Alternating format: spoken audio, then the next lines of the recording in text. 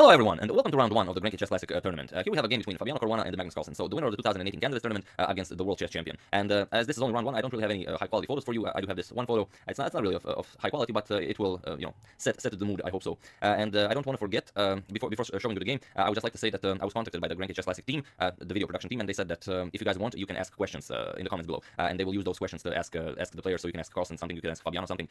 So just write the question and say who the question is for, and use hashtag question in the comments, so it will be easier to find the questions for the players.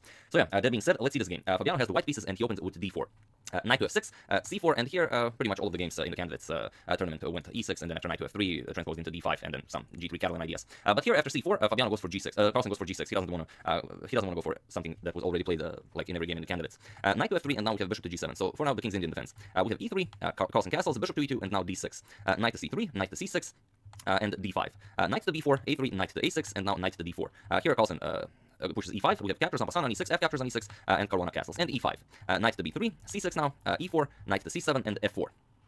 Here we have knight to e6, and Caruana pushes f5. We have knight to d4, and here bishop to e3. You don't really achieve anything with knight captures on d4. After e captures and queen captures on d4, you get knight to g4. This opens up an attack from the bishop to your queen, and then you have all of these ideas here. After the queen moves, you could capture. The queen is probably coming to h4, but probably after g captures on f5, bishop captures, pawn captures, rook captures, and queen captures. It's white didn't really get anything. His pieces are still undeveloped here, and black does have a bishop pair, and not really something you want to do with white. So bishop to e3, we have knight captures on e2, queen captures on e2, and now g captures on f5. E captures on f5, and d5 now. C captures on d5, C captures on d5, and rook a to d1. D4, now comes bishop to g5, of course you can capture the knight, the pawn is pinned. Queen to b6, and now queen to c4, check. Rook to f7, now comes knight to a4, attacking the queen. Queen to c7, offering the trade of queens. Queen captures, rook captures, and knight a to c5. Here Carlsen plays b6, kicks away the knight, and now bishop captures on f6. And here you have a choice, you either capture the knight on c5, or you capture the bishop. If you capture the bishop, then knight to e4. This is perfectly fine. This knight is an excellent piece here, and white is fine here. So after bishop captures on f6, we have b captures on c5. Bishop captures, and now king captures on g7. Knight to d2, we have bishop to b7, and here we have this beautiful dark square bishop, light square bishop on this long diagonal, and Carlsen does have this very strong pawn center. So if you look at it, you can immediately sense that black is better here. Here Caruana pushes f6 with check, king to f8, and now rook d to e1, attacking that e5 pawn. We have rook to e8, defending, and now knight to e4. And here it might seem like a weird idea. Carlsen plays bishop captures on e4, seems like an odd idea given out this beautiful bishop, but this knight is actually a very powerful piece here, guarding that f pawn. He could maybe even come to g5 and then prepare to push f7, dh7 would be a threat. So Carlsen finds a very nice plan. He plays bishop captures, we have rook captures, and now c4. So already improving on his game. And here g4 by Caruana. And g4 is a very important move because Caruana doesn't allow Carlsen to simply force this endgame to how he ever wants to play it. Here Caruana pushes g4 with ideas of going h4, g5, h5, g6, and starting to create some counterplay of his own. We have rook to b8, and here Carlsen offers the e5 pawn for the b2 pawn. So rook captures on b2, and now rook to d5, attacking the pawn. C3 now, and now rook to d8 check. Of course, there's no time to grab the pawn. If you capture it, c2 is coming, and if you block it, as there's no other move, the rook on c7 is guarding the pawn. Rook to b1 wins the game easily. So after this c3 move, rook to d8 check, king moves, and now rook to h8, preparing to grab this pawn on h7 and also pick up the rook. Carlsen brings it back, rook b to b6, rook b to b7, but king to e6 was also an idea. And it's interesting, the engine considers king to e6 an excellent move, but he considers this move Carlsen played his top choice. So a very nice decision by Carlsen. Rook captures king to g6, and now rook captures on c7. After the game, in an interview, Carlsen said that he considered that only after he played king to g6, he considered that king to g8 was a much better move, and that if he played king to g8, that white can simply resign here. But then it turned out that it really wasn't the case. But okay, king to g6, rook captures on c7, rook captures on c7, and king to f2 now. King to f2.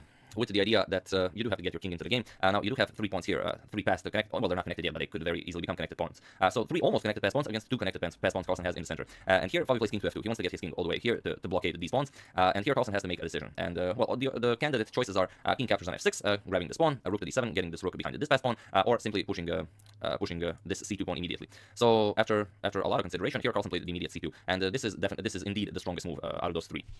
Rook to c1, you have to block the pawn. Now comes d3, again the strongest move, king to e3, and now rook to d7, forcing the king to go behind the pass pawn. So king to d2, and so for now Caruana has his rook and his king defending against Carlsen's 2 pass pawns. And now king captures on f6. There was no time for Caruana ever to push g5 to protect this f6 pawn.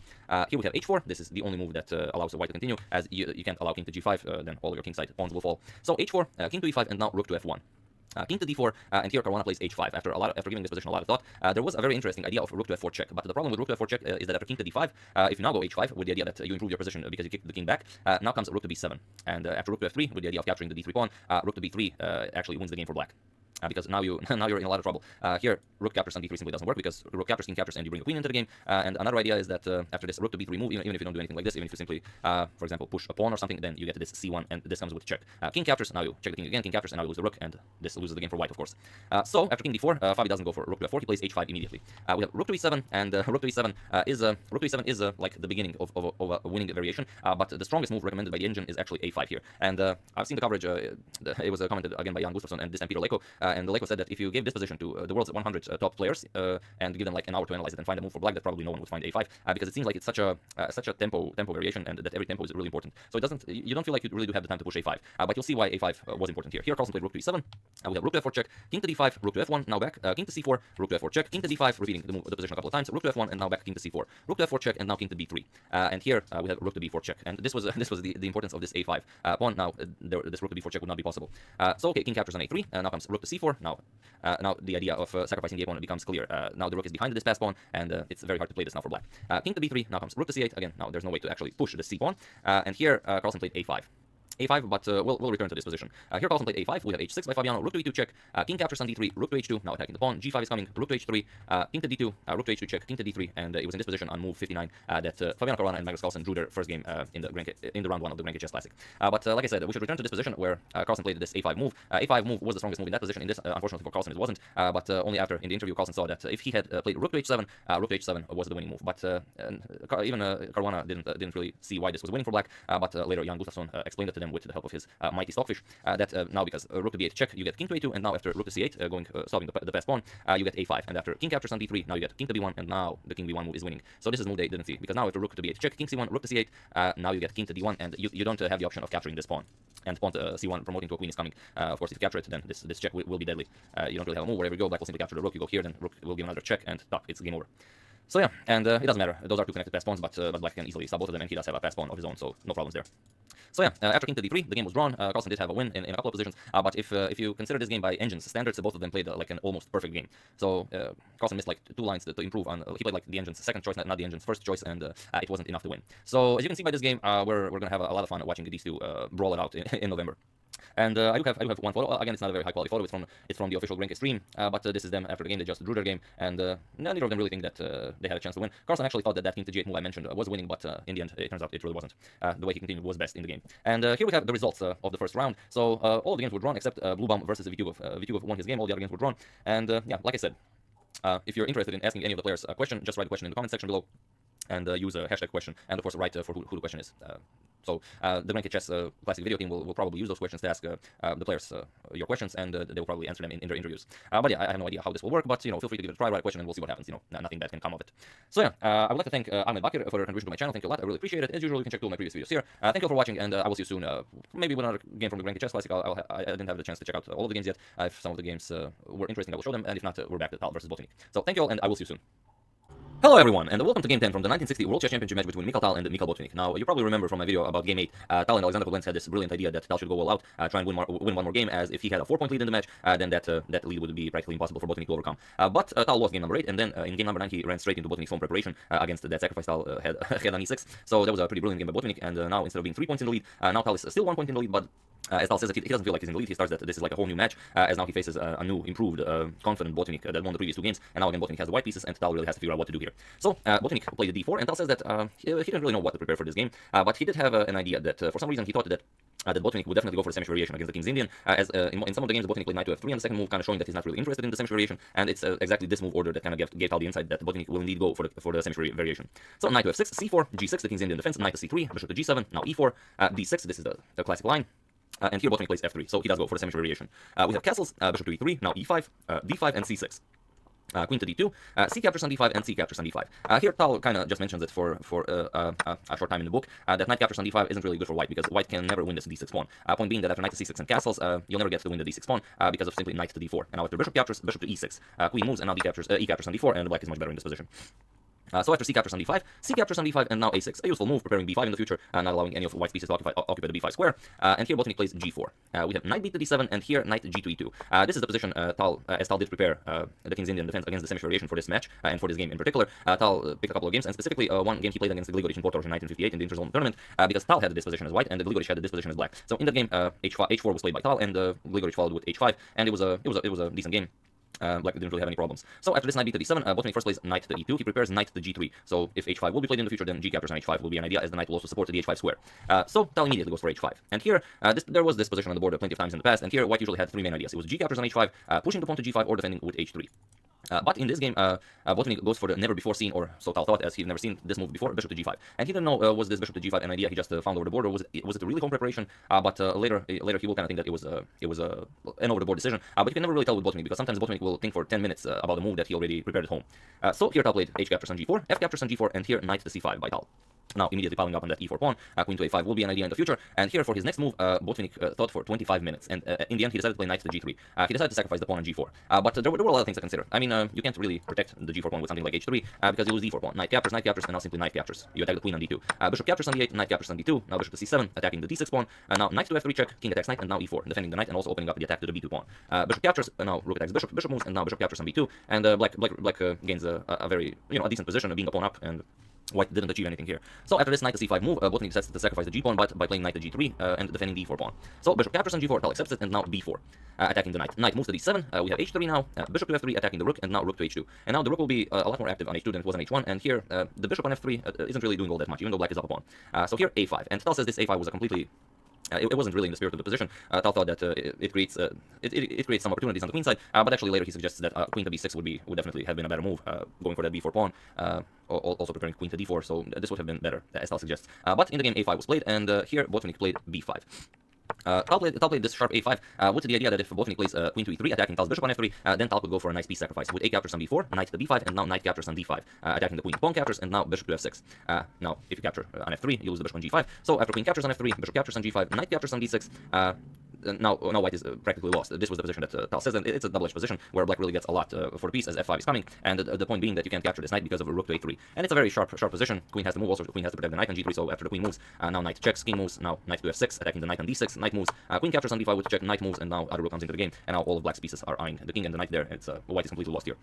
So a lot of ideas to this a5 move by Tal, but Botvinnik completely ignores it, and he simply pushes b5. So queen to b6 by Tal, and here queen to f2. And this is where Tal really thought that even though he's up a pawn, Botvinnik really knows what he's doing. As if the queens come off the board, then the game will practically be transferred to the queen side, and Tal's pieces are kind of stuck on the king side. So this could favor Botvinnik a lot. So here Tal exchanges immediately on f2. Maybe a better decision would have been bishop to h5, and then allowing Botvinnik to capture the queen on b6, following knight captures on b6. But okay, Tal doesn't mention this idea. So queen captures, rook captures, and now bishop to h5. We have b6 now, and b6 was an over-the-board decision. It's hard to say was it the strongest move, but it was definitely the strongest practical move, as it really creates a weakness here. This a5 pawn is now a weakness, the b7 pawn is now a weakness, and the b6 pawn really makes things a lot harder. Of course, you can't capture it because then you lose the knight on f6. Here, rook f to c8 was played.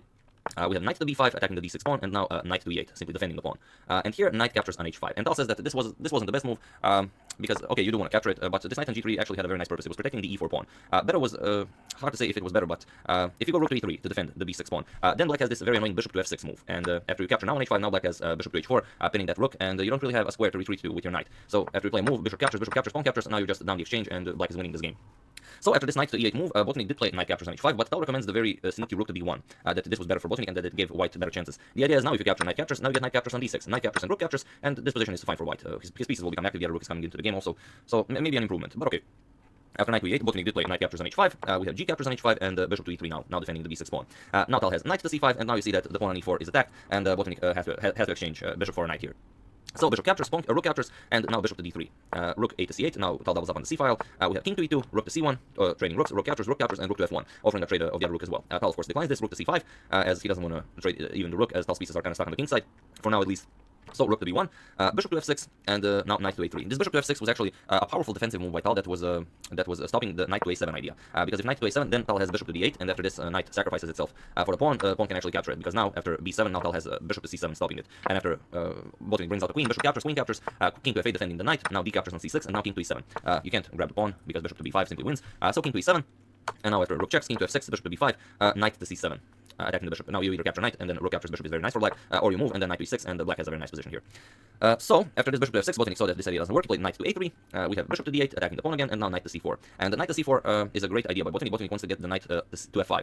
But he could have done this also by playing from a3, knight to c2 to e3 to f5. And playing it to c4 is a small tactical error, which Tal immediately takes advantage of. He pushes f5. And now there's a problem. You can't play e captures on f5 because of e4. You have to move the bishop, you lose the knight, or you capture the pawn, you lose the knight this way. So, after f5, knight to e3. You can't really capture it, and now Tal did consider pushing to f4, but he didn't enjoy this. He decided f captures on e4, bishop captures on e4, and now king to h8. And Tal says that this king to h8 move, making a move like this is deadly when your opponent is really low on time. And Botvinnik was really low on time in this game. Before this is move 34, and before the 40th move was made, he had like a couple of seconds on his clock before reaching time control. King to d3 by Botvinnik, knight to f6 now, attacking the bishop. Bishop to g2, we have king back to g8, now comes a4. Bishop to e7, bishop to f3, bishop to f8, rook to g1 check, king to h7, and now bishop to e4. This is Botvinnik making his 40th move, and it wasn't the greatest of moves, but it's like, as Tal says, his flag almost fell here. So Tal had to play knight captures on e4, you have king captures, and here bishop to h6. Now, here, Tal could have sealed a move, as the game had to be adjourned, and Tal was considering, Tal knew that rook to c3 was the strongest move in this position, and that it gave black the most chances to actually win this game, but he thought if he seals this move, then Botvinnik will have an entire night to find all the moves for each side, so it will probably be refuted. So instead, Tal played bishop to h6, and now he basically forced Botvinnik to seal a move, so Tal is the one that will have the entire night analyzing all the possible continuations. So here the game was adjourned, Botvinnik sealed a move, and later the next day they found that Botvinnik played knight to f5, which was pretty much forced. You can't allow bishop captures. So here rook to c4 check was played, king to d3, now rook captures on a4. Knight captures on d6, and now rook to d4 check. King moves, Tal plays rook captures on d5, and here we have knight to e4. Knight to e4 is a devious idea by Botvinnik. Now if you play rook to b5, they go for a pawn, simply knight f6, and you're getting checkmated, followed by rook g8 checkmate. So after knight to e4, king to h8, not allowing this, Botvinnik goes for it, knight to f6, now rook to d2 check, king moves, and now rook to d8, preventing, of course, checkmate on g8. Rook to g6, attacking the bishop, and here Tal did consider a lot of moves. Probably he says that bishop to g7 was the best idea, but he decided to play a4, as he had a devious trap for Botvinnik. Rook captures on h6, and now king to g7, attacking both knight and rook, and now rook to h7 check. And this was one of the traps Tal set for Botvinnik. Now if Botvinnik becomes greedy and plays rook captures on h5 first, then after king captures on f6 and rook to h7, Tal has rook to b8, and Tal wins the game. It seems like a really stupid place for the rook, but actually this wins the game. Now there's no way for you to actually prevent the a4 pawn from queening. If you go rook a4, simply rook to a8, again pawn goes forward. And if you go rook to h6 to try and get the rook into the game this way, then rook moves, rook comes to d6, king to f5, but now the e pawn is also dangerous. King to e3, now comes a3, rook to d2 blocking it, rook to a8, and after rook blocks, rook to a4, and completely winning the game for black. But okay, after this king to g7 move, Botvinnik doesn't go all greedy. He goes rook to h7 check. King captures on f6, and now rook captures on d7. A lot more important. Tal still is up a pawn, but at least now Botvinnik can maybe hold this. Rook to d3 check. King to g2, defending the pawn, and now rook to b3. Rook to a7. Now comes a3. We have b7. King to f5. Rook to a3, capturing the rook. Now, of course you can capture the rook because then the b pawn queens. Rook captures on b7, and now rook to a4. We have rook to b2 check, and here after this rook to a4, Tal knew that he was never going to win this game because you can't push e4 to gain any more space. Now simply rook to a5 check, and you have to give up the h5 pawn. King to f4. Now you grab the pawn. If you don't grab it, if you defend it or something, then rook to e5. Again, there's really no way to gain any advantage from your pawn up. So after rook to a4, rook to b2 was played with check. We have king to f3, rook to b3 check, king back to g2, rook to e3, and here Botvinnik played rook to h4, and in this position Tal actually offered a draw, and a draw was agreed upon, as there is no way to make progress here. It's a theoretical draw. If you play something like king g5, going for the rook, again rook to a4, and you can never push e4, because after rook a5 check, you're never going to get anything out of this position. So yeah, after rook to h4, they agreed to a draw, and so Tal definitely stopped the bleeding after losing 2 games. Game 10 is a draw, and we officially, as this, I don't, okay, I'm not going to tell you how many games this match has. Maybe some of you don't know, or some of you are maybe lazy to check it out, but we are somewhere around the half of this match. So that's the game. I do hope you enjoyed it. Thank you all for watching. As usual, you can check all my previous videos here, and yeah, I'll try to, as I'm pretty busy with the candidates and everything, but I will try to, whenever I can, to release one game from this match. So this is game 10. Thank you all for watching, and I will see you soon.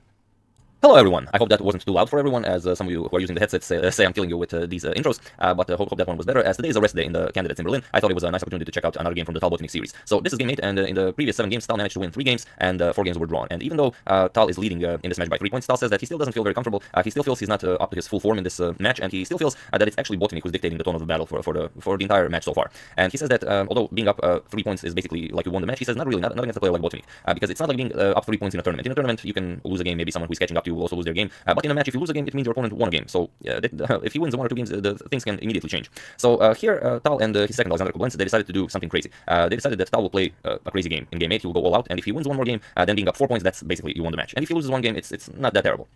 So this is game 8. Let's see what happens. And the Botvinnik already surprises Tal from move 1. He plays d4. So not his usual c4. He plays d4, which means the gloves are off. Tal can go for any defense he wants to, and Botvinnik is up for a game. So Tal goes knight to f6. We have c4, e6, knight to f3. Botvinnik isn't interested in the Nimzo Indian defense. He plays knight f3, the so-called anti-Nimzo Indian. And here Tal has Tal can go b6, go for some Queen's Indian defense, go for d5. The Queen's Gambit declined, but he doesn't want a passive game. He wants to make things happen, so he goes for c5. We have d5, e captures on d5, c captures on d5, and g6. And although in the database this is referred to as the Benoni, Tal refers to this as just a King's Indian defense, as he says all of those defenses are basically King's Indian defense. Knight to c3, e3, and bishop to g7. Here Tal says that black can go for some immediate complications with b5, and if he does go b5, he's not afraid of knight captures. He's happy to mix the things up straight from the start. But the variation he doesn't want to go into after b5 is actually e4, as he saw one game that was played like this, and he really liked it for white, because after b4, white can reply e5, and after pawn captures, there is this idea that after queen captures on f6, white can go bishop to g5, and after queen to d6, now even play bishop to c4, so white will get insane development, and after c captures on b2, white can even just castle. And white is basically fully developed, and black can't even grab the rook on a1. If he grabs it, then it's all over. Queen captures, and there's no defense. Queen is threatening to capture the rook on h8. Once you move it, then rook e1 simply wins the game. Bishop to e7, you simply capture it, and you have to give up the queen. If you move the queen, then you're getting checkmated. Bishop d6 check, king moves, queen to f6. This is checkmate. So regardless how, I mean, this game could play out in a lot of ways, but this is one that Tal saw, and he didn't like b5 immediately. So he plays bishop to g7, we have bishop to g5, and here we have castles by Tal. And Botvinnik plays e3, and Tal saw that because Tal declined to play this variation with the d6, as this variation is usually played with d6, instead of this bishop to g5 move, Botvinnik should have tried and punished Tal's insolence of not playing d6 by immediately pushing, instead of bishop to g5, by immediately pushing e4. And now it's very dangerous for black to castle, and e5 is coming. But okay, Botvinnik decided not to do this. Botvinnik played bishop to g5, we have castles, and now e3. And Tal says this is a small victory for black, but a victory nevertheless, because now white can go for the standard setup by playing e4, because now black has rook to e8. White's king is still in the center of the board. Now you can't go e5 because of d6, the king is still on e1, and if you try the standard idea of bringing this knight to d2 to defend this, maybe bring it to c4 in the future, then Tal wins the game with knight captures on e4, and there is basically no defense against all of the threats.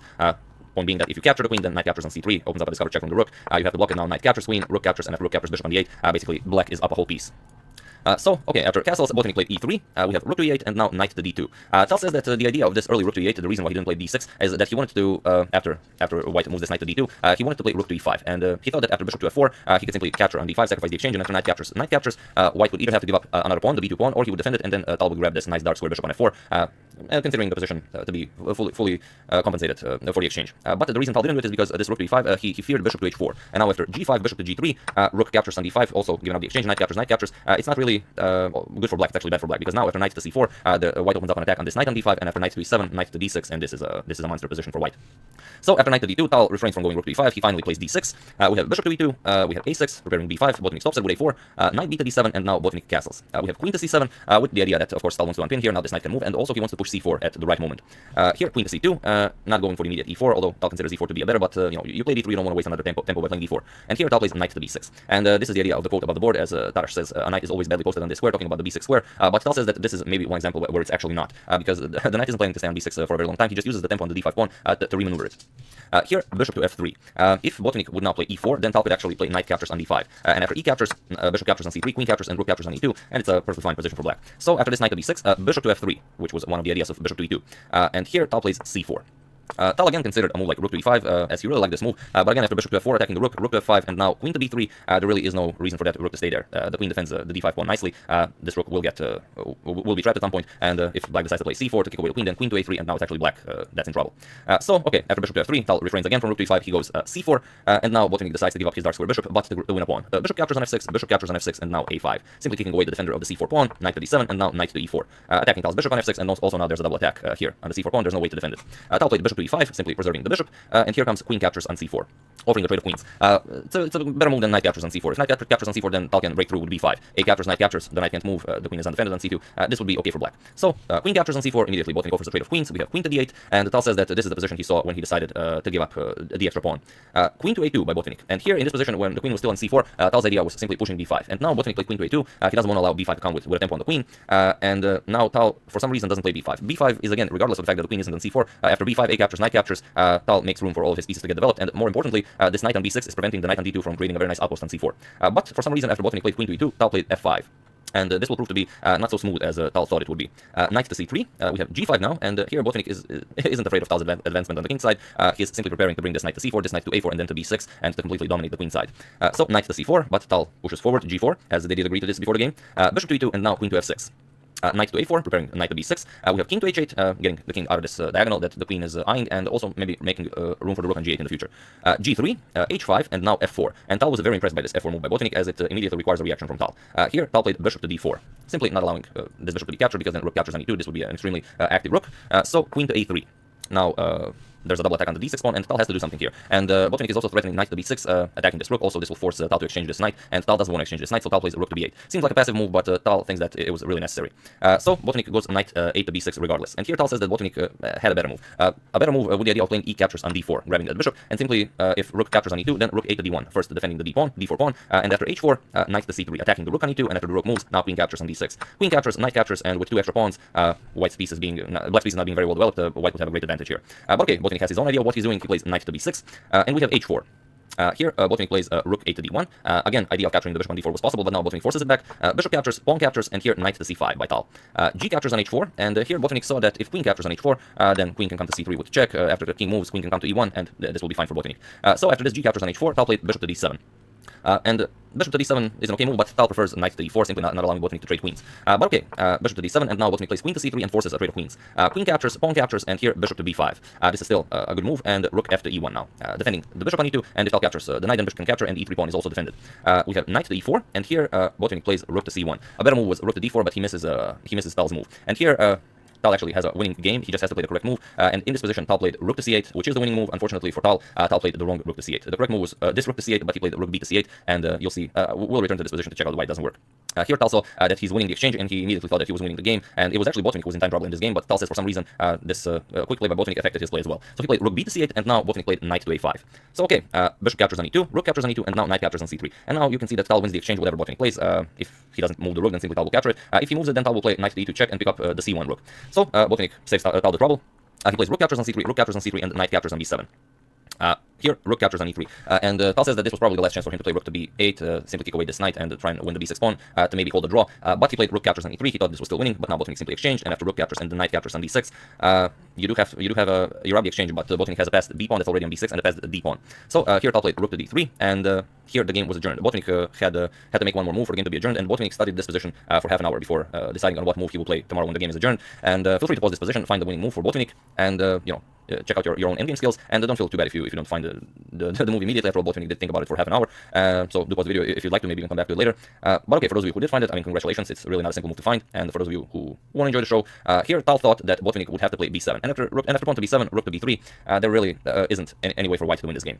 But unfortunately for Tal, Botvinnik played knight to f7 check. And here, when Tal saw this, he immediately resigned the game. Why did he resign? Well, a couple of reasons. First of all, if you move the king to h7, then simply pawn to d6, the knight is guarding the pawn. If you attack the knight, then simply b7 is coming. If you try and stop it, then d7 is coming, and the rook cannot stop both fast pawns. And on the other hand, after knight to f7 check, it doesn't matter. King to g7 and king to g8 both lose to the same strategy. If you go king to g7, then b7 is coming. You have to block it, rook to b3. Now comes knight to d8, preventing rook from capturing the b7 pawn. And now this is the idea you have to see. After a5, now Tal will start pushing his own pawn. d6, a4, d7, a3. Now Botvinnik would have this in between check, knight to e6 check. And now it doesn't matter what black plays. If king to g6, then simply queen comes into the game, and after a couple of checks, now you can either start checking the white king, but the white king will always find an escape and escape all the checks. And if you play a2, then simply h5, and you're getting checkmated. If you capture the pawn, then queen g5 is checkmate, and if you don't, you're getting checkmated nevertheless. So yeah, after this knight to f7 move, Tal resigned the game, and game number 8 goes to Botvinnik, and it's no longer 3-point lead for Tal, it's 2-point lead for Tal now, and the match continues. But like I said, we will return to that famous moment in the game after Botvinnik played this rook to c1 move. I told you that rook to c8 was winning, but that Tal played the wrong rook to c8. Had Tal played rook e to c8, then he would indeed win the game. Because now, after knight to a5, now Tal's idea is working. Simply bishop captures, rook captures, and knight captures on c3. Now, there's no point in playing rook captures on c3 like Botvinnik played in the game, because after rook captures, you can't capture the b7 pawn. The rook is protecting it. So here, you'd have to play king to f1, simply protecting the rook, and after knight captures, rook captures with check, rook captures, and now you don't have the opportunity to capture the b7 pawn. You have to capture the knight, or you'll be down a piece. So king captures, and now rook to c5 is winning. You can give up the b7 pawn, knight captures, and now rook captures on d5. So now you grab the exchange, but white only has the passed b pawn, not the passed b pawn, d pawn, and the eliminated black's d6 pawn. But yeah, instead of rook e to c8, he played rook b to c8, and unfortunately for Tal, game 8 goes to Mikhail Botvinnik, but a well-deserved game. So that's the game. I do hope you enjoyed it. I would like to thank Locutus the Borg for a contribution to my channel. Thank you a lot. I really appreciate it. You are one of the first, if not the first contributor to this channel, so I'm very pleased you're still enjoying the content. As usual, you can check all my previous videos here in the description below. There's a link to the 1959 Candidates Tournament if you're new to this channel or new to this series, so you can check out all the games that Tal won to win the honor of challenging Mikhail Botvinnik. And also there are some very interesting games there, and also there will be a playlist of all the games I've covered from the 1960 World Chess Championship match of Tal versus Botvinnik. So thank you all, and I will see you soon. Hello everyone! The moment you've all been waiting for is finally here. This is Game 6 from the 1960 World Chess Championship match, Mikhail Tal versus Mikhail Botvinnik. And for those of you who are only seeing this game for the first time, I envy you all, because this is one of the greatest and most complicated games you'll ever see, especially since it was played in the World Chess Championship match. Now, I will try to cover some of the most important parts of this game, but to really grasp the full complexity of this game, you should really acquire Tal's book he wrote about this game. So without further ado, let's check it out. So it's Game 6, Tal won game number 1, and then 4 games were drawn, although they were extremely complex and fierceful. But this is Game 6, and Botvinnik again opens with c4. And this is his favorite continuation, his favorite opening move, as unlike for d4, he doesn't show what his plans in the game are. So black can't immediately go for some well-analyzed defense, Botvinnik can pretty much transpose into anything from c4. So Tal opens with knight to f6, and we have knight to f3. And although knight to f3 can still transpose into anything, we're still in the English opening, but it gives Tal two very important things to consider.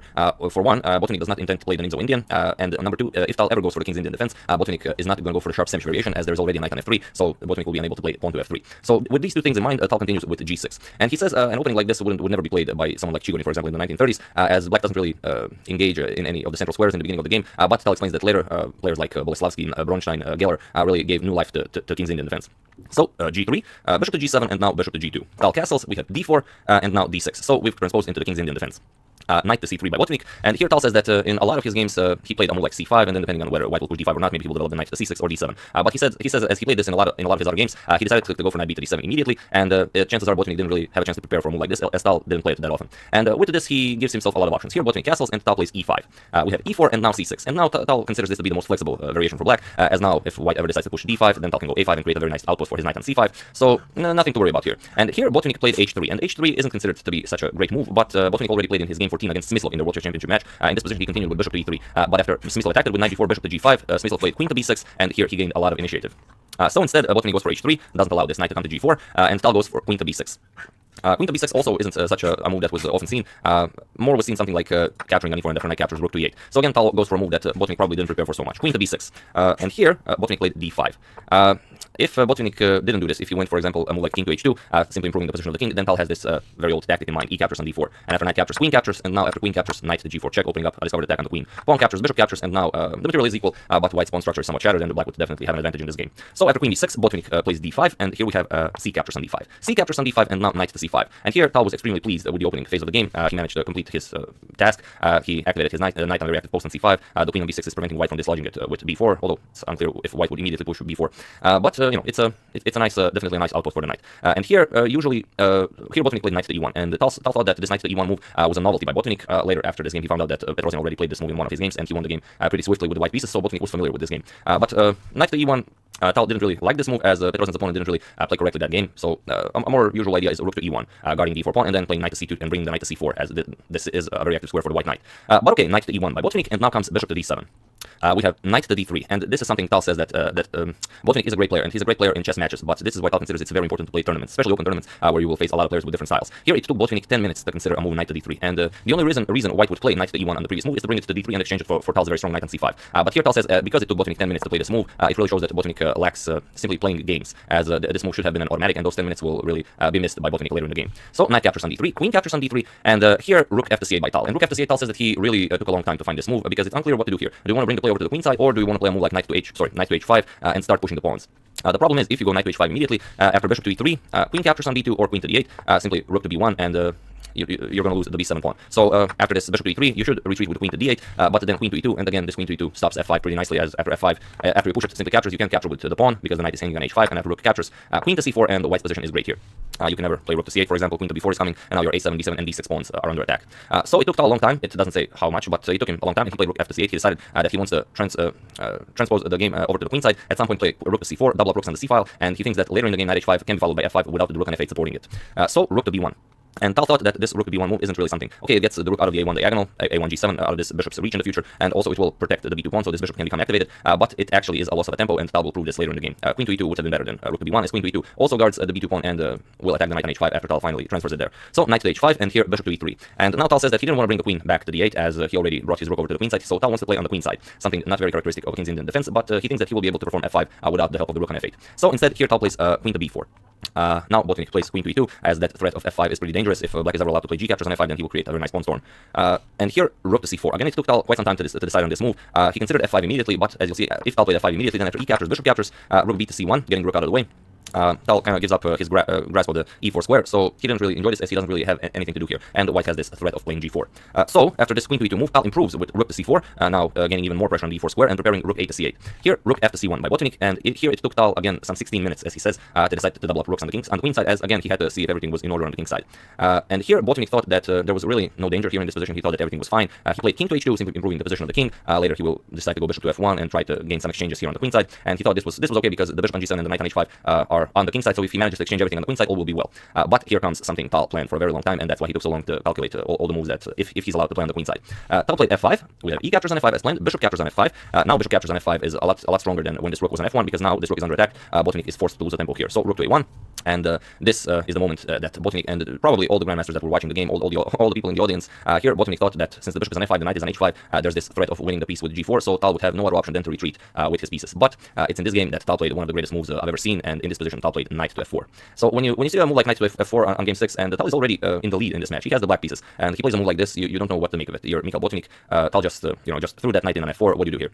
Well, firstly, your queen is under attack on e2. So what can you do? If you decide for some reason not to capture the knight, if you play bishop captures, then simply e captures on f4. Tal opens up this bishop for free on g7. You push g4, you attack it. Bishop d5 is coming with the threat of f3, winning the queen. Very unpleasant position for black. On the other hand, after knight to f4, you could decide to, for example, move your queen. But if you do this, then Tal eliminates this very powerful defender of Botvinnik's king. Knight captures, king captures, and then h5, solidifying here. Again, a very unpleasant position for Botvinnik. Tal has the bishop pair. The rooks are nicely doubled here. Botvinnik's rook on a1 is out of the game. It would be a very nice position for Tal. So after knight to f4, Botvinnik did the only thing he could do. He captured the knight. G captures on f4, and Tal played e captures on f4. So, I mean, it's like nothing happened. He just activated his bishop. He sacrificed the piece, but again, Botvinnik has to decide what to do here. And this position was thoroughly analyzed after this game, and days after this game, only days after this game was played, have improvements been found for Botvinnik's position. So here, Botvinnik saw that his bishop doesn't really have a lot of squares. If you play bishop captures on a7, then queen a5 simply wins the bishop back, as the bishop has no retreat squares. On the other hand, you don't really have a lot of options here. Later, there were even articles written about this game that Botvinnik in this position should have continued with a3. And now, after queen to b3, now you could, for example, capture on a7, but here Tal said that he would probably continue with bishop to e5 with the threat of f3, and after white pushes f3, he would now play b6, and now, although Tal is down a piece, this bishop is out of the game. Tal can always win it with rook to c7, and the light square bishop is also out of the game due to this silly f3 move. So even though white is better here, Tal considers that under time pressure there is no way to play this position with white. And some other interesting ideas were found after the game was played. For example, after this queen to b3 move, queen to d1 was also an idea found, but I mean, it's easy to find ideas after the game is played. So after e captures on f4, Botvinnik had to make a decision, and he played bishop to d2, and this bishop to d2 simply gives white more than enough compensation. So in that position, a3 was the only move here. The pawn here is no longer defended. Here Tal plays queen captures on b2. It took him some 15 minutes to consider queen captures on b2, and it's exactly because of that Tal says that the knight sacrifice on f4 was purely intuitive. He didn't have a follow-up. For example, I'll play knight f4, and then when Botvinnik does this, I have a variation prepared. No, he sacrificed it, and then after he saw what Botvinnik will do, then he considered a lot of things. For example, he thought about bishop to e5 immediately without capturing on b2 first, and only after f3 to capture on b2. But then he saw that after knight to d1 attacking the queen, and queen to d4, rook captures on c4, rook captures on c4, rook to c1, rook captures, bishop captures, and after queen captures on d5 and bishop to f1, Tal would have 3 pawns for the piece, but he thought that his 3 extra pawns were not enough compensation for Botvinnik's extra piece. So instead, after this bishop to d2 by Botvinnik, he decided to play queen captures on b2, and now rook 8 to b1 by Botvinnik. And it's very interesting, now that you capture immediately, knight to d1 simply doesn't work, because now queen to e5 wins the game. What do you do here? If you exchange queens, okay, bishop captures on e5, and now your rook is attacked on a1, and also Tal has a threat of f3, winning the bishop on g2. So, after queen b2, Botvinnik plays rook 8 to b1, attacking the queen, but also giving up the exchange, and here comes the move that pretty much shattered all of Botvinnik's composure. Here, Tal did consider capturing on d1, of course you can do this, but here Tal played another Tal move, he played f3. And in a position like this, you were already so shocked when Tal played knight to f4, now you get this f3 move, and again, you have to make a decision. What do you do here? Do you capture the pawn with the bishop? Do you capture it with the queen? You can't capture with the queen. Your bishop on d2 is hanging. Do you capture black's queen on b2? What do you do here? So Tal thought when he played this move, he didn't consider it too much because he didn't want to waste too much time, but he saw that the immediate bishop captures on f3 would result in bishop captures on b1, and after rook captures, he would play queen to c2, and here you would have a repetition of moves, probably a drawing game. Would it continue like this? He doesn't know, as he didn't calculate it enough during the game. But he says even if Botvinnik saw this variation, he was under a lot of pressure. I mean, he had the white pieces, he was already down a whole point in the match, and you don't want to allow some 23-year-old guy from Latvia to force a draw like this. After all, you are Botvinnik. I mean, you crush world champions like since they existed. So here Botvinnik played rook captures queen on b2, and this actually is the losing move. Here Tal played pawn captures queen on e2, and now you can't really do anything here. You can't capture the pawn. The bishop will capture a rook on b2. So rook to b3 was played. Here, Tal played rook to d4. There was even another possibility here, even greater one. But Tal says that he saw that the bishop to e5 was probably winning. But at this point in the game, there was so much noise from the audience in the crowd that everyone was really upset about this game, how it was going, about that knight sacrifice and everything. Not just the regular viewers, grandmasters also. So the arbiters had to interfere, and they had to move the game to a backstage room where there was no audience. And Tal says that he didn't really enjoy this, as he likes the crowd, he likes the noise of the crowd. So moving the game to a back room where there wasn't any noise, it was only favoring Botvinnik, and Tal was really hoping for a win in this game. But instead of this rook to d4, Tal could have played bishop to e5 check, and this is winning on the spot. Now after you block this, simply rook captures on c3. Rook captures, and now rook captures on c3, and there is no way to capture the rook on c3. If you play rook captures on c3, then simply bishop captures on f4. This is with check. If you capture Tal's bishop, then pawn to e1 becomes a queen, and if you move the king g1, then simply bishop captures on d2, attacks the rook, and the rook has nowhere to go, while the bishop is guarding d1 square for Tal to promote this pawn to a queen. On the other hand, after rook captures on c3, if you play bishop captures on c3, then again, there's nothing to do, simply bishop captures, and the bishop is guarding d1 square. It's all over. But okay, Tal played rook to d4, again a winning move, and here you can't play, if you try bishop to e3, this doesn't work, simply rook captures on c3. Rook captures, and now rook to d1, there is no way to stop promotion. So after this, rook to d4, attacking the bishop. Botany played bishop to e1, but now comes bishop to e5 check. King to g1, and now bishop to f4. Again, Tal missed here the forcing rook captures on c3, but he says, it's a winning position. I don't want to make any mistakes in calculations. Better to go safely. So bishop to f4, attacking the rook on c1, and this is why Tal played it. Now if rook to a1, getting the rook out of the way, then Tal will finish with rook captures on c3. Botany saw that he can go rook a1. He played knight captures on e2. He did get rid of the pass pawn, but now comes rook captures on c1, knight captures on d4, and now rook captures on e1 with check. Bishop to f1, and now bishop to e4, not allowing Botanic's king to go anywhere, and of course rook captures on b7 is impossible because of bishop to d3 winning the game. So after bishop e4, knight to e2 by Botanic, and now bishop to e5. Here, Tal is a pawn up, he has the bishop pair, and Botanic's pieces are completely tied down. This is winning however you play it. I mean, you have to play it correctly, obviously. So f4, bishop to f6, and now Botanic captures on b7. Pawn captures, we have rook moves, as you can capture on a7 immediately. Because rook captures knight and then bishop to d4, winning the rook on a7. So rook to c7, now pawn captures, and now you have a rook captures, as now the bishop on a2 is also attacked. Bishop to c4, rook to a8, check, king f7, rook to a7, check, king to e6, rook moves, and now d4, and now with Botanic's pieces completely tied down, there is no stopping the passed d pawn. Botanic tried a couple more moves, king f2, now bishop to h4, check, not allowing the king to become active, king g2, king to d6, knight to g3, here offering an exchange, but the rook in the game is completely lost for Botanic. Bishop captures, pawn captures, king captures, and now king to d5. Rook to a7, we have c3, rook to c7, king to d4, and it was in this position that the game was adjourned, so the game would be continued tomorrow, but Tal knew that, because he analyzed this game thoroughly throughout the night, and he saw that there is no stopping the c3 pawn. Later, when the game was continued, he simply showed up, and he didn't even care what Botanic's move was going to be, as he knew that Botanic would resign the game on the spot. So he returned to the game, and Botanic did play rook to d7, but it didn't matter, as Botanic also resigned in this position. So yeah, that's the game. Really, definitely one of my favorite games, and I did try to cover most of the ideas here. But like I said, if you really want to see the complexity of this game and all the other games, because Tal explains them so brilliantly in his book, do get this book, as you're not going to be sorry. So yeah, once again, I do hope you enjoyed it. I would like to thank Lemo Muro and Jordi Uriel Molto for contribution to my channel. Thank you a lot, I really appreciate it. As usual, you can check two of my previous videos here. I will make both of them games from this Tal Botanic World Chess Championship. Thank you all for watching, and I will see you soon. So, thank you all. Hello everyone, and welcome to Chess.com's World Bullet Chess Championship. We have a very nice game between Eric Hansen and Magnus Carlsen. You can see that the ratings are very much different from the usual classical or rapid or blitz ratings. These are bullet ratings, and as you can play many more games than you can play in shorter time formats, of course the ratings will be higher. And okay, they played a lot of games. I chose the one that I thought was the most interesting to show, as we have not one exchange sacrifice but two exchange sacrifices in well, everyone's favorite, the King's Indian defense. So let's check it out. Neither of these two fine gentlemen need any introduction. Eric has the white pieces, and he opens with pawn to d4. Knight to f6 by Magnus, c4 g6, going for the King's Indian defense. Knight to c3 and bishop to g7. We have pawn to e4. So all fairly standard stuff, and pawn to f3 now. We have pawn to d6 and bishop to e3. We have pawn to e5 and now knight g to e2. E captures on d4, knight captures on d4, and now just pawn to c6. We have queen to d2. At some point you might even consider castling queenside, maybe trading off the dark square bishops. Rook to e8 and now bishop to e2. Castling queenside is a bit more popular, but bishop to e2, and here they're actually following a very popular game that was played in none other than a World Chess Championship match. But we're going to get to that. We have pawn to d5. Eric's king is now still in the center of the board, so of course Magnus wants to open up the position. E captures on d5, c captures, and now pawn to c5. Interestingly, the game that I mentioned was Anatoly Karpov versus Garry Kasparov. It was played in game 11 of their Lyon, New York World Chess Championship in 1990, where Karpov decided to castle kingside. Also, you can castle queenside here. You could also play rook to d1 here. There are many possible ideas here, but there it goes for pawn to c5. It's sort of a newer, very tricky approach, but if you know how to play against it, it shouldn't yield anything good for white. But it's bullets, so of course you can play anything. So knight to c6, and now we have castles. Okay, instead of knight to c6, you could have gone for the c5 pawn, then knight to b3 defends the pawn, and the game continues. And now, well, you could continue with something passive like bishop to f8, trying to win the pawn, go queen to a5. Magnus just goes rook captures on e3, and this is the first exchange sacrifice. I know some of you will be like, okay, but exchange sacrifice is not a real sacrifice, but it's still a sacrifice. How do I don't know how to call it otherwise. And okay, queen captures on e3, and now queen to f8, getting ready to pick up that c5 pawn. And now the question is, can you just play knight to b3 and say you've sacrificed this for nothing? Well, if you play knight to b3, there is a very tricky move here, and it actually wins the game for black. So just for fun, feel free to pause the video and try to find this winning idea in this position that never occurred while I give you a couple of seconds.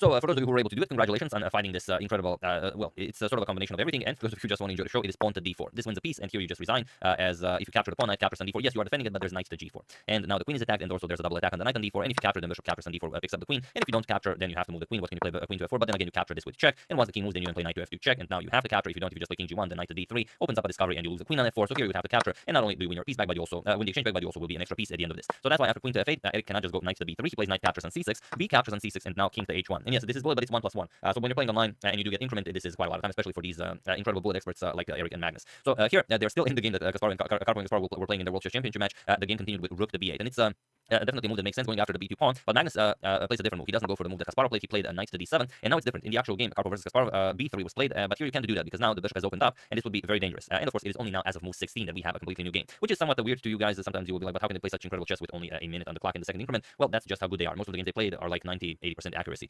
So knight to a4, defending the pawn on c5, also defending the pawn on b2, and now rook to b8, putting pressure on the pawn, and now rook a to b1. Of course, you cannot play b3. Rook to b4, Magnus brings the rook into the game, and now pawn to b3. We have pawn to h5 and bishop to d3, and here Magnus gives up the second exchange. He plays rook captures on a4 to grab the c5 pawn, and then to just try and win the game, pushing those central pawns, because now after b captures on a4 and you eliminate the pawn on c5, you get two connected pass pawns in the center of the board. Is this enough for giving up not one exchange but two? Well, let's see how the game continues. Rook to b8. This is a very nice move. The bishop now cannot move. Both the queen and the king are on the back rank. Knight to d7 attacks the rook, rook a8, and now pawn to c5. Magnus with full control over the center. The bishop is looking very nice here, but it's very dangerous. Bishop to b5. The threat is bishop captures knight on d7, as the bishop cannot move. So here we have knight to b6, attacks the rook, defends the bishop, and rook captures on a7. We have bishop to e6 by Magnus, and now rook to b7. So Magnus is in a very, very difficult position here, but he of course has the two connected pass pawns, and he starts pushing them. Pawn to d4, queen to g5, and now knight to d5. And here there are many moves that are winning for Eric, like pawn to a5, like bishop to d7, bishop to c4 also. But he played bishop to c6, which is also kind of winning. It just allows Magnus a free tempo, and that's a very dangerous thing to give a player like Magnus. Queen to d6, and now you can just continue pushing your pass pawn because the bishop on c6 is hanging. So he captures on d5, but now bishop captures, attacks the rook. So again, you cannot start advancing your pass pawn, and you should play something like queen to e7. And the game continues. Probably, of course, you don't trade, then comes rook to b5, and so on. The game continues. But here, Eric actually played pawn to a5. He gave up the rook on b7. Maybe he blundered it. It's hard to say because it's a bullet, but he might have had some idea. Bishop captures on b7 was played. Now comes rook to b1 and queen to e6, offering the bishop here for a very nice checkmate on e1. So, of course, Eric plays pawn to h4, and now just bishop to a6, getting the bishop out of harm's way. We have queen captures on c5, and now pawn to d3. Magnus continues pushing his pass pawn. Queen to b6 now offering a queen trade, and now, well, you could go for something like queen captures on a2. Magnus plays pawn to d2. And here, the trick is it's actually a pawn blunder, a pure pawn blunder, because you can take it with queen to d8 check, followed by queen captures on d2. And yeah, you can also see just, even though they are such extremely strong players, they will blunder at this time control, even though I believe Magnus at this point was over 30 seconds on the clock. He wasn't even, he hasn't even used up half of his time. But yeah, Eric missed queen to d8 check to pick up the free pawn. He played rook to d1, just blocking the pawn, and now Magnus played queen to e1 with check, and he was in this position on move 35 that Eric Hansen resigned the game, as there is nothing more to be done here. The problem is, of course, if you just move the king, then you lose the rook, and if you take the queen, then another queen comes into the game with check, and after king to h2, of course, you just get checkmated. Bishop to e5 check, and that's it. There's no zero counterplay here. King h3 and queen to h1 will be checkmate. So yeah, very, very nicely done by both of them. All of the games, like I said, were played at an incredible accuracy. Magnus won a lot more than Eric, so Magnus's games were a bit more accurate. But here are the final results. So Magnus won the match with 16.5 to 1.5. Very nicely done, and also in the other match of the quarterfinals, Arjun Ergasi lost with 6 points to 11 to 1 Min Le. So we'll see what happens later on in the tournament. So this is only one of the games that I thought was very nice, as we'll enjoy a nice King's Indian defense. We'll enjoy to see an exchange sacrifice in the King's Indian, and now we've seen what happens with 2 exchange sacrifices. It's a shame Eric gave up that rook on c6. Probably would have been a very different game, but still the 2 exchange sacrifices, putting such pressure, having the 2 connected pass pawns, the bishop controlling this diagonal, you can see that it's not easy. And if you are playing online, if you are playing at lower time controls, you can always consider tactics like these, and it will put your opponents under a lot of pressure. So yeah, that's the game. Really hope you guys enjoyed it. If you have any of your own favorites, do use hashtag suggestion, and I will go over them. I would like to thank David Timura, Rafael Phil Maltus, Johan Bridger, and Richard Phillips for a contribution to my channel. Thank you a lot, really appreciate it. As usual, you can check 2 of my previous videos here. Thank you for watching, and I will see you soon. Continuing to check up on your wonderful suggestions and whatever else happens in the chess world. Thank you all. I will see you soon, and have an excellent rest of your day. Hello everyone, and welcome to another exciting game from the 1959 Candidates Tournament between Mikhail Tal and Bobby Fischer. But before we get to the game, I would just like to answer a couple of your questions regarding statistics on this channel. Now, most of the viewers who watch this channel come from the United States. That's like something over 25%. Then we have India in second place with roughly 10%, and then in shared third you have United Kingdom, Germany, and Canada, and other countries to follow. Now, regarding the age of people who watch this channel, most of the people who watch the channel range from 25 to 35 years old, and the next group ranges from 35 to 45 years old. But I'm very happy to say that there are even people over 60 who watch this channel. Now, the ratio of men to women viewers on this channel is 97.1% to 2.9%. So, but I'm very happy about those 2.9%, as I remember a couple of months ago that was actually 2.5%. So I guess more and more women are getting interested in chess. And lastly, the number of people, the number of views my channel gets from people that are actually subscribed to my channel is 40%. So 60% of people who watch my channel aren't actually subscribed to my channel. So this is something you might have noticed. I never invite people or ask people to subscribe to this channel, but I will do it, for example, once a month or maybe once in 2 months. I think it was like 2 months ago. The last time I suggested you can subscribe to this channel simply because I don't really feel like doing it. But as I will take this opportunity to do so, if you haven't thought about it, maybe you forgot about it, or maybe you I don't know, are new to this channel, so feel free to subscribe. I try to do videos every day. I try to keep my content regular. But again, if you're one of those people who prefer not to be subscribed, and you really don't like notifications from channels, then that is also cool. So that being said, let's get back to this game. So like I said, Mikhail Tal versus Bobby Fischer 1959 Candidates Tournament. So let's see it. Tal has the white pieces, and he opens with d4. We have knight to f6, c4, g6, and knight to c3. Bishop to g7, so Fischer goes for the King's Indian defense. E4, we have d6, and now bishop to e2. Tal often goes for f3, the same variation, but against Fischer he goes bishop to e2. We have castles, knight to f3, now e5. We have d5, the Petrosian variation, knight d to d7, bishop to g5, h6, bishop to h4, and here Fischer goes for a6. There is a nice complicated line Fischer could go for example, g5, bishop to g3, and now knight captures on e4. And now after knight captures on e4 and f5, like I said, it's very complicated, but I don't think Fischer could get any upper hand here against Tal. Now, of course, if you retreat with the knight, then e4 gives black a lot of compensation. But after knight f to d2, f captures on e4, and knight captures on e4, white is perfectly okay here, and the game goes on. But Fischer doesn't like this, so he goes for a6. We have knight to d2. Now the same idea isn't possible anymore. We have queen to e8, and now Tal castles. Knight to h7. Now Fischer is preparing to push those pawns on the king's side, like every player who enjoys playing the King's Indian. And we have b4. Tal, of course, wants to play on the queen side. Knight to g5, we have f3, f5 now, bishop to f2, and queen to e7. Rook to c1, preparing the pushing of the pawn to c5, and also getting the rook out of that a1 square, where the bishop is, eyeing it. Knight to f6, and now c5. We have bishop to d7, and here queen to c2. And with this queen to c2 move, Tal gains more protection of the e4 pawn, but also he's preparing c5, and this will be quite a dangerous move. Knight to h5, now Tal pushes b5, and here we have f captures on e4. We have knight to d captures on e4, knight captures on e4, f captures on e4, and here knight to f4. And so far the position is perfectly fine. Fischer is holding his own. And here Tal pushes c6. And this c6 is a very tricky move. How do you approach this c6 move? For example, if you play bishop to c8, then it's very dangerous because white can push b6. And now it doesn't matter what you do, white will always get a passed c pawn. For example, if you play c captures on b6, then after bishop captures on b6, either you will capture and then white will capture back with the d pawn. White will always be left with a strong c pawn. And it doesn't matter even if you capture b captures on c6, it's just the same. D captures on c6. And now, of course, there's the threat of b7, so you can capture it. But then again, after bishop captures on b6, white has this beautiful passed c pawn, and the queen and rook are supporting it very nicely. So after this c6 move, Fischer has the option. Does he capture it or does he try something else? He decides to first play queen to g5, threatening checkmate on g2. So you have to stop this. Best way to prevent it is bishop to f3, which Tal plays, and only now Fischer plays b captures on c6.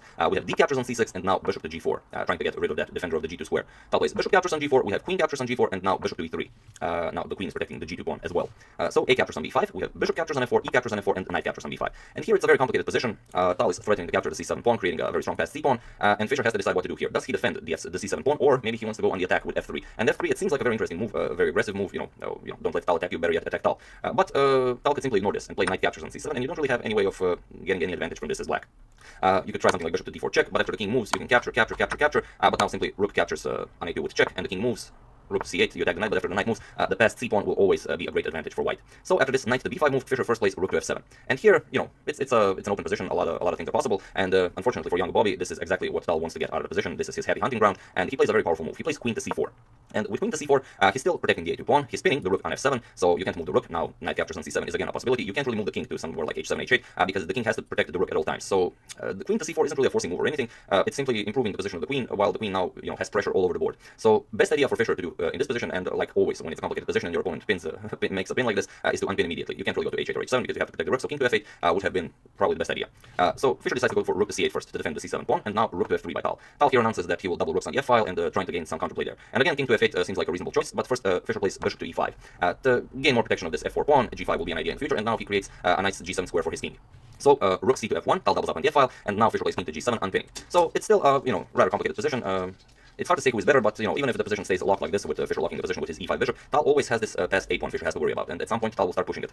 So this is that point, a4 by Tal. Rook to a8. Now, as the rook is no longer pinned, so this rook doesn't have to protect the c7 pawn anymore. Now Fischer tries to stop this pawn from being pushed to a5 and even further. So here we have king to h1. Before anything happens, Tal wants to get his king to a safe position. And here Fischer has to continue with a move like g5. With the g5, he pretty much nullifies any threats Tal had on this f file. But after this king to h1 move, Fischer played queen to g5, and this allows Tal for some tactics. Here Tal pushes g3. Now, of course, if you open the f file, things could get very ugly. Fischer immediately plays rook a to f8 to gain further control of the f file, and now Tal plays g captures on f4. And this is like the first critical moment in the game. Fischer must play queen to g4, as you can't really capture the bishop, you lose the rook on f3. But after this g captures on f4, Fischer played bishop captures on f4, and this was indeed the move that was the game. Tal plays knight to d4, and now you see that after this knight to d4 move, Tal is threatening knight to e6. This will check the king, attack the queen, attack the rook, attack the bishop. This is like the mother of all forks. So after this, Fischer doesn't really have a good move here. There is simply too much Tal is threatening.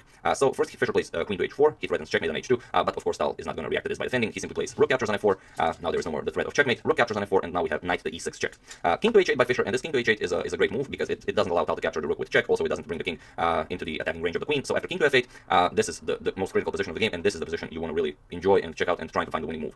Because here, imagine you are Tal and you want to beat Fischer in this position. There are a lot of moves you can play, so pause the video and try to find the winning move. So as usual, I will give it a couple of seconds. Feel free to do it. For those of you who were able to find it, congratulations. You are, as always, an excellent player. And for those of you who just want to enjoy the show, first let's check out some ideas. If you found rook captures on knight captures on f8, then you're not really gonna beat Fischer in this position because rook captures with check, queen captures, and after queen captures on e4 with check, you're not really getting away from checks. Black can always draw this game by perpetual checks. Queen 1 check, queen g1, queen e4 check, queen and so on. So after this king to h8 move, maybe you found knight captures rook on f4. If you found this, again, you're not gonna be celebrating a victory because simply rook captures, and after queen captures with an open king on h1. Even with having this passed a pawn, you're not going to be able to get rid of the checks from the black queen. So what other options do we have after this king to h8 move? If you found queen to c3, this comes with check. Again, you would not be celebrating a victory because black can defend with queen to f6. And now you do have a couple of options here. If you play rook captures, then you get queen captures on c3, and now white is the one that actually has to force a draw with rook captures and with a repetition of moves. But on the other hand, after queen to f6 defending, you could also play queen captures on f6, but then you're going to lose the game because rook captures, and now you don't have time to grab the rook on f8 because black will capture your rook on f1. So if you play this, you would actually lose the game. So what is the winning move Tal found after king to h8? The move is actually queen to d4 check, and it seems like a minor difference, queen to c3 check, queen to d4 check, but it's actually the difference between a winning move and a drawing or a losing move. So after queen d4 check, the most important difference is that when the queen is on d4, the knight is defending the queen from e6, and now queen to f6 doesn't work anymore. If you play queen to f6 now, then black is free to capture the rook. Rook captures on f4. Of course, you can't recapture the rook. The problem is if you play queen captures on d4 now first you play rook captures on f8 with check. The king cannot approach the rook as the knight and rook are creating a wall here. So you have to play king to h7, and now knight captures on d4. You're up a rook and a knight, and you have a nice fast a pawn. This is completely over. So after this, queen to d4 check by Tal. Fischer tried defending with rook to f6, but now comes the simple knight captures on f4, and you can't grab the knight because the rook is pinned and you don't want to lose the queen. So king to h7, Fischer tries to unpin, but now comes another move that's pretty much the only good move in the game, which allows Tal to continue his attack, and that is e5. So now you can see the problem with a move like if you try to play something like rook to f8, then you get e captures on d6, c captures on d7, the best pawn wins the game. So after e5, Fischer tried d captures on e5, and here top played queen to d7 check, and it was in this position that Bobby Fischer resigned the game. Why did he resign? Well, it's fairly simple. After the king moves, let's say king g8, now you first get queen to d8 check, king moves back, now queen captures on c7, creating a nice passed c pawn, king moves again, queen checks, king moves again, queen checks now on d7, and after king moves, now you play c7, and there is no defense against c8 promoting to a queen. After black makes a move, you simply bring out the queen, and you're winning the game. So yeah, a very nice game by Tal against Fischer, and Fischer did really hold his own, but after Tal played that queen to c4 move, then Fischer couldn't handle all the pressure Tal was throwing his way. So yeah, after this queen to d7 check, Fischer resigned the game, and a very nice victory for the Magician of Riga. And I know how you guys love the photos, so I did find a photo of the two of them playing, but not from this tournament. I found a photo of the two of them playing from the very strong series tournament of 1959 that was played before that year. So here's the photo. It's Tal with the white pieces and Fischer with the black pieces, and it's also a very nice tournament to cover, as Tal won that tournament as well. Fischer won third place. He had 10.5 points, same as Paul Keres, but he did have more wins than Keres. So a very nice victory for young Bobby Fischer there. I mean, winning third place, and second place went to none other than Svetozar Gligoric. So a lot of interesting games in that tournament as well. I hope to thoroughly cover it someday. But for now, we are in the 1959 candidates tournament. So for those of you who are new, maybe to this channel and to the 1959 candidates tournament, here are the final standings. So you can see Tal won the game, Tal won the tournament, Keres got second place, Petrosian third, and then followed Smyslov, Gligoric, Fischer, Olafsson, and Benko. So yeah, and I know many of you don't like to see Fischer lose, but this is 16-year-old Fischer, and he's fighting the biggest chess monsters there are on the planet. So it's only natural that he will lose most of the games. But I will put a link in the description below with my playlist of Bobby Fischer's games, so you can get your spirits back by watching Fischer demolish like every other player in the world some 10 years from when this was played. So yeah, and eventually we will reach our 1971 candidates, so you can enjoy Fischer's dominance. But yeah, I do hope you enjoyed it. I would like to thank Michael Castagno for contributing to my channel. Thank you a lot. I really appreciate it. As usual, you can check all my previous videos here. Thank you all for watching, and I will see you soon. Hello everyone and welcome to the finals of the Ancient Rapid Division 1 Winners 2023. It is Nordbek Abdusatov taking on Magnus Carlsen. Nordbek defeated Levon Aronian in the semifinals, and Magnus Carlsen defeated Fabiano Caruana, and now they face each other. This is game 1, and before I check it out, I just have a quick announcement. Look at this. Look at this story. The app that we've been working on for the past 2 years has finally been released today. It is out officially, and amongst the other schools, there is also the Agamatro Chess School, and well, I'm going to talk about it after I show you the actual game, but just so you know that I will be talking about that, and if you guys are interested, stay after the game to hear what I have to say about this. So let's check out the game. Nordbek Abdusatov has the white pieces, and he opens with pawn to d4. We have knight to f6, knight to f3, and pawn to g6. Now we have pawn to c4, the king's Indian defense is on the board, and pawn to d6. We have g3, and although bishop to g7 is pretty much an automatic here, and everyone plays it, Magnus goes for pawn to c6. And just to give you a comparison, with bishop to g6, there are like 1,500 games in the database. With c6, there are maybe 50. So okay, bishop to g2, he wants to surprise Nordbek a little bit. Queen to a5 with check, playing very forcing moves, but that usually means that it's not maybe the trickiest of lines. We have knight to c3 and now knight to e4, preparing to capture here and win some material. And of course, Nordbek defense. Queen to b3, we have bishop to g7, now putting more pressure on white center, preparing to castle, and just castles. Magnus plays on c3, we have b capture, strengthening the center. Also, the d4 pawn is now nicely defended, and here Magnus just castles. We have pawn to e4, Nordbek grabs the full center, and pawn to c5. Of course, you want to get in on this action while the rook is still on a1. Yeah, there is a one game where knight to d7 was played, but here after pawn to c5, it is now as of move 10 that we have a completely new game. So okay, Nordbek continues development, bishop to f4, and now knight to d7. And only now that the knight was developed, he doesn't go for developing the rooks, he actually goes for bishop to g5. So sort of wasting another tempo developing the bishop, but it does come with a threat, so not really a loss of a tempo, one would say. Rook to e8, Magnus defense, and only now rook f to d1. We have knight to b6, and now queen to b5, offering the queen trade, and also if Magnus goes for this, Nordbek will be able to undouble his pawns. But this also means that now it's only move 14, and you're already playing a queenless endgame against Magnus. So captures, and now knight to a4. Very nicely done, as it threatens the capture on c3, and also prevents pawn to a4. We have rook a to c1, and now bishop to e6. We have rook to c2. The problem is, okay, you could play d5 here, but then you really weaken this diagonal. While you can play bishop d7, you play c4, then comes knight to c3, and okay, the knight is defended, the rook here is hanging, the pawn here is hanging, the pawn here is hanging, and the white starts losing material. So it's not the best. So instead, rook to c2 by Nordbek, and pawn to a6. Now Magnus challenges this pawn and wants to open up the a file for his rook. So bishop to f1, and Magnus goes pawn to h6, kicks away the dark square bishop, bishop to e3, and now a captures on b5. We have bishop captures, and now just rook e to c8. Now if some captures start occurring here, then the c file will be open for this rook, the a file will be open for this rook, and Magnus likes his position. Rook d to c1, doubling up on the c file, and now knight back to d6. We have pawn to d5 now, challenging the bishop, bishop to d7, offering a trade of bishops, and now rook to b1, defending the bishop on b5. Rook to c7. Now after the trade happens, he went for b7, pawn to be nicely defended. Knight to d, that's not a knight, knight to d2, and now bishop captures on b5. We have rook captures on b5, and knight to d7. We have rook back to b3, the c3 pawn is given additional protection, and also you want to get this pawn to a3 and get this rook behind the pawn. So here, rook to a4, just putting more pressure on white's position, and now we have pawn to c4, we have pawn to b6, and now pawn to a3. Now, of course, you know that the rook is coming to a7, so you want to be able to play rook to a2. We have rook c to a7, and now rook to a2. Knight comes to e5, putting more pressure on white's position, and here Nordbek has to figure out how to defend the c4 pawn, and while he could just trade here with something like rook captures on b6, let's say knight captures on c4, knight captures and rook captures, he prefers to keep the material on the board. He plays rook to c2 instead, but now there's a problem. Now Magnus will not allow to trade. Of course, he wants to grab the b6 pawn in exchange for the c4 pawn, but Magnus doesn't allow it. He just defends the pawn. Rook 7 to a6. The pawn is now nicely defended. Bishop to f4 attacks the knight, and knight to d7. We have rook to a2 now, adding a defender to the a pawn, but now just pawn to g5. Chases away the bishop from the defense of the e5 square, then the knight will go back, and then the c4 pawn will hang. So bishop to e3, and now knight to e5. We have pawn to f4, but now just captures, knight captures on c4 first, of course, grabbing the pawn. Knight captures, rook captures, and now f captures on g5. So Nordbek wins his pawn back, and Magnus plays pawn to h5. You could also capture, but he prefers to keep the pawns doubled, and just continue putting pressure on young Nordbek. So king to f2, Nordbek starts bringing his king into the game, and now rook captures on e4. There was no way of defending that pawn. King to f3, and now rook a to e4. Rook e to a4, going back with the rook, now again putting pressure on the a3 pawn. Bishop to f4, and now, well, you could play something like c4, it's rapid and the knight was also very low on time already here. So here just bishop back to d4. After bishop to d4, we have bishop to c1, now adding more defense to the a3 pawn, and bishop back to e5 by Magnus. Rook to e2 now. If the bishop moves, you will be able to capture on e7. So king to g7, pawn to h4, and king to g6. Magnus slowly but surely bringing his king into the game. Rook to d3, and now rook to g4, putting pressure on the g3 pawn. So the king has to go back. King to g2, and now rook to d4, putting pressure on the d3 rook. Rook captures on d4. We have c captures on d4, and now rook to c2.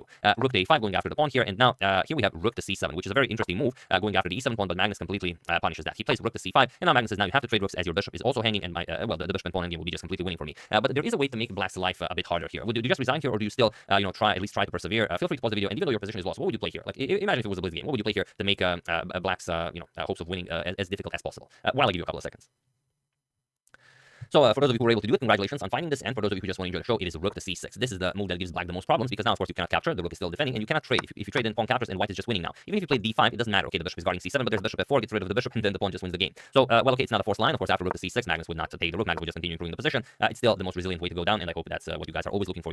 Make your opponent fight for his meal or her meal. So rook captures on c5 is what Nodebek played. He sort of went down a bit more quickly. D captures on c5, and now king to f3. We have king to f5, and now pawn to a4, and he was in this position on move 50 after making this pawn to a4 move that Nodebek Abdusattor resigned the game, and another clean victory for Magnus Carlsen in round 1 of the Ancients Rapid Finals in this beautifully played endgame. The problem, of course, is that, okay, now c4, and look at this control. There's no playing this. You play bishop a3, let's say you attack the pawn. You attack the pawn, just bishop d6, you counter that. Of course, the king and pawn endgame, if you trade bishops, is completely winning for Magnus, so let's say bishop b2, then comes c3, if bishop c1, then comes d3, if king e3, then d2, and now you either give up the bishop or the queen comes into the game, or king e2, pawn captures bishop. Doesn't really matter, absolutely everything is winning for Magnus.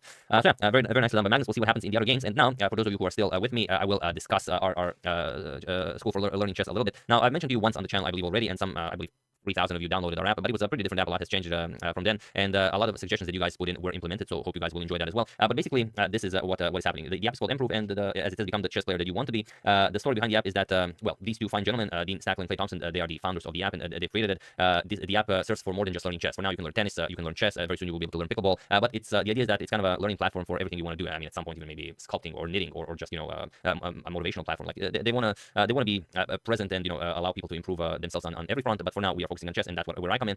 We got together through a mutual acquaintance, and we've been working together for like a year and a half, maybe close to 2 years now, and we know each other very well, and I can tell you these are very nice people. They really want to create the best possible app, the best possible solution for everyone to be, able to become the best that they can be at anything they choose to be. Like I said, for now, there's tennis and chess, pickleball coming soon, and who knows where the future takes us. But basically, when you click on the link in the description below, it will take you to this. This is the Agamatos Chess School. You will click join the school, or no, first it will take you to this. Obviously, you will click to get the app. Once you get the app, you go into the app, you will be able to join Agamatos Chess School. And the idea behind it is that basically we do not create content. My point being is that, okay, if you really know where you are at your chess journey, like you're maybe rated 2,000, maybe 2,200, maybe 300, and you generally know where you are and where you want to go, and you really want to master, let's say, the Knight or Sicilian. Of course, there are many ways to do this. Let's say you could go to Chessable, you could buy a Nishigiri's course for, I think it's like $150 for his video course, and maybe like $40 for the course without the video. And if you gobble that up, I'm sure you will be like, well, one of the best players of the Knight in the world. Okay, aside from the, let's say, top 200 grandmasters, but you will definitely know your Knight theory. However, if you are not up, at that level, maybe you're at a level where you don't know how to start improving, how to continue improving, how to begin even studying endgames, how to begin studying openings. Should you even be studying openings if you haven't even began studying endgames? That's where the app comes in, as we do not create content, we curate content. So we take all the free content in the world, we take the best from everything, we take the best from every topic, we take the best from opening theory, from endgame, from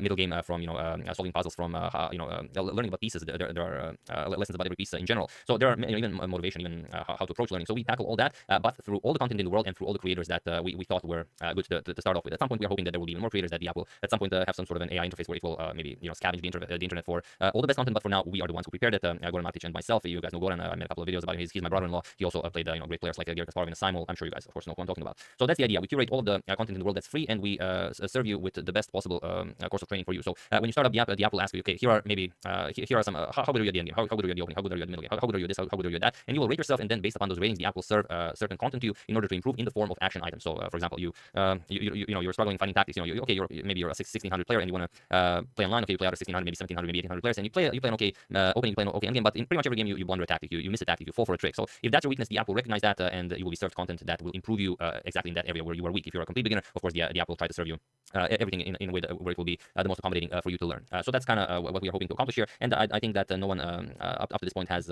even tried such a thing, because every learning platform you have content creators that create content. Here you have all the content in the world that is free, only curated for you to have the best possible experience. And sometimes, okay, I could just invite you. I have like over 3,000 videos on my channel. Watch my channel. I have some nice stuff here. But okay, aside, like I have a great tutorial on the Evans Gambit, and I'm sure you guys know that. But maybe you guys don't like my explanation of how to checkmate with bishop and knight. For some reason, maybe you just don't, or maybe you just don't like me. I mean, even that is possible. So you don't like me explaining that, or maybe I did a poor job explaining that, there are many other creators who also explain how to checkmate with a bishop and knight. And there are many other creators who tackle pretty much every topic that exists in chess, and that's what we are trying to do. We are trying to bring you the absolute best of every topic of every creator, specifically tailored for your best experience. So that being said, let me just check on some of the other things that I don't want to talk about everything because there's quite a lot.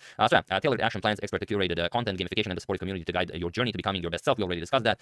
So the topics are broken down into digestible custom action items. So we also talked about that, which you can create yourself. The app can create it for you, but you can also, if you have a coach, if you have a father who is also trying to teach you or trying to get you to improve, you have a grandpa who's also really keen on chess and he wants to help you improve. He also wants to maybe improve himself. You can add them in the app to your team, and they can also create action items for you. They know your weak in the end game. They know your rook end game is really bad, and they can give you action items to improve your rook game. And you will be able to tackle these action items, on the bus on your way to the bar or the library, or just doing it. You're taking the bath. You can also do the action items. If you have a waterproof phone, you can do it even in swimming. You can do it really anywhere. There's the idea. They say goodbye to endless scrolling. We eliminate clickbait and one-size-fits-all classes. With Improve, you're not left wondering what's next. We guide you through clear, personalized, prioritized steps. We already discussed that. The platform is of course fun and engaging. I think of it like a video game. The more you learn and grow, the more you level up. Score points, win awards, and compete with others. Motivation made easy. Everything that we've already discussed. At some point, there will be leaderboards like who's improving the most. At some point, that we will also have specifically made tournaments just for people who are trying to improve, who are part of the journey. And we want to try and give you the best experience possible. And we're really going to try to do a great job at that, as we've taken really long to create this app. It's been like 2 years, probably 2 years since we started discussing whether to start creating it or not. I mean, adding chess at least. So also we know that nothing beats a team effort. Invite your family, friends. Also, we discussed that you can add your grandpa, your grandma, your father, your brother, your mother. Everyone can create action items for you, and you will be able to tackle those action items wherever you are and whenever you want to. They said that if you're ready to level up, Improve is available for free, so you can use the app for free, and you can also use the full version of the app, which is subscription based. You get 2 weeks for free, and then after that it's $3.99 per month for the absolute full experience. But also, if you guys really wanted the full experience and you cannot afford the $3.99 per month, you can also contact us through the app. Just explain your situation, say why you cannot afford it, but you like it after trying it out for 2 weeks. You really cannot afford the $3.99 per month. We will grant you the app for free. I don't know if it will be available right away, but we will try to make it as soon as possible. So we would like you to support us. We would like you to support the creators of the school. If it's not possible, then we would still very much like you to use the app to help us improve the app, to give suggestions on how to make the app, the experience for everyone even better. That's the goal here. We already discussed this. We believe everyone deserves a chance to improve. Whether you're a beginner or expert, Improve can be your personal improvement navigator, helping you achieve a real result. Also, that of course is the final goal. I mean, everyone, maybe not everyone wants to become a grandmaster. Okay, you have like a career, you're doing really well in this and that. Maybe you're into hiking, maybe you're into riding a bike, maybe you like basketball, but you really want to hone your chess game. Okay, you're maybe not expecting to break 2700, but results will definitely come. The journey will be full of experiences. You will meet new people, you will interact with new people, you will be part of a great community. And I don't know, I think that I really like this project. I really like the team. Like I said, I've been working with these guys for a very long time now. They are great people, and also I've discussed with them. Once you guys try out the app, let's say for a week, maybe 2 weeks, maybe even a month, I'm going to do a live stream with both Dean and Clay, and you guys will be able to come on board and ask them questions. Any question you like, any question you need answered, will be answered by them. If you have any great suggestions, even if you have, if you say like this is bad, don't do that, we're going to take everything into consideration and we're going to discuss it publicly. So I think it's going to be very nice. And join us today and become a part of the Improve community, where we're conquering goals and creating the greatest improvement platform on earth. The character leveling up is you. Get started now. So there you have it. That's pretty much it. It's been quite a wild ride. We've been creating it for a very long time now. If you want to try it, if you like it, do mention it to your friends at the bar in the library. Give your grandma or grandpa a link. Allow people to come on board. The first link in the description below is an app where you can download it. It's available for both Android and iOS. So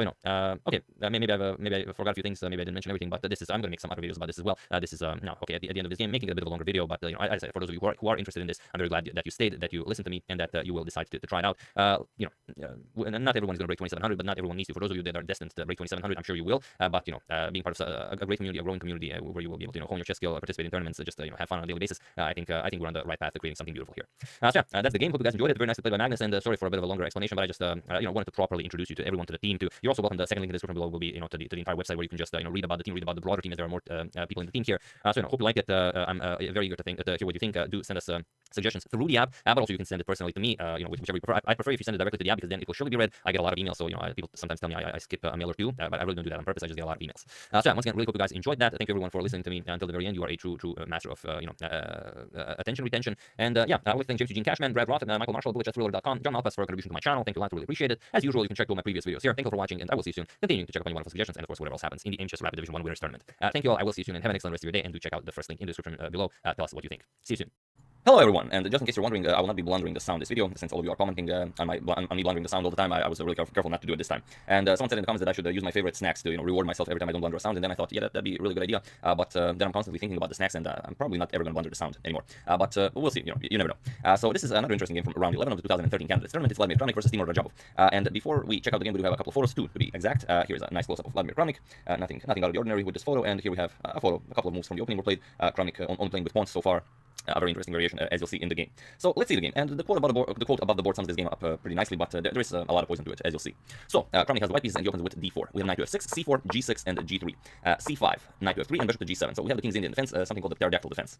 Bishop to g2, c captures on d4, knight captures on d4, and Rajab of castles. Knight to c3, queen to c7, now attacking the c4 pawn, and b3 now. An interesting variation Chronic prepared. Again, Chronic says that, as usual, you can check out the interview about this game after you watch the video. There will be a link in the description below, as usual. The standard idea is knight to d5, actually, where black can't really capture on c4 because now white is attacking the e7 pawn, and the exchange in the center will definitely favor white. After knight captures, then c pawn becomes a d pawn, and a d pawn is always better than a c pawn, most of the times. So after queen to c7, b3, a nice prepared line by Vladimir Chronic. We have d5, knight d to b5, attacking the queen, queen to a5, pinning the c3 knight, and bishop to d2. You don't want to allow any weird discoveries here, so first d captures on c4. Knight to d5, knight to e5 doesn't really work now because when the c4 pawn was captured, the b5 knight is no longer defended, so no tactics are possible here. So first d captures on c4. Now some nasty discoveries are definitely possible. So Rajab brings back the queen, queen to d8. We have castles and a6 now. Knight to a3, and there are a lot of the knight is on the rim. Of course, you never want to have that, but there are some nice ideas about this knight in the future. The knight can come into the game back via c2 and then e3, or maybe white can even push this c pawn, play knight c4, and then maybe create an outpost for this knight on b6 after bishop to e3 is played. So definitely not a useless knight. Bishop to f5. As the bishop now came to f5, now knight c2 to e3 is definitely a more preferred option. This knight will be attacking the bishop. So knight to c2, we have knight to c6 and knight to e3. And here, what do you do here? Your bishop is under attack. Do you move the bishop? Do you defend the bishop? Do you want to give up the bishop pair? Should you give up the bishop pair? The engine actually prefers queen to d4 here, simply attacking the c4 pawn, and the engine doesn't care about ruining the pawn structure here and opening up the king side, as there's really no way for white to take advantage of this. But if you're not prepared, Chronic is prepared. Chronic is playing this game without wasting any time. You don't want to allow something like this. So Rajab goes for queen to d7. We have knight captures on f5, queen captures on f5. Now the structure is solid, nothing is ruined, and rook to b1. Here Chronic attacks the b7 pawn. Rook a to d8. Now, a very nice idea. The bishop is pinned. Of course, you can't move the bishop because you lose the queen. So, can you capture the b7 pawn? You can capture it, but it doesn't really give you all that much. If you play rook captures on b7, then you get knight to a5. The rook is under attack. The knight is also attacking the c4 pawn, and you definitely don't want to allow knight captures on c4. Then the knight and the rook will be attacking the bishop. So, after rook defense, then you have to worry about ideas like queen to c5, attacking the rook, and now we're double attack on the c4 pawn. And now you have to find a move for white that is knight to d5. And now it's a very nice idea. After knight captures on c4, queen to c2.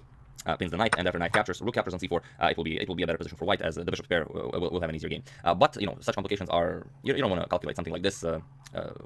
You'll easily miss it, and it's a very long variation, and Chronic isn't interested. He first plays queen to c1, and only now, if Rajab allows it, he will capture. First, we have queen to e6, so maybe giving up the b7 pawn for the c4 pawn, and kind of not allowing this knight to move, as the knight has to protect the e2 pawn. Knight to d5 would be a very nice idea for white, but then the e2 pawn will fall. So first Chronic plays rook to e1, defends the e2 pawn, and now we have queen captures on c4.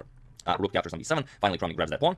Knight to e5, and here we have bishop to f4. Chronic isn't interested in capturing d7 pawn. It's a pawn sacrificed by Rajabov. It's hard to say after rook captures. Hard to say what his idea was. Probably to simply activate all of his pieces after rook captures. But it's hard to say if this is compensation enough for a pawn. In a practical game, probably yes. It's a strong bishop on g7, and the rook and queen are placed very nicely. The knights are very active. So in a practical game, probably, as Chronic decided not to capture d7 pawn. So after knight to e5, we have bishop to f4. Queen back to e6, now defending the e7 pawn. We have h3. G4 is a very important square to guard, as both knights are eyeing that square. We have knight to c4, and now comes e4. Knight back to e5, bishop captures on e5, queen captures on e5, and now knight to d5. You could go for knight captures, but after knight captures, pawn captures, that's really nothing for black here. You have to move the queen, both of the rooks are attacking now d7 pawn, so nothing for you there. So after knight d5, rook to e8, defending d7 pawn. Knight to b4 now, attacking the a6 pawn. We have rook to d7, offering a trade of rooks. Knight to c6 now, attacking the queen, queen to e6, and rook to b6 now by Chronic. And this is a very interesting moment in the game. Not a lot of discoveries are possible at the moment because the rook on b6 is undefended, but the rook is x-raying that queen on e6 and also attacking the pawn on a6. So what do you do here? Here Rajabov missed a very nice opportunity to go for rook to c7, pinning that knight as the queen is in c1. And here you have to give up the pawn. Rook captures on a6 and then knight to d7. Go for knight to b8 to pile up on this pin c6 knight, which is kind of interesting because this knight is preventing this rook from capturing this queen and this rook from capturing this queen. So it's a very complicated position. But after e5, now the bishop is also protecting the knight. Knight captures on e5 and queen to d1, now unpinning. The knight still cannot capture here because now this knight is pinned from this rook. Rook e to c8, doubling up on this knight, and now this was the idea. You had to see that black was now completely fine, that f4 is not possible because of queen to c4, attacking the undefended rook on e6, and after knight to e7, attacking the rook on c8, queen captures, knight captures, knight to c6 now, getting the knight away from e5, bishop captures, queen captures, now the knight is attacked, now comes the knight captures on e7, rook captures on e7, and now you have to see that if you capture with the rook, then queen c5 check will win back the rook, so after queen to d8 check, bishop to f8, now comes rook captures, and now of course queen to c5, king moves and queen captures, and black will be up a piece. So a very nice idea, this rook to c7 move here after rook to b6, rook to c7, definitely playable for black, but Rajabov was very long time, he was struggling with Chronic's prepared variation, and perhaps he did not want to invest time in calculating rook to c7, so instead he played rook captures and the queen captures on a2. If you can grab a pawn and there's nothing wrong with it, you definitely should, but unfortunately for Rajabov, there is something wrong with it. Here e5 was played. Now the knight of course is under attack. We have knight to d5 and try to find the idea here. What was Chronic's idea in this position? So feel free to pause the video and punish Rajabov for his insolence on grabbing the a2 pawn. So for those of you who were able to do it, congratulations, you're an excellent punisher. And for those of you who just want to enjoy the show, here Kronk played rook to b2. And now it's very interesting. What do you do with the queen? There are not a lot of squares that you can go to if I discovered about the queen. The only square available to the queen is queen to a4, which was played in the game. You have to see that moves like queen to a3 don't work for a very specific idea. The idea queen a3 doesn't work, and this is something you had to see if you actually found Kronik's rook to b2, that now rook to b8 will win you the game. Now, of course, your queen is under attack and the rook on e8 is under attack. If black captures rook, then you lose the queen, and if queen captures, first you will capture the rook with check, and after bishop blocks, only then will you recapture the queen, and you will be up a whole rook. So after rook to b2, you have to go queen to a4, and now comes bishop captures on d5. Rook captures on d5, and now comes rook to b4, once again attacking the queen. Again, the only square available for the queen is a2, and now comes the move you also have to see. I really hope you were able to do this. Knight captures on e7 with check. And now it's a very nice fork. The king is under attack. Also, the rook on d5 will fall. If you capture, then comes queen to c8. You have to block this, and now comes rook to b8. And there's really no defense against queen captures on f8. This is game over. So after this, knight to e7 check. King to h8 was played, and now comes knight captures on d5. We have queen captures, and now the immediate queen to c4. Kronik just won the exchange, and without any further ado, he wants to exchange queens and win the game. Queen captures on c4. There really isn't a better move here for Rajabov, and he still didn't reach time control. 5 more moves until time control. Rook captures on c4, and the bishop captures on e5. So for the exchange, Rajabov is up a pawn, but not for long. Here, Kronik played king to f1, and it was in this position that Timur Rajabov resigned the game. Why did he resign? Rook to e4 immediately was also possible, but Kronik first wants his king on a nice light square, as Rajabov does have a dark square bishop, so there are no mistakes even possible to make. He resigned because now, of course, f4 is a terrible threat. You will either lose the bishop or the rook, and after something like rook to e6, f4, you move, simply exchange rooks, and then you will start gobbling up those pawns, and of course a rook will always beat a bishop most of the times. So yeah, after this, like we've said, king to f1 move, Rajabov resigned the game, and a very nice and a very important victory for Vladimir Kronik in this tournament. So before I forget, we should definitely check out the standings after round 11. This is the last game we'll be showing from round 11. So these are the standings. Carlsen in clear first with 7.5. Kronik now climbed all the way to second place with 7 points. Then Aron on 6.5. Sviller 5.5. We have Gateman with 5. Tied with Grishuk also with 5. Vasily Ivanchuk with 4. And in last place after losing this game to Kronik, it's Timur Rajabov with 3.5 points. So that's the game, and the entire round 11. I do hope you enjoyed it. All the photos and a nice article by Peter Dodgers will also be there will be a link in the description below, so feel free to check that out. I really do recommend it. And I would like to thank Mateusz Winnicki, Stuart Clegg, Luke Ringland, Gregory Quinn, David Marwell, and Miki Gromatkov, and of course Leon Fadulian for your contribution to my channel. Thank you a lot. I really appreciate it. So yeah, I will probably only post one video today and only one video tomorrow, and probably only one video on Saturday, as I will not be in Croatia for the next 3 days. I'm visiting Bosnia, so I will try to make a couple of videos and just publish them one each day, so you do have something to watch. But if I miss something, I will definitely let you know in advance. So yeah, once again, thank you all, and I do believe I said it. Maybe I haven't. As usual, you can check all my previous videos here. So yeah, thank you all, and I will see you soon. Hello everyone, and welcome to a wonderful game from the Junior Speed Chess Championship final. It is Gukesh versus Raunak Sadvani, and this game perfectly illustrates how not everything about chess is in the quantity of the pieces, but really the quality of the pieces, where sometimes even 2 queens are not enough to actually do something about the position. Now, this is from the 3+1 section. The 5+1 section ended with a draw. Then the 3+1 section, I think this is game 7. Gukesh is already leading by 2 points, so it would be very good for Raunak to strike back to try and get the match tied.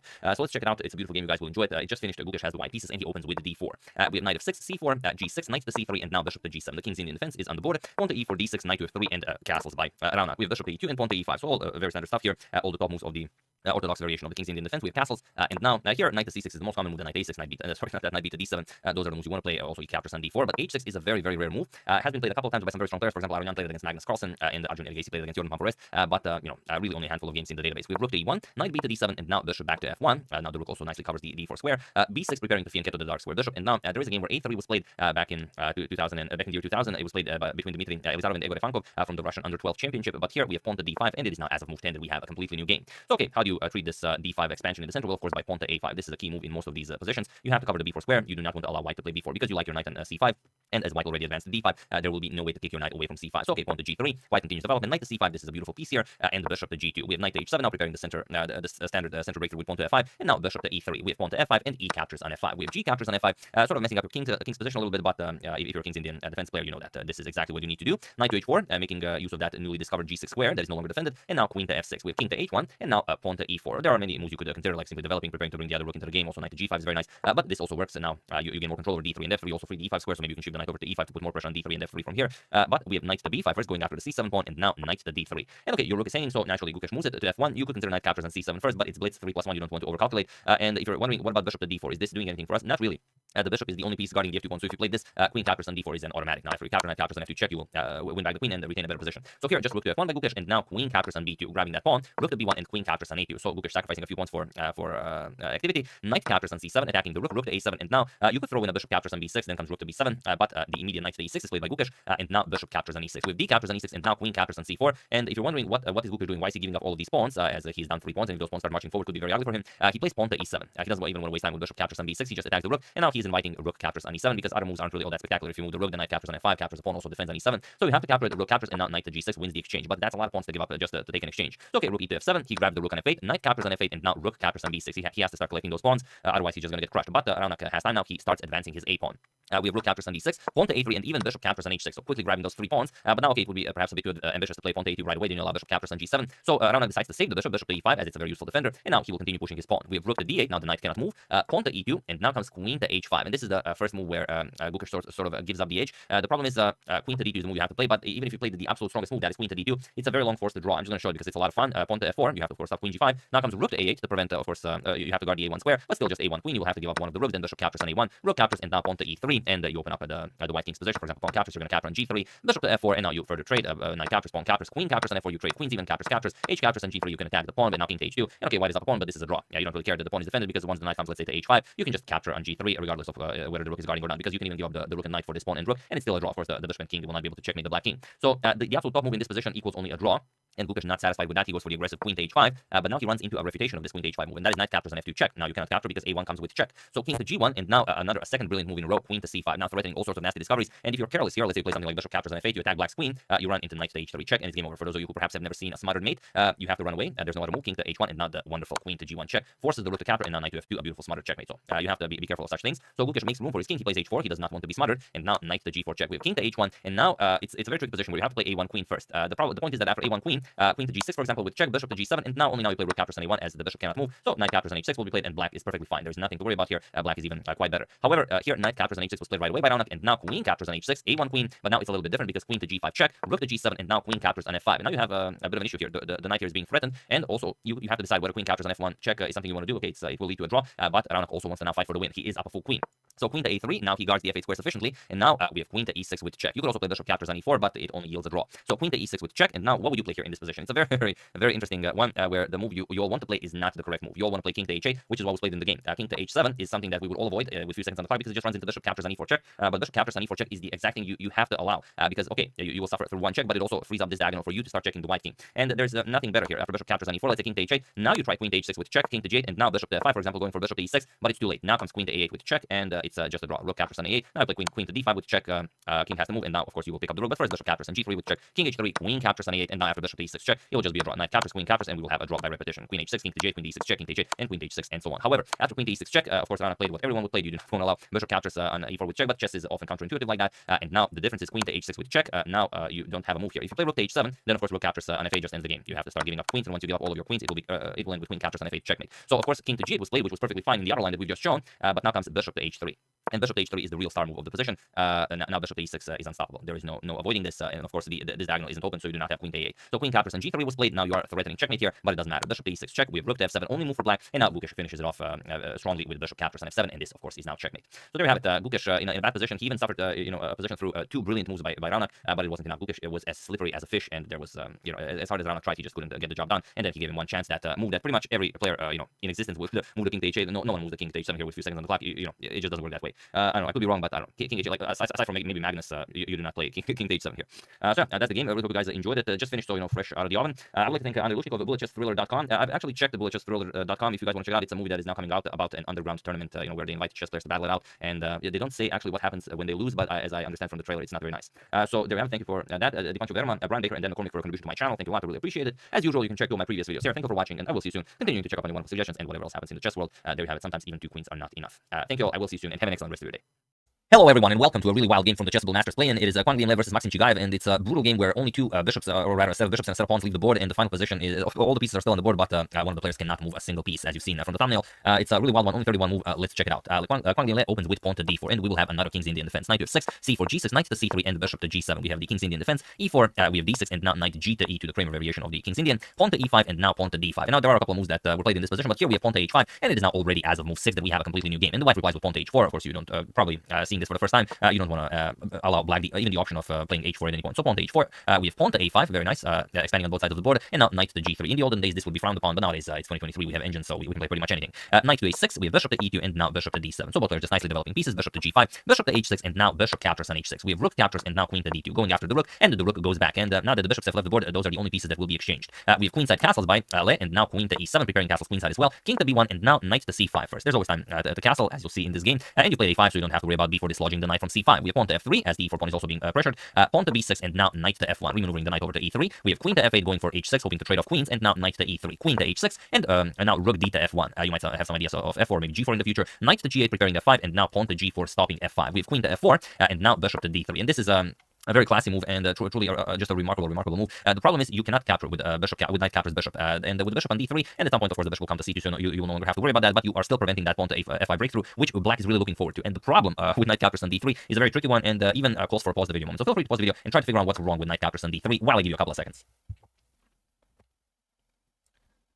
So for those of you who were able to do it, congratulations on spotting this incredible idea. And for those of you who just want to enjoy the show, it is pawn to g5. This traps the black queen on f4. Now you control f5, f5, f6, and also pawn is controlling the g4 square. And there's no good defense against knight to e2, which will trap the black queen. And notice that if you play something like knight to c5, let's say we attack the queen with knight to e2, knight captures on e4 attacks the white queen as well. And now you're hoping for captures and captures, but the white just plays queen to c1, and now the black queen has no squares, and black really doesn't have a way of dealing with this. And it doesn't even help if after g5 you claim the g3 square right away, saying that maybe I can escape from here. Again, knight to e2 covers f4 and the g3, so you are again dead lost here. So that's the reason why knight captures on d3 is impossible. And congratulations to everyone who spotted this g5 idea. It's not an easy move to spot, because you want to capture back, but it's probably not that, so you look for something else, but still g5 is a very nice idea. So here, queen back to h6. Now again, g5 is possible right away, but first bishop to c2. We don't want to worry about this tension anymore in this game. Knight to e7 and now pawn to g5, queen g7 and pawn to f4. Now with the backwards f7 pawn, white is looking forward to opening up the f file, doubling up, or maybe even tripling up on the f file and going after that f7 pawn, as that truly is a weakness. So e captures on f4, rook captures now queen to e5, attacks the rook, but just knight to f5. Even though you could consider a move like rook h to f1, and there's no shame in rook h to f1, it's a fine move, but knight to f5 is truly a classy move. Now the rook is nicely defended, and you can't capture the knight. If you capture the knight, then look at this, e captures on f5, and what do you play next? The rook to e1 is coming, whatever you play. If you trade bishop captures, then just bishop captures on f5, and of course if knight captures, then rook to e1 wins the queen. And if you don't capture, you could of course just castle queenside, not better. Rook e1 attacks the queen, and once the queen moves, g7 is your only square, f6 is coming, and black just falls apart. Queen goes to g8, we're going to capture on e7, threaten the rook after rook e8, rook f6, and you've completely paralyzed the black's pieces. The bishop has no useful moves, the knight also no useful moves, the rook, queen, and rook can't even move, so I mean, it's a terrible position. So after this knight to f5 move, rook to f8 was played, but it doesn't help. Now the knight gets remaneuvered to an even more powerful square. Knight to d4, we have bishop to g4, and now rook h to f1, doubling up on the f file.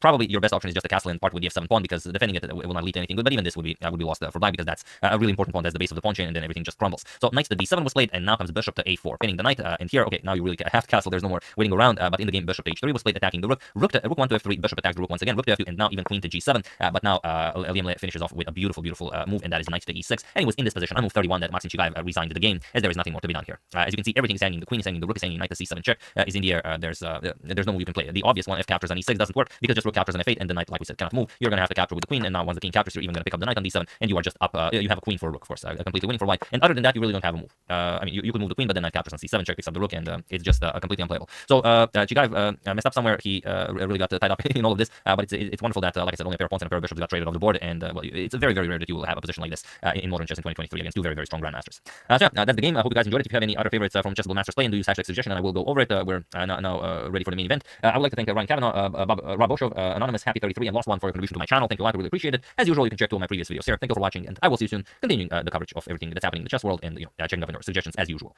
So thank you all. I will see you soon, and have an excellent rest of your day.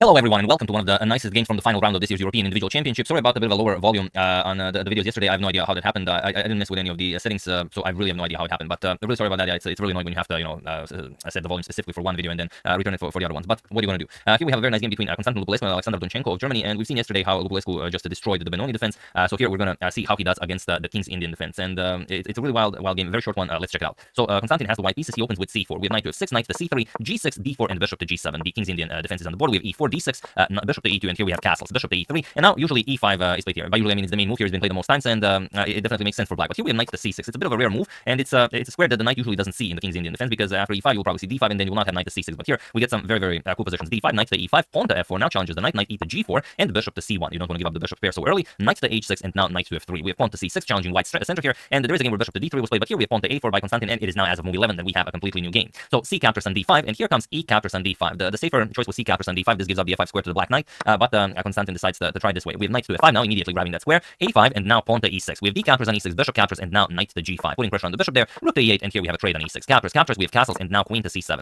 Developing the queen, preparing to bring the other rook into the game, queen to d3, and now rook a to e8. We have bishop to f3, getting the bishop out of this weird square, so bishop to f3, we have pawn to h5, and it looks like black's position is just playing itself. You know that the knight is coming on g4, and there doesn't seem to be a good plan for white. King to h1, we have knight to g4, sorry, knight to g4, and now bishop captures on g4. You should just continue developing here, but Konstantin decided to capture. We have h captures, and now bishop to d2, but now look at this beautiful diagonal. It's just inviting the black queen to go in for the attack. We have queen to d8, now going after queen to h3, queen to h4, and while you could prevent this with a move like g3, then you open up this diagonal, and it's not going to be any better. So here, knight to d5, an excellent square for the knight, but this is far away from the actual action. So queen to h4, and now bishop to c3, countering black's strong dark square bishop. We have rook to e2 now, and king to g1 as g3 is coming, so you don't want to have your h1 stuck there. So king to g1, bishop captures on c3, b captures, and king to g7. Now we have rook a to b1, now putting pressure on the b7 pawn, but now just rook to h8, threatening mate in 1. We have pawn to h3, and now g captures on h3, queen captures on h3, and it's a much better position for black. There are a couple moves that are very strong, but there is one move that insists white just resigns immediately. So feel free to pause the video and try to find the absolute best move for black here while I give you a couple of seconds.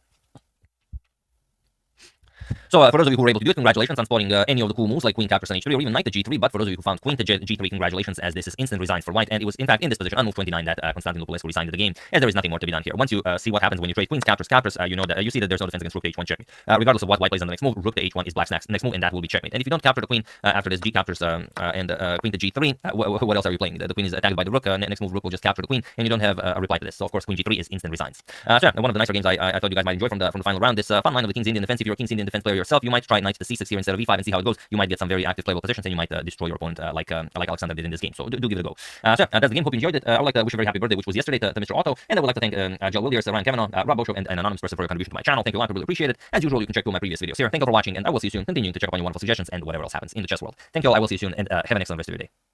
Hello everyone, and welcome to a very nice game that was played by me today after I had some breakfast. Usually I like to start the day by some breakfast. I take Melo for a walk, or I do some exercise, I play some blitz, some bullet, and then well, you are ready for pretty much everything life throws at you. And this game is not a great game. We've both made some mistakes, and my opponent and I. My opponent is a gentleman named Hanzo19, and I have no further information on him, so that's why the hoodie guy is there as my opponent, and to honor him, I'm wearing the hoodie myself, as you guys should do the same. But yeah, let's check out the game. It's not a perfect game, but it has a very nice finish. I'm sure you guys will enjoy it. So let's dive straight into it. I had the white pieces, and I opened with pawn to e4 as I usually do. I'm an e4 player myself. With pawn to e5 by my opponent, I play knight f3, knight to c6, and now bishop to c4 by me. Sorry about that. Now, here, black usually will go for something like knight to f6 or pawn to c5. If black plays knight to f6, we go for knight g5. That's always very enjoyable. And of course, if our opponent goes for bishop c5, then we go for the Evans gambit. But my opponent here did not go knight f6 or bishop to c5. He played knight to d4. This is a very old trap, the Blackburn Schilling gambit, or the Kostic gambit, and it's very easy to lose a game here. I like to play this as black myself, and you can win some very easy games if you don't know what black is doing. Black is offering a pawn on e5, but if you capture this pawn, then after queen g5, you will have a pretty terrible game. The g2 pawn is hanging, the knight is hanging, and if you continue with knight captures on f7, sort of going after the rook, then look at this. Queen captures on g2, attacks the rook, rook f1, now queen captures on e4 with check, bishop blocks, and now knight to f3, a nice smothered mate. So this is basically what my opponent wants, but I was not interested in that, as I know what's happening here. I just played pawn to c3, and interestingly, I remember last time I checked was probably in a book somewhere. Pretty sure that c3 was the move that was recommended against knight to d4, but the engine really is not impressed. The engine just says you should capture on d4, and after he captures, you should just castle, leaving black with a double d pawn, and you already have a nicely developed bishop, so that's what you should go for. But okay, somehow I remember that c3 is the refutation of this knight to d4 idea, and this is what I played. So knight captures on f3, and queen captures on f3. I'm already threatening checkmate on f7. We have queen to f6 by my opponent, now defending against checkmate, and I go back, queen to e2. I don't want to trade queens, and his queen is on a weird square, so I'm going to try and take advantage of that sometimes in the future. He played pawn to d6, I castled. I could also play d4, something like that, but I like my bishop here, and I want to play f4 captures, and I want to take advantage of that, well, soon to be open f file. He played bishop to e6, attacks my bishop here, and I played bishop to b5 check, and this is already not a great move by me. Here I should just capture the bishop, and after queen captures, I should pick up the pawn on d7. That's how you should play this, but this is a 3-minute blitz game, and I'm not really a pawn person. I just go bishop to b5 check, pawn to c6, and bishop to a4. We have queen back to d8, now freeing up the f6 square for the knight, and now I strike in the center with d4. E captures on d4, c captures, and bishop to e7, continuing development, and now knight to c3. I do the same, knight to f6, and now I strike with pawn to f4. I want to play f5, and make this light square bishop a bit weird on e6. He castles kingside, and now I play pawn to f5. We have bishop to d7, and now bishop to e3. Bishop to e3, probably not the most useful move, but I wanted to play bishop to e3 and rook a to d1 before I start pushing. He played b6, and now I played rook a to d1. Also, you could just start with pawn to e5. Pawn to e5 is just beautiful here. For example, captures, and the knight really doesn't have a good square. If you play knight here, just rook a to d1, and white has a spectacular position. White is winning this by force. But I thought, let's play rook a to d1 before I start pushing the pawns. I played rook a to d1, but he just played queen to c7, so this kind of stops e5, as now the queen and the pawn cover d5 square. But okay, I played bishop to f4, now preparing e5, and he played c5, which is more often than not a very good idea. I counter in the center with pawn to e5, and now he brings the knight back to e8. I play bishop back to c2. I want my bishop here controlling this diagonal for when I bring the queen to h5 to go for some checkmating ideas. He played c captures on d4, and now I first play knight to d5. I attack his queen and put pressure on the bishop, so he has to play queen to d8 to defend the bishop. This is what he did. He played queen to d8, and now I played queen to h5. Again, I should play f6 here and probably open up black's kingside a bit sooner and open up this diagonal, but I played queen to h5 first, leaving this always as an idea, because now f6 would be much more potent. So of course he has to react to this, and he plays pawn to f6, but now I take advantage of this, and I use the diagonal that was just created. He played f6, okay, I can play f6 myself to open up this diagonal, but now I get to use this diagonal. So I played bishop to b3, now threatening all sorts of nasty discoveries. I can move the knight and pick up whatever I want. So he played king to h8, and now I was already very sure that I was going to win this game easily. I played rook to d3, and now there isn't all that much he can do here. Whatever he does, he just loses the game. But luckily my opponent played the d captures on e5. He created a beautiful pawn chain here, and if I don't have anything, then he should be just better. But luckily I have a forced win here. So feel free to pause the video and try to find this winning idea while I give you a couple of seconds.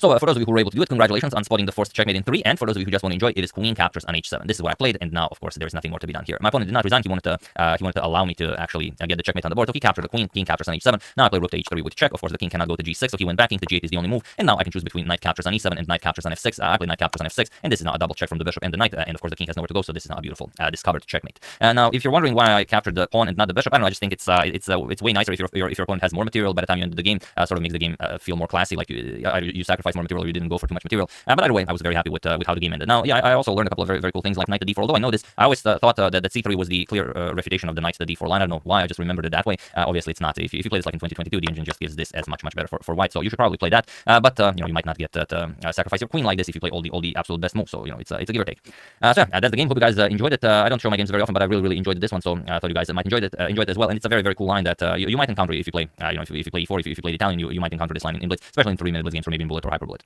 So that's the game. Hope you guys enjoyed it and maybe learned something from this wild game. I'd like to thank Richard Schwartz, Jonathan Bradley, Christopher Norris, Mokosoft, and Michael Arboy for your contribution to my channel. Thank you a lot. Really appreciate it. As usual, you can check two of my previous videos here. Thank you for watching, and I will see you soon, continuing the coverage of everything that's happening in the chess world and whatever you guys suggest and think I should check out. So thank you all. I will see you soon, and have an excellent rest of your day.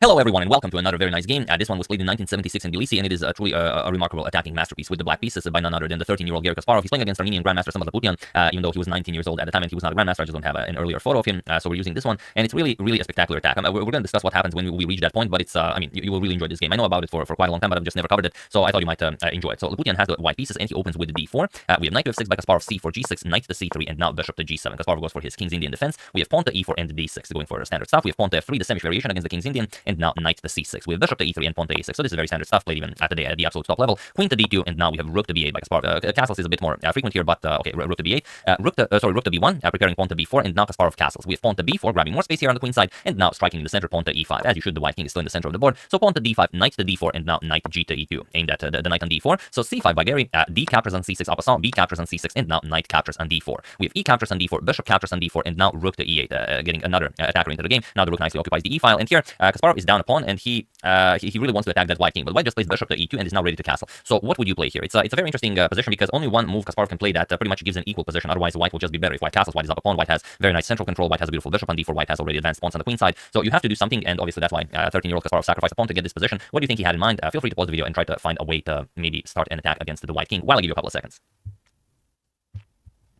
So for those of you who were able to do it, congratulations on not allowing that king to run away. And for those of you who just want to enjoy the show, it is pawn to c5. That's how you do it.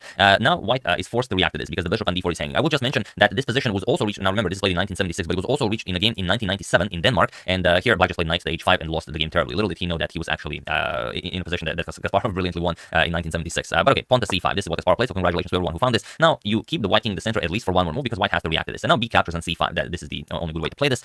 So what did you achieve by sacrificing the pawn here? Well, you've opened up the b file for your rook, but now comes the real shocker of the game, and that is knight captures on e4, again not allowing white to castle as the queen is hanging, so you have to react to this. So f captures on e4, this is the only good way to accept the sacrifice, and now Kasparov plays queen to h4 with check, and now pawn to g3. Now interestingly, pawn to g3 is the move that allows Kasparov to make something out of this attack. If white really wanted to survive, white would have to play bishop to f2, and then we just trade everything. Bishop captures on c3, bishop captures on h4, rook captures on d1 with check, king to f2, and now of course you have to pick up the queen, bishop captures on d2, rook captures on d1, and d captures on c5, and you can see that it's equal material. Of course that does not mean it's it's an easy game. Your opponent is still Kasparov, 13-year-old Kasparov, but still Kasparov, and you have 4 pawn islands. Kasparov has 3 pawn islands, so it would be very hard to play this. But okay, in the game g3 was played, and now for the second time in this video, pause the video and find the winning idea for Kasparov while I give you a couple of seconds.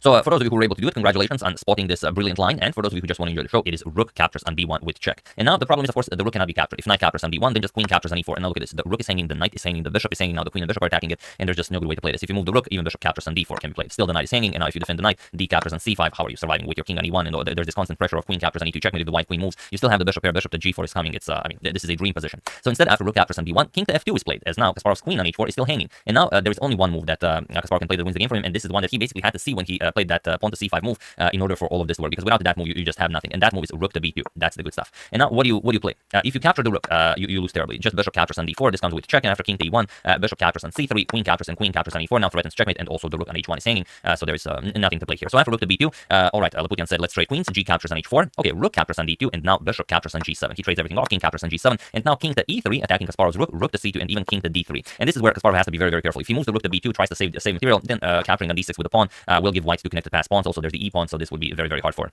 for black to stop. However, after king to d3, Kasparov just plays rook captures on c3, and doesn't shy away from sacrificing even more material this game. King captures on c3, and now d captures on c5. And now you have this position where the material is now equal. If you remember, Kasparov sacrificed the first pawn for the attack, then the knight, and then he just gave up the exchange here. But white now has 4 pawn islands, Kasparov has 3 pawn islands, and white also has a double h1. So black is definitely better here. How will Kasparov play this? Well, first we have bishop to d3 by Laputian, defending the e4 pawn. Now bishop to b7 goes after the e4 pawn. Rook to e1 defending, and now we have rook to e5. We have pawn to a4, and now pawn to f5. Now, of course, you cannot capture because the rook on e1 would hang. So rook to b1 goes after the bishop, and now bishop captures on e4. We have rook to b6, putting pressure on the a6 pawn, but now Kasparov just starts advancing his passed pawn. So pawn to f4, rook captures on e6, and pawn to f3. We have bishop to f1, but now bishop to f5. We have rook to a7 with check, king to h6, and now king to d2. Now Laputian has to do something to stop that passed f pawn, pawn to f2, and now bishop to e2. But now bishop to g4, Kasparov offers a bishop for the promotion of his passed pawn, bishop to d3, and now rook to e1. Now the f1 square is guarded by the rook, so f1 queen is coming if you don't do anything about it. So rook to f7, guarding the f1 square, and now comes bishop to f5. Only winning move, but not that difficult to spot. Now the rook no longer guards the f1 square, and you are ready to promote your pawn. So here a5, the a pawn starts marching forward, bishop captures on d3. This is even better. Because if you just bring your queen into the game, okay, bishop captures, rook captures, but you still have the rook, you still have to deal with the passed pawn, black would still be winning, but this is just much cleaner. Kasparov plays bishop captures on d3, rook captures on f2, as now the threat is just f1 queen, so rook captures on f2, and now it seems like Laputian found a way to stay in the game because Kasparov's rook is hanging and also his bishop is hanging, but even though there's only one move that again wins the game for Kasparov, it's not a difficult one to spot. Rook to f1, and he was in this position on move 38 that somewhat Laputian resigned the game, as there is nothing more to be done here. Now, whatever you do, you're not going to be equalizing the material, you can capture on f1, but then just bishop captures, and then if pawn to a6, you are in time to stop that pawn. Bishop captures on c4, a7, bishop to d5, guards the a8 square, and that's it. You will not be promoting that pawn. So really a remarkable attacking game by 13-year-old Garry Kasparov, who, I mean, look at this. He sacrificed the pawn, bishop to e2 was played, and then he spotted, I mean, look at this combo. c5 to open up the b file, then knight captures on e4 to open up the queen's diagonal, and just, set the entire board on fire. Queen to h4 check. Now, okay, if bishop to f2, the game continues, but g3, a suboptimal move was played, and then comes everything. Rook captures on d1, king f2, and now rook to b2, which Kasparov absolutely had to see when he played that pawn to c5 move, because if he didn't, well, there's just nothing for him here. Your queen is hanging, and your rook is hanging. You have to see this. So really a wonderful one. I don't know how it took me so long to cover this game, but there are so many games in the world that have been played, so there are many more great games that we still have to cover. So keep suggesting them. Use hashtag suggestion. You can send me an email. You can send me a message on Twitter, on any pretty much social platform, and I will look into it. So that's the game. Hope you guys enjoyed it. If you're a King's Indian player and you didn't know about this game, then I'm sure your day was vastly improved. But even if you're not, maybe you will consider picking it up, or maybe even just trying it in some of your online games. I would like to thank Richard Schwartz, Jonathan Bradley, Christopher Norris, Mokosoft, and Michael Arboy for your contribution to my channel. Thank you a lot. Really appreciate it. As usual, you can check two of my previous videos here. Thank you for watching, and I will see you soon. Continuing to check up on your wonderful suggestions and whatever else happens in the chess world. Thank you all. I will see you soon, and have an excellent rest of your day. Hello everyone, and welcome to an incredible game that was played in 1985. It was a very strong tournament in Huven, and here we have Alexander Belyavsky facing John Nunn. And the tournament was won by, not the two of them, the two of them actually shared second place. The tournament was won by, I don't want to trick you guys, so let me just check real quickly.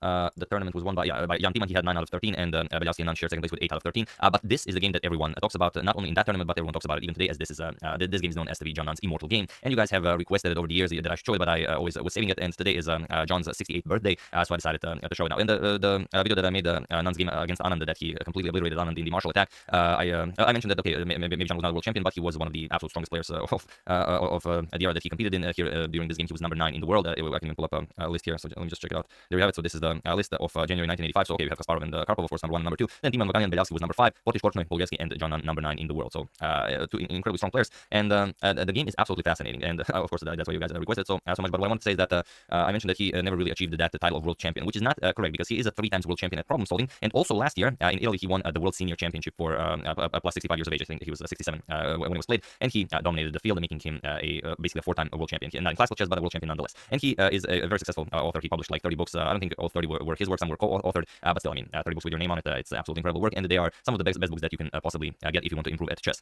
And yeah, I mean, aside from chess, this was played in 1985. In 1981, he was a lecturer at the Oxford University. He was the, as they say, he was the youngest player to enroll in the Oxford University since like 16th century. He enrolled at 15 years of age, and then in 1981 he decided, okay, I'm not going to be a professor anymore. I'm going to do chess seriously, and then he became a professional chess player. So already a very strong player here. Let's see why this game is so incredible and why everyone talks about it, and why this game and not so many others that he played, because he played incredible games, is considered to be John's immortal game. So let's check it out. Alexander has the white pieces, and he opens with pawn to d4. We have knight to f6, pawn to c4, g6, knight to c3, and bishop to g7. The King's Indian defense is on the board, and we have pawn to e4. Going for the standard stuff here. We have pawn to d6, and now pawn to f3. Alexander goes for the Belyavsky for the same variation against the King's Indian. We have castles, and now bishop to e3. These are all very standard moves being played even today, like pawn to e5, most popular here. You could go pawn to c5, knight to c6. John goes knight to b to d7. It's merely a preparation for c5. You will want to challenge white center at some point. So here we have queen to d2. You can castle queenside. You can also trade off your dark square bishop, so useful move. And pawn to c5, just going after white center. Alexander advances with pawn to d5. You don't have to do this. You could also just defend with knight g2, or you could even capture with d captures on c5. But this was principled at the time.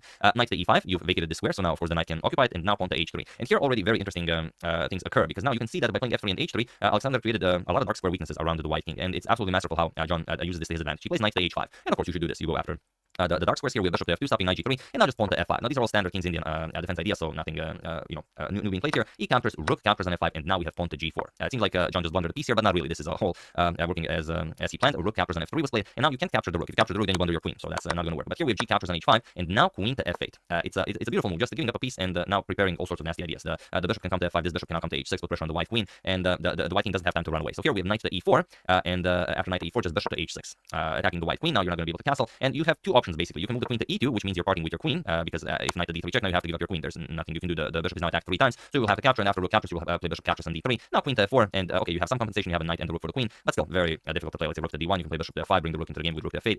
It's hard to imagine that white will be able to survive this. So instead, Alexander plays queen to c2, and now of course just mounting up the attack with queen to f4. This is a slight imprecision. I would just mention because this is well, the game has been analyzed so many times. Rook to f4 is the move you want to play here. John played queen to f4 with pretty much the same idea. He wants to play bishop to f5, but he doesn't want to play it right now while blocking his queen. So instead of rook to f4, he played queen to f4, but rook to f4 would have given him the best path to victory. For example, bishop g2. Now you play bishop to f5, and after white unpins, now you go b5, and you open up the position, you put the rook on b8, and this is how you enter the game. But okay, he played queen to f4 instead, and now the question is, how can Alexander defend? This is basically the one chance that he gave him where he could have defended, but he has to capture the rook. It looks like a silly thing not to capture the rook, and it's the only way for white to defend, but it's very hard to find. The problem is after knight captures on f3, and knight captures on f3 with check, you have to play king to d1, and now after bishop to f5, going after this knight, you have to play bishop to g3. This is the move that saves white, and you have to give back a little bit of material. Let's say queen to e3, queen to d3, you're just going to play queen captures on e4, and after black wins back the piece, bishop g2, and white survives. It's now a game, so nothing really is happening, but this was the only way to do it. However, he played knight to e2. He didn't calculate everything precisely, went for the queen, and here he thought, okay, now the queen's going to retreat, I'm just going to put the rook in g1, I'm going to play h captures on g6, I'm going to attack the black king, because I'm the one that wants to attack here, but John said, nope, rook captures on f2.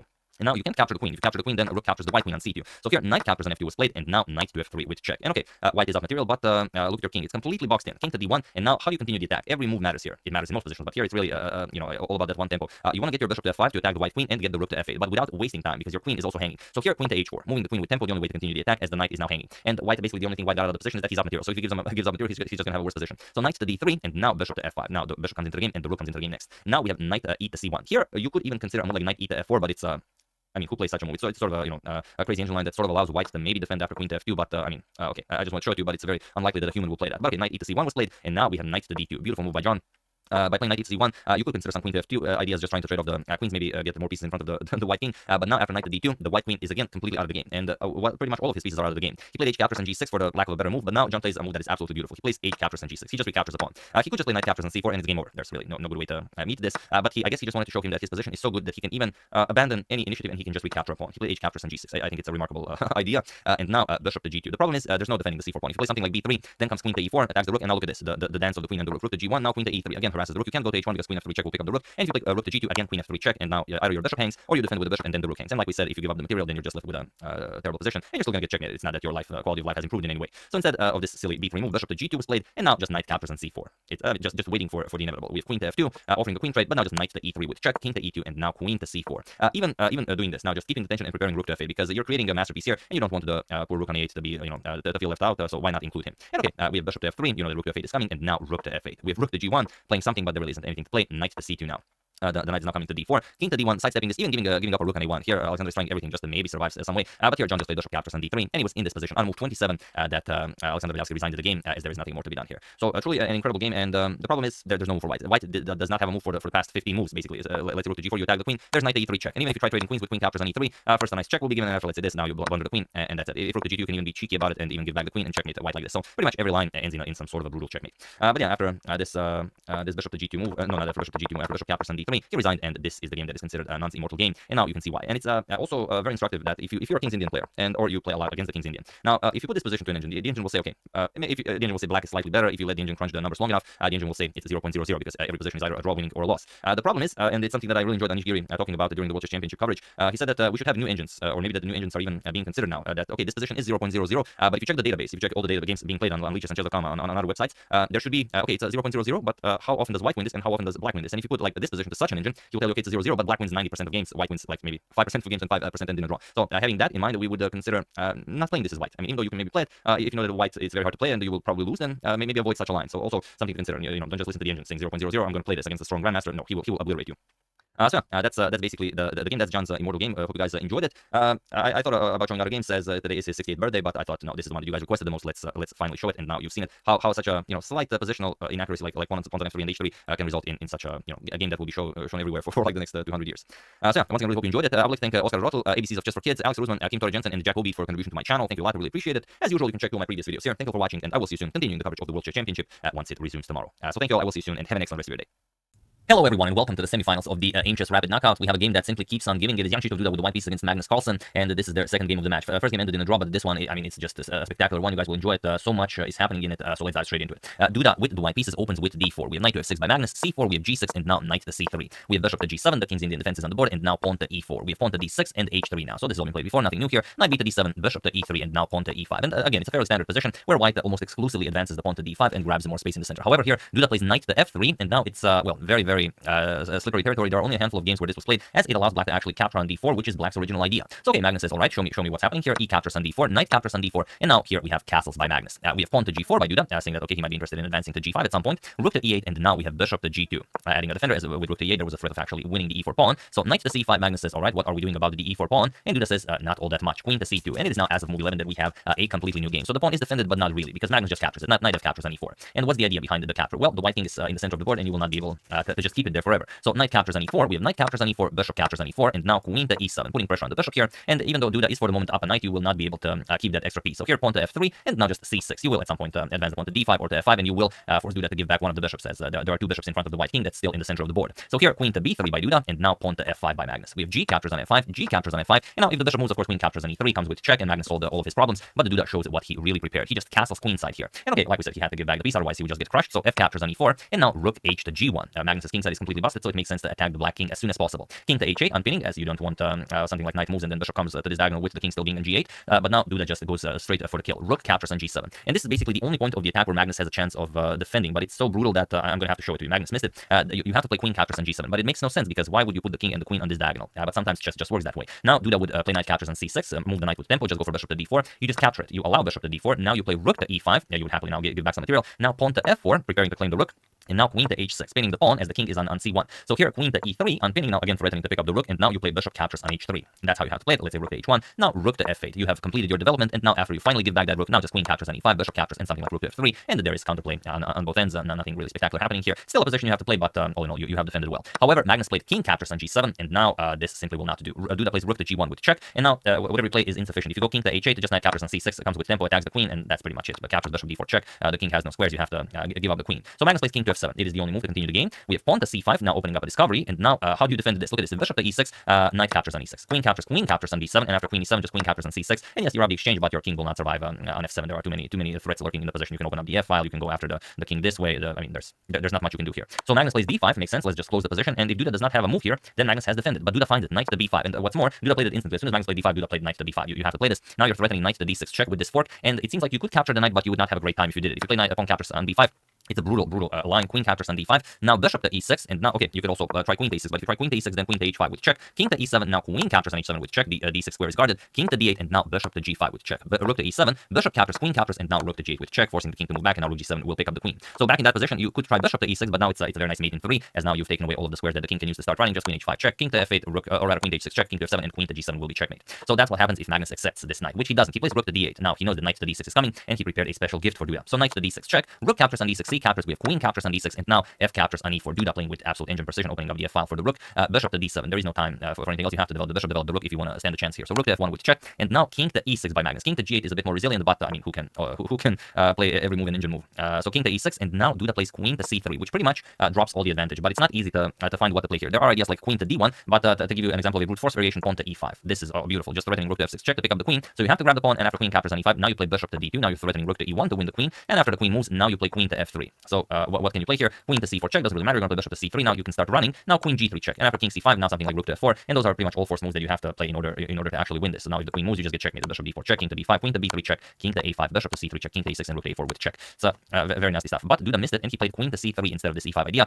Now Magnus gets a nice tempo to introduce his rook into the game. Rook to f8. We have e captures on d5, further opening lines towards Magnus's king. C captures on d5, and now rook to e1, threatening all sorts of nasty discoveries. So king back to f7. We have king to b1, not willing to see rook to c8 on the board, and now bishop to f5 with check. King to a1, and now rook to c8. All of a sudden, Magnus is finding moves that are very, very unpleasant for Duda. We have queen to d4, and now rook to c4, attacking the white queen. We have queen to d1, and now rook to e4, with some ideas of queen to e6, and then you will really have a hard time of moving this bishop, as well. If everything just gets traded, then you're left in a position where Magnus is up opponent, he has a passed d pawn. So here queen to b3 by Duda, still putting some pressure. We have b6, and now rook to f1, attacking the bishop. So king to e6, defending the bishop, and now the situation on the clock is completely crazy. Duda has some 30 seconds on the clock, Magnus 2.5 minutes. We have bishop to d2, and now queen to h2 by Magnus, putting pressure on the bishop, also putting pressure on the h3 pawn, and now just queen to c3. And you don't want to allow Duda to start checking you for the price of one pawn, so just rook to c4 by Magnus, and now we have queen to e3 with check, king to d7, and now rook captures on f5. And this is now incredible. After rook captures on g5, it is Magnus who is winning. Queen to g5 is the move you have to play here, but after rook captures on f5, now look at this. Queen to h1 check, bishop to e1, blocking check, and now rook to e4. So of course Duda saw all of this, but he found the rook captures on d5. And now Magnus has to play a move that, well, is maybe not what you would think. You have to play king to c6 here. And now after king to c6,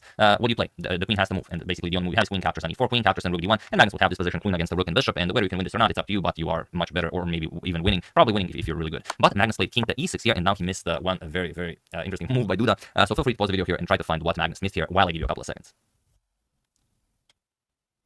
So for those of you who were able to spot this, congratulations on realizing that yes, the bishop on d1 will fall, but it's a matter of how you give it up. And for those of you who just want to enjoy the show, it is queen to b3. This is what Magnus missed, and it would not be possible had the king been on c6. And now the problem is if you just play rook captures on e1 with check, there's rook to d1, a counter check, if you will. And now after king to f5, you will just pick up the rook here. For example, queen to c2 with check, king to f4, queen to f2 with check, and the rook hangs. That's pretty much it. Whatever it plays, really matter. Yeah, rook captures, and you might even win the queen. So Magnus finds counterplay as he usually does. Queen captures on e1, and now rook to d1 opens up a discovery with check, king to e7, and now okay, you can't capture the queen just yet. If you capture the queen, then Duda just gets checkmated. So you have to be very careful. So queen to d5 by Duda, now very unpleasant, threatening all sorts of checks to the black king. We have queen to e2, getting the queen out of harm's way, and now rook to c1, now trying to go for sort of a checkmating attack against the black king. Rook to e6, and now queen to b7 with check. We have king to f6, and queen captures on h7. Duda even wastes a move to win a pawn, because if he's unable to checkmate to the black king, then this will turn into a pawn race. So here pawn to a5, as the a7 pawn is hanging as well, and now pawn to a3. Duda gets rid of back rank weaknesses, and now he will be able to lift that rook off of the c1 square. So here king e5 by Magnus, queen to g7 check. King to d5, we have queen to d7 check, and king to e5. So Magnus has to defend. The question is how can Duda push for the win here? Rook to d1, king to f6, now comes queen to d4 with check. We have king to f7, and now rook to g1, trying to get some rook to g7 action here. So queen to e5, blocking the queen's reach to the g7 square, and now queen to d7 check. We have rook to e7, and now rook to f1 check. King to g6, and now queen to d3 with check. We have king to h6, and now rook to g1, threatening mate in 1. So rook to e6, defending against this, and now queen to d2 check. We have queen to e3 blocking. Magnus would happily take this into a rook and pawn endgame, where he will fight against white's extra pawn. Now queen to g2 again, putting pressure on the black king. So now queen to e5, guarding this square, the rook covers this square, the queen covers this square, so you cannot deliver some sort of a nasty checkmate. Queen to g4, and now queen to f6. We have pawn to h4. Like we said, at some point the pawn will need to start marching forward, and now rook to e5 by Magnus. A very interesting option here was rook to e3. It comes with the threat of rook captures on e3, as the b pawn is pinned, and then you would really have to figure out what to play. If king to b1, then you have rook f3, and already you've improved your position by quite a lot. And if something like queen to g5 check, it's for example captures. It's, I mean, can you play this? Can Duda win this? It's probably a draw with perfect play, but definitely the best chance for Magnus. But he played rook to e5, and now Duda plays rook to d1. We have rook to f5, and now queen to c4. We have pawn to b5, attacking the queen, and now queen to c1 with check. King to h5, and now queen to c7. With some ideas of going queen to h7, but Magnus says you can do that. Pawn to b4. Rook to f1 was also an option, just trying to trade off the rooks. But now after pawn to b4, which is pretty much always great for you, queen to h7 with check. And now you can't really block with the queen because the rook hangs. So Magnus plays king to g4, and now we have queen to g8 with check. King to h5. Or rather, this line was not played just yet. This is what would have happened. Sorry, if b4 Duda actually played a4. If queen to h7 check, that's the point. Now king to g4, and if queen to g8 with check, king to h5, rook to d7. And now this actually would be winning for Duda. Sorry about that, as there is no defense against rook to h7. But it's not easy to spot this. You can give one check, but it doesn't matter. After king to a2, the queen is covering this diagonal.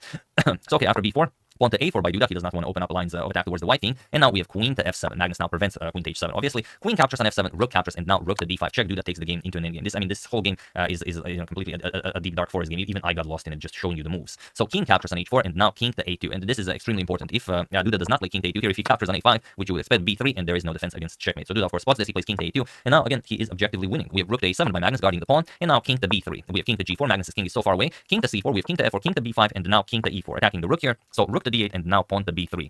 Getting that pawn away from the white king, and also hoping to at some point pick up the b2 pawn, and then you already have a passed b3 pawn. So here Duda has to play rook to b8 or rook to e8 check in order to still be winning. He plays rook to c8, which does not win him the game. Incredible as it is, rook to b8 is winning for a very specific reason. And now what can Magnus play? But you will see this better if I just show you what happened. If rook to c8, now Magnus can save the game by going rook to h7. And now what do you play here? If you just capture the pawn, king captures on a5, then rook to h2, and then once the b2 pawn has been won, then it's just a dead draw. So here, interestingly, if rook to g7 is played, now again doesn't really matter. But if king captures, that's a winning position. But if rook to c3, for example, going after this pawn, now you just play rook back to a7, and you don't get to win the b2 pawn, but you don't care if rook captures on b3, rook b7 with check. And now if king to c4, you just go rook captures on b3, king captures, and king d4, and this position is a known draw. If king to c2, you just block the king. If b3 check, you just go up the board, or even better here. And if king to c3, king to c5, you're stopping b4, and this is a dead draw. So that's what would happen. So after rook to c8, the move that allows Magnus to draw with a move like rook to g7. Magnus played king to d4, and this now again allows Duda to win the game because he has the rook on a7 to be used as a tempo gainer for the white king, which he goes for, of course. King to b6, now attacks the rook, and now it's similar to what we've shown, but after rook to h7, now Duda plays rook to c3. He doesn't grab the pawn, he goes after the b pawn, and now after rook to h8, king captures on a5, so Magnus will not be winning this pawn. We have rook to b8, now Magnus defends it, and now king to a6. We have rook to a8 with check, king to b5, rook to b8 with check, and king to a5. So Magnus still for the moment defending that pawn on b3, king to d5, and now we have rook to c7.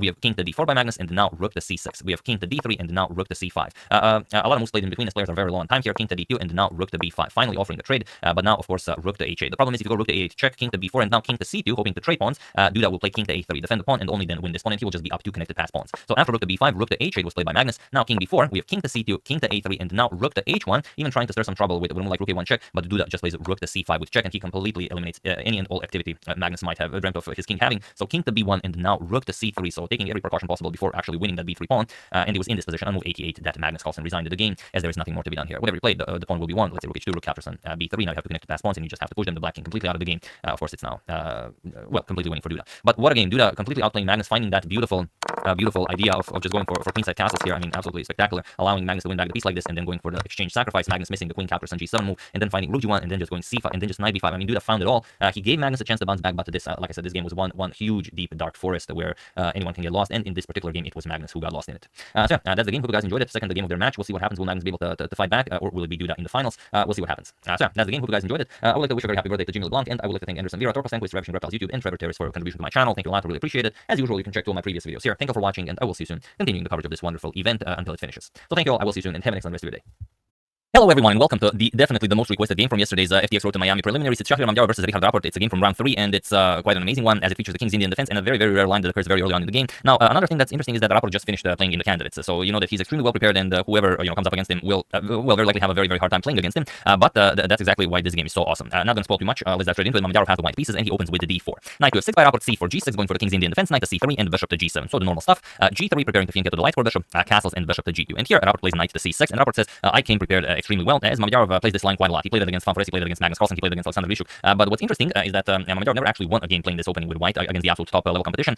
So he decides to deviate from his usual moves, and he just plays h3. And h3 is not a new move, but in top level chess completely unexplored. And after Rapport plays e6, it is now already as of move 6 that we have a completely new game. So whatever Rapport prepared for, Mamdiyar probably went out the window when Mamdiyar played this h3 move. So here we have e4, grabbing the full center, and now you might expect something like d6 or d5, but Rapport plays e5. He puts pressure on the d4 pawn, and he invites Mamdiyar to advance the pawn all the way to d5. So d5, knight to d4, and now knight to f3, attacking the knight here twice, but also going after the e5 pawn. So what do you play here? Well, you could play something like knight back to e8. It's been tried before. Not tried before, but the idea is a known one. The knight in some lines of the King's Indian goes to e8, then the bishop covers the e5 pawn, and also by extent the d4 square is covered twice. But here we have c5 by Rapport. And now what do you play here? Okay, it's an offer of a trade. So knight captures on e5, knight captures on e4. We have knight captures on e4, and the bishop captures on e5. And here Mamdiyar just castles to safety. We have d6, and now bishop to g5, attacking the queen, and queen to c7. Here things already start getting very, very interesting. Queen to b6 is a bit safer, but it's hard to realize such things when playing rapid chess. And here we have rook to e1. Queen to c7 can be exploited with a move like f4, and it's definitely a move you want to play. But the real idea is that after, let's say, bishop to g7, knight to f6 check. Of course, you do not want to give up your dragon. You're going to play king to h8, and now comes this very, very tricky queen to e1 move with the idea of g4 and queen to h4 going after the h7 pawn. It would be very, very hard for black to defend this. But okay, if you don't notice, this is rapid chess. It's quite a lot to spot. So rook to e1 by Mamdiyar, and now pawn to f5, challenging the knight here, knight back to c3, and the bishop to d7, just continuing development. Bishop to e7 now, attacking the rook, but doesn't really matter as the d6 pawn is defended. So rook to f7, and now comes the idea behind Mamdiyar's bishop to e7. It seems like a weird move because after the rook moves, you're going to have to move it back, then we can double up on the f file or play whatever. But the idea is rook captures on e5. This is what Mamdiyar had in mind. So now you have to capture back, d captures on e5, and now d6, defending the bishop on e7, attacking the queen, and also opening up this diagonal for the light square bishop. So here Mamdiyar's bishop pair is definitely a monstrous one. So queen to b6, putting pressure on the b2 pawn, and now not bishop to d5, going for this wouldn't really be all that impressive because we will happily play queen captures on b2, and you don't really care if bishop captures on f7, king captures on f7. It's perfectly fine. There's not all that much to worry about. It's black who is pushing with the knight here with the queen. The bishop is coming to c6, so it would be Mamdiyar who would be defending here. So here instead knight to d5, attacking the queen and forcing the queen to capture on b2. Now queen captures on b2, and now rook to b1. We have queen captures on a2, and now knight to f6 check. And now you have to give up the rook because the bishop falls for free. So rook captures on f6, bishop captures on f6, and now you have to be extremely careful. And the move you want to play here to avoid total annihilation is bishop to c6, which makes sense. You want to counter this strong light square bishop, as the dark square bishop already controls this diagonal. You do not want the light square bishop here on this diagonal. However, Rapport says, all right, that's really not all that big of a deal. I can always put my king to f8, and he played bishop to a4, and we've reached a position from the thumbnail. But now the problem is Rapport is completely busted. Mamdiyar actually has a forced checkmate in 9 moves, and it is truly a spectacular one. So feel free to pause the video and try to find this incredible idea while I give you a couple of seconds.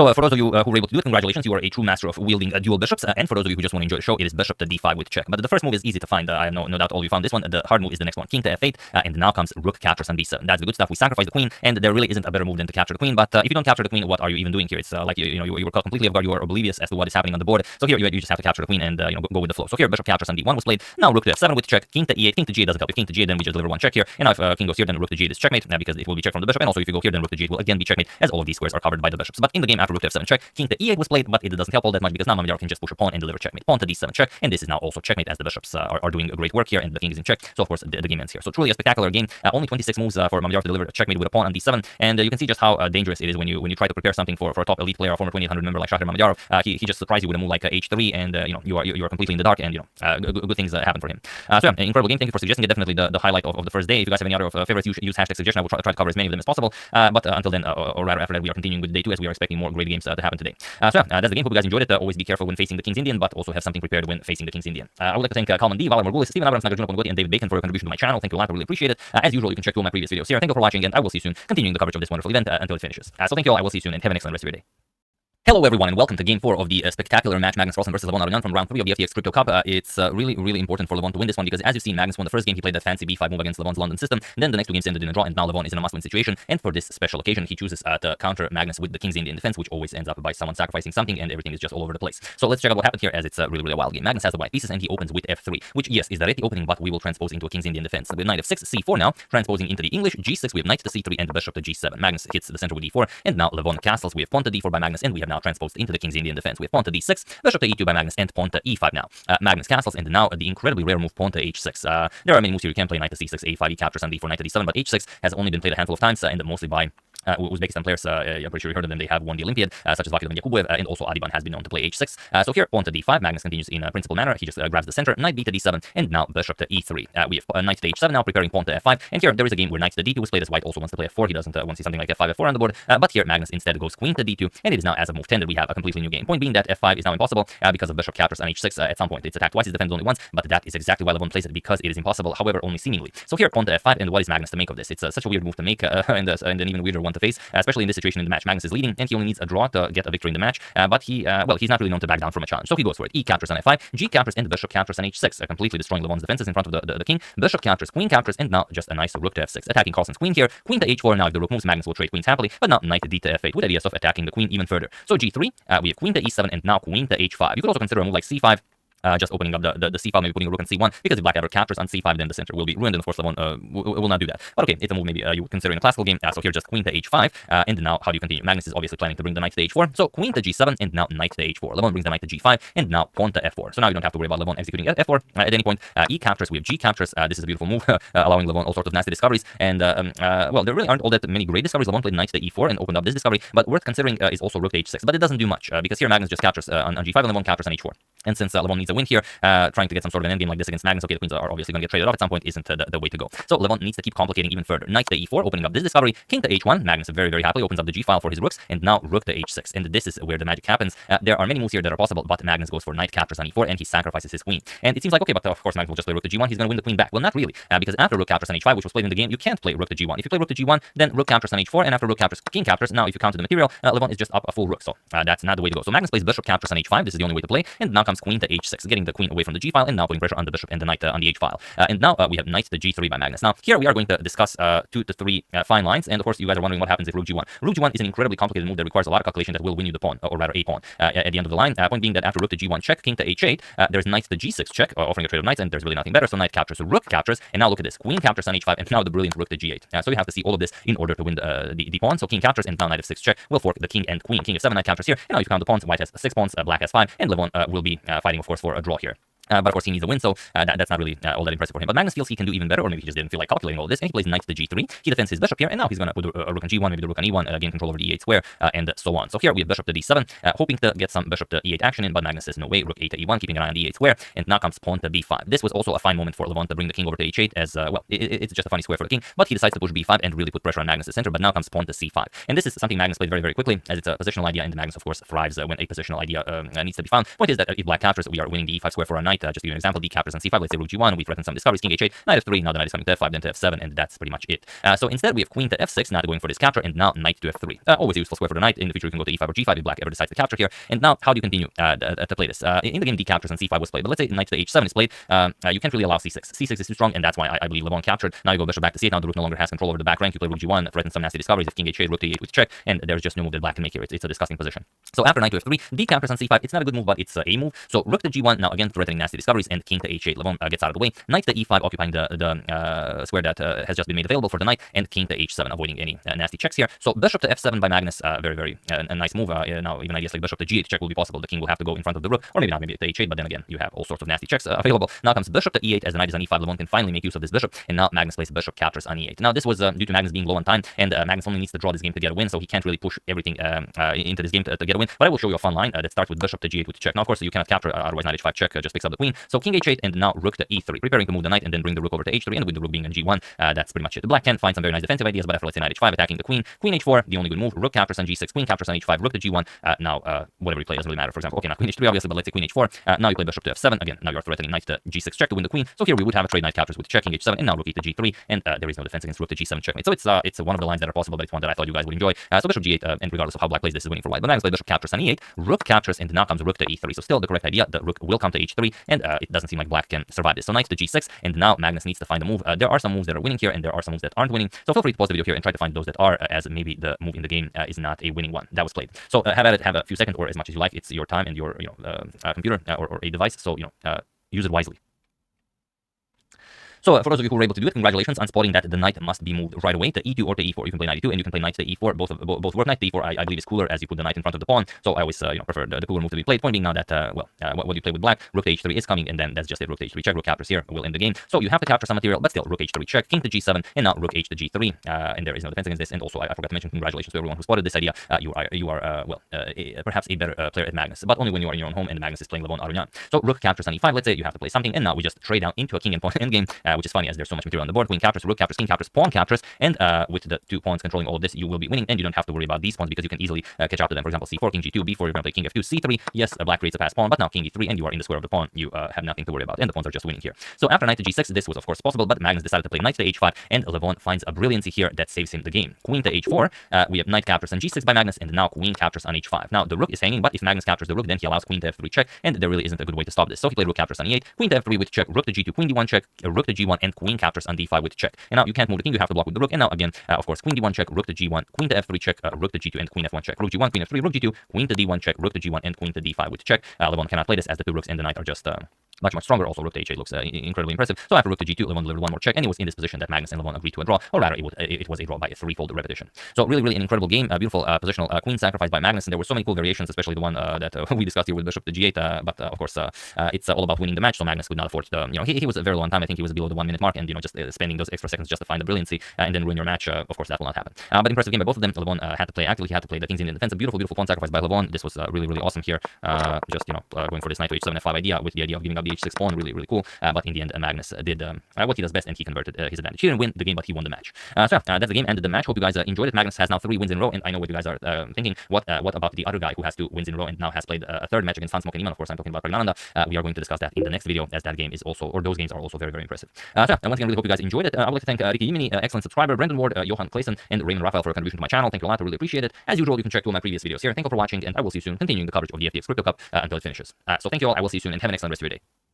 Hello everyone, and welcome to the second game of the second match of the finals of the Who You Lose Their Generation Cup between Magnus Carlsen and Arjun Erigaisi. We've seen what happened in the first game. Magnus won very convincingly, and now Arjun must strike back. If he does not, if Magnus wins this game, then the match is over, because Arjun needs to win this match in order to force tiebreaks, as he lost the first one. So now what he has to do is either win or draw, but most certainly not lose.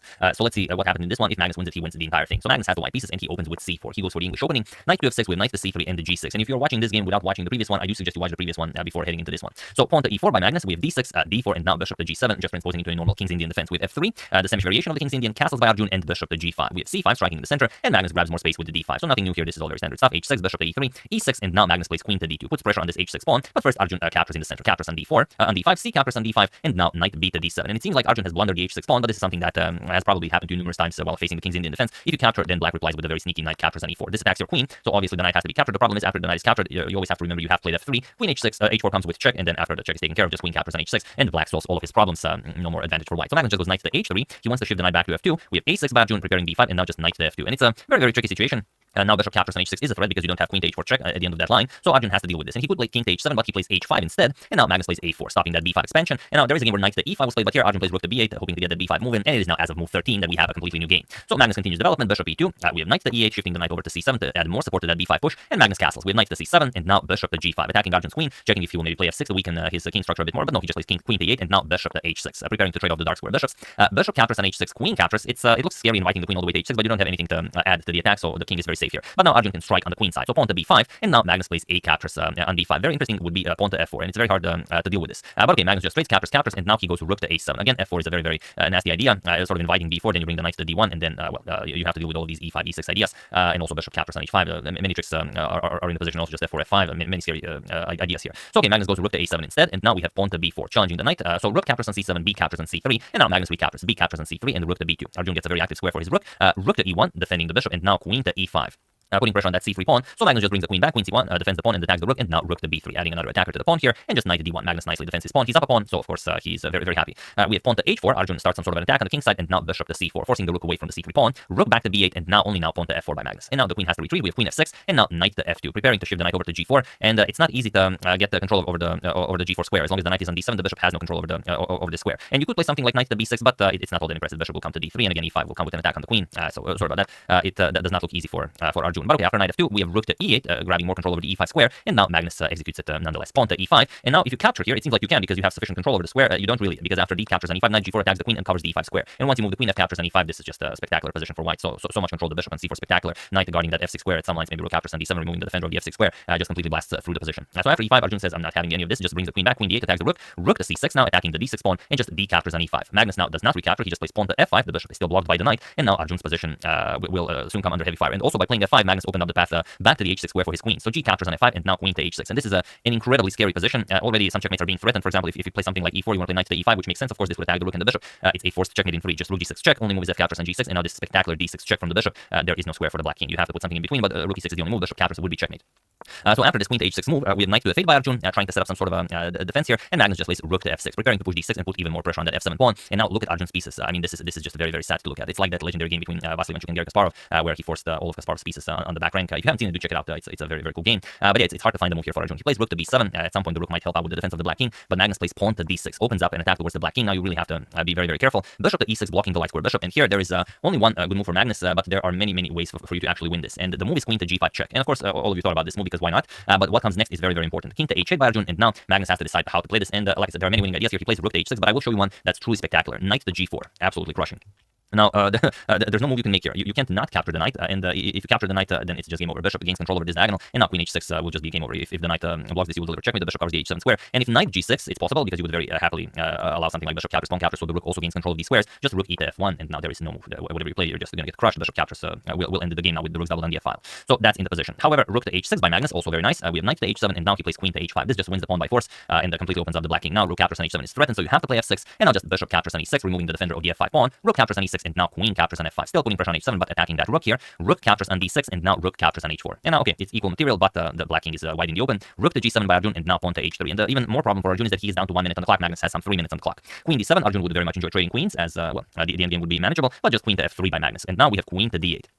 He's preparing f5 to put pressure on this rook, but interestingly, f5 was a possibility even here. You try and you give up a little bit of material. For example, rook captures on e5. Now you double up on the g file, and it looks like you are back in the game. But there is this very silly king to f1 move, and the black does not have anything. It's just very, very sad. If you play rook captures on g2, of course, rook captures on h7, and that's it. If you capture here, then the rook is unguarded, and if king captures, then just queen to h5, checking to g8, and rook e8 forces black to give up the queen. It's very, very unplayable. So queen to d8, Arjun prepares f5, and now Magnus just brings another attacker in. Knight to e4 attacks the rook on d6. Now Arjun plays f5, attacks the knight, and exposes this queen to rook threat. And now, okay, Magnus trades. Knight captures, queen captures, and now rook captures on e5. We have knight to g5 attacking the queen. queen, and here just rook to e8 with check by Magnus. And now what do you play? Do you run? Do you block? Problem is if king to h7, it's just a very forcing king hunt. Queen captures king h6, rook to h8 with check, knight to h7, and now queen to e6 with check. King g5, now knight to f5, and you really don't have anything to look for here. The queen is attacked, the rook is hanging. You can play something like queen to f4, but then h4 with check, and now after king to g4, so many awesome ideas like knight captures and g7 opening up a discovery. It's just a merciless king hunt. So after rook to e8 check, rook to g8, but now Magnus very happily trades down, captures queen to d5 with check, king to h8, and now queen to e5 with check, king g8, and now knight captures on f5, attacking the queen and just enjoying his extra pawn, but also threatening checkmate on g7. And Arjun is just finished. He tried knight captures on h3 with check, trying to get some sort of a perpetual, as if he can save the game, he continues the match. But after captures here, we have queen to g5 check, Magnus just blocks with queen to g3, and now it was in this position on move 52 that Arjun Ergaisi resigned the game, and with it the entire match, because Magnus now leads 2-0, and it is impossible for Arjun to win the second match in order to force tiebreaks. So here, of course, you will have to trade. There's nothing you can do. If you move the king, you just lose the queen, so captures, and of course you have an endgame where you are up a pawn and the knight. That is completely winning. So yeah, great showing by Magnus in the finals. Arjun played a spectacular chess in the preliminaries, and I mean throughout the entire year he just crushed everyone. And in the preliminaries he only lost, I believe, the game to Magnus. It was that first game, also in the opening they played in the first game in the pits. But other than that, he just completely crushed the event. But now in the finals against Magnus, like he said, he couldn't get out of his head that he was playing against Magnus. He couldn't just focus on playing chess. He came under the influence of the Magnus effect, as so many before him have done so. But yeah, very nicely played by both of them. But Magnus was a little bit better, and he wins very cleanly. He only needed 2 games to take the second match. On the first day he won 2.5 to half, and now second day just 2-0. So truly impressive stuff. And other than this, winning the event, Magnus also said that he will be giving more information regarding the drama that has shook the core of the chess world for the past 2 weeks. Probably tomorrow, but maybe not tomorrow. But that he will at some point give us more on the subject. So we'll see what happens. Maybe he does, maybe he doesn't. Who knows what the future holds. But one very interesting thing that was asked to Magnus in the interview after the match was, as there is soon to be a chess boxing event where Lawrence Trent will be fighting. I can't remember the name, but he will be fighting someone. I know the guy just have a problem remembering names. He's with Eric Hansen in the chess bros. Come on, man. Yeah, I can't seem to remember the name, but there will be a chess boxing match, and they've asked Magnus who would be his preferred opponent if he were to have a chess boxing match. To which Magnus replied that someone actually had a beef with him in the past, and that they wanted to fight him not just over the board but also in person, and that's all the information that he's going to give. So if you know who this person is, do share in the comments, as no one really knew what he was talking about. Maybe they do, maybe just I didn't know what he was talking about, but obviously he had a beef with someone. So very interesting stuff. Yeah, Aman, yeah, of course, Aman, yeah, I remember it now. Yeah, Lawrence Trent will fight Aman in the finals of the event, so it should be very interesting. It will be, I believe, in November or December, something like that. But yeah, if you know who Magnus was talking about, do share in the comments. Will be very interesting to know. So yeah, that's the game and this short coverage of the entire User Generation Cup. Hope you guys enjoyed it. Quite a lot of games that we've enjoyed. Very nicely played by everyone, and I really enjoyed these matchups with the younger players, Pregnananda, Gacy, and Vincent Keimer and everyone. Christopher Yu just challenging the older generation, not just the older like Magnus, but older like Vasily Vanchuk and Boris Gelfand. So really just a wonderful event. So yeah, that's the game and match and a little bit of extra info. Hope you guys enjoyed that. If you have any idea who Magnus was talking about, do share in the comments so we can all enjoy and increase our vast knowledge. I would like to thank Ankuman Shukla, Henry Spraggins, Mr. Robert De Crown, Sara Medrata, and Michael Owens for a contribution to my channel. Thank you a lot. I really appreciate it. As usual, you can check 2 of my previous videos here. Thank you for watching, and I will see you soon. Continuing to check up on your wonderful suggestions and whatever else happens in the chess world. So thank you all. I will see you soon, and have an excellent rest of your day. Hello everyone, and welcome to an absolute thriller from this year's Chess Olympiad that is going to be played. It is Pragananda versus Jalkir Sindarov. It is India 2 versus Uzbekistan, and it is the match that everyone's absolutely been waiting for. So I thought that we were going to be showing the game from board 1 first, as that's the one that everyone is expecting the most, where Gukesh is playing against Abdusattorov. But this game is not only incredible, but it also will have a great effect on what happens in that game. But we're going to discuss this a bit more after we check out the actual game. So let's dive straight into it. Pragu has the white pieces, and he opens with d4. Sindarov replies with knight to f6. We have c4, g6, knight to c3, and bishop to g7. And yes, I have improved the quality of the audio, but it was such a silly mistake that the quality was bad that I'm even ashamed to talk about it. So let's just continue. We have pawn to e4, we have d6, knight to f3, and here castles. This is all very standard stuff. King's Indian defense, the absolute main line, bishop to e2, and pawn to e5. Pretty much played exclusively here. We have castles, and now we have a move that is extremely rare. Here, you usually play with the knight. Knight to c6 is the most common idea, knight to e6, the second most common, knight to d7, third most common, but h6 has been played only a handful of times, and also in a match between an Indian player and against an Uzbek player. Here, the game has, this position has been reached in a game between Gukesh and Nodirbek Yakubov in the 2021 FIDE Grand Swiss, where Yakubov won with this h6 idea against Gukesh. So Pragu will have his hands full with this one. Rook to e1, knight b to d7, and now in the game that we mentioned, Gukesh versus Yakubov, bishop to f1 was played, but here we have queen to c2 by Pragu, and it is now as of move 9 that we have a completely new game. So let's see how the game continues. Sindarov replies with rook to e8, d captures on e5, d captures, and bishop to e3. Just nicely continuing development. We have pawn to c6, now countering the knight on c3, and now we have knight to a4. By playing c6, you have also weakened b6 to some extent, and now Pragu wants to play c5 and grab full control over d square. So queen to c7 and pawn to c5. We have b5 chasing away the knight, but now c captures on b6, a captures on b6, and now pawn to h3, taking away the g4 square from black's pieces.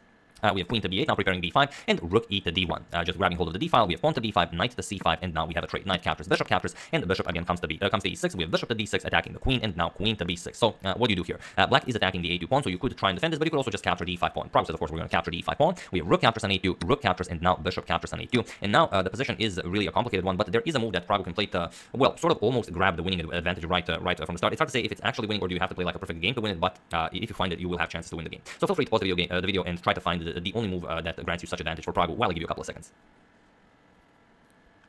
So for those of you who were able to do it, congratulations on spotting that you can trap the bishop on a2. And for those of you who just want to enjoy the show, it is bishop captures on f6. This is very important as we eliminate a very strong attacker that is attacking the pawn here, and also the bishop on f6 will give us a valuable tempo for pushing this pawn to e5 in some variation. So bishop captures on f6 and now pawn to b3, just threatening to win the bishop here. And okay, if the bishop is defended, you can't really play rook to a1 because the bishop covers that square. But now we already said if the rook joins the defense, then e5 can be played, and then you no longer control the a1 square. So there are many options here. For example, if rook to a8, black is just lost. We just play e5, bishop to e7, now rook to a1, the bishop will fall, and if queen to a5 defending, now we just play queen captures on c6, and now the b5 pawn is hanging as well, and black's position is just terrible. So here, Sindarov plays queen to a5 right away. It is the absolute best way to defend. But now, not rook to a1. First, Prago plays queen captures on c6. There's always time to further attack the bishop because now the rook is hanging. So this is grabbing a pawn with tempo. Rook to e6 attacks the queen, and now queen to c8 with check. King g7, queen back to c2. Now preparing rook to a1, and the queen to a3, saying, okay, protect my bishop. I'm just going to capture this pawn on b3. So e5 now, absolute strongest by Prago. Bishop captures, knight captures, rook captures, and now comes queen to c3, just pinning that rook on e5. And how do you continue this? The problem is if you play something like f6, which of course is possible, there's a very nice bishop captures on b5. And now how are you defending? It's just impossible. If queen captures on b3, you can just go rook d7 check, and if king to f8, okay, you don't have this because the rook can just block with rook here, but you can play queen c7, and that's it. This is an idea. This is an idea. I mean, so many ideas here.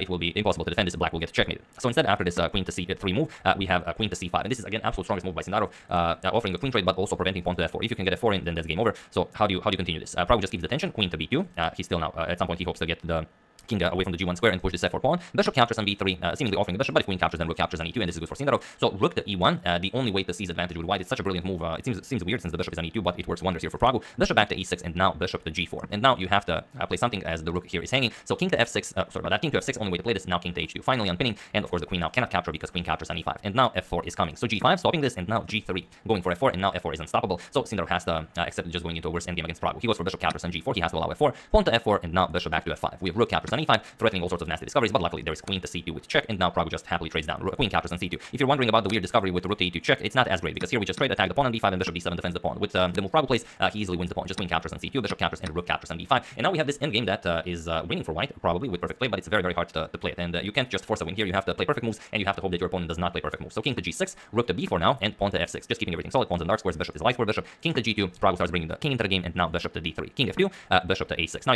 Sindarov has to wait and see what Prago will do.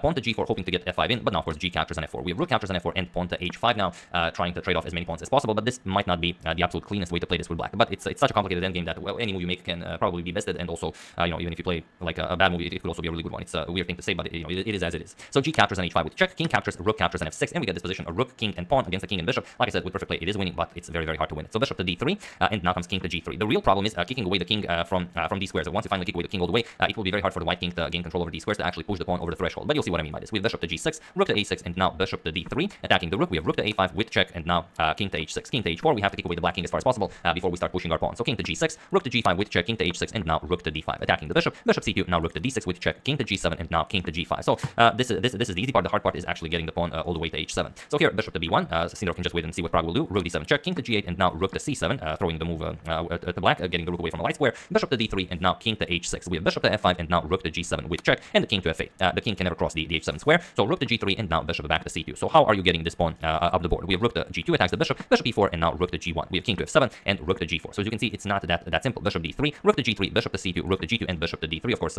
Joker would very much enjoy a repetition of moves, but Prago has to play for the win, of course, as his position is winning. So rook g7, king to f8, and now rook back to g3, attacks the bishop, bishop to c2, and now Prago cannot afford to keep attacking the bishop as he might risk a threefold repetition, so pawn to h4. The pawn now starts marching forward, but still, how will it ever cross the h7 and h6 squares? So king to f7, rook to c3 now, going after the bishop, bishop e1, and rook to f3 with check. King to g8, we have rook to g3, check, king f7, and now rook to g7 with check. King f8, and now rook back to g5. King to f7, and now you could easily make a mistake here. For example, if you play h5 here, it's a draw. There's no winning this because now the white king is completely boxed in. You can't go to g6, you can't go to h7, and good luck playing this. For example, bishop d3, rook to g3 attacks the bishop. We're going to play bishop back to b1, and if rook f3, even king to g8, again, you are never touching any of these squares. You have to go back with the king. So here, Prago plays the winning move, and it is very, very exemplary. King to h5. Now the king has to go the other way around, and then the pawn can start marching forward. You do not want to trap your king on h6. So here, king to f6.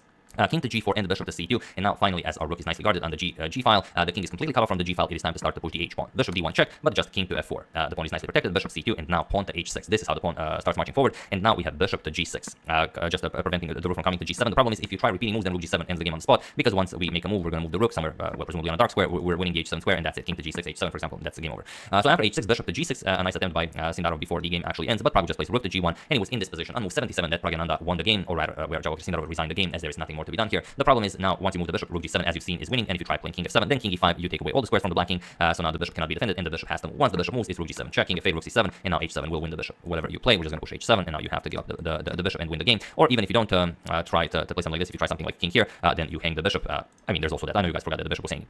So yeah, after rook to g1, Sindor resigns, and a brilliant victory for Pragyananda that is not only important for him, but for Team India too as well, as currently the clash between Gukesh and Abdusattorov is being fought fiercely, and now the result of this game, Pragyananda versus Sindorov, will have a great effect on the game between Gukesh and Abdusattorov, as now Abdusattorov cannot afford for the game to be a draw, otherwise India will win the match. So could anything could happen in that game? It is most definitely the one I'm showing you after this one, so stay tuned for that. It's coming very, very quickly.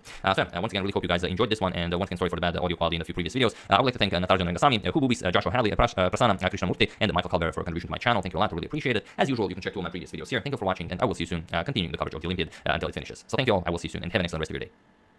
Hello everyone, and welcome to a video long overdue, but I've been really under the weather lately and I couldn't record, my voice wasn't working, but some of you have already started wondering if I'm alive. I decided to throw in a video, even though I was planning on relaxing for a few more days, but I did not finish the saga of the finals of the Speed Chess Championship between Magnus Carlsen and Hikaru Nakamura, and it was one of the most thrilling matches I have ever seen, and if you guys haven't seen it, do check out the original footage on chess.com. It's 3 hours, but you will enjoy every second of it, because it's the same as every match in the Speed Chess Championship. First, an hour and a half of 5+1, then 60 minutes of 3+1, and then 30 minutes of 1+1, the slowish bullet. And these are the scores of every time format. So in 5+1, Hikaru beat Magnus with an incredible result of 6.5 to 2.5. Then Magnus retaliated in the 3+1, but only with a result of 6-4. And then in the 1+1 segment, Magnus won with a result of 5-4. But it was so intense. So Hikaru had a 4-point margin going into 3+1. Then Magnus lowered it to 2. And then in the bullet section, Magnus equalized at some point. But then Hikaru won 2 games. Magnus won another one. And then this was I'm going to show it to you. Interestingly, Magnus switched shirts after he lost so badly in the 5+1 section. So he switched shirts for the 3+1 section. Thought that maybe it would bring him more luck, and it did. But yeah, this is the position here of the final game they played. So if Magnus manages to win this one, and he is up a queen for the moment, even though his queen is hanging, but even after this check, Hikaru is getting checkmated in a few moves. But the entire match can only last up to 3 hours, and that clock ran out before Magnus could finish checkmating Hikaru, even though he still had time on his clock for the actual game. But those are the rules of the event. And okay, some of you have been saying that Hikaru's been using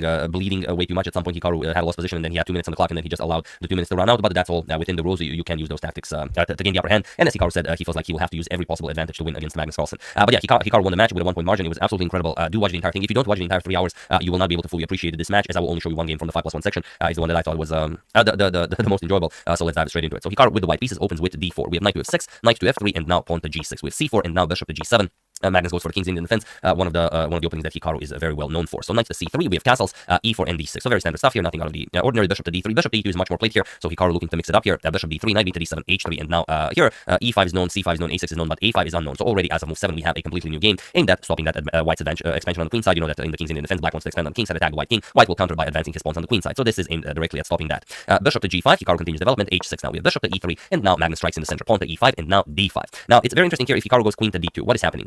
It's a very complicated line, and that's why I think Hikaru avoided it, even though it should be very good for white. Let's say e captures, knight captures, and now you play rook to e8. You allow the h pawn to be captured, but if bishop captures on h6 and bishop captures, queen captures, there's knight to c5. And now the pawn on e4 is attacked 3 times, and also the bishop on d3 is hanging, so black would have a very, very nasty counterplay here. So that's why Hikaru goes for the standard stuff. He advances the pawn in the center, pawn to d5, knight to c5, and now bishop to c2. We have knight to h5 and g3, and you will see how this g3 move will come in handy very, very, very quickly. Now the question is, and always this is the question, can black execute f5? And here it would be a bit premature. I will just show it just to give you an example of what's happening. Let's say e captures, bishop captures, now we're going to play knight to h4, put pressure on the bishop and the g6 pawn, and after bishop captures, queen captures, g5, you will win this beautiful f5 square for your knight. That's of course if black plays this to absolute perfection, which is not the case more often than not, but white would be okay even if black did. Now let's say queen d7, you attack the knight to g4, and if knight to f4, you can simply play bishop captures and c5, d captures and castles queen side, and white would have this incredible position with a monster knight on f5, and black never having the option of playing b5 because white just controls the square too much. So that's what you would get. So that's why Magnus continues development, bishop to d7, queen to d2, and now king to h7. We have castles by Hikaru, and now pawn to a4 with ideas of a3, king to b1 by Hikaru, and now Magnus goes for queen to f6. He puts pressure on the f3 knight, even though a3 is definitely a viable option. For example, a3, b3, knight a6, you're going to shift the knight over to b4, and black will have very nice pressure. Okay, after king to b1, we have queen to f6 going after the knight, and Hikaru defends it. We have queen back to e7, and now knight to h4 by Hikaru. And here, Magnus played rook f to b8, getting ready to bust open the position on the queen side.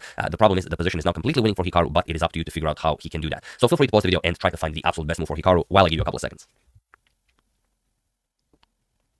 So for those of you who were able to do it, congratulations on spotting this amazing knight offering. And for those of you who just want to enjoy the show, it is knight to f5. Absolutely incredible. And if you let the engine crunch the numbers here, I mean, it's a blitz game, of course, you can't possibly calculate everything. But even if you allow the engine to crunch the numbers, like let's say to depth 45, the engine will say, okay, grab the knight, but it's still bad for black because this is just an amazing position. For example, g captures, queen captures on h5. You can never play f4. That's why the g3 move comes in handy. And if black starts attacking on the queen side, which is black's only option, then you're just going to capture. And okay, now you've prepared the advancement, so you can start capturing. Let's say captures, queen captures on f5 with check. And after king g8, look at this bishop d3, forces the rook away from the 5th rank, rook b7, and now you're going to capture the knight. Captures, and rook d2, and you never have to worry about not a thing. A3 is now met with B3, and once you put the bishop on C4, there's nothing black can do to break through on the queen side. Once the bishop comes to C4, that's just it. There's no attack happening, and white is just much better on the king side. Everything is coming forward. So that's why after knight f5, Magnus tried queen to e8, but this also allows Hikaru a very nice knight captures on g7, knight captures and just strikes with f4. We have b5, Magnus starts counterattacking on the queen side. Now bishop captures on c5, d captures into d6. Hikaru frees up the d5 square for his knight. C captures on d6 and knight to d5. So he gives up a little bit of material, leaves his king vulnerable a little bit, but he gets very nice counterplay. Now knight f6 is a huge threat, and Magnus plays queen to d8. The best way to parry knight f6 is knight to h5. Point being that if you play g4, then knight captures on f4, attacks the queen and the knight, so you don't have to worry about that.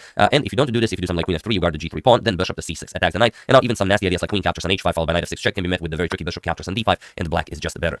But Magnus didn't find knight to h5, he played queen to d8, and now we have f captures on e5, knight to e8, now guarding the f6 square, and e captures on d6. We have b captures on c4, opening up the b file for his rooks, queen captures on c4, and now bishop to e6. And here, with e5, Hikaru's position is just a dream position, but instead he goes queen captures on c5, and now Magnus plays knight captures on d6. But still, if Magnus found rook to a5, this would be still a very tough game for both of them. For example, queen to c3, now you double up rooks for free here, you're attacking the b2 pawn, and if b4, let's say a captures, bishop captures, now you can play bishop captures on d5, and after rook captures, only then knight captures on d6. That's how you win that pawn. But of course, impossible to find in blitz. Knight captures on d6 was played right away, and now it's Hikaru to take everything for himself. He plays e5. Which isn't the most precise way, but it's blitz. If you're interested, rook h to f1, incredibly difficult move to spot, but you will realize why in a second. It covers the f6 square, and now look at this. If you attempt rook to a5 now, which is basically black's only counterplay, now you have queen captures on d6, and after queen captures, knight f6 check, and after king g7, rook captures on d6, with your knight on f6 being defended. That's why rook h to f1 is so strong, but of course, who spots this? He goes pawn to e5, attacks the knight, and now Magnus plays rook to b5, attacks Hikaru's queen, and now we have knight to f6 with check.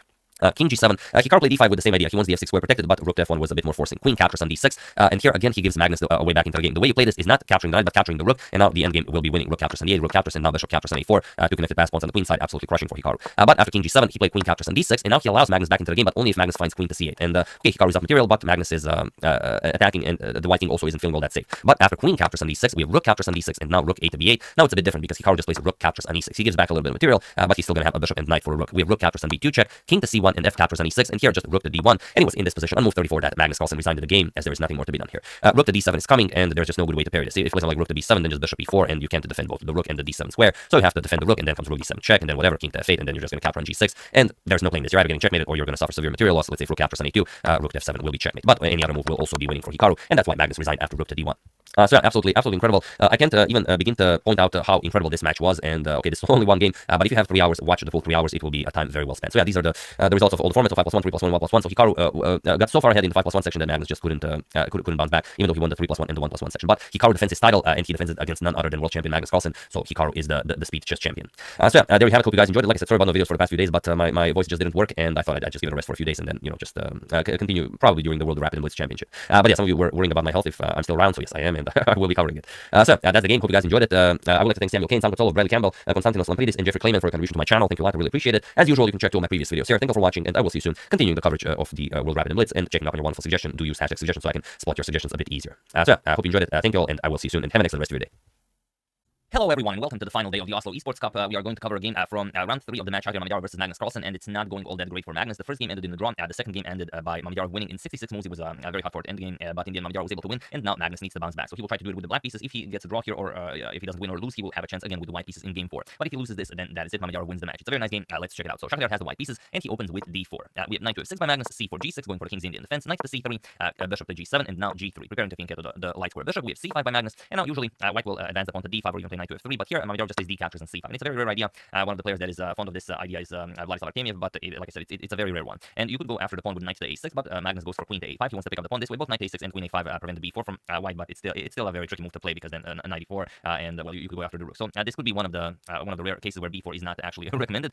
So bishop to g2, and now Magnus picks up the pawn. Queen captures on c5. We have bishop to d2, and Magnus castles. Rook to c1, d6, and now pawn to b3, adding more defense to the c4 pawn. And now it's Magnus to move. He plays knight to c6. We have knight to f3. Mamadjarov also ready to castle now. And here you could play something like d5. It definitely makes sense. You want to open up the position. Rook to d8 makes sense. The queen is on d1. But Magnus goes for queen to h5, and it is actually only now as of move 10 that we have a completely new game. So his idea is that how does he develop the light square bishop? Well, if Mamadjarov castles, he's just going to play bishop to h3. But Mamadjarov says not so fast. Let's play h3 first. And now what do you play here? Magnus plays h6, and now even g4, forcing the black queen away from such an active square. So Magnus goes all the way back. Queen to c5. Now bishop e3 again attacks the queen. We have queen to a5 now with the potential of some nasty discoveries if the knight moves from f6. So Mamadjarov adds another defender to the knight. We have queen d2, and now h5. Magnus strikes against the white king side, and it's Mamadjarov to counter this. So he plays g5. Of course, he doesn't want to open up the king side. Knight to d7, and now knight to d5. Here, Mamedyarov is playing very, very cheeky, as he's already leading in the match. He's offering a queen trade, and even though queen trade is the probably the best Magnus can do here, it's not all that impressive if one wants to win the game. So Magnus goes back, queen to d8, but now it's Mamedyarov who takes the upper hand in position with knight to d4, knight to c5 by Magnus, and now knight captures on c6. We have b captures and knight to b4. Now going after the c6 pawn, and you should just play bishop to b7. But here comes a very, very interesting moment that happens very often in chess. Magnus plays queen to c7, and Mamedyarov just trusts Magnus. So here we have bishop captures on c6, rook to b8, and now of course the threat is just rook captures knight here, and then we're going to pick up the bishop, and Mamedyarov just brings the bishop back. And here Mamedyarov kind of blindly trusts Magnus because instead of moving the bishop back, you could play knight to d5, and all of a sudden white controls all of the squares. And what are you going to do? You're going to move the black queen back, but then of course you control all of these squares, and white's position is just excellent. Of course, you capture the bishop, then knight captures, and e7 check picks up the queen. So a very, very interesting moment in a game, but it happens. So when your opponent grabs a piece, he hits the piece on the board, and don't just trust your opponent. Always check if there's something hidden. So okay, Mamedyarov goes back, bishop to g2. Now comes a5, kicking away the knight, knight to d5, attacking the queen, and here Magnus decides to go queen to a7. You could also bring the queen back to keep an eye on d7 pawn from here, but Magnus decides to put it here, and this is already very, very dangerous. And Mamedyarov only castles. You could play knight f6, and it's a super tricky idea. The problem, okay, if you capture, then queen captures on d6, and that's it for black. There's really not much you can do here. The problem is after knight f6 check, Magnus could just go back, king to h8, and now the game still continues. You will have to castle and pile up on this attack. So Mamedyarov figures why not start with castles. We have castles now, and bishop to e6, going just developing and connecting rooks now. So even if you try something with knight captures here, then you will be able to connect the rooks, and the knight will be nicely defended. So rook f to d1, and now bishop captures on d5 by Magnus, c captures, and rook to b4. Magnus figures out how to activate the rooks. Rook to c2, Mamedyarov will now double up on the c file. Rook to c8, and rook d to c1. We have bishop to e5, and now we have rook to c4. So what can Magnus play here? He plays queen to b6, and now Mamedyarov just trades rook captures on b6. Here again, it's a very interesting position where Mamedyarov doesn't really have to rush anything. It's definitely him who has the upper hand, and he could just play f4 and improve his position before whenever he wishes, he can just trade on b4, bishop g7, then bishop b3, king g2. He can improve his position as much as possible before actually capturing on b4. But it's a rapid game. Of course, he wants Magnus to burn his time as well. Rook captures on b4. We have a captures on b4, and now we have rook to c4. So okay, the pawn on b4 is very nicely placed. Now maybe black can go after the a2 pawn, but also it's a target. So here bishop to c3, now comes queen to c2, and queen to a5 now. We have bishop to e4 now, putting pressure on the g6 pawn, so you can even imagine a move like bishop captures and g6 being played. So king to h7, and now, okay, Mamedyarov says that's a very good spot. I'm going to play bishop to f3. Now the threat is, of course, bishop captures on h5 as the g6 pawn is pinned. So king back to g8, and here bishop e4. Magnus repeats, Mamedyarov repeats, Magnus repeats, and now Mamedyarov doesn't want to repeat with the white pieces because then Magnus will get a chance with the white pieces to try and win, and also his position is just much, much better. So king g2, and here Magnus has to be very, very careful, but his position is worse regardless of what he plays. He plays rook to a8, and this allows Mamedyarov a very specific set of moves that will force Magnus into a terrible, terrible position. So feel free to pause the video here and try to find this only idea for Mamedyarov to seize the initiative while I give you a couple of seconds. So for those of you who were able to do it, congratulations on spotting this wonderful idea. And for those of you who just want to enjoy the show, it is bishop captures on c5. That's the good stuff. Of course, the queen can't capture, so you have to recapture with the pawn. And now pawn to d6, and this is now very, very serious trouble for Magnus. The engine gives a4 as the absolute strongest, but this is a very positional idea because black's position is already so bad. So of course you can't capture because then the bishop hangs, and you no longer have to worry about your a2 weakness. However, for a practical rapid game, d6 is just as crushing. The problem is you can't allow this capture. For example, if you trade queens here, captures, we're just going to play a captures. And now how do you stop e8 queen? You can't play king to f8, and you can't play rook to a8. So this would be completely winning for Mamedyarov. So after d6, Magnus captures on d6, and now just the bishop captures on a8. We have queen captures on a8 with check, king g1, and now Magnus plays d5. And probably Magnus already gave up on the game here, but if he was still mentally in the game, he would probably play bishop to d4. And then it's not so easy for white to prove that the rook is better than a bishop in this position because the rook is just stuck here. You're threatening d5. It's a very, very tricky position to play. But Magnus decided to play d5, and although this does advance the pawn further, it does give the white rook just a lot more space to work with. So here rook captures on c5, d4. Now comes queen to d3. We have queen captures on a2. Now comes rook to c8, check, king to h7, and here Mamedyarov played queen to f3, and he was in this position, in the position from the thumbnail that Magnus Carlsen resigned to the game, as there is nothing more to be done here. He will get checkmated, or he will suffer severe material loss, and that's just it. There's no way out of this. So very nicely done by Mamedyarov, winning game 2 and 3, and thus winning the match without allowing Magnus to try his chances with the white pieces in game 4. So really wonderful stuff. For those of you who always enjoy when I finish the games, there's really not all that much for black to try here. There aren't any tricks or anything. You play, let's say, queen a7, you guard the f7 pawn as the white queen is attacking that. We're just going to play queen f6, and that's it. I mean, now you can just start playing some silly moves, but other than that, you really don't have much other choice. So after queen to f3, Magnus resigns, and a brilliant victory for Mamedyarov, who crushes Magnus in the final round of the Oslo Esports Cup.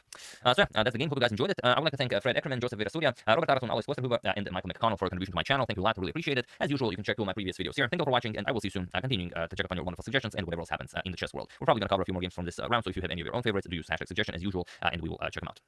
Once again, hope you guys enjoyed it. See you soon.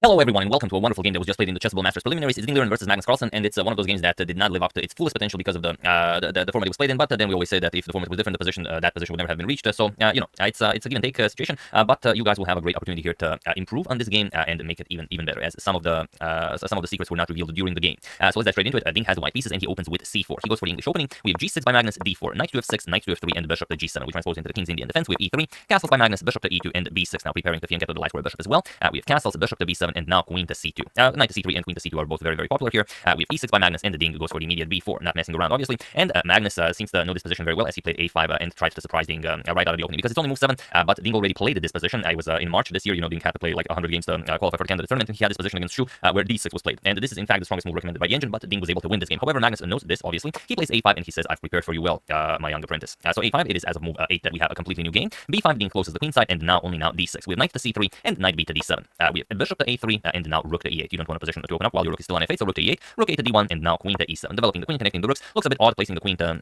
such a square that the bishop has access to, but Magnus is saying there's no way this position opens up anytime soon. And now comes rook f to e1. Now, the tricky move was not rook f to e1. The tricky move is actually knight to e5. We have to take advantage of the queen being on e7. As for the moment, it is a silly square for the queen, and our real goal is to put a knight on c6. And then, well, black would, Magnus will even either have to allow the knight to remain on c6, or we're just going to put it on c6, black will capture, and then Ding will have a beautiful bishop put on this diagonal. So that's one way to do it. But okay, it's a rapid game. Rook f to e1, and then now Magnus strikes in the center with e5. And okay, d captures on e5. We have knight captures on e5, so no danger here.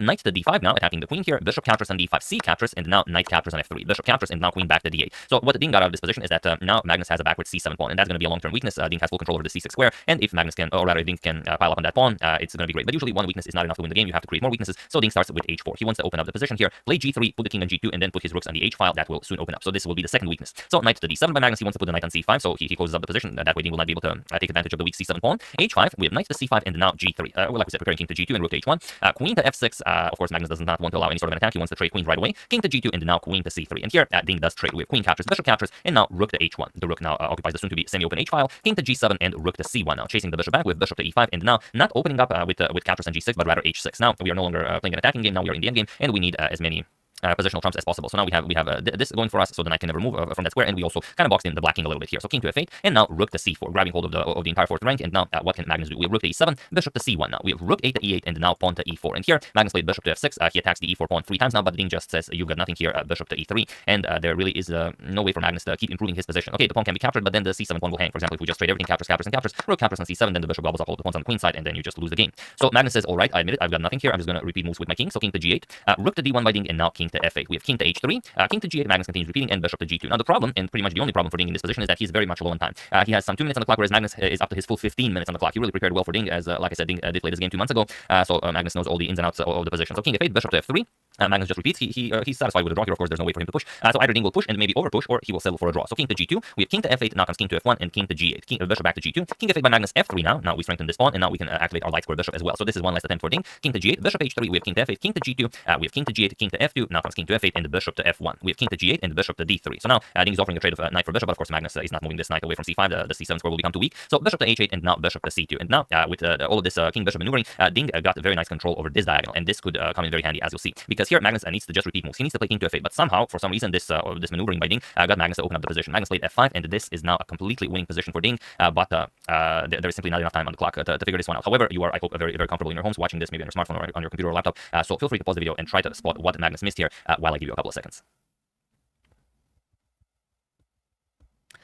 So for those of you who were able to do it, congratulations on solving this one, and I really hope you took your time with this one, because it's just beautiful. And for those of you who just want to enjoy the show, it is bishop to g5. But the first move of this tricky variation is not the difficult one to spot, it's the second one that's difficult. So after rook to e5, and this was played in the game, now Ding repeated bishop to f4, but this is not the move that we were looking for. The true move that you had to find after bishop g5 and rook to e5 is e captures on f5, but this seems like too much to give black, because now rook to e2, and it seems like white might be in trouble, but this is exactly the line that we have to explore, because after rook to e2 check, king to f1 and rook to h2, now we want to play rook to e2, and it doesn't seem like the white king will be able to avoid all of the checks. However, there is the very forcing f captures on g6, now rook to e2, g captures on h7 with check, king to f7, now rook to f4 with check, king to e8, and now the beautiful bishop g6 check, king to d7, and now bishop to f5 with check, king to e8, and it seems like white has nothing better other than repeating moves here and claim a draw, but there is a bishop to h3, and this is the move that allows the white to win the game, and this is of course the move that Ding did not have enough time to calculate, because who would see all of this? But now you've taken away the g2 square from the black rooks, and there is no perpetual here. Of course, if the bishop is captured, we're going to gobble up the rook, and once one check is given, there are no more checks, and that's it. Now white will just easily win the game. So what you would do after e captures on f5 is there's nothing better than g captures on f5, and now we have this very nice rook to d2. Now we're saying, okay, now there's no counterplay, and if you look at the position, there's really no good move for black here. Black is completely tied down. For example, rook to f8, we want to add more protection to the f pawn. We're going to play bishop back to e3, prepare the march over g pawn, and after something like rook back to e7, we're going to play, of course, pawn to g4. Now we're just threatening to win a pawn here. So there are two options. One is to play bishop to f6, but this will not work, because after g5, the tactic that black would have in mind, rook captures on e3, doesn't really work. King captures, bishop captures on g5 with check, hoping to win back the material, but now just f4,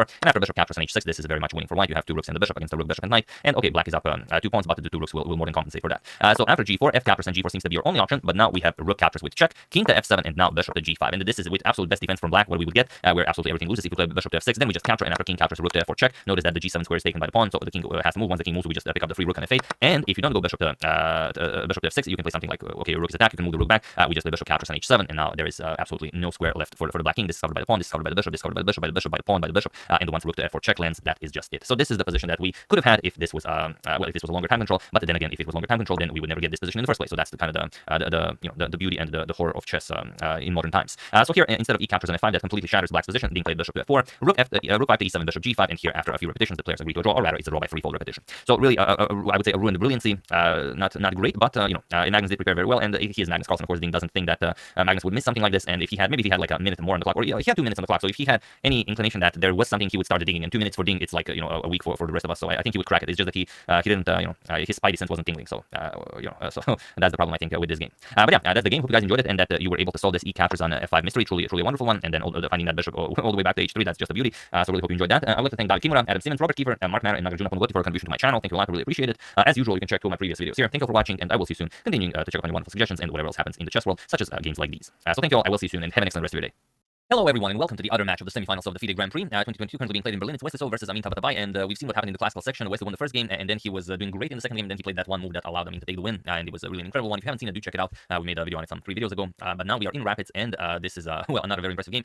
Most often in chess, the greatest part of a chess game isn't actually played, but we have to see it during analysis, and here I prepared one such move. You will be extremely impressed by it, and you will, well, really want to tell everyone you know about this great idea. So let's dive straight into it, but before that, just a quick news, info basically on what is happening with Ding Liren. He's currently on 8 points out of 9, so he won 7 games and drew 2 games, and he's doing very well. He's almost on 28-10, so he's on 28-9 rating, and he's doing extremely well. If he continues this, he will be well in time to qualify for the FIDE Candidates Tournament. So that being said, let's check out the game and see what this is all about. Wesley has the white pieces, and he opens with d4. Knight to f6, we have c4, g6, knight to c3, and the bishop to g7. We have the king's Indian defense on the board, e4, and then now d6. We have knight to f3 and castle. So this is all very standard stuff, nothing new happening here. Bishop e2, knight b to d7, and we have castles. Black strikes in the center with e5, as black usually does in this line of the king's Indian. Bishop to e3, and then now c6. White grabs more space in the center, plays d5, and now black closes the center with a move like c5. We have knight to d2, and then now usually knight to e8 is played here. You want to free up some room for this pawn to be pushed to f5, but here we have king to h8, still not a new idea. And here bishop to g5 and a3 are the moves that are usually played, but here Wesley plays a move that has never been played before, and that is pawn to g4. So as of move 11, we have a completely new game, and it counters black's most usual idea against this line, which is to move the knight to e8 and strike here with f5. So this kind of prevents this, but not really. Maybe it even encourages this. Who knows? But Wesley prepared it, and it's up to Amin to figure out what to do here. So he starts with knight to g8. If you go knight to e8 now, then it's not as great. White will just play king to h1, and then for example, if you strike with f5, it might not be so great. We're gonna play g captures, and now after e captures, you don't have this bishop to capture the rook. You might have to capture with the rook, and then this is a funny looking position. The rook can come to g1, not something maybe that you would want to do. So instead of going back with the knight there, after g4 we have knight to g8, and now after knight to f3 we have knight to b6. So now we clear this room for the bishop. Now bishop controls the f5 square, and we are preparing f5. So h3 by Wesley, as the g4 pawn was also attacked, and now pawn to f5. We have g captures, e captures, and now bishop captures on f5. We have knight to g5 by Wesley, maybe with some ideas of bringing knight over to e6, but for the moment not really. The knight is perfectly fine here. If needed, maybe we can shift it over to d6 square. Maybe we're going to put it on e4. Maybe the other knight is coming to e4. All depends on what black plays. So bishop to h6 going after the knight, and queen to d2. Now defending the knight, we have queen to d7, putting pressure on the h3 pawn, and here king to h1, asking black, are you maybe interested in this nice h3 pawn? But it's not something that you want to grab. Then rook to g1 is coming, and you are only helping white to develop and attack your king. So here black has a brilliant idea, and that is bishop captures on g5, bishop captures on g5, and now comes the brilliant idea that was not played in the game. So I'm not going to tell you what was played in the game. Rather, feel free to pause the video here and try to find the absolute best move to win the game for black, really, because this would be very difficult to parry. While I give you a couple of seconds.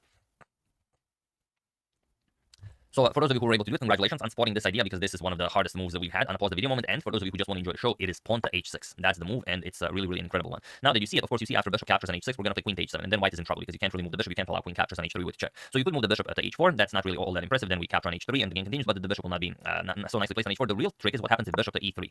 Here the thing is knight captures on c4. We give up the knight, we attack the bishop and the queen here, and after bishop captures knight on c4, then comes bishop to d3. I mean, absolute madness, giving up the bishop as well. The bishop, of course, cannot be captured. Now queen captures on h3 is a threat, and if we play something like bishop captures, then white will get checkmated. King g1, queen g4 check. We're going to move the king wherever. Now rook f3. White will get checkmated very soon. So instead, after bishop to d3, white will have to play something like king g2, guard the h3 pawn, but still, it's not all that much. First, we're going to capture the bishop on c4, and now after the rook moves, let's say rook to g1. Now we play knight to e7, and we prepare to pile up on the white king. So this is an incredible line, and it would be well, simply outstanding if I mean found this, for example, king h2, rook f3 is coming, going after the h3 pawn. White has to defend this, rook g3, then queen f5. We prepare to bring the other rook into the game, rook 8 to g1, but it's just rook to g8, and all trades, of course, favor black. There's not much for white to look forward to here. So if this was possible, however, it's a rapid game. Of course, you can't waste all this much time calculating all of the bishop's retreats and finding all these nice ideas like sacrificing the knight and then trying to give up the bishop. I mean, absolute madness. So bishop captures on h3 was played, which is not a bad move. It just allows Wesley to bounce back in the game. Rook to g1, rook captures on f2, and now queen e3. We have rook 8 to f8. Black is getting a lot of development in, and a lot of moves aimed at attacking the white king.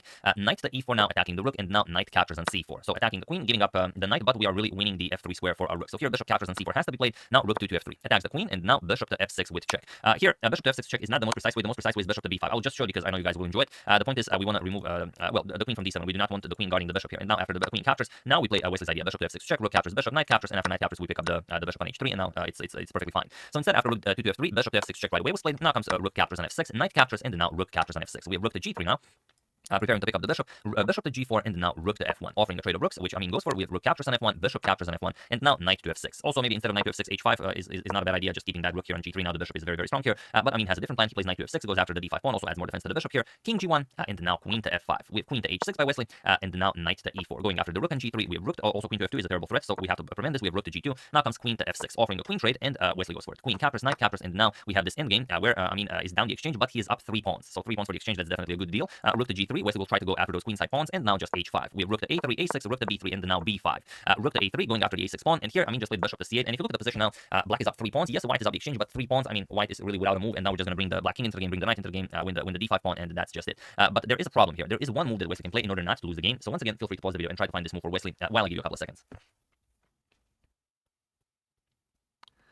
So for those of you who were able to do it, congratulations on realizing that the bishop is on the same rank as the king. And imagine if the rook was here, then you would win the bishop. So having that in mind, congratulations to everyone who found bishop captures on d5, as this is the only move that doesn't lose the game for Wesley. A captures on b5, of course. Now comes rook to a8. We are picking up this bishop, king to g7, and now rook captures on c8. And now, okay, it's still pretty good for black, but it's much easier for white because now white has a very strong weapon that he can utilize, and that of course is the soon-to-be passed a pawn. So king f7, now comes rook to b8, attacking the pawn, b4, and now pawn to a4. We've created a pass pawn. B captures on a3 opposite, b captures on a3, and now knight captures on d5. So again, black is up 3 pawns, but the passed a pawn could be very dangerous. So Wesley starts pushing it. King to e7, a5. Now comes knight to b4, guarding that a6 square, and rook to b6 by Wesley. We have king to d7, and here Wesley pushed the pawn to a6, and now the only way to play this with black is to capture the pawn. You capture the pawn, and then you try to fight this out. Rook captures, you're going to push c4, maybe try and get those pawns on the board. It's not going to be easy, and it should be a draw, but with a low time on the clock, it's never certain. And Wesley had plenty of time on the clock. He had some 4 minutes, I think, whereas it was already down to 10 seconds, and he played knight to d5. Knight to c6 is still fine because you can always capture the pawn on a7. But after knight to d5, there's a problem. Wesley just played rook to b8, and it was in this position on move 47 that Tabatabai resigned the game, as there is nothing more to be done here. The problem is now there's no way to give up the knight for the pawn. If you try king to c7, you attack the rook, we just play a7. And now if knight to b6, hoping to pick up the queen once you promote, white will of course just capture the knight. King captures, we bring the queen into the game. And another thing, after rook to b8, for example, knight to c7 can be played, but now we just play a7, and after king to c6 or whatever move you make, if you don't move the king, of course, then we're just gonna pin the knight, and then after the king moves, we're gonna capture the knight and then promote our pawn to a queen. If king to c6, then we pin the knight this way. We just play rook to c8, and then after king b7, going after the pawn, we capture the knight. King captures, pawn promotes to a queen, and that's it.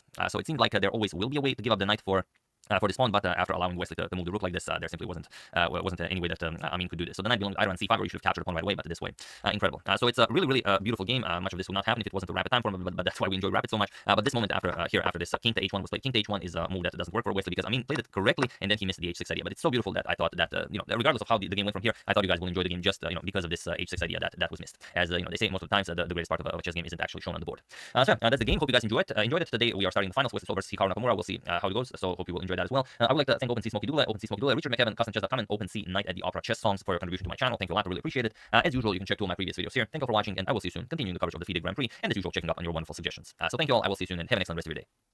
Hello everyone, and welcome to another incredible game from the Superbet Chess Classic. This is round 5, and it's Bogdan Daniel Deak versus Alireza Firuza. Deak being the local hero. If you remember from the previous video where we covered his game, I mentioned that he went undefeated in the 2021 edition of the FIDE Grand Swiss, where he got 6 draws and 3 victories against very strong opponents. And so far, he played 4 games in this impressive tournament, and he got draws against Nepo, Aronian, and Mamedjarov, and he defeated Raport in the game that we've covered. And now he faces Alireza. So Deak has the white pieces. It's quite the game. Let's check it out. So here we have d4, knight to f6 by Alireza, c4, g6, going for the king's Indian defense, knight to c3, bishop to g7, and e4 now. So this is the standard stuff. D6 with bishop to e2, Alireza castles, and now there are a couple of very popular options here. For example, knight to f3 and bishop to g5 are the absolute top moves that are being played here. You can also play f4, which is somewhat rarer. You can play g4, which is very rare, and you can play h4, which is extremely rare. And that's exactly what Deak plays. And he says, I'm not afraid of you. He's lower rated than most of these players, but not by much. He's like 26.75, I believe. But I'm going to check. I don't want to trick you guys.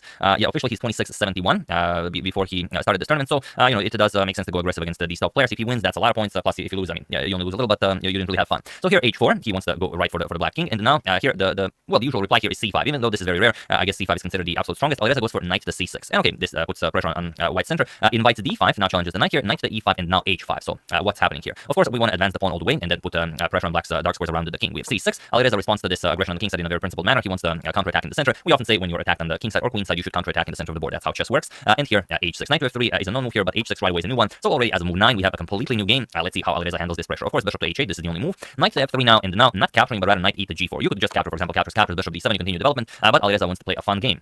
So knight 8 to g4, putting pressure on the f2 pawn. Now queen to b6 could be a very unpleasant move.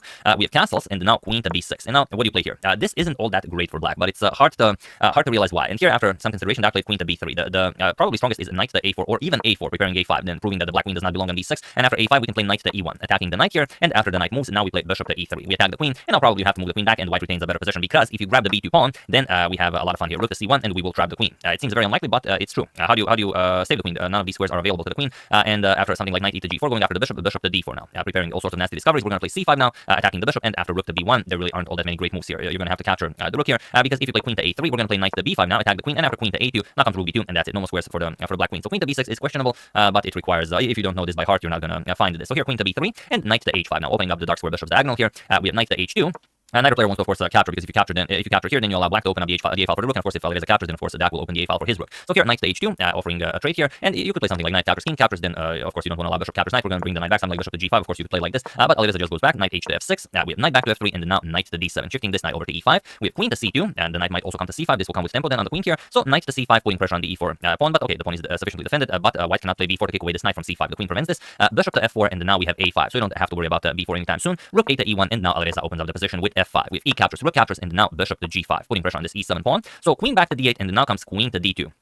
Here, interestingly, bishop to d3, although it looks incredibly impressive, attacks the rook and also the e7 pawn, it's not all that impressive. We're just going to play knight captures on d3, and now, what do you play? The problem is you have to play queen captures on d3, and that's why it's not all that scary. If you had bishop captures on e7, it'd be great, but there's knight captures on e1, a nice in-between move going after the queen here, and after rook captures, we're going to play queen to d7, and not much to show for. Black is just completely winning here. So after queen to d8, queen to d2, and now we have queen to f8, putting more pressure along the f-file. Bishop to d1, now finally going after that e7 pawn, and rook to f7. Alireza has to defend it, and now comes pawn to b3. And here, interestingly, knight to e4 is incredibly strong for white. To give you an example, knight captures on e4, rook captures on e4, and now what can black play here? Well, black could go for something like, let's say, bishop to f5. We're going to attack rook, and after the knight moves, what does black do next? It's just very tricky. We're going to play rook to e1. We're going to put pressure on the e7 pawn, and that is a backwards pawn. You're not going to be able to advance it, so it's going to be very hard for black to withstand this. However, after rook to f7, b3 was played, and now we have knight captures on h6. Idea being, of course, that if bishop captures on h6, we're going to play bishop captures on c3, attack the axe queen, and after queen to e3, or if you capture, of course, queen captures on h6, but probably queen to e3, and now bishop back to g7, and Alireza is very happy now. But instead, we have d captures on c6, b captures on c6, and then now comes knight to d4.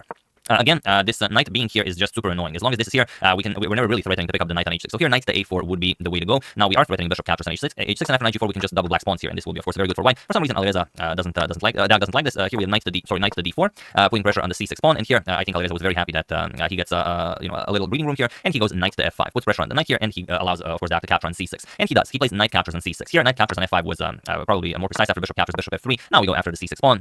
Maybe better do it like this. But in the game, knight captures on c6 was played, and now Alireza plays bishop to b7. He gets grabs hold of this long diagonal, bishop to f3, and then now comes rook to a6 by Alireza. And this is the first moment where Alireza could really have seized the initiative, but it's a very tricky move to find. The idea here in the position is that h6 will win you the game, but not something you would see. Point is that once the bishop moves back, bishop to e3, we're going to play queen to c8, attack the knight here, and now after knight to d4, we're going to play bishop captures on d4, bishop captures on d4, bishop captures on f3, and after g captures knight to h4, and Alireza has a winning attack here. The rook and the knight are attacking f3, queen can come to h3. This is just unstoppable. So probably after this h6 move, you can't really even go back with the bishop, but none of the other options are any better. I mean, you can play knight captures on e7 with check. We're going to play knight captures, bishop captures on e7, rook captures, and black is just better here. Rook captures, queen captures. We can even trade everything. Queen captures, bishop captures, queen captures. And now you get this position where Alireza is just up a piece. So of course, not a lot of fun for white. Alireza played rook to a6 instead. He went for the knight here, and now we have knight captures on e7 with check. Knight captures on e7, bishop captures on d7, bishop captures on c3. We have queen captures and knight captures on b7. So a nice capture fest here at move 29. And okay, there's still material advantage here. You can see that Alireza is up a piece, but it's not as clear a game as the one that we've shown. So here, rook e2, adding more defense here to the f2 pawn.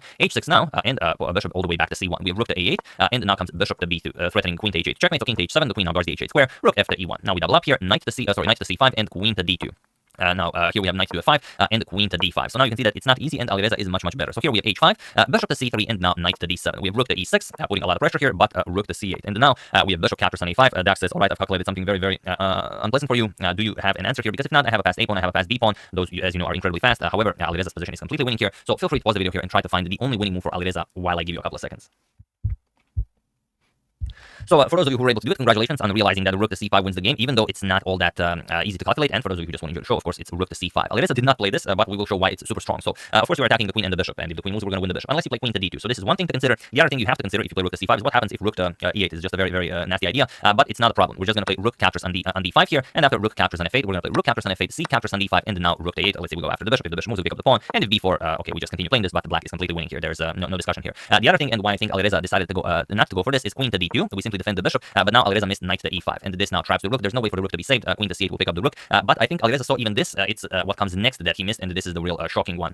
Bishop to c3. We're going to play queen to c8. Of course, we go after the rook, and now bishop captures on e5. Queen captures on e6, and now bishop to d4. Now you see that the rook is attacked, so we're going to win back material, and the queen is attacked. But here comes the move. Queen captures on e1 with check. That's the good stuff. Queen captures on e1, and of course knight captures on d4. And now the knight and two rooks will of course defeat the lone white queen. Even with the passed a and b pawn, it's just a completely winning position for black. So very tough for Alireza that he missed this, but he had only 30 seconds on the clock, and he still needs to make 2 more moves to reach time control. So you have to reach move 40 in classical chess or from tournament to tournament. But I think in FIDE regulated tournaments, it is always move 40 to be granted additional time. So he did not have that time to calculate. He played knight to f6, attacked the queen. Now comes queen to d2, and now it is much easier for white to play. We have rook to e8, offering some trades.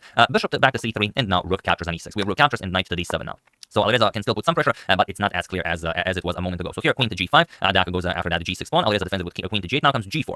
H captures and g4. Queen captures, and now knight to e5, attacking the queen. Queen h3 check, and now knight to h6. You have to play this move because if you move the king, let's say king g7, then we play rook to d6, and that's it. How are you defending this knight? The king is on g7. If queen to e8, we just attack it again. Rook d5, and if rook to e7, now of course just bishop captures on e5, rook captures, and queen to c3. Again, how do you defend? King to f6. Now comes f4, and that's it. White of course completely win here. So after queen to h3 check, knight to h6, Alireza has to go for this. Now comes rook captures on d6, and now the has 3 connected pass pawns on the queen side. Does this change the game character? Maybe a little bit, but we'll see. We have queen to e8, defending the knight here, and queen to e6 now, offering a queen trade, but also putting more pressure on the knight on e5. Rook to e7, defending queen to d5, and now knight e back to f7. We have rook to f6, and now comes rook to d7, attacking the queen, queen to e6, and now rook to d1 with check, king g2. And here Alireza, after considering the position for a while, decided to trade queens because after queen a6 check, queen c6 just the blocks check, and that's not a lot of fun. You now have to trade here because if you capture on a2, of course, then well, there's a lot that we can play, but well, even rook captures on f7 is possible, followed by queen to f3. Let's say captures with check, captures queen to f3, attacks the knight, attacks the rook here, you fall apart. So queen captures on e6 was played. We have rook captures on e6, and now knight to f5. And now we have this endgame where Alireza is up a piece, but it's 3 connected pass pawns. So rook to e1, immediately going for the trade. Alireza declines. Rook d3, we have rook to c1 defending, and knight to g5 now. So 2 knights and the rook so close to the white king. Good things might happen for Alireza, but neither of them are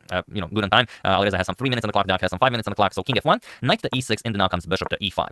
Rook to d2, going after the pawn here, and now b4. Dak starts pushing the pawn and gives up the a2 pawn because there's no good way to defend the pawn, actually. For example, rook to a1, we're just going to play knight c5, and you can never push this pawn because the b3 pawn hangs, you can never, I mean, it will be impossible to push the pawn. So if you play something like b4, then we play knight to d3, attacking the bishop, attacking the f2 pawn, and that's a lot of trouble. So instead, b4, Dak starts pushing those pawns. Rook captures on a2, now comes c5, rook to a4, and c6. So we're going to give up the 2 pawns to advance the past c pawn. Rook captures on b4, c7, knight captures. Alireza has to give up the knight to prevent the pawn from reaching the promotion square. Rook captures with check, king went to g8, and now comes bishop back to g3. And now after all is said and done, you can see that it's equal material, and there is not much either player can do about this. Rook to a4 was played, king g2, we have rook to b4, and now rook to a7. We have rook to c4, king to f8, now comes rook to b7, and players start repeating king f8, rook to a7, king to g8, we have rook to b7, king to b8, king to f8, and rook to a7. And it was in this position on move 68 that Bogdan Daniel Deaka and Alireza Firuja agreed to a draw, as there is nothing more to be done here. So crazy game. Dak really went for Alireza's king already very early on. You can see that the pawn is already on h6 on move 9.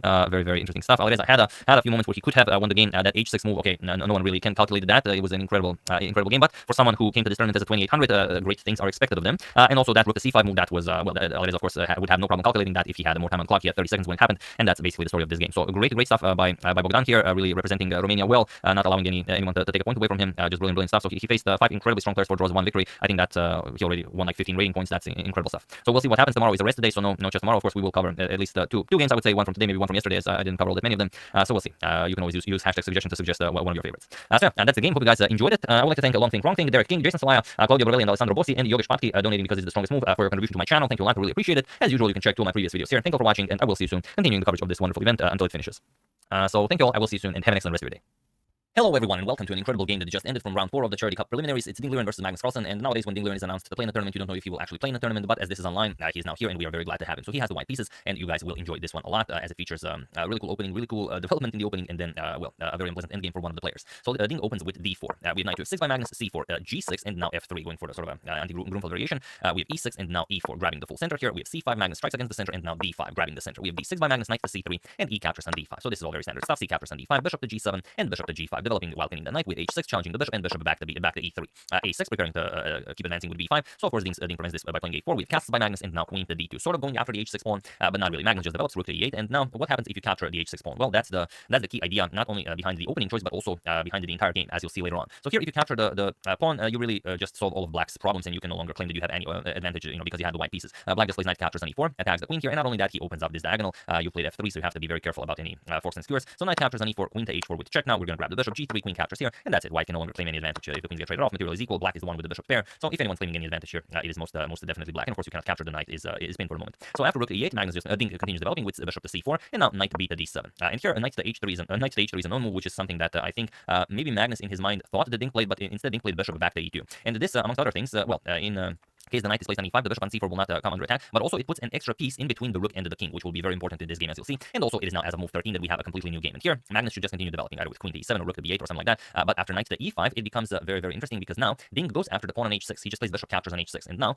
it's not the same line as it was before, when you could play something like knight captures on e4, because now there's a knight on e5 and also a bishop on e2. So there are two extra pieces in between this rook and the king. And you have to play bishop captures on h6 or just continue development, saying, okay, I gave up a pawn. But Magnus forces this line, knight captures on e4, and this simply doesn't work. Knight captures on e4 by Ding, queen to h4 check, like in the line that we've seen, g3, queen captures on h6, queen captures on h6, bishop captures on h6, and now look at this, there's a knight and the bishop here, and you can simply play knight to f6 check. This is what Magnus missed, unfortunately for him. So okay, king to f8, Ding grabs the exchange, we have king captures on e8, and now h4. So now, if we look at the position, it's same amount of pawns, only Ding is up the exchange. He has two rooks, but okay, Magnus has the bishop pair, it's not all that terrible. We have bishop to d7, and now h5. Ding wants to open up the h file, put pressure on the bishop, so maybe bringing the bishop back on the previous move was a bit more precise than bishop to d7, but this is rapid chess. So here we have g5, knight to h3, and now g4. And here, there's a very tricky move for Ding to find, and that is f4. He did not play it, but we will show it because it's super interesting. G captures, we're going to play pawn captures here, and now after d captures on e5, you play g4. This allows you to capture the pawn on h3, and now you simply claim that your advantage of having a rook over a bishop is too great. For example, rook b8, you want to play b5, we just play a5, and white is just winning here. So okay, that was in the position, but Ding goes f captures on g4, and this allows Magnus to slowly start coming back into the game. Knight captures on g4, we have bishop captures, and now knight to f4. The knight is excellently placed here, and of course any trade is favorable for Ding, as well, if Magnus gives up the bishop pair, then he pretty much loses all of his counterplay. So king to d7, we have king to f2, getting the king away from the only open file on the board, and now bishop to g7, attacking the b2 pawn, but it's not really under any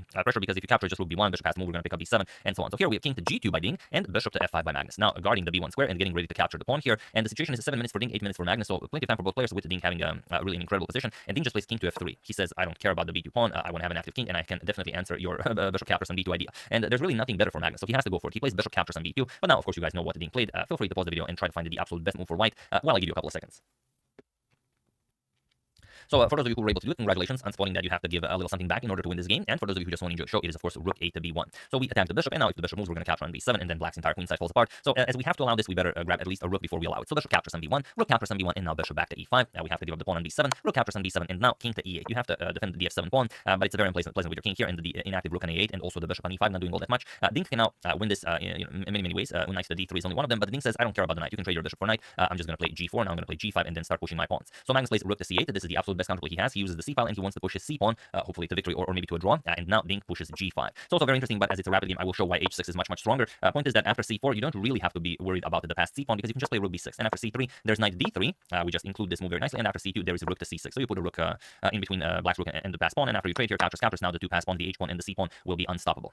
There's no way for the bishop to help out with the promotion of the pawn. You play something like bishop to c3, try something very slow. h7 is coming, then c7, and there's just no stopping this. So instead, after rook to c8, we have g5 by Ding, again giving Magnus a way back into the game. Now Magnus pushes c4. We have g6, f captures, h captures, and now king to f8. A very important move, as you do not want your king on e8 when this pawn starts marching forward. And now this would be a mistake. You could play g6, hoping that the bishop captures, then you deliver knight e6 check, pick up the bishop, but black can just play king to g8, and good luck pushing this pawn now. So Ding has to figure out something else. He finds knight to e6 check, king to g8, and now king to e2. And this was I think the most incredible, if not one of the more incredible moves in the game, because here Ding just says, you can push your pawn all you want. I'm just going to put my king on c1, and you will not have any squares available for your bishop to deliver a check. And there's really nothing else for Magnus to play, so we will actually see this. c3, king to d1, and now the idea is c2 is the strongest move here, but it really just gives Magnus a slow and painful death. Maybe he can survive it, but for example, c2 check, king to c1. Now there's no square for the bishop for you to deliver check. You can deliver check here, you can't go here and then here. Knight covers g5. You can go here, can go here. You can't go here. If you play bishop to c3 to try and do something sneaky, then we just capture, and we don't have anything on a dark square. You can go here. The rook covers this, so it's just a very sad position to be in. So you're gonna have to play something, but it doesn't really work. You're gonna have to play maybe something like a5, but it's just a terrible position to play. So instead, after king to d1, Magnus said, I'm gonna play a5. I'm gonna allow the king to create a blockade here on a light square, but this is just completely lost. Just give me 1 second. I think I want to come in. Ooh.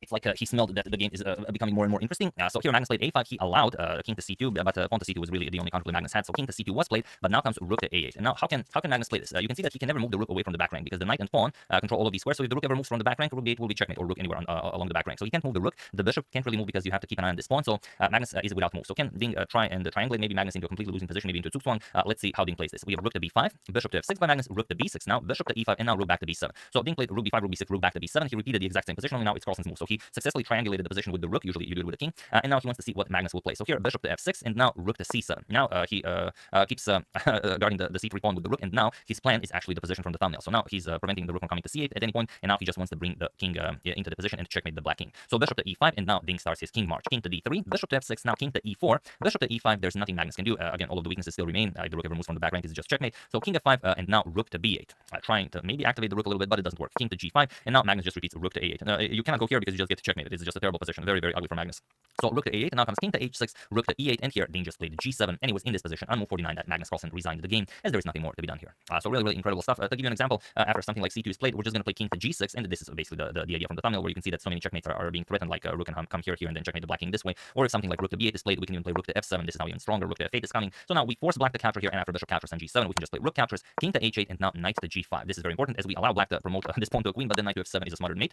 So of course, black cannot play this, he has to play rook to f8 and guard the f7 square, but we still play this. Knight to f7 check, rook captures, and again, we invite black to promote the pawn to a queen to deliver rook to f8 checkmate. So of course, black cannot do this, black has to try something else, but after black plays king to g8 or something like this, then we play rook to f1, we prevent the pawn from queening, and well, either black now gives up the pawn, or black goes king back to h8, and then rook to f8 will be checkmate. So this will be the end to this magnificent king march of Ding's that ended with the move g7, but it was so beautiful that I thought you guys might enjoy it if I played out all the way to the end. So that's the game. Very glad to see Ding back in action and playing good chess. Magnus messed something up there in the opening. Probably the thing that we've discussed here. Knight to h3 is a known move, so maybe Magnus thought that was the position, and knight captures on e4 was still a valid move. But after everything just got in between, then it wasn't. And well, Ding just played it very, very well, not maybe to absolute precision, but for a rapid game, just incredible taking down Magnus like this. So that's the game. Hope you guys enjoyed it. I would like to thank Brooks, Lizzie and Force, CDs for Trade, Timo Salo, and Kojo Wushu for your contribution to my channel. Thank you a lot. I really appreciate it. As usual, you can check all my previous videos here. Thank you for watching, and I will see you soon, continuing with the coverage of this incredible event. So thank you all. I will see you soon, and have an excellent rest of your day. Hello everyone, and welcome to round 3 of the Charity Cup. It is Pragananda versus Magnus Carlsen. A lot of you guys requested this game even before it finished, as it was incredibly interesting. So let's dive straight into it and see if Pragananda can beat Magnus twice in a row. So as we know, he defeated him in the Air Kings Masters a month ago. If you still haven't seen that game, it's really an enjoyable one. He defeated Magnus with the black pieces. It will be the first link in the description below. So maybe even check that out before watching this if you still haven't seen it. But now getting to this game, let's just enjoy. So Pragu has the white pieces, and he opens with d4. So what will Magnus go for? Knight to f6, c4, g6, knight to c3, and now d5. Magnus goes for the Grunfeld defense, and anything is possible now. C captures on d5, knight captures on e4. We go for the main line. Knight captures on c3, b captures, and the bishop to g7. So far everything is perfectly normal. Knight to f3, and black strikes against the center with c5, as the black usually does in this variation. Bishop to e3, bishop to g4, attacking the knight here, not allowing it to move, and rook to c1. Very standard idea, as the rook is well, somewhat vulnerable on a1. You will have problems pushing d5 as long as the rook is on a1. So here Magnus castles with bishop to e2, and now queen to a5, putting pressure on this c3 pawn. So as we know, this is much like every other opening, is a fight for the center. So black is trying to play c captures on d4, so it will be very good for him, and white will of course always make it impossible for black to do that, because well, it will not be good for him. So here Pragu castles and queen captures on a2. This is a known pawn sacrifice, and it's not nothing new. Magnus Carlsen even played it himself in 2015 against Maxim Vachier-Lagrave in the Tata Steel Chess Tournament, although that game ended in a draw, and in that game rook to b1 was played. However, some other moves are known in this position. Rook to b1 is known, like we said in the Carlsen MVL game. Rook to a1 is a known move. Bishop to g5 is a known move. h3 is a known move. So all of these are known ideas. However, the move Pragu makes is a new move. He plays d5, and now already as a move 12, we have a completely new game. So let's see how Magnus deals with this. He played knight to d7 fairly quickly, and now you can see that he has a pass a pawn. So he might be interested in playing b5, a5. For the moment, that's not easily achieved. He first had to defend his c5 pawn, and the b5 square is guarded by the bishop. So you first have to make some preparations before you start pushing. And as you can imagine, white will have a very, very strong center if he's able to push all of these pawns forward. So here we have h3, and Magnus plays bishop captures on f3, eliminating the knight. And now not bishop captures on f3. If you play bishop captures, yes, your king side remains intact, but then black can immediately start with b5. So the bishop for the moment is needed here guarding this square. So Pragu instead plays g captures on f3, and now queen to a5 by Magnus, guarding the b5 square. So now d5 can be played, but also putting pressure on this c3 pawn. And here Pragu played queen to d2. Now this is where things get extremely interesting, because queen to d3 seems to be a bit more precise than queen to d2, but it's hard to realize why if you don't know, so I will show it. Queen to d3 has to be played because now c4, which is the main idea against queen to d2, cannot be played. Here we just capture the pawn, and once we activate the rook, rook a to c8, queen to b4 can be played. That's the whole point. However, here Pragu does defend the pawn, but now Magnus goes for this well, a very interesting positional pawn sacrifice. But now if bishop captures on c4, then we play rook a to c8, attack the bishop, and once the bishop moves, now we play bishop captures on c3. So much different than the line that we discussed. If the queen was on d3, and then the queen can go to b4, but still queen to d3, and the game continues. Well, it's definitely playable for both of them. Pragu still has the bishop pair, and it's not going to be all that easy to push those fast pawns. So instead, like I said, after this c4 move, Pragu plays queen to b2, and now he has some very nice threats. For one, he's attacking the b7 pawn. Another thing, Magnus always has to worry about rook to a1. If rook to a1 attacks the queen, what do you do then? Okay, obviously we capture here, but then comes the question: if b5, rook to a1, okay, we capture here, but then we lose the b5 pawn, so that has to be calculated as well. And this is a rapid game, so not all that much time to calculate. And queen to c7 is a safer move. You defend the c4 pawn, you will prepare b5, and for example something like queen to c7, we defend our pawn. Then white will play f4. Of course, e5 is coming. We're going to play a6, prepare our b5 move, and after this, rook c to d1. b5 will be played. Now comes e5, and black has this beautiful expansion on the queen side, whereas Pragu would have this beautiful extension in the center of the board. So it's definitely a trade-off, but he is still down pawn, so that is definitely something to consider. So instead, after queen to b2, Magnus decides there's no need to do that. Let's go for the immediate b5, very aggressive. And okay, Pragu now could choose between two ideas. He could go for rook to a1, which is what happened in the game, or try to close off the dark square bishop with f4 and e5. Pragu decides to go for rook to a1, and now we have a trade here. Queen captures on c3. Now comes queen captures on b5, grabbing that pawn, and the knight to b6. Now this is how Magnus very interestingly defends the c4 pawn, and he says, I'm keeping my extra pawn. There is nothing you can do about it, because if you capture with the knight, I'm going to play a captures on b6, and now I'm threatening to pick up your rook here with rook captures. So you don't have time to capture on c4. So here we would have to trade once, for example, captures. Now we can capture the pawn, but now it's not all that great. Queen to d2. Of course, now we avoid the queen trade because white's king side is all messed up, and it will be very, very hard to play this. For example, we put a queen on g5, deliver checking. If one bishop e5, this will be impossible to defend for white. So those are only some of the ideas, but you can't go for this. So instead, rook a to c1, attacking the queen here. Queen to f6. Again, Magnus doesn't allow the capture of the pawn because now the f3 pawn would be hanging. So Pragu plays king to g2. Now defends the pawn, threatens to pick up the c4 pawn, but now Magnus pushes it to c3, and now it is beautifully defended here. But can he keep defending it? Pragu says, nope, I'm going to play f4 e5, and then I'm going to just pick up this pawn, and then I'm still going to have the bishop pair with equal material on the board. And the Magnus strikes with e5, and this is a great move. I will, however, show a most interesting idea that starts with queen to h4, and now asking white what do you do, and if white continues with the plan of e5, then we have this very annoying g6 idea, which not only threatens g captures on f4, but also weakens the e5 pawn, so something to consider maybe. And if we can continue, let's say d6, g captures on f4, d captures on e7, going after the rook, let's say queen captures here, bishop captures here, let's say rook a to c8, now we again have the defense of the c3 pawn, but now the black's position also opens up a little bit. White still has the bishop pair, the queen is on the board. If the rooks double up here, could be also very, very dangerous for Magnus. So, and also it's too much to calculate for rapid. So Magnus just pushes e5. We have d captures on e6, en passant. If of course you go for the f captures on e5, then after queen captures, you really have nothing to show for here with white. The pawn is just defended. Black will just activate those rooks, and that's pretty much it. So instead, after e5, d captures on e6. This is the absolute best. Queen captures on e6, and now e5. And now the c3 pawn is undefended. We are ready to capture it. The situation on the clock is 3 minutes for Pragu and 6 minutes for Magnus. And here, Magnus goes for knight to d5. He still doesn't allow the pawn to be captured, but there also is this very tricky g5 move. Again, I will show it because it's super fun, even though it would be impossible to calculate with so little time on the clock. The idea is after rook captures on c3, g captures on f4, and after bishop captures, now knight d5, attacking the rook and the bishop. And while this is all fairly simple for both of them to calculate, after rook to c3, it's not all that easy. Rook to f3, it's not all that easy to evaluate this. Knight captures with check, rook captures, queen captures, and now yes, you opened up the white king, but the black king isn't all that safe either. And also we can just trade queen, for example, queen captures, bishop captures, rook to f5, and yes, black is up a pawn, but his bishop's of opposite color. There's not much to look for here. So it is interesting. Maybe Magnus calculated all of it, maybe who knows, but he decided for knight to d5. We have bishop to g4, going after the queen here. And now, how do you play this? Here, Magnus plays a most interesting knight captures on e3. There are some ideas with rook a to b8, but it all pretty much goes down to the same idea. Knight captures on e3 with check, f captures on e3, and now queen to a2 with check, as f captures on e3 opened up this possibility. Rook to f2, blocking this, and now queen to a3. So again, defending the c3 pawn. So Magnus is doing absolutely everything he can to keep this pawn alive. Rook f to c2, Pragu again ready to capture it. Rook a to b8, now attacking the queen. Finally, queen to c4. Now the pawn is attacked 3 times, but now Magnus plays rook to b2 again, prevents the capture of the c3 pawn with a tactic, because if you capture it, then we can simply capture the queen. The rook is pinned. The rook cannot capture the queen. And here, Pragu played all of his moves extremely quickly, and the time pretty much evened out. Pragu was down to some 2.5 minutes on the clock, Magnus some 3 minutes on the clock. And here we have after king to g3, we have h5, and this is the start of something beautiful. Bishop to f3, just moving the bishop. Okay, you could consider maybe capturing the pawn first, but there's nothing wrong with capturing it later. And now Magnus plays h4. Very, very tricky. Of course, the pawn cannot be captured. If the pawn is captured, then bishop captures on e5 comes, and you are never capturing the c3 pawn with white. We are winning this game with black. There's no question about it. And of course, if you capture the bishop, then just rook here. The queen and king are now on the same force rank, unfortunately for white. So the h4 pawn cannot be captured. King back to h2, and now comes rook to d8, ready to bring the other rook into the attack. And then now comes bishop to d5. Pragu blocks the attack while also attacking the f7 pawn. Here, for very specific reasons, king to g2 is a move that has to be played. But okay, we can even show it. I know you guys really want me to show it. The problem is now Carlsen's idea of rook captures, and queen to a1 check can be met with queen to f1, and now you either trade and you don't really have all that much, or you go back queen to a5, or rather queen to a3, and we play queen to c4. Black will have to keep looking for other ways to continue playing this, but there doesn't seem to be all that many, and still c3 pawn is under attack. However, Pragu played the very active bishop to d5. He goes after the f7 pawn, but now Magnus just plays king to h7. And now how do you continue this? Again, it's very, very difficult to find a move here. King to g2 has to be played here, but Pragu played king to g1, and this allows Magnus a very, very beautiful idea, which is an incredibly difficult one to calculate. So feel free to pause the video and try to solve this one. If you solve it, I promise you, you will be proud of yourself for at least a month. While I give you a couple of seconds. So for those of you who were able to do it, congratulations on spotting this brilliancy. And for those of you who just want to enjoy the show, it is rook captures on c2. Rook captures on c2. All of you guys saw this. Queen to a1 check, hence king to g2 was much, much better than king to g1. King to g2 now, and queen to d1. Attacking the rook now, and the bishop on d5 is attacked now twice. So the only way for white to play this is bishop to e4 to guard the rook, but now there are many ways you can win this. For example, rook to d2 check is one of them. Rook captures, we're going to play c captures on d2. Now this pawn is already just a monster. Bishop to c2, we have to keep an eye on the queening square, and now queen to e1. We're going to play queen to d4 because we have to prevent the pawn from queening. But now let's say queen e2 check, king to h1, and queen f2. We are going to deliver check, pick up this pawn, create the past h pawn, and it doesn't matter really what white plays. The position is now completely winning for black. However, with so little time on the clock, Magnus misses the idea. He plays queen to a5, forces Pragu to waste time for his moves, and now Pragu plays e4. He defends his bishop here on d5, whereas the only possible continuation was bishop captures on f7. Again, okay, we can show it because it's super interesting. Magnus will play rook captures on c2, rook captures, and after queen to a1 with check, we can play king f2, and now after rook to d2 check, there's rook captures, pawn captures, and now bishop captures on g6. So this was the only way to play this. Now you can see that these pawns are extremely powerful, and after the king moves, capturing the bishop would just allow the white queen to deliver too many checks. Bishop back to c2, and then now there is not much more, because after queen e1 check, yes, you can play all of these checks, king h1, queen captures here, king g1, queen g3 check, you're going to play queen h1, and now once you try to do something, let's say queen e1 check, king h2, there's no way for you to bring the queen into the game, because if you do this, you run into queen e6 check, and now look at these squares are covered. There's no way for the king to go. You have to go here, and this you can even run into checkmate. So now bishop captures on f7, the only way to continue fighting pretty much, or bishop to e4, bishop captures on f7 is better. But after e4, it is now winning for Magnus, because now Magnus just plays queen to b6 check. This is the idea of bringing the queen to a5, queen to b6, and then remaneuvering the queen over to e3, where he will be able to hit all of these weak squares. So king g2, queen to e3, now going after queen to g3. We have queen to f1, and now even bishop to h6, threatening to pick up the f4 pawn. King to h1, and now bishop captures on f4. There's no way for you to defend everything. At least you're defending the h3 pawn. Rook captures on b2, c captures on b2, and rook to b1, and now Magnus plays queen to g3. He's threatening queen to h2 checkmate. Rook captures on b2. He gives up the b2 pawn, which seems like something you don't want to do. But now comes rook to c8. Now rook to c1 is the threat of just picking up the queen, and you can't bring the rook back. If you bring the rook back, then you are no longer guarding against checkmate. So you can't defend both c1 and checkmate. Pragu tried e6. He has to play something. He's extremely low on time. Rook to c1, and there goes the queen. Queen captures on c1, but now not the automatic captures. First queen captures on h3. We have to play the most precise moves until the end. King g1. Now bishop captures on c1, and he was in this position on move 43 that Ragananda resigned the game, as there is nothing more to be done here.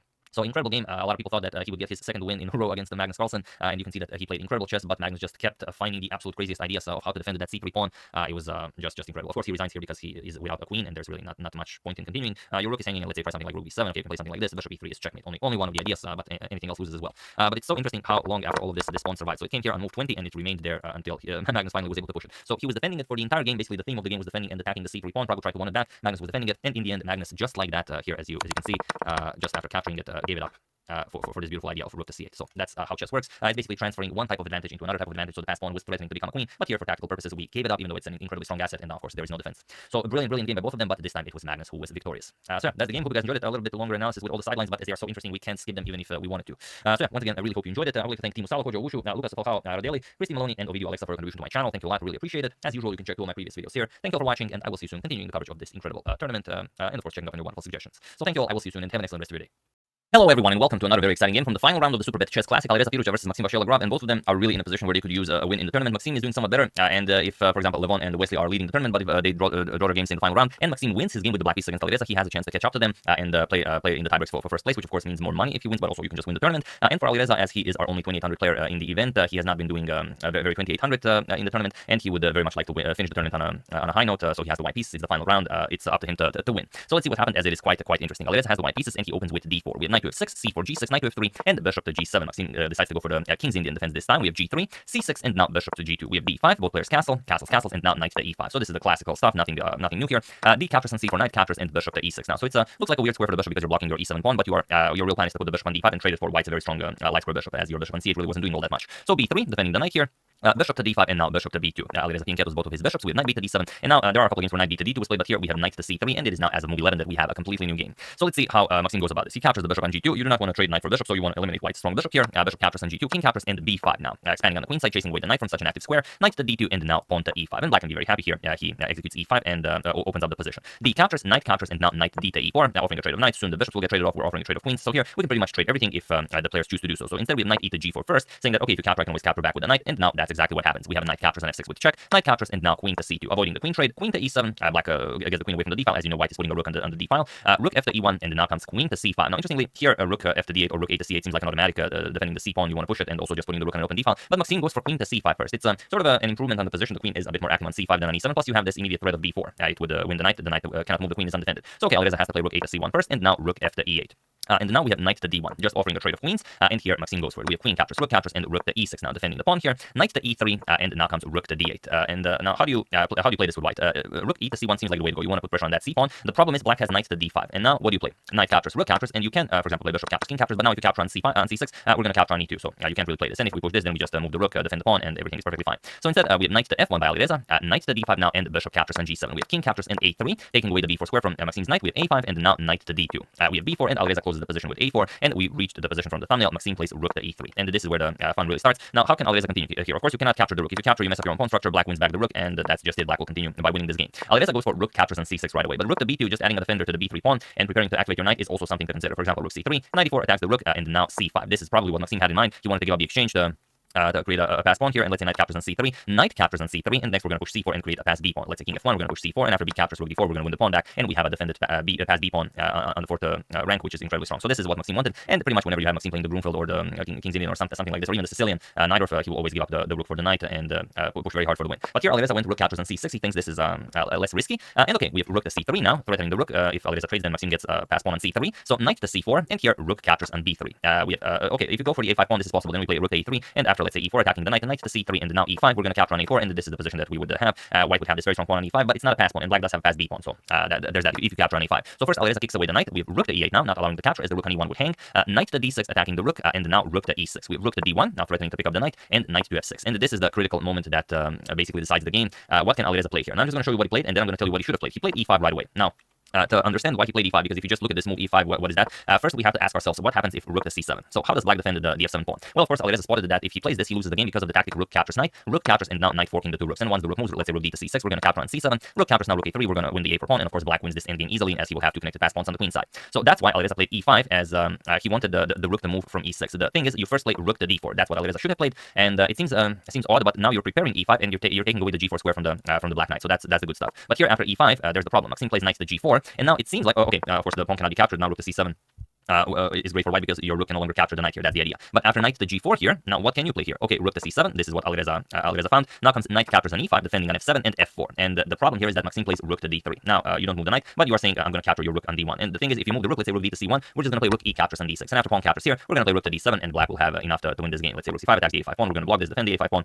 We're up a pawn. We're going to win this pawn as well, and black will win this game. So that's the idea. So rook captures on d3 is forced. This is what Alireza plays. Knight captures, and then now rook captures on f7. King to g8. Now the knight is hanging, and also if the knight moves, the rook hangs. So rook to d7, the only move that keeps the game going for Alireza. Now b3. Maxime starts pushing his pass pawn, and now you already know that you will have to give up this knight for the pawn. The rook cannot move because our knight will hang here, so you have to try something. Rook to d8 check, king g7, rook d7 check, king to f8, and now knight to c4. So we move the knight, but now comes pawn to b2. And this is a bit of a rush idea, maybe by Maxime. There's the even more tricky knight to c5, attacking the rook, taking control over the b7 square. So rook to b7 is not an option, and for the moment guarding the b3 pawn, but we're actually going after the a4 pawn. And now let's say rook d8 check, king will move, rook to b8 going after the pawn. Now we play rook to e2 with check, king h3, and now rook to c2. We challenge the knight, and after the knight moves, now we play rook to a2. So the knight controls the b3 pawn. That seems to be very important in this line. Knight b1, now rook captures on a4, and we finish by having two connected pass pawns on the queen side with a great winning chances for Maxime. But okay, he decided to push the b pawn right away, and now Alireza plays knight captures on b2. And here, this was perhaps a little bit rushed, but let's discuss rook to b7. This is also possible, but then Maxime has this forcing line, rook to e2 check, king f3 attacks the rook, now rook f2 check, king e3, and now knight b4. Offering the rook for the promotion of the queen, and here knight captures on b2 is forced. Rook captures on b2, and the rook will capture on h7. And this is the position that we will get, where it's going to be tough, but it is kind of possible to win the game. Sorry about that, having a bit of a sore throat, it would seem. But yeah, after rook captures on h7, that would be great for Maxime. It would still require fighting, but it would be definitely a long way to go. But okay, after b2, knight captures on b2 was played right away. Knight captures, and now rook to a7. This is how Alireza wants to hold this, but now knight captures, rook captures. There's no action on the queen side anymore, and now at least the attention is focused towards the king side. So here, knight to b6, g4, now knight to d7. We have king to g3, and now rook to e3 with check. So can Maxime win this? He has a knight. Alireza is up a pawn. It's not going to be easy, but with perfect play, it should be winning.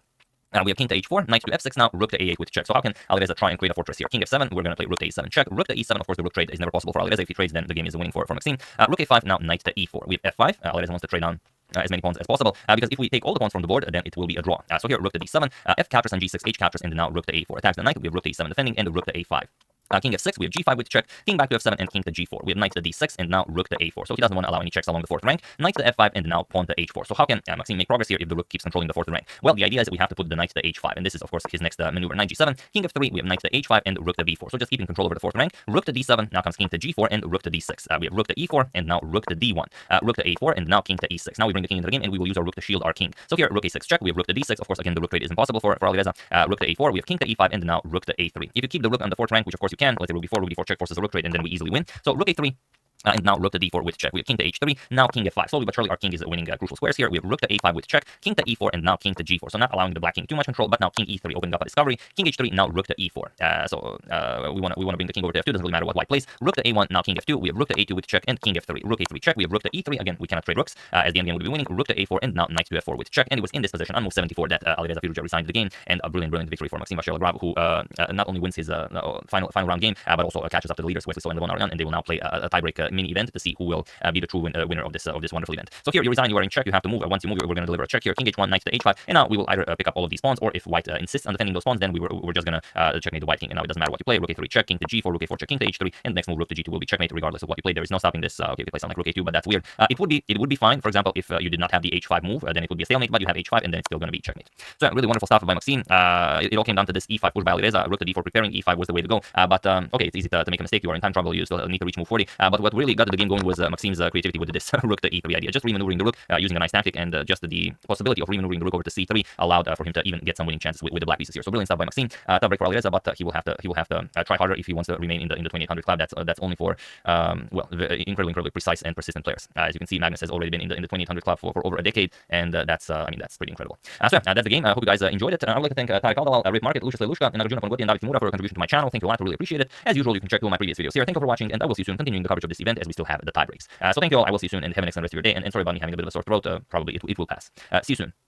Hello everyone, and welcome to a really awesome and short game from round 2 of the Meltwater Champions Chess Tour Finals. It's Hosiyar Mamedyarov versus Magnus Carlsen, and well, it's a game that features a really cool opening trap, and someone falls for it. So without further ado, let's check it out. Mamedyarov with the white pieces opens with d4. We have knight to f6 by Magnus, c4, g6, knight to c3, and bishop to g7. Magnus goes for the king's Indian defense. We have g3. Mamedyarov prepares to fianchetto his light square bishop, and c5 now, striking in the center, and Mamedyarov grabs this pawn. You might also consider knight to f3, advancing the pawn to d5, but he has something prepared for Magnus. So d captures on c5, and now there is a game where knight to a6 was played. Artemiev defeated Makarian in a very nice game in 2020 with knight to a6, but here we have queen to a5 by Magnus, and it is now already, as of move 5, that we have a completely new game. So going after the c5 pawn, Mamijar simply captures the light square bishop, and queen captures on c5. We have bishop to d2, offering the c4 pawn as well, and Magnus grabs it. And now rook to c1. So Magnus is feeling adventurous here, and he doesn't mind giving Mamijar a little bit of development in. But you have to be careful. If the queen and knight weren't here, that the rook captures on c8 could be deadly. You might even get checkmated. So knight to a6, and now comes knight to d5. Okay, the bishop is now defended, so the queen can move. But where do you move the queen to?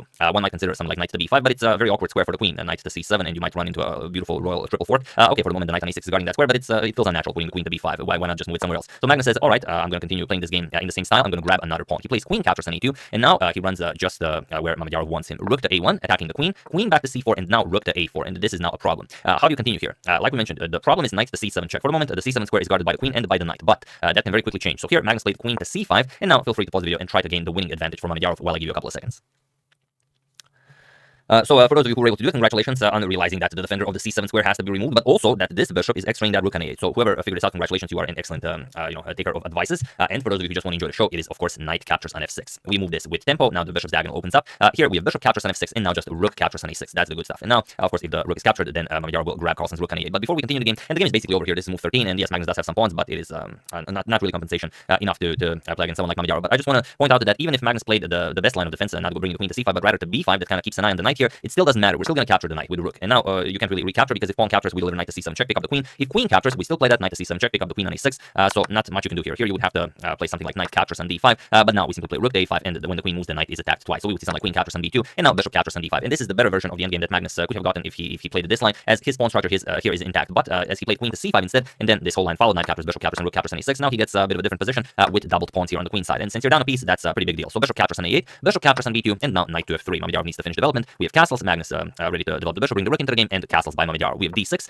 and now bishop to h6, going after Carlsen's rook, rook to d8, and now bishop back to e3, attacking the queen, also putting pressure on that a7 pawn. So queen to b4, and now just bishop back to d5. We have to bring our bishop somewhere useful. We have e6 chasing the bishop away, but now not reacting to this, Mamijar just plays queen to c2, with the idea that if Magnus captures the bishop, then we play rook to b1, and we're going to win our piece back. But now we've really messed up Black's pawn structure, and the only thing Black really has as a trump card, sort of maybe in this position, are the pawns, as he is up 3 pawns. But now with the double a and the double d pawn, that's really nothing to worry about. So instead, after queen to c2, we have queen to c3 right away. Here we have a queen trade, captures, and now again rook to c1, developing, not worrying about the bishop here. So bishop back to f6, and only now we move our bishop. So bishop to c6, we have a5. It's a pass pawn, but it's very hard to imagine that you'll be able to push. Yes, Black has a bishop pair, but White has a bishop pair and a knight. So here we have bishop to b5, and now bishop to d7, offering the trade of bishops. So we have captures, and now rook to c6.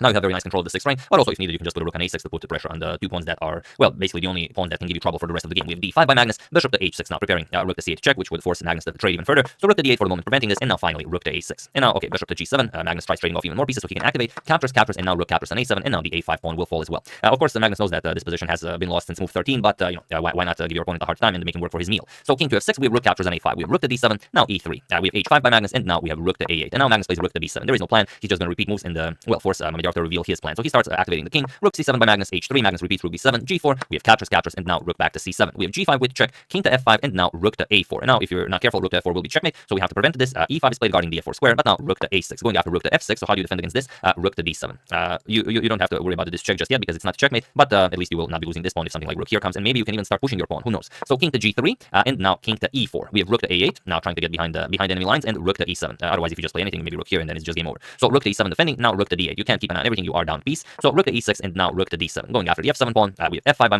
by Magnus, and now Mamijar just plays e captures on f6 en passant, and it was in this position on move 45 that Magnus Carlsen resigned the game, as there is nothing more to be done here. For those of you who enjoy when I finish games, it's actually very simple. Once the pawn is captured, we just play something like knight to d2 check, and there's really not all that much. This pawn will now fall, we can't prevent this, and if king d3, we can just capture it, king d2, and now even knight to e4, attacking the rook, and you might even run into a very nice checkmate. For example, this pawn is hanging. If you defend it, we just play knight to c3 with check, king e1, and rook to d1 mate. So this is one way to finish it. Another way is that, well, okay, maybe we don't capture the rook, maybe we play king to the pawn, maybe we play king to f5 instead, and now if f7, we can play rook to f6 to stop queening, but now rook to e7, and whatever you do, rook captures on e5 will be checkmate. There's no good way to counter this. If you play something, rook captures on e5 is checkmate, and of course, if you try something like blocking, then we just bring the queen into the game, and you will get checkmated very soon. So now, of course, Magnus knows this, and after g captures on f6 en passant, he resigned the game.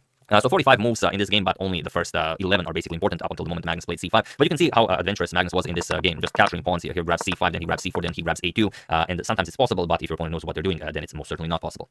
So that's the game. Hope you guys enjoyed it, and maybe you can use this trap in your own games or avoid them if your opponent tries to give you some free pawns. I would like to thank Tom Deralo, Reza Digid Unsetadag, Ray Salemi, Joseph Conrad, and John Sled for your contribution to my channel. Thank you a lot, I really appreciate it. As usual, you can check all my previous videos here. Thank you for watching, and I will see you soon, continuing the coverage of the Meltwater Champions Chess Finals, checking up on your wonderful suggestions and whatever else happens in the chess world. Thank you all, I will see you soon, and have an excellent rest of your day. Hello everyone and welcome to a game that's really going to improve your Saturday, and if you're a King's Indian player, it's going to improve it even more. It's a game that came as a suggestion on Twitter from a user named Certified Comedian Trademark, and it's a game between One Man Army 93 and Hikaru Nakamura. One Man Army 93, I don't know who it is, but it is a Grandmaster from the United States, and his blitz rating on chess.com is over 2900, so it's definitely someone we know, but I myself don't know who it is. There's nothing on the account, so if any of you do know, do share so we can all get some info on that. But the game itself is really awesome, so without further ado, let's check it out. Mr. One Man Army with a photo of Bobby Fischer as his profile photo plays d4. We have knight to f6 by Hikaru, c4, g6, knight to c3, and now bishop to g7, going for the King's Indian defense. And aside from let's say Garry Kasparov, Hikaru Nakamura is one of the fiercest players ever to play the King's Indian. We have e4 and now d6, preparing to develop the light for bishop, also keeping an eye on the e5 square, and now f3, going for the same variation against the King's Indian. We have castles by Hikaru and the bishop to e3. We have e5 now striking in the center, d5 white grabs more space, and now the immediate knight to h5, making room for the queen to enter the game if needed. Also, you can play f5, so definitely makes sense to get this knight to the edge of the board, even if only temporarily. We have queen to d2, now not allowing any knight to f4 ideas, also maybe preparing queenside castles, and now usually f5 is the move that's being played here. That's the most common move, but Hikaru plays queen to h4 check. So what can white do here? Well, white will of course block the check with the g3. He says, thank you for the, just developing my pieces, and now Hikaru plays something that's incredibly awesome. This position has been reached in a World Chess Championship match against no other than Garry Kasparov and Anatoly Karpov. It was Karpov actually who had the white pieces here, and after Karpov played the g3, Kasparov retreated with queen to e7. It was their 1990 World Chess Championship match that was played in London and New York. This is, I believe, game 22, and Kasparov retreated with queen to e7, and this is the absolute strongest move according to Engine, so Kasparov played it well, but Karpov was the one who won the game. But this is not a classical game in World Chess Championship. This is a blitz game online, so Hikaru just plays knight captures on g3. And of course, you can capture with the h1 because the rook would hang on h1. But what you can play is queen to f2, and this is what One Man Army 93 plays. You could also play bishop to f2, but that's not as great because after knight captures on f1, the white queen will also be attacked. So black would be better here. So instead we have queen to f2, and now how do you continue? Again, knight captures on f1. Here Hikaru sacrifices a queen, queen captures on h4, and now knight captures on e3 with the threat of knight to c2 check, just winning the rook on a1 as well. So we have to prevent this. We have king to e2 now, attacking the knight, and knight captures on c4. So basically, what do you get here for sacrificing your queen? Well, you get the bishop pair and a pawn, which is not all that bad. The bishop pair, if used properly, can be just as strong or stronger than a queen. Remember that Bobby Fischer game against Bent Larsen in the candidates match 1971. So here b3, chasing away the knight, knight to b6, and now knight to h3, going for some knight to g5 ideas. Maybe queen can attack h7, maybe the knight can come to e6, and now you can really develop the knight naturally via knight to d7 to f6. If you play this knight b5 is very annoying. So instead after knight to h3, we have knight to a6 by Hikaru, and now rook h to g1. We have bishop to d7, just continuing development, and now there is one game where rook a to d1 was played in the database, but here we have knight to f2, and it is only now as of move 16 that we have a completely new game. So let's see how Hikaru continues. He continues with f5. The white king is in the center of the board, and we want to open up lines, and more importantly, we have the bishop pair, so we really want to open up lines. Black has two bishops and two knights, whereas white only has two knights. So white would enjoy a close position where the bishop pair is useless, but Hikaru of course will try to open up the position. And now white even helps him with that. Maybe here knight to h3 to g5 has some merit, but like I said, it's a blitz game. We're not going to overanalyze it. So he captures on f5, rook captures on f5. Now Hikaru has a very natural way of developing his other rook. We have knight f to e4, and now rook a to f8, putting pressure on the f3 pawn. And now again, it's always a question whether knight to g5 can be played or not. But first we have rook a to f1, defending the pawn, and now rook to f4. Hikaru chases away the white queen, queen to e1, and now bishop to f5. So what do you play here? H4. Here white wants to open up some lines in front of the black king, so he can start using his rooks for attack. But now knight to b4, and here Hikaru is already preparing some devilish trickery, so to say, as knight captures on a2 would definitely go a long way. For example, if white just continues h5, we can play knight captures on a2, and then it's not easy to defend this. If you just capture the knight, for example, it's game over. Just bishop captures on e4, and white's defenses have been completely shattered. Of course, if pawn captures, then rook captures, then it's game over. White will not do this, but there's very little white could do here. So queen to d2, keeping an eye on this pawn here, and now c6. You could also maybe play bishop to h6 and try and take advantage of this awkward positioning of the white queen, but okay, we have c6 first, d captures, knight captures, and now queen captures on d6. So now the white queen is incredibly active here, but maybe there's not all that much to do here. Hikaru plays rook to d8, we have queen to c5, and now knight to d4 with check. And now you have to play king to e1 here to continue playing the game, but that's for a longer time format to analyze. Here king to e3 was played, and now the position is winning for Hikaru, but you have to pause the video first and try to find the winning idea while I give you a couple of seconds. So for those of you who were able to do it, congratulations on spotting this move where there are so many great candidate moves. And for those of you who just want to enjoy the show, it is rook to c8, going after the queen. And the problem is, yes, the c3 knight is defended, but that doesn't really matter. So here, even if white tries to really keep an eye on this c3 knight, we would still find, let's say, bishop to h6, now threaten all sorts of very nasty discoveries. Well, once you block this, let's say knight to g5, now we can even play rook captures on c3 with check, queen captures, and knight to d5 check, a nice queen winning fork here. It just wins the game for black. So instead, after rook to c8, we have queen to d6, and now Hikaru just plays bishop captures on e4. And now it's not much better. If you play knight captures on e4, just knight to f5, another queen winning fork. So after bishop captures on e4, we have f captures on e4, keeping an eye on the f5 square, but now Hikaru just plays rook captures on c3 with check. You couldn't defend everything. King to d2, and now rook c to f3. Now threatening rook captures on f1. So rook to d1 is played, and now finally bishop to h6. The problem is the white queen is completely useless here in doing some damage. So what can you play here? Yeah, you could try this rook captures on g6 idea with sort of a checkmating attack. Let's say rook to g1, but there's always rook to f7, so you don't really have to worry about that. So instead, after bishop to h6, we have rook to g5, blocking the bishop diagonal this way. But now Hikaru just captures. He is up too much material. H captures on g5, rook captures on e4, and now this king is wide open, and it's game over for white. King to c1, trying to get some coverage, but rook to e2. Now with the idea of just rook captures on a2, knight captures on b3, and that's it basically. So rook captures on d4 was played, e captures on d4, and queen to b8 check. But now the simplest way to win is actually a forced checkmate, and that's rook to f8. And it was in this position on move 35 that our mystery man One Man Army 93 resigned to the game, as there is nothing more to be done here. You're either losing the queen, or you're trading for a rook, or you play something like queen captures on b7, and it's checkmate in one because the rooks there's no escape from a rook pair. So after rook to f8, One Man Army 93 resigned, and what an amazing victory for Hikaru Nakamura. Now it's not a new idea to sacrifice this queen, but if you haven't seen it before, and especially if you enjoy playing the King's Indian defense, you might use it in some of your own games. If it's a serious game, then maybe going for after g3 Kasparov's move against Karpov queen to e7 is the way to go. But if it's a fun game, against a friend in a borrow library, knight captures and g3 will get you an incredibly enjoyable game. So that's the game. Hope you guys enjoyed it. Thank you again, Mr. Certified Comedian, for suggesting it. I would like to thank Matthias Binta, Zach Rebel, Mike Pomeranning, Vast Knowledge, and the Dewey Guy for contribution to my channel. Thank you a lot. I really appreciate it. As usual, you can check 2 of my previous videos here. Thank you for watching, and I will see you soon, continuing the coverage of whatever else is happening in the chess world. We have a very nice tournament starting today. Checking up, of course, on your wonderful suggestions and pretty much everything else. So thank you all. I will see you soon, and have an excellent rest of your day. Hello everyone, welcome to another very interesting game from the 1953 series tournament. It's Samuel Reshevsky versus Isak Boleslavsky. You know both of them. Reshevsky has been featured many times on this channel. Boleslavsky, Ukrainian grandmaster and a very strong player of that era.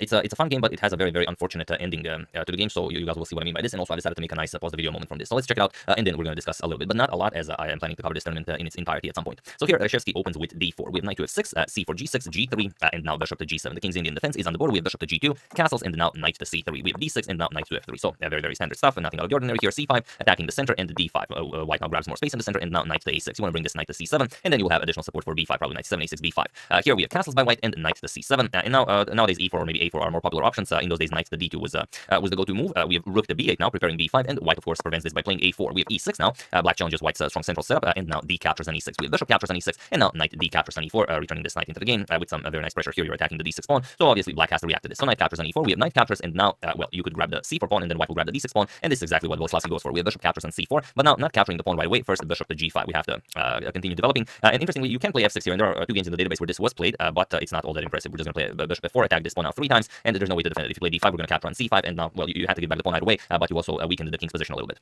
So instead, after bishop to g5, we have queen to d7 by Boleslavsky, and it is now as of move 14 that we have a completely new game, or rather this position has never repeated again. So queen captures on d6, we have a queen trade here, captures, and now bishop captures on e2, attacking the rook on f1, rook f to e1, and now bishop back to d3, and now we have bishop to e7. Of course, this had to be played. The knight controls c8 and d8, and now the bishop controls d8 and f8, and white will be able to win the rook on f8. So here we have bishop captures on b2 first. Black will win some pawns for the price of that exchange. We have rook to a2, bishop back to g7, and now not going for the rook right away. First bishop to f1, because well, black still has the bishop pair, controls these very important squares. Once the pawn starts marching forward, it's going to be very hard to stop it. So here first bishop to f1, Boleslavsky trades. We have captures, and now knight to d5, attacks the bishop and says, all right, capture that rook on f8. So Reshevsky does. We have captures with the bishop, and now we have rook a to e2, and this is a beautiful move because your knight is hanging, and Reshevsky could just move it, knight to e4, knight to c4, knight wherever, but he goes rook to 2 to e2, and now says, all right, you capture my knight, but then I'm going to win your knight or bishop, and there really isn't a better move. So here Boleslavsky captures it, and now Reshevsky brings the rook back, rook to d2, attacking the knight, and now if the knight moves, the bishop will fall. Now it's a little bit strange that well, white decided to do it like this instead of just playing knight to c4 or e4, because here black could even grab another pawn with something like captures, and knight to f6, and now it's 6 pawns against 3, and maybe it's not so easy for white to do something about this. Also, you control the very important d7 square, so it's not going to be easy for black to double rooks on the 7th rank.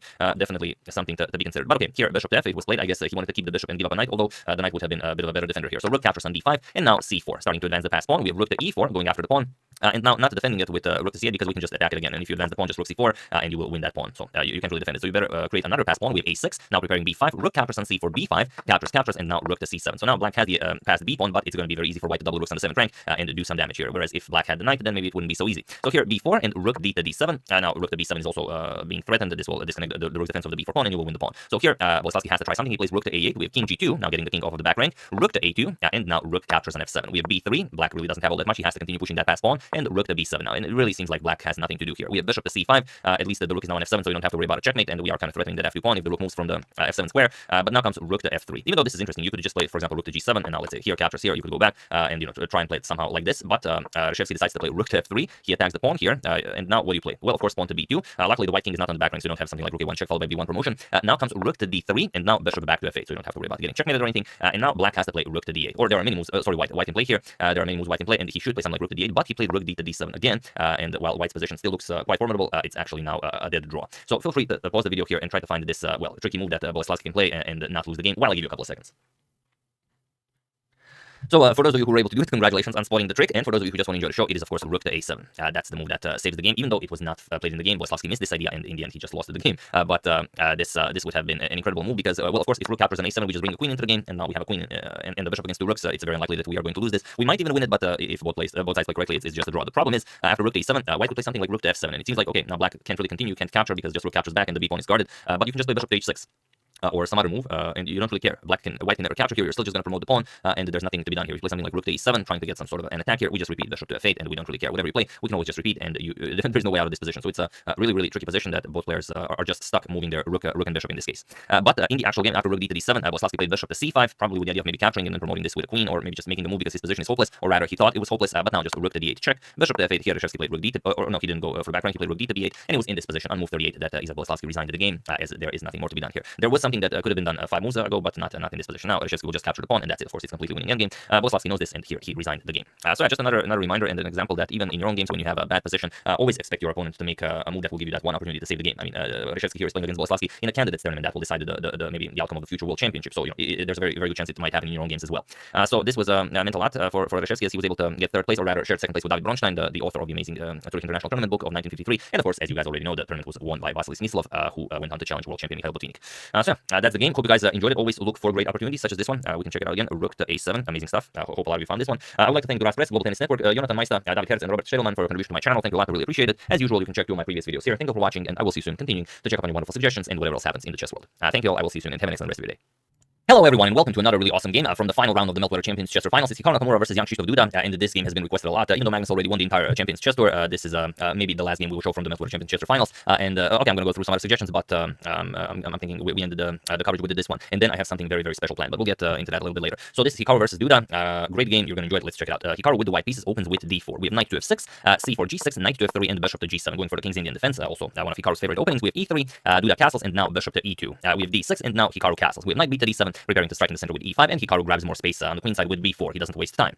We have e5, and now bishop to b2. So just both players nicely developing pieces. Hikaru taunting Duda to advance the pawn all the way to e4 if he dares, and yes, he dares. He advances it to e4. Knight after d2. Now Hikaru will of course set his pieces up to go after that pawn. So rook to e8. Duda defends it. Knight to c3 adds another attacker, and now knight to f8. We have d5 grabbing more space in the center, and now h5 by Duda. He might have some ideas of knight to g4, queen to h4 in the future, and try and go for a nice checkmating attack against Hikaru's king. Queen to c2, adding a third attacker to the pawn here, and bishop to f5. Duda just nicely defends it. And now there is a game where knight to b5 was played with the idea of shifting the knight over to d4, but here Hikaru plays rook f to e1, and it is now as of move 13 that we have a completely new game. So let's see how Duda continues. He plays knight 8 to h7. The knight can now be shifted to g5, or if this knight comes to g4, then this knight can come to f6. So many possibilities with the knights. Knight to b3, preparing for further queenside expansion, and now knight to g4 as planned. And you don't have to worry about queen to h4 all that much, because you can always grab the knight here. So you can easily remove one of the attackers. We have knight to b5. Hikaru also wants to shift his knight over to d4, and now a6, just chasing it away. Not knight to d4 right away, but first we're going to capture the bishop. Bishop captures on g7, king captures, and now knight 5 to d4. Queen to h4, now threatening queen captures on h2, followed by queen to h1 checkmate. And we really don't have anything better than to eliminate the knight here. Hikaru first eliminates the bishop. This comes with check, so you have to capture it. G captures, and only now bishop captures on g4. We have h captures, and now knight to d4, threatening this fork. Knight captures on f5 would win Duda's queen. So Duda boldly goes to f6. King to f6, saying you got nothing. Hikaru plays queen to b2. Now he's threatening a lot of very nasty discoveries, like knight to f3, a discovery from the queen can pick up the black queen here, but now just rook to e5, and this is a very impressive defensive setup by Duda. It's an attacking / defensive setup, because obviously he's the one who's attacking. The knight can come to g5, the rook can come to h8, you can play queen captures on h2, but also this rook on e5, what a defensive idea. You can't really attack the rook again, the f3 square is covered, the c6 square is covered, so Hikaru starts with king to f1, and this is in fact the strongest idea. You want to allow Duda to capture here, because it could be a little bit dangerous. If the queen opens up the h file, then Hikaru can also use the h file for his rooks, but Duda again accepts the challenge. Queen captures on h2, and now king to e2. Duda plays f4, now with ideas of playing f3, so anything can happen here, and now rook to h1, attacking the queen here, and now the question is, why did Duda play f4? How does this queen escape? Well, if we play queen captures on g2, then Hikaru just brings the other rook to g1, and there really isn't anything for us here. If f3 check, we just move the king to d1, everything is defended, you're gonna lose the queen. The queen of course covers the f2 square, so we can't capture that. White just wins here. So Duda doesn't capture the g2 pawn, he just plays f3 check right away. Hikaru captures that, we have g captures on f3 with check, and now knight captures on f3. A very sneaky maneuver by Hikaru. This of course now comes with an attack on this rook there, but also attacks the queen on h2. So e captures on f3, the only reply, and now king to d3. And again, where is this queen going? You can't capture g3 and f4 are covered, you can go anywhere along the h file. What can you do here? You can play queen to g2, but now of course rook 8 to g1. So again, what was Duda's idea when he started pushing those pawns? How will he play this out? Well, knight to g5 is what Duda plays, and this is really impressive. Combining all of this with that, it just seems like I wouldn't say it was pre-prepared, because it seems like too much of an advantage to give white, but who knows?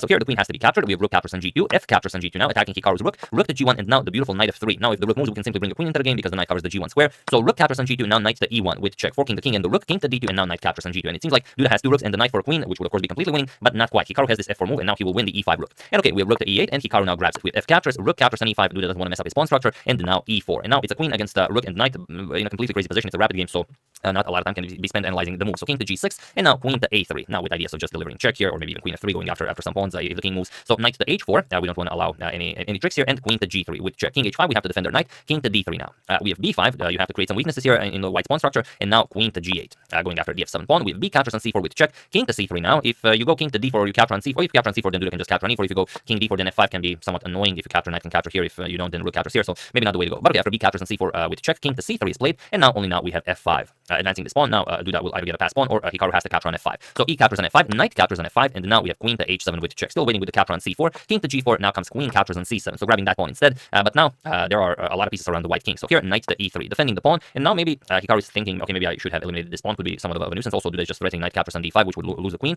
So queen to a7. Now with the idea that if rook captures, then you lose the knight, and if the knight captures, well then the c4 pawn is no longer defended. We can just capture that. So queen to a7, good move by Hikaru. King to f4. Duda brings his king closer to the action, and now we have not queen captures on a6, but rather we have We have a4. So what do you play here? Well, rook captures on d5. Now it can be played as the knight is defended, and now queen to f7 with check. King to e4, and now queen to e8 check. King f3, and now b5. So with the attempt of creating a pass pawn, a captures on d5, a captures on b5, and now rook to d3 with check. King b4, rook to b3 with check. Now king to a4, keeping an eye on the pawn here. Also, you can start pushing the c pawn because the rook would fall on b3. So d5, we advance the other pawn, and now queen to c6, preventing this pawn from being pushed due to the pin. King to e2, unpinning, and now queen to h6.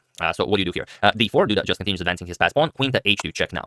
So what do you play here? King to d3, and now queen to g1. Here, the safe move for Hikaru would be something like queen to d6, just prepare to further advance the pawn. But he goes for queen to g1. And now what can Duda play? Well, rook to b2. Now you can block some checks. You can attack the queen. You can do many things here with the rook, but also you are just having a rook behind the pass pawn. It's always great whether it's your own pass pawn or your opponent's pass pawn. So queen to g6 check, king to d2, and now queen to g7, putting pressure on this pawn. So king to c3 by Duda. We have king to a5, and now comes rook to a2 with check. King to b6, and now comes rook to f2. Rook to f2, this is what was played in the game. Rook to g2 makes a little bit more sense as it forces the queen to move away, and maybe even from this diagonal. But okay, rook to f2 was played. Like I said, this is a rapid game. King to c6, now making room for the pass pawn to be pushed, and now king to d3. You of course unpin, and now you are ready to start pushing your pawn. And even though white is faster in pushing the pawn, black's pawn queens on c1, the same file that the king occupies. So black queens with check. Also something to keep in mind. Queen to h7 check, rook to f5, again nicely blocking these checks. b6 with c3, b7, c2, and now b8 queen, and Duda also plays c1 queen. So now the 3 queens are on the board, and this is extremely complicated. 1 queen and several pieces is not as complicated as 2 queens. 2 queens are so complicated because even though it's like, yeah, okay, 1 queen and then you have 2 queens, it's not twice as complicated. It's much more complicated. So here we have king to d7, escaping check, and now queen to a3. So really trying to create some sort of a mating web against Hikaru's king, but there are 2 queens here. So queen to b5 with check, and now there is a winning idea here. I'm going to show it. I'm not going to ask you to pause the video or anything because it's a rapid game, plus it's very difficult to spot. But here, as there are 2 queens on the board, here king to d2 was played, but the winning move is king to c3. This is something Duda missed, but it's very complicated. The thing is, after queen to c6 check, you can block with the rook, and now there are no more useful checks. It's just a very lovely setup here that white really can't penetrate. If queen to b7, we're going to deliver rook d5 check. If king to 8, if king to 8, we're going to deliver rook to e5 check. Now if king f7, now we can bring queen to c5, and we have this amazing structure here that white cannot penetrate. We're going to start by bringing our knight into the game, and slowly but surely we're going to win the game, regardless of white having 2 queens. But he didn't go for king to c3, played king to d2, and now he allows Nakamura to just draw the game. Yes, draw the game, even though it's 2 queens. There's no winning this because there are simply too many pieces around the white king. So you have to go for queen to h2 check, and then go for some sort of a perpetual here, as the white queen also covers the d3 square. But he played queen to b6, and now, now many things are winning for Duda, and he plays one just such thing. He plays queen to a4 with check, and now it doesn't matter where you go. If you go king e7, knight to the d5 fork just wins the game. For example, king e6, we can even play rook f6 check, king captures, rook captures. We're up a whole rook, of course, completely winning. So instead, after queen to a4 check, king to e6 was played, but it's not much different. Queen to e8 with check, queen to e7, and now I'm sure you guys can figure out what was played here. It's very simple. So again, I'm not going to ask you to pause the video, but it's queen captures on e7. This is what Duda played, and it was in this position on move 69 that Hikaru Nakamura resigned the game, as there is nothing more to be done here. So the thing is, you're in check, you have no squares with the king, your only move is to capture the queen, but now this fork comes, and then after king to e6, knight captures on b6, king captures on f5, we get this endgame, where black is of course completely winning. He has a pass pawn, a pass pawn, and a knight, so you're not going to be able to block this or anything. So very nice victory by Duda. Hikaru found the winning idea very early on, and his king move was incredibly impressive here when he played it here in this position. Let me just quickly rewind here, because Duda can simply play this knight g5 with pressure here, but Hikaru just said, yeah, capture the pawn, I can move my king, I can use the h and g squares, h file and g file for my rooks, and he calculated everything perfectly, but for some reason it didn't work out. The 2 queens are simply too complicated. So that's the game. I hope you guys enjoyed it. Duda won only this game. The other 3 were won by Hikaru, so Hikaru won their direct match, but I thought you guys would enjoy this one because it's just complete madness on board, and I know how much you guys enjoy games like that. So I also mentioned that I'm starting a new series. It's going to be the greatest chess games ever that you've never heard of, and they're really impressive. So stay tuned for that. And yeah, I hope you guys enjoyed that and this short coverage of this very nice tournament. I would like to thank Michael Kennedy, Konstantinos Papadakis, Ricardo Rodriguez, Ryan Urban, and Nima Moseni for a contribution to my channel. Thank you a lot. I really appreciate it. As usual, you can check all my previous videos here. Thank you for watching, and I will see you soon. Continuing to check up on your wonderful suggestions, checking up on everything else that's happening in the chess world, and just doing what we usually do here. So yeah, thank you all. I will see you soon, and have an excellent rest of your day. Hello everyone, and welcome to another game from the Meltwater Champions Chess Tour Finals. It's Jan Duda versus Magnus Carlsen. This is the second game of their match, and it's the game you guys have been requesting even more than the first game, and for good reason. So let's just dive straight into it and see if Duda can bounce back after a loss in round 1 against Magnus. So Duda with the white pieces opens with d4. Sorry about that. We have knight to f6 by Magnus, c4, and now g6, the king's Indian defense. We have f3, going for the sort of an ending Grunfeld variation, d6, and now e4, grabbing the full center. We have e5 now, striking in the center, and here just knight to e2. Here offering the queen trade with this doesn't really do anything. This is perfectly fine, and white really doesn't achieve anything by doing this. So just knight to e2 by Duda, and now c5, going after that center. Duda closes the center with the d5, and now h5 by Magnus. And now there are a couple of moves that have reached this position. For example, knight b to c3 is a known move, h4 is a known move. Alexander Vishuk defeated Gianni Ponici with h4 here, but here we have knight e to c3, and it is now as of move 7 that we have a completely new game. So let's see how Magnus continues here. He plays knight b to d7, also just continues development. Now knight to a3. Now this knight can come to c2, then to e3, and then later on we'll be controlling a lot of very important squares here. So h4, Magnus grabs more space here on the king side, and bishop to g5 by Duda. We have bishop to e7, and now bishop back to e3. Bishop to e7 is setting a trap for white, basically. If white just continues developing with something like bishop to d3, we can go for a sort of a all-out trade with knight captures on d5, and then white loses all advantage of the first move. For example, bishop captures on e7, we're going to capture on c3, now offer a queen trade, and you really don't have anything better here. Bishop captures, we're going to play knight captures on d1, rook captures, we're going to play king captures, and black is up a pawn. White doesn't really have anything to show for his position. If anything, he has a light square bishop, and all of his pawns are on light squares, so it's a pretty bad position for white. So instead, bishop back to e3 by Duda, not allowing this exchange, and now a6 by Magnus. We have queen to d2, and now knight to h7. Now you can push f5 if you want. You can castle. You can bring the knight to g5, the bishop g5. Anything is possible here. So g3 by Duda, and now knight to g5. So what do you play here? We have queen to g2. Now guarding that f3 pawn. Knight captures on f3 was a threat. And now you have to consider. Do you want to go for something like h3 here? Seems like a very interesting move. But Magnus wants to keep the tension here between these pawns and plays f5. He wants to open up lines. We have bishop to d3, and now Magnus advances the pawn all the way to f4. So what do you play here? The problem is if something like e captures, and bishop captures, you can just castle here. And again, it's a really, really bad position for white. Your bishop is hanging here, and after bishop captures, it's just a wonderful position for black. The white king is stuck in the center of the board. You can castle queenside, so it would definitely be black who would have advantage here. The f3 pawn is really weak, so not something you want to go for. So instead, Duda moves the bishop back, bishop to d2, and now h3 by Magnus. Now grabbing more space here, queen to e2, and only now does he castle kingside. We have rook to g1. Duda, of course, now is interested in opening up the g file to be used for this rook, and now rook to f7 by Magnus. We have queenside castles. Duda brings his king to safety, and now queen to f8. So now you have to be careful if the position opens up, then the f3 pawn really becomes weak. So rook d to f1, and now queen to g7. And now it's time to start bringing our other knight into the game. It's not really doing all that much on a3. Knight to c2 by Duda, and now comes knight to f8. So here we have king to b1, getting the king to a safer square. Knight f to h7 by Magnus. We have knight to e1, as we often say, a lot of horsing around, and bishop to d7. It's time to bring the other rook into the game as well. We have bishop to c2, and now rook a to f8. So a lot of maneuvering, preparing for that breakthrough that will definitely happen, as there is a lot of tension in the position. So here we have g captures on f3 by Duda. We have e captures on f4, e captures on f4, and now knight to d3, so putting some pressure on this f4 pawn, but it's nicely defended by the two rooks. And now bishop to f6 by Magnus. So what do you play here? Now it seems like Magnus is offering the f4 pawn, but if you've seen game one, you know that there really aren't such things as free gifts when playing against Magnus. However, Duda tries it. He plays bishop captures on f4, and okay, Magnus plays bishop captures on c3. Now opening up a discovery here towards the bishop, and the problem is if you play this, then this is just perfectly fine. Captures, and black is just much better here. You don't really have all that much. You have a knight, basically two knights for a rook. This is completely winning for black. So Duda here plays bishop captures on d6, now puts pressure on the rook on f8, but now bishop to d4, attacking the rook on g1. So what do you play here? Well, there are a lot of possibilities. Of course, we could capture the rook on f8, but Duda tries f4 first. He attacks the knight here on g5, and now Magnus just captures the rook. He plays bishop captures on g1, and now what do you play? Well, the position is very, very promising for white. Black's position is active, but the white's position is active and better. But you have to play rook captures on g1. However, Duda decided to throw in a nice efficient hook here, but that simply will not do. Bishop to e5 was played, attacking Carlsen's queen, but Magnus, as you've seen, does not have a problem offering his queen. So first he just plays knight to f6. So for the moment, it's still well, the reason knight to f6 was played is because it's maybe a little bit difficult to calculate, but rook captures on f4 and the queen can be offered right away. The problem is if bishop captures on g7 now, rook captures on f1 check, and that's it. You don't really have a good move. Bishop to d1, we're just going to play king captures on d7, and the position is completely winning for black. Black has simply too much material, and well, there's really nothing to do here with white. So what you could do here is what Magnus, well, you could do that, but Magnus played knight to f6 first. He prepares this idea, and now Duda allows it by playing a certain move here. You could play, let's say, bishop captures on f6, queen captures on rook captures on g1, and the game continues. However, after this knight to f6 move by Magnus, Duda played f captures on g5, and now it seems like a perfectly winning idea because now you're attacking the pin piece, but now feel free to pause the video and win the game for Magnus while I give you a couple of seconds. So for those of you who were able to do it, congratulations on now offering the queen finally. And for those of you who just want to enjoy the show, it's knight to g4. That's the good stuff. We offer the queen. Not only that, we attack the bishop twice, and not only that, we're threatening rook captures on f1. So what can you make of this? Well, if the queen is accepted, then rook captures on f1 check, and there's nothing to be done here. Bishop to d1, king captures on g7, similar to the queen sacrifice we already discussed. But here, for example, e5, going for something like e6, we're just going to play knight to e3, and there's no defense. The bishop cannot move. You can bring more defenders here. If e6, we just trade here. Rook captures on d1, queen captures, knight captures, and now it's e captures on d7. But it's not a problem. I mean, we're up a rook and the bishop, and this pawn will never do anything. We can just pick it up. So black is completely winning here. So after knight to g4, we have bishop to f6 by Duda, preventing these two rooks from wreaking havoc along the f file. But now just bishop captures on h2 by Magnus. He says, all right, I grab the pawn, I'm going to move my bishop, and then I'm going to advance my pass pawn. And this is now a really dangerous pass pawn. So e5 by Duda, but now just knight captures on f6. We have e captures on f6, and now Magnus offers it again. He plays bishop back to d6, and now the pawn is going to h2. The problem is the same again. If you capture the queen, just rook captures on f1 check, and now let's say knight to c1 or bishop to d1, doesn't really matter. If bishop to d1, king captures on g7 is completely winning for black. But if knight to c1, we can just even bring the rook here. And what do you do? If queen to e4, we're just going to play bishop to f4, and there is no defense here. This is now completely winning for black. So really a terrible position for white. So after this bishop to d6 move, we have knight to f4 by Duda, but now there is only one winning move for black, and it's not easy to spot. So feel free to pause the video and win the game for Magnus now while I give you a couple of seconds. So for those of you who were able to do it, congratulations on sacrificing something, anything, as there, there are so many things we could sacrifice here, but only one is good. So congratulations to everyone who found it. The correct move is rook captures on f6. That's the good stuff. We keep control of this f file, and we remove any pressure that white had over our position. So g captures on f6 is played. It's not much, but you don't really have anything better. We have rook captures on f6 now with a double attack on the knight here, and knight to e6 by Duda. Seems like everything is now fine, but here comes rook captures on f1, queen captures on f1, and now queen to h6. And now the problem white's been having for the entire game pretty much is still here. The pass pawn on h3 is unstoppable. So here we have queen to f6. What do you do here? Well, just h2. There, this is unstoppable. Now h1 queen is coming. We have bishop to e4, stopping this, well, at least for the moment, but still just h1 queen. We have bishop captures, queen captures with check, king to c2, and then now comes queen to e4 check. And it was in this position on move 41 that young Duda resigned the game, and another impressive victory for Magnus Carlsen in round 2 of the Meltwater Champions Chester Finals. So yeah, here you resign because there really isn't anything for you to do. The g6 pawn is defended. There are no, well, there's really nothing you can play if you try something like, oh, you're in check. You can't even try that. You have to move the king, so king to d2. Now we simply capture here, and that's it. Whatever, d captures on e6. We're going to play bishop to f4 check, king to c3, and now let's say bishop to e5 wins the queen, or whatever. There is no playing this position. whatever you do, you're just going to get destroyed. If you play something like king to d1, it's a very nice checkmating sequence. Queen to d3, king to e1. We're going to play bishop to g3, just cover all of the squares. As you can see, the queen and bishop are doing a fine job of this. You have to interpose with the queen. Now we're going to play queen e3 check first, so we take the queen without giving up the bishop. King d1, let's say the queen captures on f2, and that's it. There's no playing this. So after queen to e4, Duda resigns, and the game 2 seems to be an even more impressive version of game 1. So we'll see if Duda will be able to bounce back. 2 more games to go in the match. We'll see what happens. That's the game. Hope you guys enjoyed it. So many of you have requested it, and for good reasons as usual. Please keep doing that. I would like to thank Zachary Bell, Michael Marening, Vast Knowledge, the Dewey Guy, and Tom Derlo for a contribution to my channel. Thank you a lot. I really appreciate it. As usual, you can check 2 of my previous videos here. Thank you for watching, and I will see you soon. Continuing the coverage of this tournament as all of the games seem well incredible. Thank you all. I will see you soon, and have an excellent rest of your day.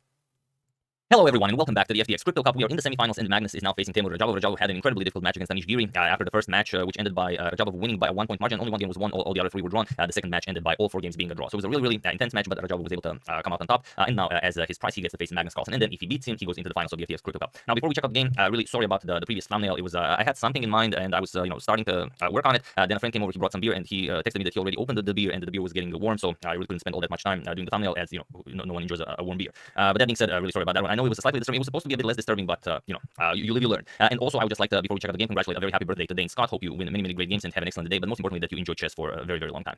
Now, that being said, let's check out the game. Magnus has the white pieces. This is a very interesting game. So without further ado, let's check it out. And also, this is game 3. The first 2 games ended in a draw. Let's check it out. Magnus opens with d4. So all the other games so far, Magnus opened with e4, and we've had so many Italian games without Magnus going for the Evans Gambit. So now Magnus is going to try d4. We have knight to f6 by Rajabov, and now comes knight to f3. We have g6 and c4 now. We have bishop to g7. Rajabov going for his famous King's Indian defense, and now g3. Magnus going for the early fianchetto of the light square bishop. We have c5 striking in the center, also known as the pterodactyl defense. We have bishop to g2, and now c counters on d4. Knight counters and a kingside castle. We have knight to c3, and now queen to c7. It's a very nice square for the queen. You don't usually worry about any knight jumps, as this has all been played many times. So here, knight to d5, kind of offering this pawn, but not really, because this pawn is hanging as well. And even if it is a pawn trade, white should be on top after, let's say, you trade, and then you can even pick up the bishop, rook captures, and now you just, let's say, castle. And at the end of the day, black has now 3 pawn islands, white has 2. White still has the bishop pair, so white will definitely have the upper hand here. So instead, after knight to d5, we have knight captures, c captures, and now queen to b6 with a double attack on this knight. And you can't really retreat to f3 because then the b2 pawn is hanging as well. So Magnus defends both threats by just moving the knight to b3, and now you will have to worry about this b2 pawn for a little bit. But like I said, this has all been played before, so both of them know what they're doing. We have d6, and now Magnus just castles. And the position has been reached many times. One of the more notable games is Dingliren versus MBL. That game ended in a draw. MBL tried bishop to d7 here. Also, some of the moves that are known here are knight to a6. Also, queen to a6 is a known move. But here we have knight to d7, and it is now only as a move 11 that we have a completely new game. So let's see how Magnus deals with this. He starts with bishop to e3. It seems a little bit weird because you still haven't developed this pawn, but there's a reason to this. You will move the bishop, and then you are going to develop your pawn to e4. But this way, everything comes with tempo. So now the queen is under attack. Queen a6, and now the immediate bishop to d4, offering a trade of dark square bishops. Because in most of these openings, the dark square bishop, also known as the dragon, is black's mightiest piece, and you want to exchange it as soon as possible. Whereas the light square bishop, as well, the title might suggest, isn't really all that impressive of a piece. So here, knight to f6, preventing the exchange, and now rook to e1. Now preparing to push e4. Bishop to d7, trying to develop this light square bishop somewhere. It's not easy since the pawn is really stifling black's position here. And now, of course, e4. And now comes knight to g4. And this is the start of a very risky idea. Rajabov could simply just continue developing with rook a to c8, but he tries knight to g4, and now comes bishop captures on g7. We have king captures on g7, and now queen to d4, developing the queen with tempo. This comes with check, king to g8, and now h3. This was also Rajabov's plan. He just wants to shift the knight over to e5, but Magnus will not allow the knight to remain on e5 for very long. So here, after knight to e5, we have f4, chasing the knight away, and now knight to c4. If it wasn't for this knight to c4 jump, you would lose this knight, but the queen on a6 covers the c4 square. So knight to c4, and now comes e5. So Magnus really maybe overextending, but he does have plans on what's happening here. So here, queen to b6, Rajabov offers a queen trade, and Magnus just improves the position. King h2. Now the queen can move if needed. We have rook f to c8, continuing development, and now rook a to c1. Now Rajabov trades. We have captures, and now you have to play something, and Rajabov plays bishop to e8. And this bishop to e8 will really be a problematic piece for the rest of the game, as you'll see. If Rajabov wants, he can simply grab on b2, and this can very peacefully unwind into something like captures. And now if, let's say, rook captures, we're going to play rook to b1, attack the knight, and it seems like it's the end of the road for black because the b7 pawn is hanging, then the rook infiltrates the 7th rank. However, there is this rook to c4 move. I'm only showing this because I know how much you guys enjoy sidelines, and if rook captures, we're going to capture on rook captures on d7, but now there are a lot of moves we can play here, so it's not really that dangerous. But all in all, this shouldn't yield more than a draw for either side. For example, you can even play bishop to f5 here, and now after this captures on a7, you can play rook to d2. Now with some ideas of bishop coming here, and well, with all of these threats in mind, it's not going to be easy for white to do anything with the extra pawn. But like I said, Rajabov went to bishop to e8, and now Magnus takes well, this opportunity to improve his position. b3 chases away the knight, and now after knight to b6, now we of course completely destroy any of black's counterplay by playing e6. And now if you look at all of the squares, all of these squares are unavailable to the light square bishop that is on e8, and this is going to be a big issue. So here we have f6 by Rajabov, which pretty much helps white because this pawn chain is now untouchable for the rest of the game. We have g4 by Magnus, and rook to c5 now. Magnus trades here. We have captures. Now, okay, the knight has to move, but knight to e2. We have knight to c8. Now the knight comes to d6, but now rook to c1. And that's a really big problem for Rajabov because now the pawn cannot be defended. You cannot play b6 because now d6 wins the game. Rook is under attack. Once you move the rook d7, and that's it. There's no playing this. So after rook to c1, Rajabov had to play a knight to d6, but now the c5 pawn is just gone. So rook captures on c5, and now Rajabov with a worse position. The bishop is a no piece, and now well, he's also down a pawn. So king f8. We have king to g3. We have a5, and now comes knight to c3. So slowly but surely getting more and more pieces into the black's half of the board. We have f5, and here just g5, not allowing black any opening of the position. We have b5, and now comes knight back to e2. Now the knight is coming to d4, and then well, anything can happen. We have b4 by Timur, and now knight to d4. We have a4. He wants to somehow make this bishop come alive, but it's still not possible. King f2. We have a captures, and now rook comes to a1. So what do you do here? We have bishop to f3. The important thing is not to blunder any pawns. This pawn is very well protected. The bishop here doesn't allow rook to d1 to take away the knight, and well, you can never reach this pawn, so it doesn't really matter what the Timur plays. We have rook to a2 check. Rook to c2 now. Magnus very happily offering the trade here. Of course, Rajabov declines this, and now we have h4. Again, slowly but surely improving the position. We have king g7, and now rook to b2. A bit of a passive square for the rook, but it comes at a price because well, you have to activate this knight, and now the knight can move. We have rook to a7, and now Magnus goes for it. Knight to c6. Now attacking the pawn and the rook. So if the rook leaves the 7th rank, then you can just gobble up the pawn. And if you trade here, then Magnus now gets a protected pass pawn on c6, and you do not want this. So instead, after knight to c6, we have rook to b7, and now comes king to e3. We have h6 by Rajabov. Now comes rook to a2. So a nice rook lift is coming. There's nothing that Rajabov can do to prevent this. Captures, and then now comes rook to c7. We have rook to a8 by Magnus, and it was in this position on move 46 that Timur Rajabov resigned to the game, as there is nothing more to be done here. There is no piece he can move, and there's really nothing to play for here. It's just that bad of a position. The knight cannot move because it guards the bishop here. The rook really doesn't have any squares. If you try and trade off the rook, white will happily accept this. For example, captures, and now just bring the king over here and pick up this pawn. There's nothing you can do about it. It's just king c5, and that's it. You're losing another pawn, and then you're just going to push this pawn off the board. There's no defending this. So after rook to a8 because there simply is no move you can play here, Rajabov resigned to the game, and the game 3 now goes to Magnus, which means he's now leading the first match, and we'll see what happens in game 4. But if Rajabov doesn't bounce back, he's going to have a hard time in the second match. But it's not nothing new, so this has all been seen before. We'll see. Sometimes Magnus has a really bad second match, so maybe Rajabov can also try and do something there. But here it just felt like Rajabov was trading pieces a bit too much, and then he got himself into this trap of just having this terrible bishop here after this position here where he just retreated with bishop to e8. He could have gone for this, but he couldn't even dream that this bishop coming to e8 will be the last square that this bishop sees for the rest of the game. But yeah, very interesting stuff. Always be very careful with your light square bishop, especially if you're playing against some queen's pawn opening. You do not want it stuck on c8 or e8 or any 8 for that matter. But yeah, once again, hope you guys enjoyed it. I would like to thank Fergus Duncan, Lee Roberts, Daniel Grabowski, Jesse Bronson, and Christian Mainza for a contribution to my channel. Thank you a lot. I really appreciate it. As usual, you can check 2 of my previous videos here. Thank you for watching, and I will see you soon. Continuing with the coverage of the FTX Crypto Cup, checking up your wonderful suggestions and whatever else happens in the chess world. So thank you all. I will see you soon, and have an excellent rest of your day. And once again, sorry for the disturbing thumbnail of the previous video. See you soon. Hello everyone, and welcome to the last day of the Air Things Master Preliminaries in a wonderful game between Yanni Pomniachtchi and Daniil Dubov. Now, usually when there's a tournament going on, first I wait, then I see which games are interesting, and then I decide which games to show, and only then do I make my interface here that you guys can see now. But in the case of Nepo playing against Dubov, I make the interface up front because I know it's going to be an awesome game, and this game is well, no different. It's really an outstanding one. So without further ado, let's check out what happened in this game. So Nepo with the white pieces opens with d4. Sorry about that. We have knight to f6 by Dubov and c4 now. We have g6, knight to c3, and bishop to g7. We have the king's Indian defense. E4, advancing the pawn in the center, and the d6 now. We have bishop to e2, and now Dubov castles. And now there are plenty of options here. Knight to f3, bishop to g5 being the most popular ones. Nepo goes for a bit less played one, but it's also there are over like 1,000 games in the database. Only the other options are much more popular. So here, knight to c6, both of them just continue development. d5, not waiting for e5, so the knight can be shifted to e7, but rather d5, forcing the knight to e5, knight to e5, and now the immediate f4. So the knight is under attack, knight e to g4, and now bishop to d2, of course not allowing the capture here. And now knight back to h6. And already you can see it's quite an unusual knight setup here. So Nepo immediately goes h3, takes away the g4 square from black's pieces, and then now comes e6, challenging this pawn here. And now there is one game in the database where g4 was played, or rather even more games, but the move Nepo plays, we have d captures on e6 is a new move. So already as of move 11, we have a completely new game. So here bishop captures on e6, and now Nepo goes to g4. And now the threat is g5, just attacking both of the knights and winning them. But Dubov advances his rook to e8. He doesn't care about g5 because g5 here would be a bit too soon. For example, knight captures on e4, you grab a piece and then you get checkmated. Queen h4 check, king has only one square, king f1, and queen to f2 checkmate. So of course you're not going to allow that. So after this rook to e8 move, we have knight to f3, and now bishop back to d7, opening up the rook's e-file, and here asking white, or rather daring white, to go g5 here. And after some consideration, this is exactly what Dubov did. He played g5, attacked both of the knights, and now Nepo attacked both of the knights, and Dubov captured on e4. So knight captures on e4, g captures on h6, accepting the sacrifice, and now bishop captures on h6. We have knight captures on e4, rook captures on e4, and now after some 3 minutes of think, we have f5 by Nepo. And now the position is very intense. What do you play here? There's this tension here between the two bishops, but Dubov is down a piece, so he has to take that into consideration. He can't just trade everything and then hope to still be able to checkmate Nepo's king. And here a lot of things are possible. For example, if you just go for the trade, bishop captures, queen captures, then you already allow white to just castle to safety. And if queen to e7, going after the bishop here, you can just play king f2, make room for the rook on e1, and even after rook to e8, you can simply play bishop to d3. And even though black has queen and two rooks on the e-file, there's no real way to take advantage of them. So here, after considering for some 6 minutes, maybe even longer, we have queen to f8 by Dubov. So now the bishop is defended, and also maybe you can shift the queen over to g7 in the future, maybe put some pressure along the side of this diagonal, all depending on what white plays. And here, Nepo immediately castled after queen to f8 was played, meaning that he was expecting such a move. So rook 8 to e8, Dubov doubles up on the e-file, and now bishop to d3, challenging the rook here. And now you think a move like bishop to e3 check would happen, where maybe bishops would be traded, rook captures would happen.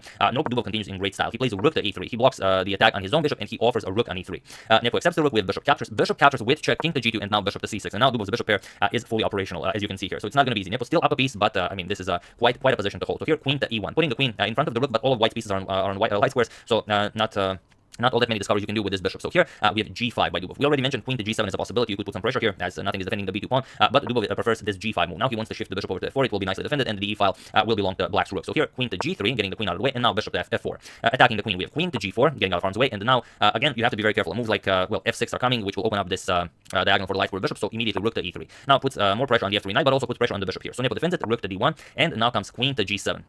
Queen to g7, you kind of want to get the queen into the game. The queen on f8 isn't all that impressive, but what black should definitely consider is this f6 move, and then maybe you can bring the queen into the game later on, double up here on the e file. Point is, you don't want to allow this bishop on d3 to come alive. If you allow white to play f6, then this could be a huge problem. So here, Dubov decided to go queen to g7 instead, and now comes rook to f3. Again, f6 is definitely an option here. You can always play this because simply because you don't want black to play f6, so you might want to even give up a pawn to open up this bishop. But Nepo not in a hurry. He plays rook to f2 first, and now comes queen to h8 by Dubov. Here, Dubov is being very greedy. He wants to play h5 here and attack white's queen, or rather trap white's queen. But it's easier said than done because f6 was still a better option here. Here, Nepo just plays queen to h5. He prevents this h5 push, and now the queen doesn't really have all that much to do. By playing f2, Nepo also defends the b2 pawn, so there's no queen captures on b2 happening. So queen back to g7 by Nepo, by Dubov, and now f6 again is an option here, but first king to f1. Nepo on pins here. He doesn't want to constantly be pressured by this bishop spin, so now the knight can move. And here the problem for Dubov is that his position has worsened a little bit, but he's very low on the clock. Nepo is over 5 minutes on the clock, whereas Dubov is 30 seconds on the clock. But okay, you still get a 10 seconds increment per move. So here bishop to g3, attacking the rook on f2, but now only Nepo goes for it. f6, attacking the queen, so not much you can do here. You have to capture the pawn. So queen captures on f6, and now not queen captures on h7. Even though you could play this, but it's if you go for queen captures on h7, then it's king f8, and now you're lost. I mean, maybe you could capture with the bishop, but after capturing with the queen, now you're just in a terrible position. Like this is hanging, and not much you can do here. Even if you trade queens, for example, captures and captures, now you're going to play bishop captures on f3, and white is lost here.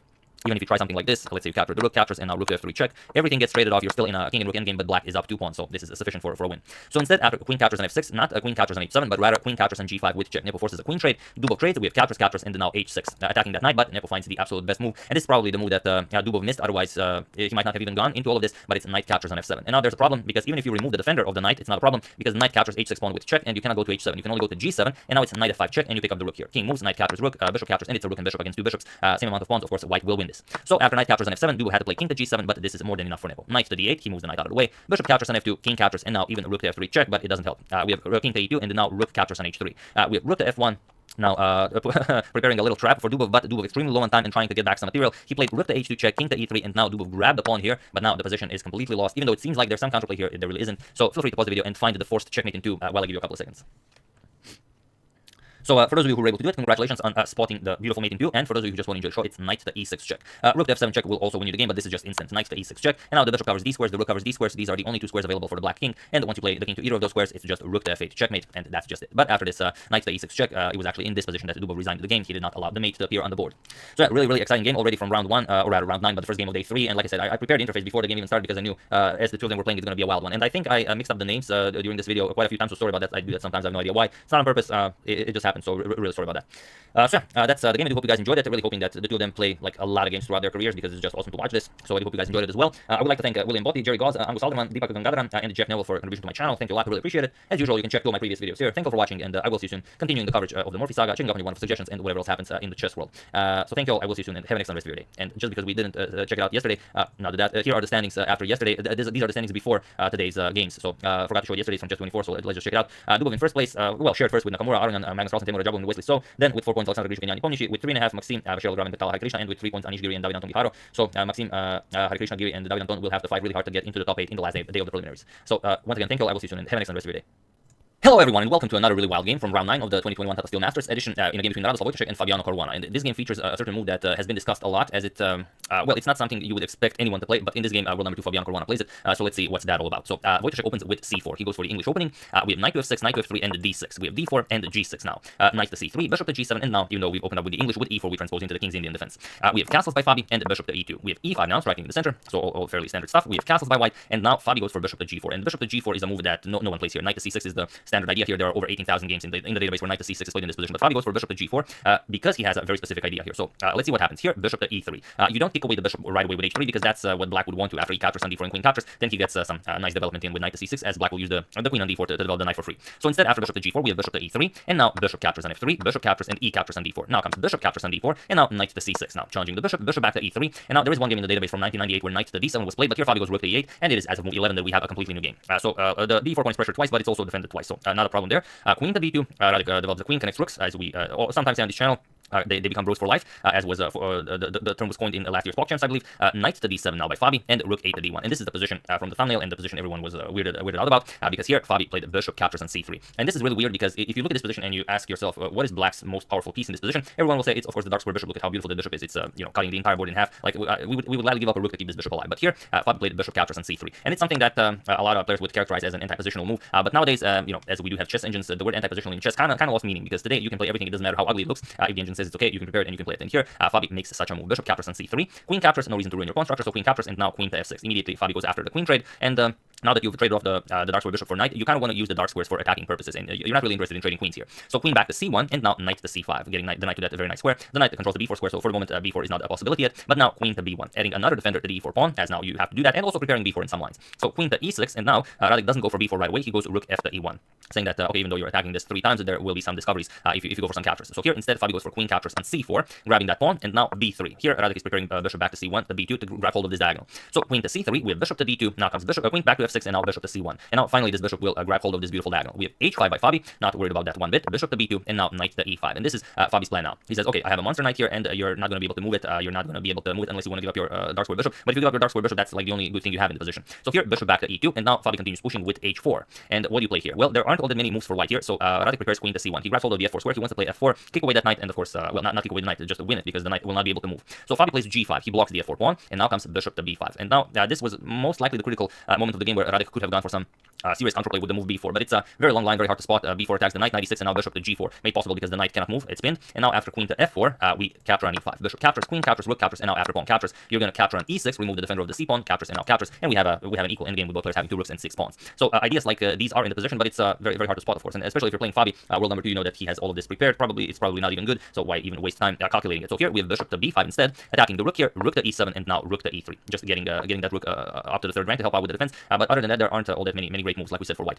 Queen to g6 now, again putting more pressure on the pawn here, preparing rook, the other rook to come into the game once you kick away this light square bishop. And here bishop back to e2. So white wants to play f3, and he wants to keep an eye on that g4 square. We have rook a to e8 by Fabi, and now queen to c2.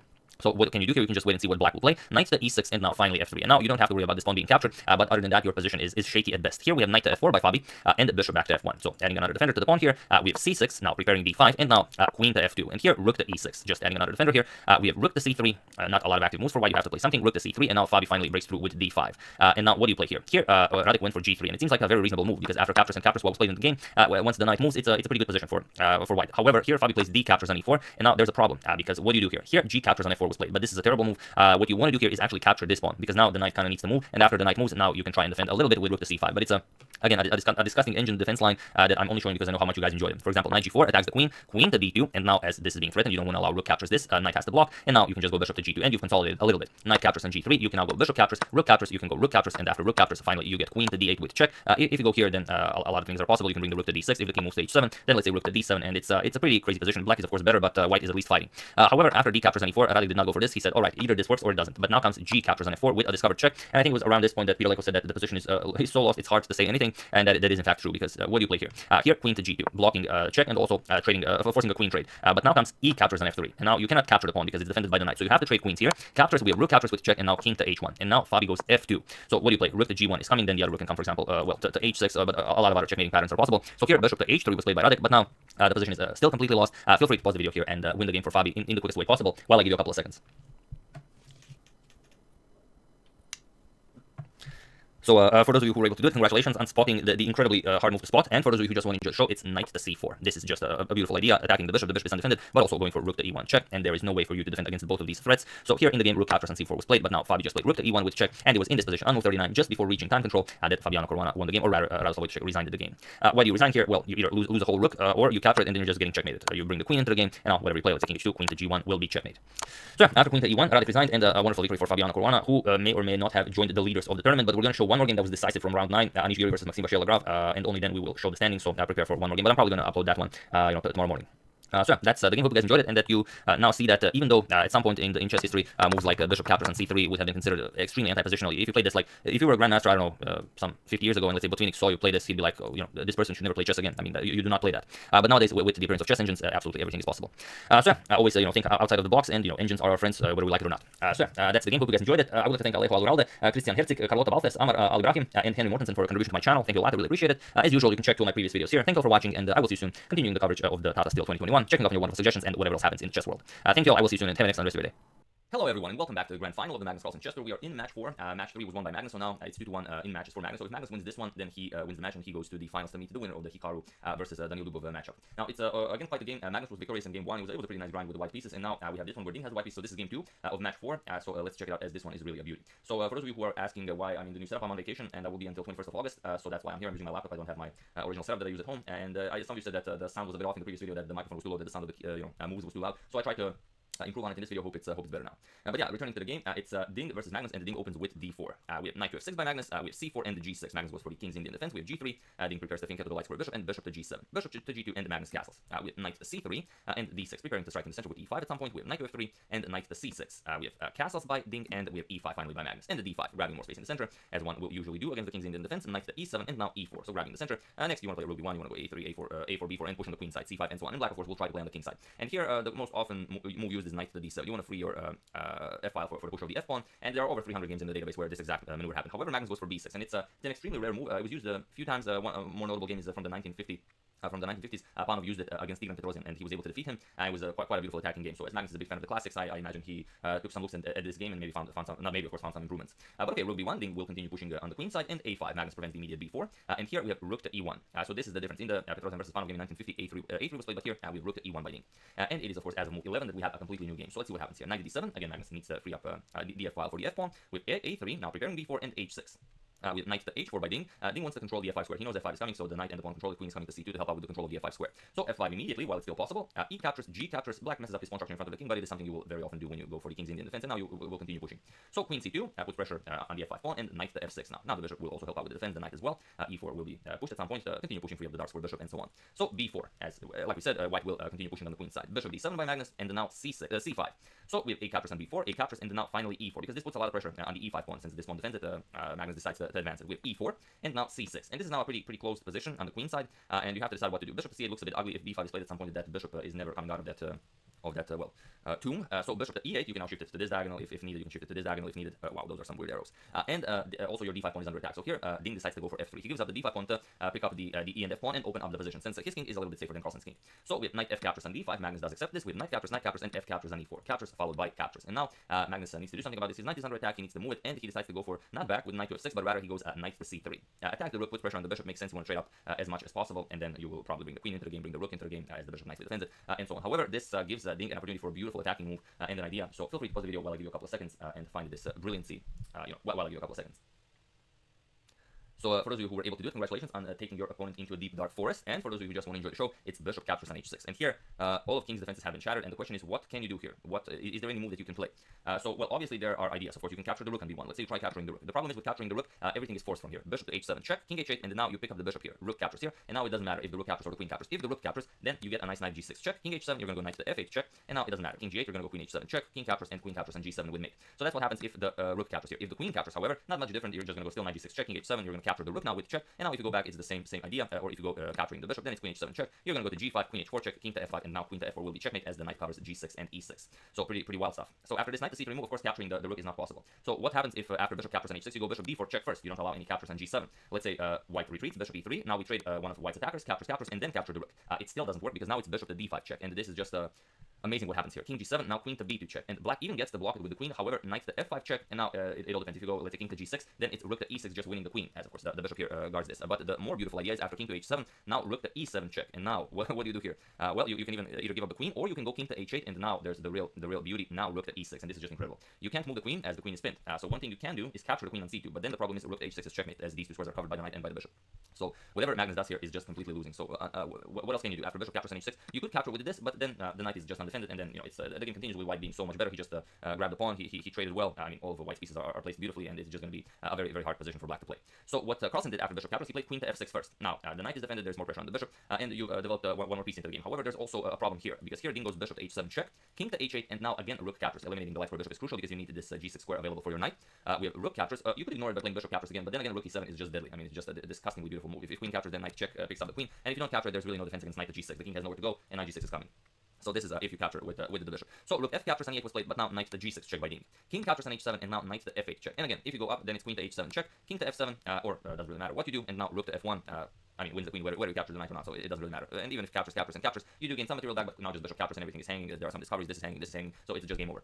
So here after knight to f8 check, king captures on h6 was played, but now Ding goes in for the kill. Queen to h7 check, king to g5, and now queen to h4 check. And like in the previous variation, the knight here guards the g6 and e6 squares. So king f5, and of course Ding delivers queen to f4, and this is now checkmate. So incredible game by Ding, incredible that we see a nice beautiful checkmate on the board with the world champion being checkmated with his king on f7 on f5. And with this game, Ding equalizes match 4. So we'll see 2 more games of the Rapids, 2 more games of Blitz, and then maybe Armageddon. We'll see how it goes. Today I'll probably be able to cover a few more games, but if not, see you again tomorrow. So yeah, that's the game. I hope you enjoyed it. I'm sure Magnus hasn't. I would like to thank Paul Shlomo, Lars Evan Almas, Steven Ramsey, Daniel Nadal, and Thomas Connors for contributing to my channel. Thank you a lot. I really appreciate it. As usual, you can check all my previous videos here. Thank you for watching, and I will see you soon. Continuing the coverage of the grand final of the Magnus Carlsen chess tour, checking up on your wonderful suggestions and whatever else happens in the chess world. So thank you all. I will see you soon, and have an excellent rest of your day. And Mado, of course, says hi. Hello. Such a good boy. See you soon. Hello everyone and welcome to the final round of the 2021 Tata Skill Chess Tournament. The last game we'll be showing, as I already mentioned yesterday, there was a lot of controversy during the actual game, so we're going to discuss that a little bit as well. It's Alireza Firuza versus Radoslav Wojtaszek, and as the situation currently stands, Alireza is still hoping that he will beat Radoslav this game and maybe go into tiebreaks against whoever comes out on top, whether it will be Fabian Ishvili, the now known winner of the Tata Steel, Jordan Van Forest, or whoever. So Alireza needs to play a great game, and let's see what happened here. And also I have one very interesting announcement at the end of the video, so stay tuned for that as well. So Alireza with the white pieces opens with knight to f3. We have d5 by Radek, we have g3, and now knight to d7, going for the King's Indian attack with white. We have d4, and now knight to b6. This is the so-called Barca system, and it's well, it's a very sneaky way to play with black. We have knight to c3 and now knight to f6. So the 4 knights are outside, but this knight is a little bit to the left. I know this triggers a lot of you, but chess is sometimes ruthless like that. So here a4, immediately Alireza wants to kick away this knight from b6. So a5, preventing that, and now bishop to g2. Alireza continues developing h6 and castles, and here bishop to f5. And then just to get you ready for it, this will be a very, very complicated game with very, very tricky lines. So knight to h4, going after the bishop, bishop to h7, and now the immediate f4. Already Alireza wants to play f5, close off the light square bishop, and kind of make it problematic for black to play e6. So Wojtaszek goes e6 right away, and f5. Now Alireza wants to capture on e6 and then get a nice semi-open file for his rook. And here bishop to e7. Here if you capture it, there's just nothing good to come of it. If captures, captures, and captures, White's setup is just great. He's going to develop the queen, for example, bishop to e7, e4, and after captures and captures, you can castle, but then let's say c3, White will get the queen into the game, the bishop, then play rook a to f1, have already rooks double on the f-file, and White will have a great game. So instead, after f5, we have bishop to e7 by Wojtaszek, and now bishop to h3. Mounting more pressure on that e6 pawn, queen to d7 defending, and now queen to d3. Also adding another defender to the f5 pawn, queen to c6 now, and here comes knight to b5. And here Alireza wants to bring his bishop to f4 and go after that c7 pawn. So here, knight to c4 first, kind of saying that maybe you cannot play bishop to f4, but of course Alireza can do it. This is never actually a problem. So bishop to f4, and now of course you cannot go after the pawn, even though it attacks the queen, because it's just queen to b3, and then the knight has to move, and then you capture on c7, knight c4, knight captures here, and it's just game over for black. So instead, after bishop f4, we have knight to d6, and now comes queen to e3. I would just like to mention that instead of this queen to e3 idea, you could go for some captures on d6, but as usually, if you don't really gain anything, you do not play moves like that. So queen to e3, aligning the queen nicely with the king here, and also you have to be very careful here because you can never castle queen side, at least not while the knight is here. For example, if castles knight to a7 check, just picks up the queen. So here we have knight to c4, again challenging the queen, queen back to d3, and now bishop to d6. So Wojtaszek offers a trade of bishops, and here we have knight captures on d6. Alireza trades this knight for bishop. It's very interesting. Alireza had a very interesting move here that I'm going to mention, but it's a move you simply don't even consider. It's something the great Nisha would maybe consider. Bishop captures on h6, g captures, and now b3, trying to kick away the knight, and now black has to figure out that, okay, my only square is b6, even though b6 is a terrible square for the knight, he would have to give the knight back with knight e5, but just to show you, if knight to b6, queen to e3, and White's position is just great, regardless of White being down a pawn. He has a beautiful bishop here. Queen excellently plays, the knight is a monster. You're ready to open up the f-file to bring the other rook into the game, and like we already mentioned, black will struggle to find a good move here because castles is never an option because of this check losing the queen. So it was bishop captures on h6 is a very complicated idea, but for Alireza goes for knight captures on d6. This comes with check. We have knight captures on d6, and now bishop to e5, just improving the position of that bishop, and now comes knight d to e4. Black also wants to have a nice outpost for the knights. We have queen to a3, now preventing the kingside castle, and now queen to d7. Here, Wojtaszek wants to play c6, even though here castling queenside is always an option, but it looks very scary. White can just start pushing those pawns, get a rook behind the pawns, and well, it just doesn't feel all that pleasant. But okay, queen to d7 was played, and now c4. So Alireza wants to open up lines now, as the black king is probably going queenside, but it's still very early to tell. So c6, and now f captures on e6. With f captures on e6 and c captures on d5. With knight captures on d5, and now bishop to g2. So what do you play here? Knight to d2. But rather going after that rook, and if you're not careful, knight to c4 is coming with an attack on the bishop and the queen. So here, rook f to c1. Maybe a slight improvement is bishop to f3, but this is such a crazy engine move that it seems weird to even consider this. Now, of course, capturing the rook is out of the question because of bishop to h5. But then after castles queenside, you could maybe then shift the rook to c1. So maybe the bishop is better on f3 than on g2. But who are we to know such things? So here, knight to d2 and rook f to c1 as planned. We have rook to f8, and now comes knight back to f3. So here, knight captures on f3 and bishop captures on f3. So as you can see, bishop finds its way to f3 either way. And now, not going for a queenside castle because that would be too dangerous. King to f7, going for a nice artificial castling with king f7, king g8. And now finally e4, grabbing hold of the center and kicking away the knight from d5. We have knight to b4, and now queen to e3. We have king to g8, the king now is safely tucked in on g8, and now rook to c3.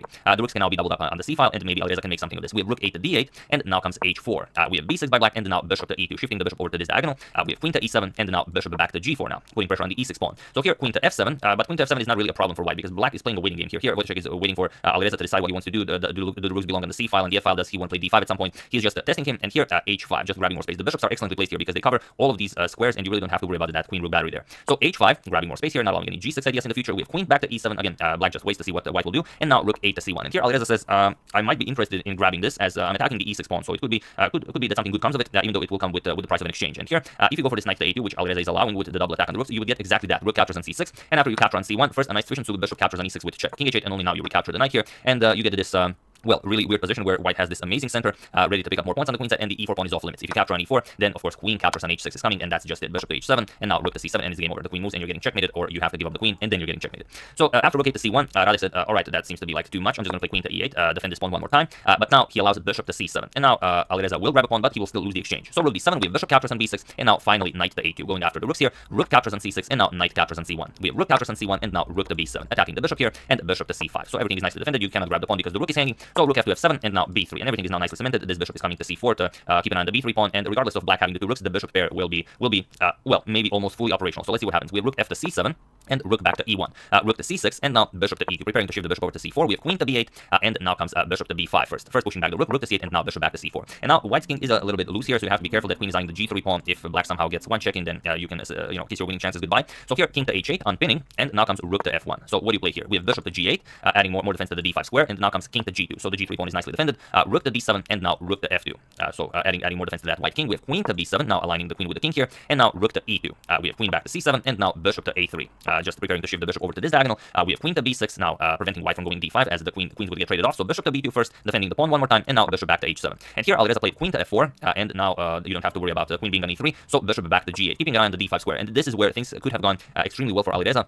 But they are both very low on time, and they still have to make 8 more moves until they reach the second time control. So here Alireza played queen to g4. However, I will just mention d5 here is just great. It seems like it's impossible because this is defended twice. But for example, captures, and now you don't have to worry about bishop captures because the tactics work in white's favor. For example, bishop captures on d5, rook captures, and now bishop captures on g7, king captures, and queen to g4 check picks up the rook. Now, while this is something that Alireza sees probably in the blink of an eye, the problem I think he didn't go for d5 because after d5 you could go for captures, and then not captures, but rather queen to d6. So you could kind of prevent all the exchanges. And even though white is still better here, Alireza cannot allow even a chance for Wojciech to save the game because he needs that win to catch up to Giri and the others. So here, after bishop to g8, we have queen g4, now putting a lot of pressure on black's king here, and now rook c to d8. We have bishop to c3, and now comes a move that is really tricky, queen to c6 here. Radek gives up the a5 pawn voluntarily for some counterplay, or maybe it was even a blunder, but I don't think it was. I think he actually wanted to give it away. So here, bishop captures on a5, and now rook back to b8. We have queen to f4, now attacking the rook there, and rook d to b7. And now black is ready to give up those rooks for the bishop and the pawn. Point being that if you play bishop back to c3, then black happily picks up the pawn here, captures, and captures. The bishop is under attack. Let's say bishop b2, and now the game continues, but black will very easily collect the rest of the pawns, and you've given back the material, but you've taken care of all of the threats on the queen side.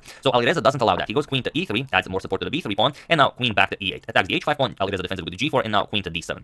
And here, there are some ideas of playing king to h3 for the moment improving the position of your king, but Alireza goes for the immediate queen to g3. So what do you play here? Here, Alireza is giving up the d4 pawn in order to play bishop to c3 with tempo. And Radek, after considering the position for a while, decides to capture. They are both extremely low on time, and this is move 58, so 2 more moves until time control. Bishop to c3, and now as the queen is under attack, queen to d1. And they both need to make 1 more move to reach time control. And here, Alireza played rook to d2. He reached the second time control, and this is in fact the strongest move recommended by the engine. And it was at this point that Alireza left the playing table, and he went on to see what was happening with the tournament. And I think it was at this point that he saw that he no longer has chances of getting into tiebreaks because Van Forest has better additional criteria than him, and even if he wins the game, both him and Giri would have better additional criteria, and it would definitely be a match between the two of them, and Alireza would not even get a chance to compete. So here, I can imagine that he was very sad when he saw this, but then his problems only started then because I mean that kind of ruined your entire tournament because we all know Alireza came here to win it and to show everyone that he's the best, but after learning this, I'm sure he didn't even feel like playing the game anymore. But the problem was that his position is still much better. But here they started interrupting him constantly, and they were walking around the playing hall, making everything ready for the tiebreaks between Giri and Jordan Van Forest. And Alireza was, of course, very annoyed by this. He was, telling them to back off, to be quiet. He's still playing the game, and then they even interrupted the game at some point to tell him that they should move in another room to continue playing the game there. But that's just something you don't do. I mean, I know when I was playing in tournaments, and I'm nowhere near in the playing strength of these guys, but it doesn't matter when you're playing your own game and when you're in the game for 5 hours. They were playing over 6 hours, and someone interrupts you, it just completely shatters your concentration. And it's something that's very interesting because I seriously doubted that they would do something like this if it was Magnus still playing, or let alone imagine if they did this to Garry Kasparov. I mean, there are videos on YouTube where people just walk to look at Kasparov's position, and he gives them such a death stare. I mean, it's an instant kill stare. So interrupting Kasparov in a position like this would be, I don't think they would, live to tell the tale. But Alireza is only 17, and I guess they figured that, yeah, it's okay to pick on this kid. But it was a very poorly done because it's not only the final standings of the tournament that matter here, but Alireza is also knocking on the doors of being in the world top 10 in classical. So interrupting him here, that's just something you don't do. But okay, it happened. What can you do? After Alireza's rook to d2, queen to b1 was played, Radek also reaches time control, and now here you have to find a move here The best for white here is now queen to d3, and white has to opt for an endgame. But I think Alireza was already very annoyed here, and that he simply couldn't concentrate to take this game into an endgame. For example, captures, and now black would have this free e5 move going for bishop captures to eliminate the defenders of the b3 pawn. We would see captures, and now b4, and white still has the two connected pass pawns here that are defended, and it would be a very well tricky position to play. But white is better, and Alireza can still push. However, after queen to b1, Alireza played queen to f4 rather quickly, and it seemed like there's no defense. I mean, everything is hanging. This is hanging. The bishops are just amazing here. How do you stop this? But there is one move that saves Radek, so feel free to pause the video and try to find this saving move while I give you a couple of seconds. So for those of you who were able to do it, congratulations on spotting the incredible e5. Also for those of you who just want to enjoy the show, because this is such a not an easy move to find, but it does make sense because now there is no queen captures on h6 because the bishop is blocked. So you have to react to this, but also your bishop is under attack on c4. So what do you do here? Problem is, if you go queen captures on e5, you're not really threatening anything. Black will just capture on c4, and after b captures, let's say rook f8, threaten queen to f1, and you don't have any threats. This is defended by the rook on b7. So here, Alireza said, okay, I'm just going to grab this, and I still have this threat. So what do you do? But Wojciech said, I'm just going to play bishop captures on c4. It's not a problem. You don't have any threats here. If you capture here, I'm just going to play king g8, and now your queen is hanging. You have to move the queen, and now I'm just going to play rook g8 again with the same threats, and black is just winning here. So Alireza, after this bishop captures on c4, decided to play b captures on c4, and it was in this position on move 63 that they agreed to a draw, as now there is really nothing more for white to do here. Capturing on h6 is pointless, and it just wouldn't really make sense. I will however mention what happens if you capture the rook, because that was also one of the options. Still, just rook to f7. Again, black grabs hold of this f1 square, and not much you can do here. If queen to e3, even a bishop captures on b3, you can even grab that one to completely eliminate white's counterplay, and you would very much enjoy playing this. But here, Alireza just played b captures on c4, and it was in this position that they agreed to a draw, because even if the game continues, you would see something like rook to e8, and you don't really care. If queen captures on h6 check, king g8, white doesn't have a good continuation here. If queen to g6, preparing h6, just rook to f7. The rook is also under attack, so rook f7, and now h6 here, challenging this pawn, but it's not a problem. Just queen f1 check, and now it's just a draw. King h2, rook f2 check, captures with check, and now black either continues checking, or you go up the board, queen e3 check, king h4, and then just continue with queen to h1 check, or if you go queen to e3 here, which is even better to connect with the pawn here, now you either push the white king back, or if white insists, just queen captures on h4, you trade queens, and now this is drawn. Bishop f4, let's say king h7 defends the pawn, e5, but you will collect all of these pawns, and it's not a problem. So after b captures on c4, the game ended, and what a fight it was. But this is just what I wanted to say. Alireza was better for the entire game, and he had a lot of moments where he could have played better, but I mean, it's just unimaginable. Interrupting, I mean, he's almost a top 10 player in the world. You cannot interrupt him in the final round of a classical tournament. That's something you don't do. I mean, that's unheard of. I mean, like, I have no better example, but imagine if they did this to Magnus or Kasparov, it would be, I mean, I don't know. So very poorly handled by the organizers, but I guess they the players signed off on this before the tournament even started, that if such a situation occurs, then they would act this way. But even if that's the case, I don't think it justifies how they handle it. So that's the game. Hope you guys enjoyed it. And like I said, I do have some news as as the channel is nearing the mark of 1 million subscribers. I decided to start a second channel where I will be helping any of you, whoever wishes to make video content, of course, regarding chess. You will be able to contact me, and I will be using this other channel to promote other chess channels. So if you are interested in that, I will talk a little bit more about this, because this was a long video. I don't want to spend too much talking about it now. But basically, I will put a link to the channel in the description below, and also an email where you can contact me and ask any questions if you're interested, and also maybe send at least a little bit some of the video material that you are either currently producing or you are preparing, if you are maybe interested in starting a YouTube channel. So the reason I'm doing this is that well, I've already grown too big, and I would like to use this power for some good. So if I can help you guys start your own channels, and also help everyone else who enjoys chess to even find you, because you might be creating awesome content and people just can find you in this well, huge sea of YouTube channels. So that was kind of my idea here. So feel free to contact me. The email is in the description below, and also the link to that channel is in the description below. There's still nothing on it, so there's no point subscribing to it now, because there's still nothing on it. I will inform you guys when we will start producing content there, so you can also check that out and discover other content creators who are just maybe starting out but maybe have awesome content. Maybe it's not going to be chess analysis, maybe it's going to be chess lore, maybe it's going to be chess history, maybe it's going to be I don't know, it could be anything fun related, like literally anything. So just wanted to get that out there, just to know that that's something that's definitely happening. But yeah, hope you guys enjoyed it. Better luck to Alireza in the next one. But as we've seen from his play in this tournament, I think it's fair to assume that Alireza is definitely the future. So hope you guys enjoyed it. Once again, I would like to thank Mr. SB, Ari Eisenbach, Stefan Heber, and Bradley Peterson for their contribution to my channel. Thank you a lot. Really appreciate it. As usual, you can check 2 of my previous videos here. Thank you all for watching, and I will see you soon. Continuing the coverage of the Morphy saga, checking out for your wonderful suggestions and whatever else happens in the chess world. Thank you all. I will see you soon, and have an excellent rest of your day. Hello everyone, and welcome to a really awesome game from the penultimate round of US Chess Championship 2021. It's the leader Alexander Lenderman versus Fabiano Caruana, who's trying to catch up to the leaders. We're not going to discuss anything other than that, because the game, there's just too much to cover. Let's dive straight into it. So Lenderman with the white pieces opens with d4. We have knight to f6 by Fabi, c4, and the g6 going for the king's Indian defense. And now you could go for knight to c3, but here we have g3, preparing to fianchetto the light square bishop right away. Black does the same, of course, now fianchettoing the bishop, and the bishop to g2. We have d6 by Fabi and knight to c3. So this is all very standard stuff. Castles by Fabi and knight to f3. We have c6 and now castles. And here, queen to a5 is still the most popular for black, but Fabi goes for bishop to f5, an excellent square for the bishop here. You could chase it away right away with something like knight to h4, but here we have knight to g5. Putting more pressure on the e4 square. And now what do you do here? Well, Fabi plays e5, asking black, do you want to capture on e5 or do you want to advance the pawn? Of course, always the pawn is advanced here, so d5. And now you could play something like h6, you could play c5. Fabi plays a5 here, puts now prepares this knight to the a6 jump, and then you will also have the b4 square controlled by your own pawns. You could play maybe knight a6, knight to c5, and you don't have to worry about this knight being kicked away with a move like d4, because the pawn is already on d5, and of course b4 will not be possible. So there's that. We have e4 now chasing away the bishop, and there is a game in the database from 2019 World Cup between Yumabayev and Berkic where bishop to g4 was played, and the white was able to win that game. But here we have bishop to c8 by Fabi, and it is now as a move 10 that we have a completely new game, and this is basically where our game begins. So h3 by Lenderman, and now Fabi trades once. We have c captures, and the knight to a6. The knight can now come to c5, like we said. Bishop to e3, continuing development, and now bishop to d7. And now we have a4, stopping any advancement with a move like b5. That might be a bit too strong for black. So rook to c8, and now comes the knight back to f3.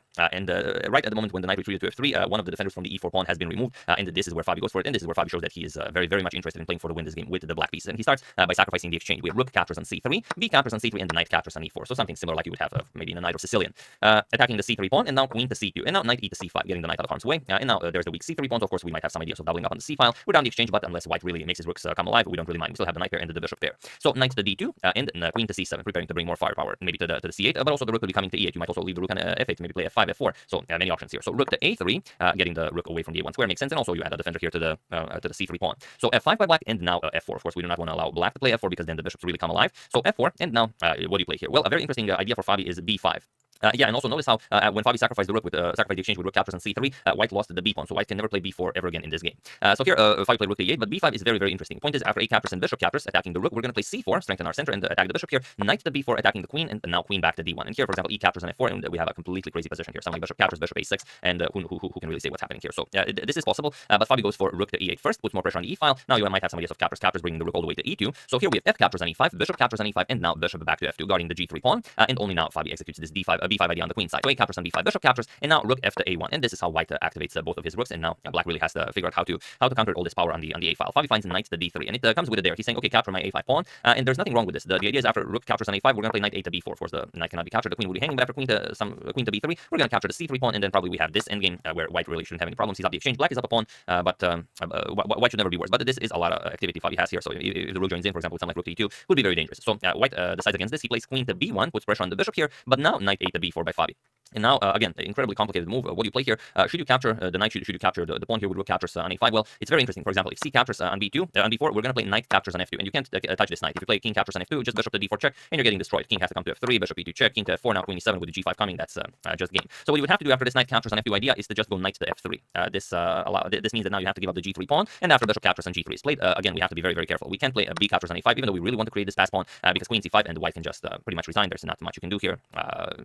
Any knight move will be deadly. So you might free up your g2 square for your king, but still rook to e1. Incredible stuff by black in this position that never actually happened, but I felt obligated to show this to you. And now, if of course queen captures here, knight e4 check, picks up the queen, so beautiful stuff. So you will not be able to do this after bishop captures on g3. There's no time for white to play b captures on a5. White would have to play bishop to f1 right away, but then of course we simply capture, bishop captures, queen captures even, and now play a captures on b4. Now black having the pass pawn in this completely crazy position. That's probably a draw, but who knows, and who would have time to calculate all of this out, even in a classical game. So after knight a to b4, we have rook captures on a5. He doesn't go for this absolute sharpest line. We have rook captures on a5, because in that line, it's not that he doesn't want to play it, it's that he also does not have any winning chances. So here, rook captures on a5 was played. Now queen captures on c3, saying, okay, you capture my bishop, I'm going to capture the knight here. So bishop to e3, defending the knight, and now what do you play? Well, bishop to d4. Now you could try a lot of things. You could try bishop captures on g3, that's fine, but bishop to d4 is just more directed towards what's actually happening. So bishop captures on d4, queen captures on d4 with check. Now king h2, and now of course Fabi has to continue the attack with f4. So how do you counter this? g4, of course, we do not want to capture this, and now comes rook to e2. Another move where Fabi has to allow white to make progress in order for himself to make progress, because of course you do not want to remove the rook here. You could play something like queen to f2, preparing rook to e2, but then, for example, knight to f3, queen to g3 check, king to g1, and knight f2. It seems like it's deadly, but it yields only a draw. For example, white will happily capture on b5, he doesn't care, and after something like knight captures on h3 check, king h1, you might even play knight to d3, saying, okay, if queen captures, knight f2 check, picks up the queen, but we don't care, just rook to b2, and that's it. We hold this position nicely. Knight to f2 check, we're going to give up the rook, knight captures with check, king g1, and now whatever, you can just repeat for something like knight h3 with a repetition, or knight captures on g4, continue playing, but still, it's not going to be more than a draw. So queen to f2, although it seems like the proper way to continue, there's no winning chances here. So rook to e2 was what Fabi chose, and now rook to a8 with check, and here you have to be very, very careful. If you start moving the king to g7, you are now dead lost. Rook 1 to a7 check, king h6, now g5 check, and you can't pick up the pawn because knight f3 check picks up the queen. So you have to go here, but now we just force you to pick up the pawn. Rook captures h7 check, king captures knight f3 check, black loses the queen, and of course the game. So after rook to a8 check, Fabi cannot start running away with the king. He has to play bishop to e8, but it's fine because the bishop wasn't really doing all that much on b5. If anything, it was only a target. And now queen to g1, offering a queen trade, which is definitely favorable for white. Fabi has to avoid this. He plays queen to b2, now puts more pressure on the knight here, and knight to f3 defending. And now how can Fabi make progress here? Well, the rook can't really move. It has to keep guarding that bishop on e8. So Fabi plays king to f8. Makes sense. Now the king guards the bishop, and also you are on a dark square. Your opponent has a light square bishop, so if anything, a more safer square for the king. We have rook 1 to a7, now really cutting off that black king. And well, what can Fabi play here? Fabi plays h6. He doesn't allow any knight to g5 ideas for the knight to jump forward. But here he also allows a brilliant move for Lenderman to play. But it's a move not everyone can find. It's really a hard one. Just a beauty. So feel free to pause the video and try to find this move that really gives white a lot of advantage while I give you a couple of seconds. So for those of you who were able to do it, congratulations on spotting this completely stifling positional idea. And for those of you who just want to enjoy the show, it's G5. This was not played in the game, but I will show you just how powerful the move is. You can't even dream of playing H5 here. It's just not possible. White will just play Rook captures on E8. Okay, let me do this a little bit slower. Rook captures on E8 with check, and whatever you do, let's say this Queen to B6, and there's really no defense. You are getting checkmated here with the Rook covering the entire 7th rank. You don't expect this position to blow up like this, but it was definitely in the position. And even if Black was for something like Knight captures here, Queen captures Knight E7 blocking, you're still going to pick up this Knight, and you're going to have a completely winning position. So after G5, of course, H5 is not happening. You would have to play H captures on G5, but now Knight captures on G5, and now well, there are all sorts of problems here. For example, Black's best bet is to go for something like F3, but then we have Rook to F7 check. Now the bishop of course cannot move, King G8, and now Rook captures on F3. So Queen to E5 check, and now of course you have to defend the Knight, Rook to G3, and now Knight to F4. And now it seems like White is completely destroyed here, but there's really nothing happening here. You're going to play Queen to A7, and it's Black who's going to have to fight for survival here. You're going to have to go for the forcing Rook captures on G2, Rook captures, Knight captures with check. Now you don't want to capture and allow Queen captures on G5 with check, so you have to move the king. And now we're going to see something like a Queen to E1 check, and now of course we're going to block with our own Queen. And we know that already that the endgame is favorable for us. You don't really have a choice here. You have to trade queens here, losing the Knight. For example, King F8, we're going to play King captures on G2, and now there's nothing better than to trade just captures, captures, and you get this position where both players have 2 pawns, but White has a Rook against a bishop. So White is much better here, and this is definitely what was in the position. So G5, a remarkable move. Congratulations to everyone who found this. But Rook to B7 is what was played in the game, and this allows Fabi just enough time to consolidate. He plays Knight to E5, and now what do you play? Well, of course, the threat is Knight captures on F3 check. This will lose you the queen because the bishop is pinned. So King to H1 unpinning, and now Knight captures on F3. We have bishop captures, and now Rook to E5, getting the Rook out of harm's way, but also putting some pressure on that D5 pawn. And also, if the position opens up, maybe you can even shift the Rook over to the king side. So here you have Rook to C8 by White. So this was White's last opportunity to go for Queen to A1 because White really needs to trade queens. He's on the exchange, and this pretty much ensures a queen trade because you have to keep an eye on this Knight here, and there's no good way to do this. For example, if you play something like Queen D2 to keep an eye on the Knight, we're just going to play Rook captures on E8 check, Rook captures or King captures, and Queen to A8 will be checkmate. It doesn't really matter. Or if you play Rook captures, then the even more interesting Queen to G7 or Queen to H8 checkmate. So a little trick that was definitely in the position. This Queen to A1 really forces things. But Rook to C8 is what was played, and now Queen to D2 by Fabi. Now you don't have to worry about such things. We have Rook to C1. Now you have to also help out with the defense of the White King. Rook to E3 attacking the bishop, and Rook to F1. And now all of a sudden, from that position where both players were equally attacking, equally aggressive, now we have this position where Fabi's the one who's attacking, who's aggressive, and Lenderman is the one who's defending. So Knight to D3. Now the Knight can come to E5 to put more pressure on the F3 square, and G4, and now Queen G2 offering the queen trade. But now Fabi of course will not accept. Queen to C3. We have Queen to H2 going after this pawn here, but now G5 defending it. We have Bishop to G2, and now Knight to E5. So really just piling up on that Black King. We have Rook B to B1, just bringing all the firepower to help out with the defense. But now Bishop to F7. And now you already have some ideas of maybe just capturing this D5 pawn. But also if any checks are delivered, you can hide your king behind the bishop. So Rook B to C1, attacking the queen, Queen D4, and now Rook C to D1, not allowing this capture of the pawn, but Knight to D3-1, completely ignoring this idea. Rook to D2, adding another defender to the 2nd rank, also maybe preparing Rook to D1. And now while you could play Bishop captures on D5, Fabi now abandons this plan and plays King to G7. First improves the position of his king a little bit. You do not want to leave it there on F8. We have H4, and now Queen to C4. We have Rook F to D1 now, putting pressure on the Knight, and Knight to E5, going after the G4 pawn, as this is now made possible since the H pawn was pushed to H4. We have H captures on G5, H captures on G5, and now Rook to D4, attacking Fabi's queen, Queen to C3. So what do you play here? Well, Queen to G1. There's really not all that much you can play here. Now Knight captures on G4. We have Rook 1 to D2, adding more support to the 2nd rank, and now Queen to C8, preparing this wonderful Queen to H8 check, which is going to be deadly. So we have to move the Queen to A1 now, threatening all sorts of discoveries here if the Rook moves, since the king is on G7. But now look at this Queen. This Queen is now going to pick up this Queen, and there's nothing White can do about it. Queen to H8 check, King to G1, Queen to H2 check, King to F1. Okay, the H1 square is not available to the Queen, but we're going to make it available as we are going to play Rook to F3 with check. And now there's really nothing you can do here. If you move the king, of course, then we just start picking up material, so the Rook has to be accepted. Bishop captures on F3 was played, and now Knight to E3 with check, forcing the king away from the G1 square. King E1, and now finally Queen to G1 with check, and now we pick up the White Queen. King to E2, and now Queen captures on A1. And it was in this position on move 59 that Alexander Lenderman resigned the game, as there is nothing more to be done here. It's a Queen, Knight, and Bishop against 2 Rooks and Bishop, of course, completely losing for White. The pass pawns are also here, so not even possible to try and defend this. What does this mean for the standings? Well, now the leaders are Fabi Corruptor. The leaders now, the leaders are Samuel Sevian, Wesley So, and Fabiano Caruana, and there is one more round to go in the USGS Championship 2021. We'll see if what can happen. Anything can still happen because for example, Ray Robson, who's trailing by half a point, is playing against Wesley So. So if he beats Wesley, then even he could still win the tournament. And well, there's simply too much to speculate. So we're going to see what happens in the final round. And did Fabi just make the comeback of the year, or will someone else take the lead, like Samuel Sevian, who was leading from day one basically, or maybe even Wesley So, who also nicely joined the leader sometimes during the first half of the tournament. But yeah, that's the game. Hope you guys enjoyed it. Really a crushing victory for Fabi. He really had like there were many moments where Fabi could just go for the absolute strongest move, but the absolute strongest move only yields a draw. So you have to play a bit of a weaker move that gives your opponent chances, but then again, not too many chances. But you know, like I said, there was this moment where his opponent had the option of playing G5, and this is something. But this is such an insane brilliancy that if your opponent finds this, then it's really not a problem if you lose. But this you have to create imbalances in the position and allow for brilliancies like these to exist in order to find winning chances for yourself. But yeah, okay. Once again, hope you guys enjoyed this. I would like to wish a very happy birthday to Tsukswang and a very happy birthday to Danush. I hope you guys have an excellent day filled with chess and joy. And I would like to thank Jonathan Durak, Charles Karen, and Dave Farney for a contribution to my channel. Thank you a lot. I really appreciate it. As usual, you can check two of my previous videos here. Thank you for watching, and I will see you soon. Continuing the coverage of the final round of the USGS Championship, checking up on your wonderful suggestions and whatever else happens in the chess world. So thank you all. I will see you soon, and have an excellent rest of your day. And sorry about a bit of a longer video. We had a lot to cover. Hello everyone, and welcome back to the coverage of the Magnus Invitational. We are continuing with the match Magnus Carlsen versus Yanni Ponishi, and we left it off at game 3. Game 3 was won by Magnus, who equalized the match after blundering that piece on move 7 in game 1, and game 4 in their match ended in a draw. So here we are in Armageddon, and Magnus he won the coin toss and he chose the white pieces, so he says that he's ready to win the game to win the match. Which means if you're new to this whole Armageddon thing, Magnus has 5 minutes, Nepo gets 4, but Magnus needs to win, and if the game's drawn, then Nepo wins the match. So let's check it out. Magnus opens with d4, and we have knight to f6. We have knight to f3, g6, and now bishop to f4. So Magnus goes again for his London system. We have bishop to g7 and knight b to d2. Nepo castles, and now c3. We have d6 and h3 now, and c5 by Nepo, striking in the center. And of course, if you know you're facing Magnus, you do look up the London system with black. So d captures on c5 and the d captures on c5. I think it was in the last World Blitz Championship when Carlsen defeated Vladimir Kramnik with white with the London system. Kramnik said in an interview after the game that the London system isn't anything. I mean, it's nothing. It doesn't give white anything, but it's just when you play against Magnus, it's a different story. So Magnus sticks to his London system. We have d captures on c5 and now e4. We have knight to c6 and the bishop to e2, preparing to castle. Nepo was b6, prepares to capital the light for a bishop, and now comes just castles by white and bishop to b7, which is a new move in the position. So already as of move 11, we have a completely new game. Magnus continues with rook to e1, just continues development. Once the bishop moves, the rook will be useful along the e file, and the queen to d7 now. Nepo develops the queen, connects rooks, prepares rook 8 to d8. We have queen to c2, Magnus does the same, and now of course rook 8 to d8. Magnus also brings the rook into the game, and now queen to c8, getting the queen away from this rook's grasp.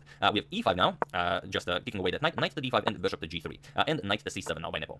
We have queen to a4, now Magnus prepares to shift the queen over to the king side to help out with the attack, and knight to e6 now. We have queen to h4 and bishop to a6. Now Nepo wants to trade off the lights for bishops, and then if Magnus ever moves the knight, then trade off both pairs of rooks along the d file. So bishop captures on a6, Magnus trades once, and now queen to e4, saying you do not get to capture the e2 pawn as your knight is under attack. So Nepo goes back, queen d7, and now knight to c4 by Magnus.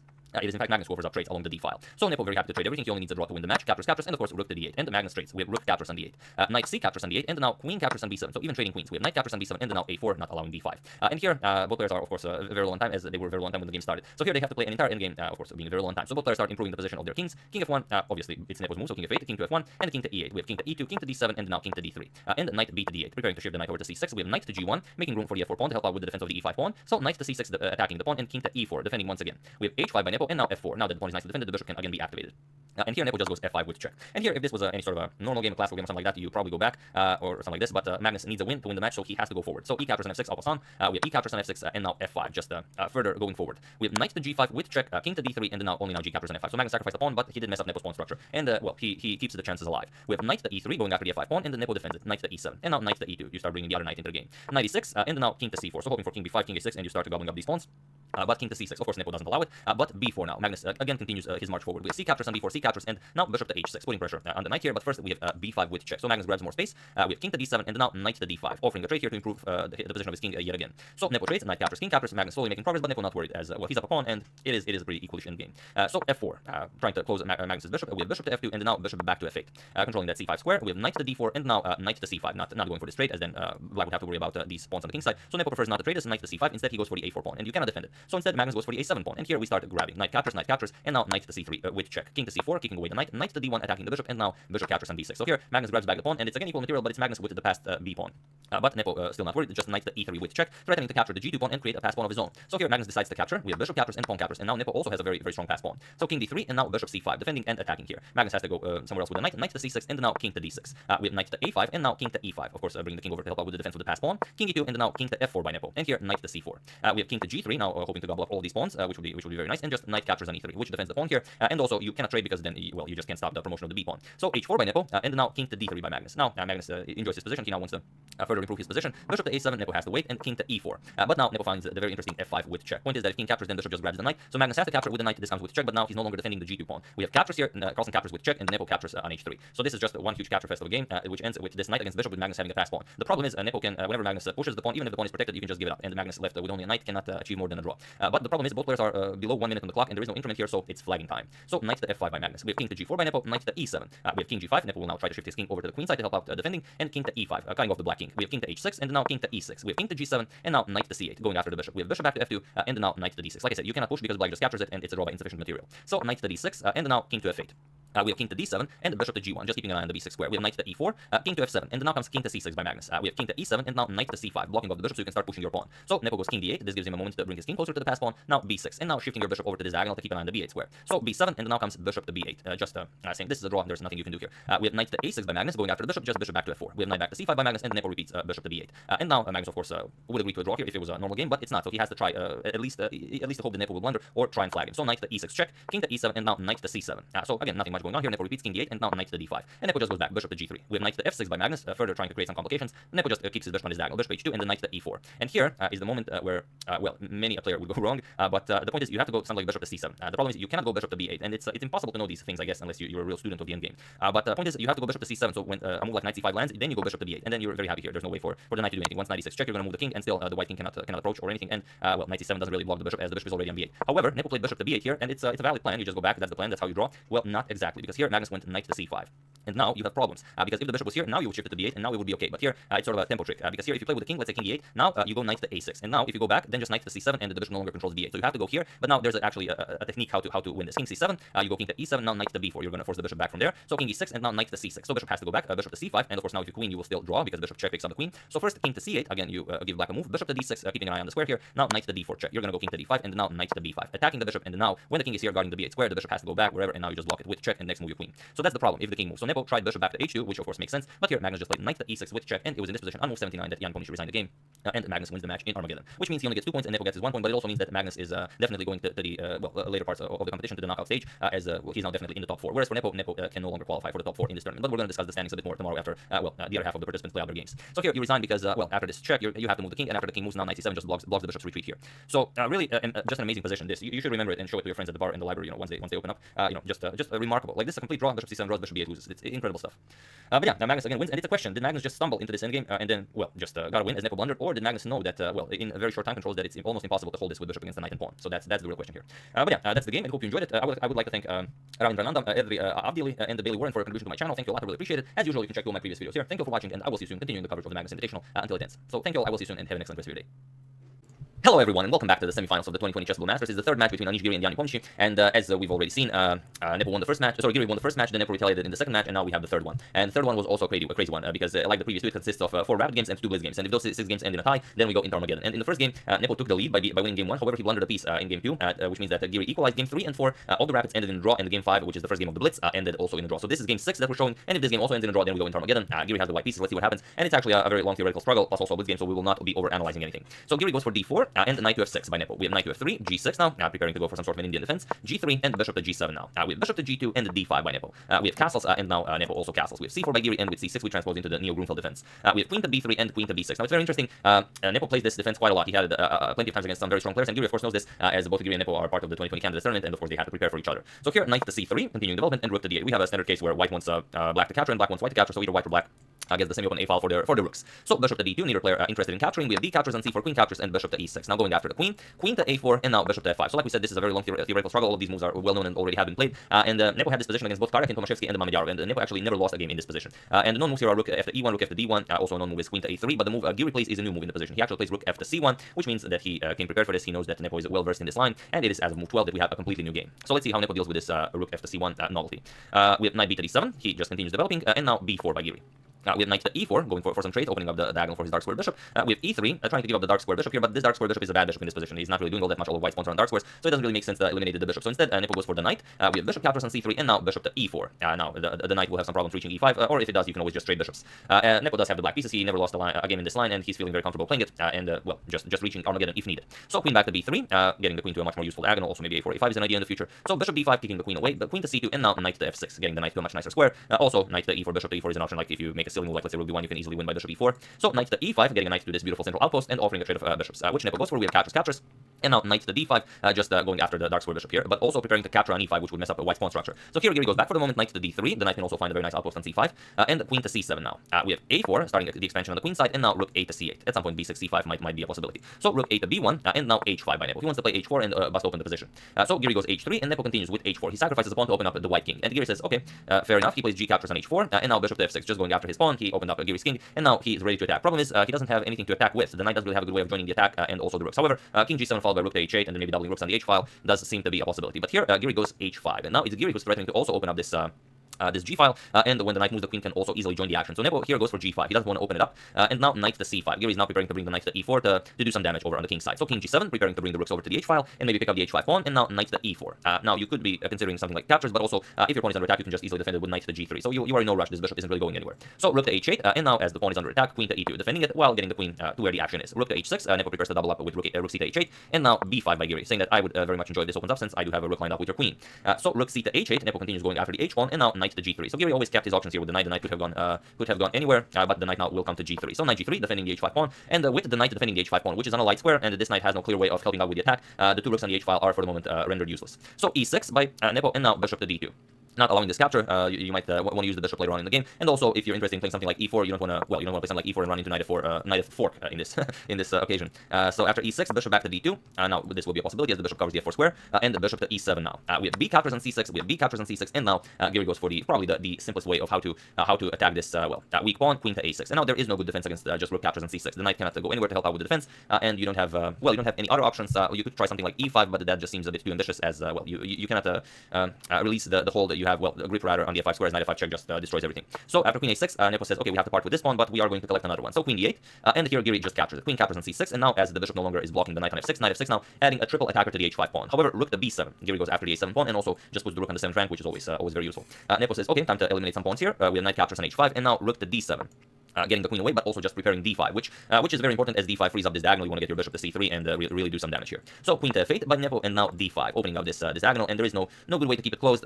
You could try something like e5, but it's not really something. Again, knight f5 just eliminates black. You can never do this. So here we have knight captures on g3 first, eliminating this threat of knight f5 forever. But now f captures on g3. We have rook captures on h3, and now there's not much to be done. I'm sure you all guys, all of you see what's happening here. Bishop to c3 check. There's not much Nepo can do here, but it's still very interesting. For example, if f6, then just queen captures on e6, and it seems like you've defended, but there's no defense against just captures bishop, and that's the game. You do have one check, but after this king f3, and there are no more. Well, there are no more useful checks after g4, king e4, and that's it with the checks. So instead, after bishop to c3 check, Nepo says, okay, I'm not touching the f pawn, king g6, but now bishop captures on h8. We have queen captures on h8, and now you have this position. You know you're better. However, it's important to win, not to be better. So feel free to pause the video and find the winning move for Giri while I give you a couple of seconds.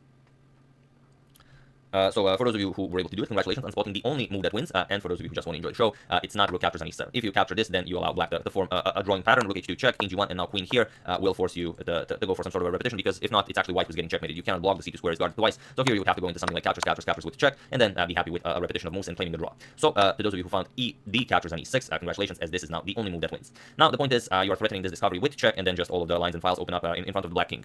So here Nepo went for rook to h2 check, king to g1, and now you see the point of this capture. The queen now guards the h1 square. That's the point. And now there is no rook to h1, and there is no way for Nepo to continue checking the white king. So here f5 was played by Nepo. There is no good try. If you try saving the bishop, you move the bishop. This comes with a discovery. Then it just falls apart. So here Nepo tried f5, but this comes with the price of a bishop. So rook captures on e7, and now rook to h3. Nepo now is not threatening much, but queen captures on g3. You kind of don't want to meet this. So it's actually a forced checkmate in 8, but it's not a very fancy checkmate. It starts with a check, so I'm not going to ask you to pause the video and find it. However, it is a lovely one. So we're just going to show it. So here, of course, it starts with a nice check. Queen e8 check, king f6, rook f7 check. Now the king hunt begins. King e5, rook to c5 with check. Queen b5 is also an option. We have rook to c5 with check, king to e4, and now queen to c6 with check. We have king captures on e3, and now rook to e5 check. And it was in this position on move 48 that Jan Nepomniachtchi resigned the game, and with it the match, as there is nothing more to be done here. After king d2 is played, rook d7 will be checkmate, as there is nowhere for the black king to hide.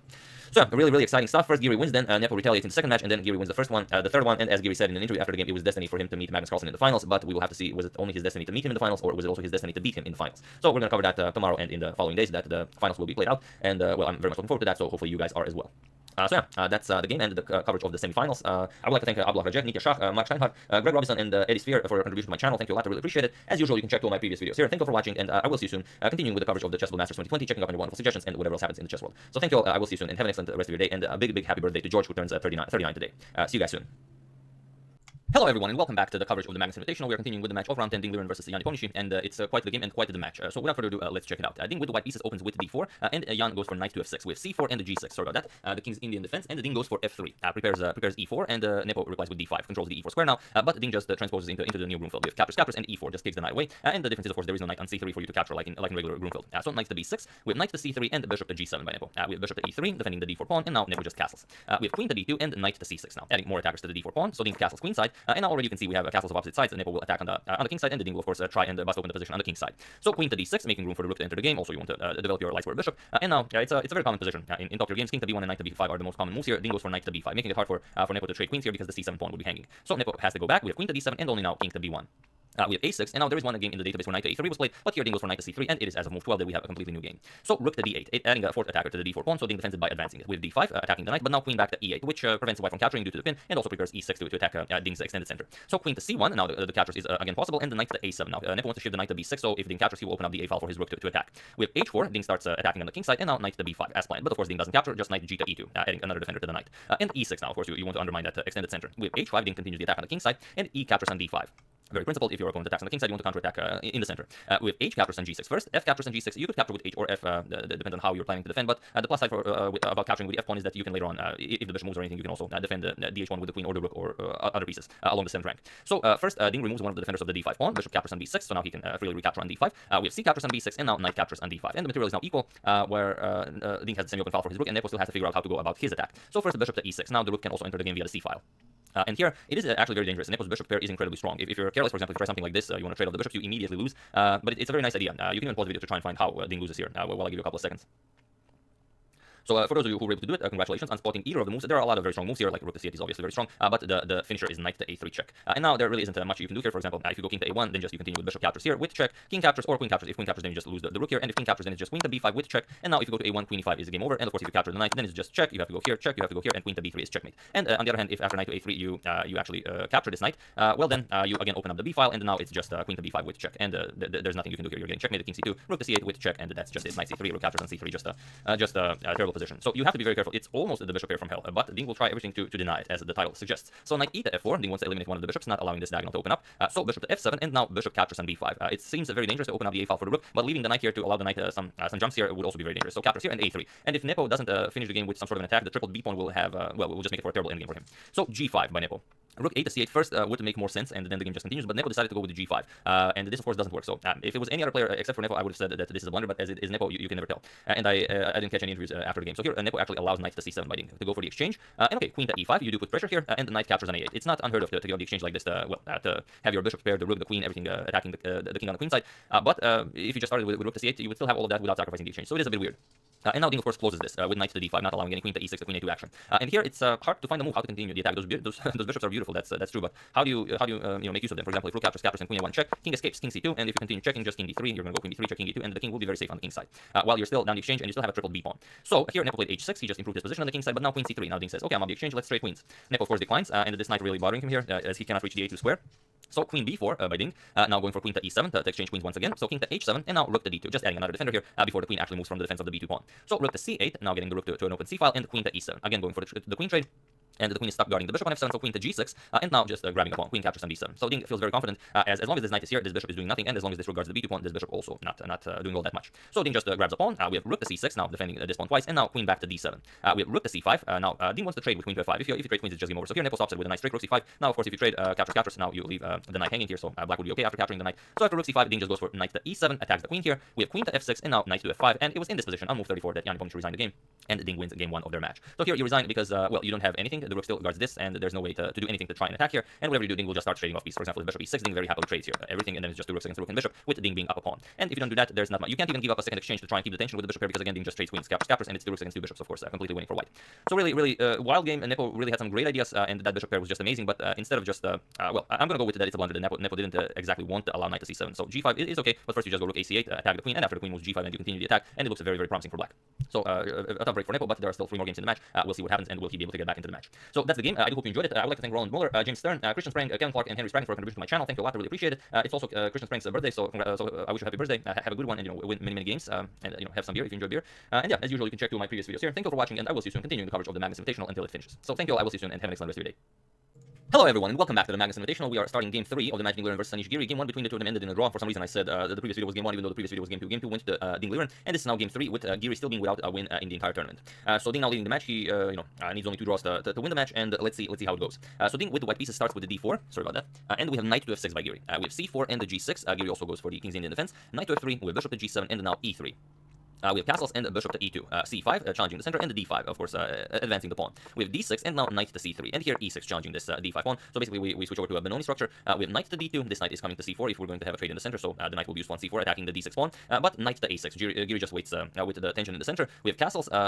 Castles by not the rook e8, castles by white, and now rook to e8 and e4 now, just strengthening the center. And now there is one game in the database where knight to c7 was played, but here we have b6 preparing to open up the light for bishop, and it is as of move 10 that we have a completely new game. So let's see what Giri prepared in a well, as he is down in the match, he should definitely win to get back into the match. So here, Ding captures on e6. We have d captures, bishop captures, and now as the knight will no longer have the c4 square for as an outpost, he goes knight to b3, which is not a great square for the knight. It's very unclear where this knight is going to anytime soon. But okay, queen e7, Giri connects to the rooks and bishop to f4 now. Ding says, okay, you have a backwards d6 pawn. I'm now going to pile up on it. So rook 8 to d8, Giri defends, and the queen to d2 now. Ding also connects rooks, prepares to bring the rook into the game, and now knight to b4 by Giri.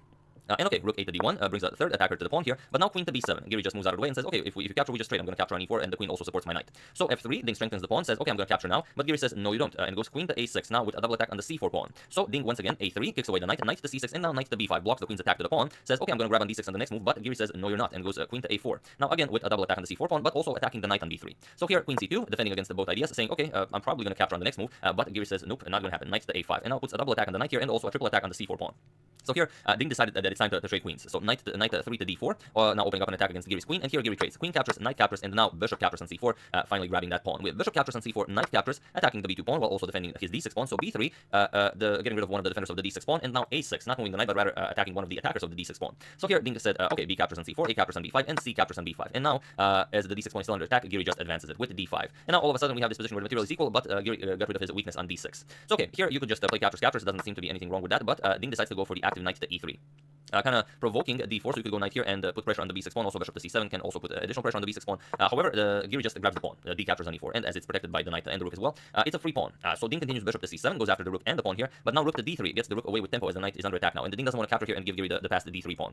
So rook fe1 defending, and now rook captures on a3. Giri just grabs another pawn, and now again if you go for bishop captures pawn, then e captures on f3 opens up a double attack on the knight here. So really not much to do for Ding here. Ding goes knight c4, attacks the rook and the b6 pawn twice now, and rook b3 now goes after the b5 pawn, and here knight to d6 goes after the rook and the e4 pawn, but rook to a8, and now Giri also has some plans of going rook a2, rook b2, and then putting some pressure on the white king directly. So bishop captures on d6, and now knight to d7, attacking the bishop, also defending his c5 pawn. We have bishop to c7, and now bishop to d4 with check, getting the bishop also into the action. King h1, and now e3, Giri creates his second pass pawn. So knight to c4, and now comes rook to a4, forcing the knight to move. We have knight back to d6, and now rook to a2 with plans of rook b2, and then just winning the game. So knight to c4, Ding prevents the rook from coming to b2. So now rook to c2, again pushing the knight back, and here the knight cannot go back, otherwise it's game over. So here rook c1, and Giri trades off a pair of rooks, captures, and rook captures on b5 now. And now it's Giri who's up 2 pawns, and those are 2 pass pawns. We have bishop to f4. Bishop to f4 by Ding, now putting pressure on the e3 pawn, but now e2, Giri just advances it. And now g4, making room on g2 for the king, so you don't run out of breathing squares. And here you could go for bishop to f2 to threaten this, but then bishop f2, bishop d2 kind of guards it. So first, Giri decides to eliminate the defender of the d2 square, and he goes knight to b6. Ding not interested in the trade, he moves it, knight to d2, and now rook to b2. Just a very strong square for the rook, and rook to e1, putting the rook in front of the pass pawn, but now knight to d5, also now just attacking the bishop. If you move it, you're going to lose the knight here. So bishop to h6, getting rid of both threats, but now knight to c3. You use this attack on the undefended bishop, so you can switch your knight over to c3 to once again defend the e2 pawn. So king g2 by Ding, but now f5. We have knight to c4, attacks the rook, but rook b4 attacks the knight. We have knight to d6, and now captures on g4, recaptures on g4, and now bishop to e5, puts pressure on the knight, but also on the g4 pawn. Here, bishop to d2 by Ding, not really interested in moving the knight, just allowing rook captures on g4 check, but here it's pretty much the same deal. So here, Giri just captured on d6, bishop captures on c3, and now rook captures on g4 with check. King f3, and here, Giri played rook to h4, and it was in this position that Ding resigned the game. Anish Giri equalized the match, and not only that, he got his first victory in the tournament, and it's not any kind of a victory. Some people were saying, oh, Ding blundered in game 3. No, he didn't. Here in game 3, Giri just completely outplayed Ding, and Ding was nowhere near, he wasn't really in this game at all. It was all Giri. He out-prepared him completely, and it was just a beautifully played game. You could never grab that d6 pawn, and in the end, you just didn't know what was happening. So really wild stuff, and good for Giri to grab his first win in the tournament. So this is game 3. The match is now tied. We're going into game 4, and if that's also a tie, we're going into Armageddon. So yeah, that's the game. I do hope you enjoyed it. I would like to thank Eric Pilkington, Callahan Cohen, Robert Greaves, Xavier Martin, and Andrew Robson for your contribution to my channel. Thank you a lot. I really appreciate it. As usual, you can check 2 of my previous videos here. Thank you for watching, and I will see you soon, continuing the coverage of the Magnus Invitational until it finishes. Thank you all. I will see you soon, and have an excellent rest of your day. Hello everyone, welcome back to the Magnus Invitational. We are continuing the match Fabiano Caruana versus Alireza Firouzja, and we are skipping game 2 and 3 as I don't know if I will have time to upload them. So basically what happened is that Fabi won game 1, is the game we've seen, then Fabi also won game 2, and then Alireza strikes back in game 3. And now Alireza needs a win in this game to force Armageddon and to take the match into tiebreaks. So let's see what happened here. Fabi with the white pieces opens with d4. Sorry about that. We have knight to f6 by Firouzja, c4, we have g6, so the king's in the defenses on the board, knight f3, and bishop to g7. And here g3, preparing to flank the light square bishop. We have castles, and bishop to g2 now. We have d6 by Alireza, and now castles. And here there are a lot of possible moves here, very popular are knight c6, knight b7, c6 is an idea. But here we have a knight to e4, which is a very rare continuation. So queen c2 goes after the knight immediately, and now Firouzja just cements it on e4 with f5. We have knight b to d2, now again challenging the knight, and here Alireza trades. We have knight captures, bishop captures, and now e5. So it's not new. It has been played I guess some 30 times, which is very little considering other variations are, there are over 3,000 games in the database regarding some other more popular variations. So d captures on e5. We have d captures and the bishop to b4 now, attacking the rook here on f8, rook to e8, and the rook 8 to d1, developing with an attack on the queen, queen to f6, and here Fabi brings back the bishop to c3, where it will be much more useful. So knight to c6, continuing development, and now knight to e1. Here Fabi wants to get his bishop to d5, so for the moment he tucks the knight back into the e1. And also Firouzja would like to start pushing those pawns, so he first needs to move the queen, queen e7, and the bishop to d5 with check. King h8, and now knight back to f3 by Fabi, as the bishop is now nicely placed on d5, so the e4 will not close it in on g2. We have knight to b4 now, attacking the bishop, but basically preparing c6 to get rid of the bishop. So queen b3. Now if you capture, yes, you can capture the bishop, then white gets a very nice pass, and not a pass one, but a very nice d pawn. So instead we have knight to a6, just getting the knight out of the way and preparing to trap Caruana's bishop with c6. So here Fabi has to go back, knight to e1, so the bishop can now retreat, but now e4, Firouzja doesn't let it retreat, and now again he's threatening c6 to win material. And it's very hard for Fabi to find a move here. How do you save the bishop? So here, this is what Fabi finds. Bishop captures on g7, queen captures, and now c5, freeing the c4 square for the bishop, and now c6. We have bishop back to c4, and now knight captures on c5, grabbing back the pawn, attacking the queen, queen a3, and now knight back to d7. So here, Firouzja is up a pawn, and if he manages to develop his bishop and the two rooks, he should be okay. But it definitely is better now due to being up a pawn. So knight to g2 by Fabi, and now knight to e5, attacking the bishop on c4, centralizing the knight. Bishop back to b3, and now b6, preparing c5, and then bishop to b7, and so on. So knight to f4, also an excellent square for Fabi's knight, but Firouzja doesn't give him a moment's breath. He just goes g5, attacking the knight. Knight to h5, attacking the queen, and now queen g6, going after the knight. And here is a very difficult position for Fabi. There's only one move that basically allows Fabi to continue the game. So I will ask you to pause the video here and find this move for Fabi while I give you a couple of seconds. So for those of you who were able to do it, congratulations on spotting that, spotting that the knight in fact cannot be taken if you play the correct move. You can play something like g4 free the g3 square for the knight, give up a pawn, and continue playing this game, but that's not, that's basically resigned. So here what Fabi played is queen to d6, for those of you who just want to enjoy the show. Now the point is you cannot capture the knight because of queen f6 checkmate, as the bishop covers the g8 square, and there's no way to put anything in between the queen and the king, so this would be checkmate. So Firouzja just continues developing. Bishop to a6, goes after the e2 pawn, rook f to e1 by Fabi, and here Firouzja trades queen. We have queen captures, and now just rook 8 to d8. Again, going after the rook here, rook to f6, going after the pawn, and now bishop to c8. Firouzja just defends it, rook to d1, now offers a trade of rooks, and Firouzja goes for it. We have rook captures, and rook to d8 now, going after the bishop, bishop back to b3, and now c5, preparing c4, and again, Fabi just finds a nice unique move to keep the game going, bishop to d5. Now offering the bishop obviously for a nice checkmate on f8 as the knight covers the g7 square. So instead Firouzja continues with c4. This knight is nicely protecting it, now wants to start further expansion on the queen side. So Fabi stops it with a4, and now comes bishop to d7 by Firouzja. Also possible is just a6 and you continue pushing on the queen side, but he goes for bishop to d7. He attacks the a4 pawn, but this gives Fabi an idea now. And Fabi plays f4. f4 is an attack on one of the defenders of the d7 bishop, the other one being the rook, of course. And here Firouzja has to play e captures f3 en passant. There's no other way around it, and go into this captures, and now you're going to grab your f5 pawn. So this is absolutely best for Firouzja. There is no other continuation for him. However, he played g captures on f4 instead, and this allows Fabi to just once again attack the defender of the bishop here. And there is not much for Firouzja to do now. He attacks the rook with knight g4, but now rook to d6. And now you cannot move the bishop as you just lose the rook. So here knight e3, attacking the bishop here, but now just bishop to e6. And here it's time to resign for Firouzja. He did play rook to e8, one more move to try and maybe grab some material back, but after Fabi captured on d7, it was also in this position that Alireza Firouzja resigned the game, as there is nothing more to be done here. Once the bishop is captured, the knight still covers the g7 square, so rook to e8 will be checkmate, as there is no escape. So after rook captures on d7, Firouzja resigned, and another victory for Fabiano Caruana. If I manage the time, I will show either game 2 or 3 or both of them, as they were both decisive, and a very rare thing that we will have all 4 decisive games in a rapid match. But yeah, Fabiano wins the match 3-1, but Firouzja was extremely close to equalizing. Although objectively he was better throughout the entire game, it was Fabi just found some very unique moves which made it impossible for Firouzja to continue pushing for any advantage, and in the end Fabi prevailed. But yeah, he's not the number 2 player in the world for no reason. So yeah, that's the game. I do hope you enjoyed it. I would like to thank Jonathan Starr, Amir Rotten, Thomas Villardo, Eric Pilkington, and Calhoun Gohain for contribution to my channel. Thank you a lot. I really appreciate it. As usual, you can check 2 of my previous videos here. Thank you for watching, and I will see you soon with some more videos from the Magnus Invitational, and I will be covering it until it finishes. So thank you. I will see you soon, and have an excellent rest of your day. Hello everyone, and welcome to the finals of the 2021 FIDE World Cup, but not really. This is actually the clash for the 3rd place between Vladimir Fedosev and Magnus Carlsen. The clash for 1st place between Sergei Karyakin and Yang Krzysztof Duda. For those of you who do not wish to learn the result of that game, skip some 10 seconds now, but it ended in a draw, and it was a really quick one. There wasn't really much to show there, so we're skipping straight to this one, which has a lot more action, as the title suggests.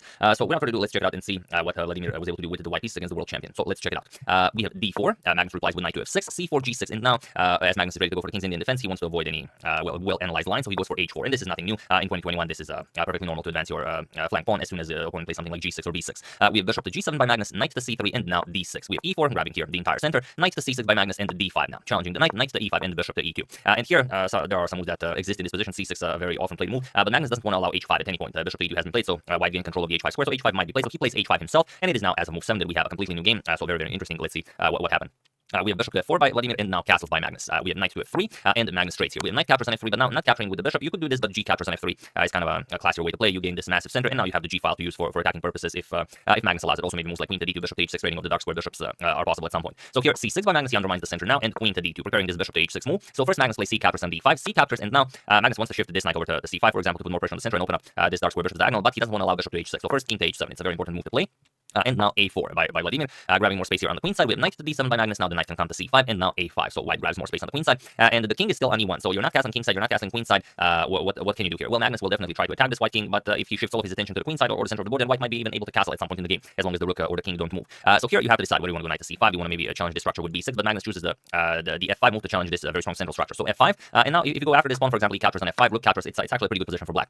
Point being, if you play something like bishop d3, you challenge the rook, knight to e5, and now it's just a better position for black. Knight to f3 check is already a threat of winning the white queen. If you capture with the bishop, then rook captures with check, so black is perfectly fine here. So instead, after this f5 move, we have rook to a3 by Fedosev, and now comes knight to e5. So an excellent square for this knight, and now comes, you could play a lot of things here, like you could bring the rook to g1, maybe put some pressure on the g file, or maybe play bishop back to g3 or something, but here we have bishop to e3, but now the position is a really tricky one, and there is one move that gives black a tiny advantage, but it's such an awesome move that I really want you to pause the video here and try to find this idea while I give you a couple of seconds. So for those of you who were able to do it, congratulations, as there are many good moves here for black there, but there is only one that is this good, and congratulations to everyone who found it. The move is f4. The idea is now that black wants to continue development with bishop to d7, then bring the rest of his pieces into the game, but he doesn't want to allow white to play this f4 move. For example, if you play bishop to d7, white will play f4, you can play knight to g4, then bishop to d4, you counter black's bishop here, and white is perfectly fine here. By playing what Magnus played, f4 here, you're giving up a pawn, but you're really hindering white's development, and this is going to do wonders for black's position, as you'll see in the game. So bishop captures on f4, there's really nothing better. Bishop to d4 now just allows this beautiful pawn to stay on f4, so bishop captures on f4, bishop to d7, and now what do you play here? Well, if you go back now, bishop to e3 with the same idea, we can just play rook captures on f3, and bishop captures, knight captures wins the queen, so not an option. So here we have knight to d1. Now the rook also helps out with the defense of the third rank, but now rook captures on f4. Magnus gladly gives up the exchange here, as this dark square bishop was one of the few white's active pieces. So queen captures on f4. Now comes the bishop to h6, grabbing hold of this diagonal and forcing the white queen basically in exile, as you'll see. So queen to g3. Now comes queen to f8, putting more pressure here along the f file, and also preparing this rook to come to c8 and then c1. So here knight to e3, and now comes bishop to f4, pushing the black queen even further. Not a lot of squares for this black queen. For the white queen. Queen to g2, and now rook to c8. So for this beautiful f4 pawn sacrifice and for the exchange sacrifice, Magnus got all this activity where white doesn't appear to have a playable move. Now you could consider something like king to d2, maybe try to activate your rook this way, but it's not an easy move to make. So here we have rook to c3, countering Carlsen's rook on c8. Magnus trades here, captures because white does not have a lot of active pieces, so eliminating one active piece makes the white position even worse. So here queen to c8, this is how Magnus now activates the queen, and now c4. The pawn is very nicely protected here, but now all that is needed is to bust open the queen side, and this is what Magnus does. We have b5 now, threatening to pick up the pawn here, but also just pushing here might also be nice. So a captures on b6 en passant, a captures on b6, and now white has to decide what to do, and it's not an easy decision to make. You could make a lot of interesting moves like king to f1, king to g1, maybe try queen to f1. You could try castling right away, but this requires you to give back material. If you castle right away, bishop to h3, you have to give back the rook, and then it's probably still black who's better, but if you don't find anything better, maybe it's worth considering. But instead, after this a captures on b6, Fedosev just played queen to g1, sort of a waiting move here. Maybe now you can play king to f1, king to g2, and then maybe activate the queen and the rook. But now comes queen to a8. We have king to f1, and now the move that completely stops all of white's ideas is queen to a2. Now the king cannot move, the bishop on e2 would hang. So what do you play here? We have knight to g2 now, pressuring the bishop here. Now queen to a1 with check. Knight has to go back, otherwise you're going to lose the bishop here. So knight to e1, now comes queen to b2. Again, getting the queen a little bit closer with the same idea. The king now cannot move. Knight back to g2, now comes queen to c1 with check. Knight to e1, and now queen to d2. So using a bit of zigzagging tactic to get the queen all the way to d2, and now again, if the king moves, the bishop falls. So what can you play here? The problem is knight to g2 no longer exists as a move, because if you play knight to g2, then comes the greatest move in the game that was never played, because knight to g2 was never played. But feel free to pause the video here and try to figure this out, because it's really it's like the ultimate stoop swung. While I give you a couple of seconds.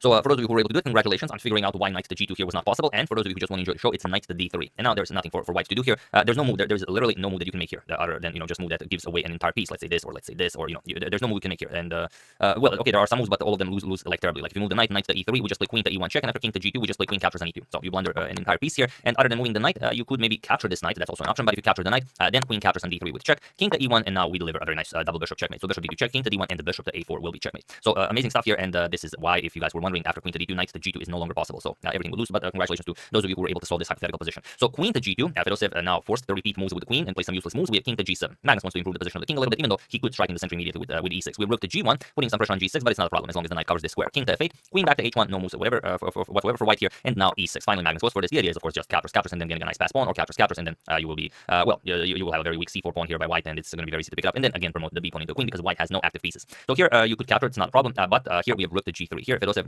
tries giving up the exchange here, but Magnus not interested. Magnus just continues with e captures on d5. There's no reason to give an active piece for an inactive rook. So e captures on d5, and not of course not c captures, and then allowing this pawn to start marching forward. And now we have bishop to f5. So with the very solid control of the d3 square, the bishop now controls it, the knight controls it, and we can play something like queen to c1, then threaten knight d3 going after the knight here, and it's going to be over very quickly. So here Fedosev without a move in sight, rook back to g1, king to f7. We have rook back to g3. Now comes knight to d7. Now Magnus is shifting the knight over a little bit. to get a more precise position, if you will. We have rook to g5. Fiddle said now really trying to give up this rook, but now Magnus says, okay, now you're just being silly. Now I'm going to capture it. So bishop captures on g5, h captures. Here Magnus played knight to e5, and it was in this position on move 41 that Vladimir Fidosev resigned the game, as there is nothing more to be done here. So really a spectacular game of such a middle game zugzwang that I was not expecting this, but ever since that f4 move that all of you found that Magnus played, just to get that one tempo in, the good things just started happening. So yeah, here we resign. There's no defending the position. Let's say try knight to g2. There are no moves you can play. Knight g2. We're just going to play bishop to d3, and that's it. There's no defending this. If bishop captures, you just play queen captures, and wherever the king goes, knight captures on f3 is just checkmate. So there's no defending this. And if you try a bit of a more resilient approach, you might try queen to g2, just waiting. Then we play queen to c1. We just pin the knight here, and after, let's say, waiting move, knight to d3 again, now threatening to just win the game. If bishop captures, we're going to play bishop captures on d3 with check. King has the move. Now we're going to pick up the g5 pawn. King has the move. Now we're going to pick up the c4 pawn, then this pawn, and there's simply no playing this for white. Of course, Vladimir knows this, and after knight to e5, he resigned the game. But what a spectacular idea after 95, this bishop to e3. He totally wanted to play this f4 move, but Magnus just stopped it. He played f4, gave up a pawn, and this is how you sometimes have to play if everything is about that one tempo. You just have to make it, and then none of your opponent's ideas will be possible. He will be tied down for the entire game, and also maybe something that you can use in your own game. So really awesome stuff from Magnus. We'll see what Vladimir will be able to do in the next classical game with the black pieces. Will he be able to equalize? And of course, we are returning to the Duda versus Karyaki match, as the second game is probably going to be a bit more interesting with Duda having the white pieces. No doubt he would very much enjoy ending this in the classical time format. So yeah, that's the game. Hope you guys enjoyed it. I would like to thank Jeffrey Johnson, David Kimura, Tom Derlo, Alexander Trebos, and Brendan Fukuda for a contribution to my channel. Thank you a lot. I really appreciate it. As usual, you can check two of my previous videos here. Thank you for watching, and I will see you soon, continuing the coverage of the FIDE World Cup, checking up your wonderful suggestions and whatever else happens in the chess world. Thank you all. I will see you soon, and have an excellent rest of your day.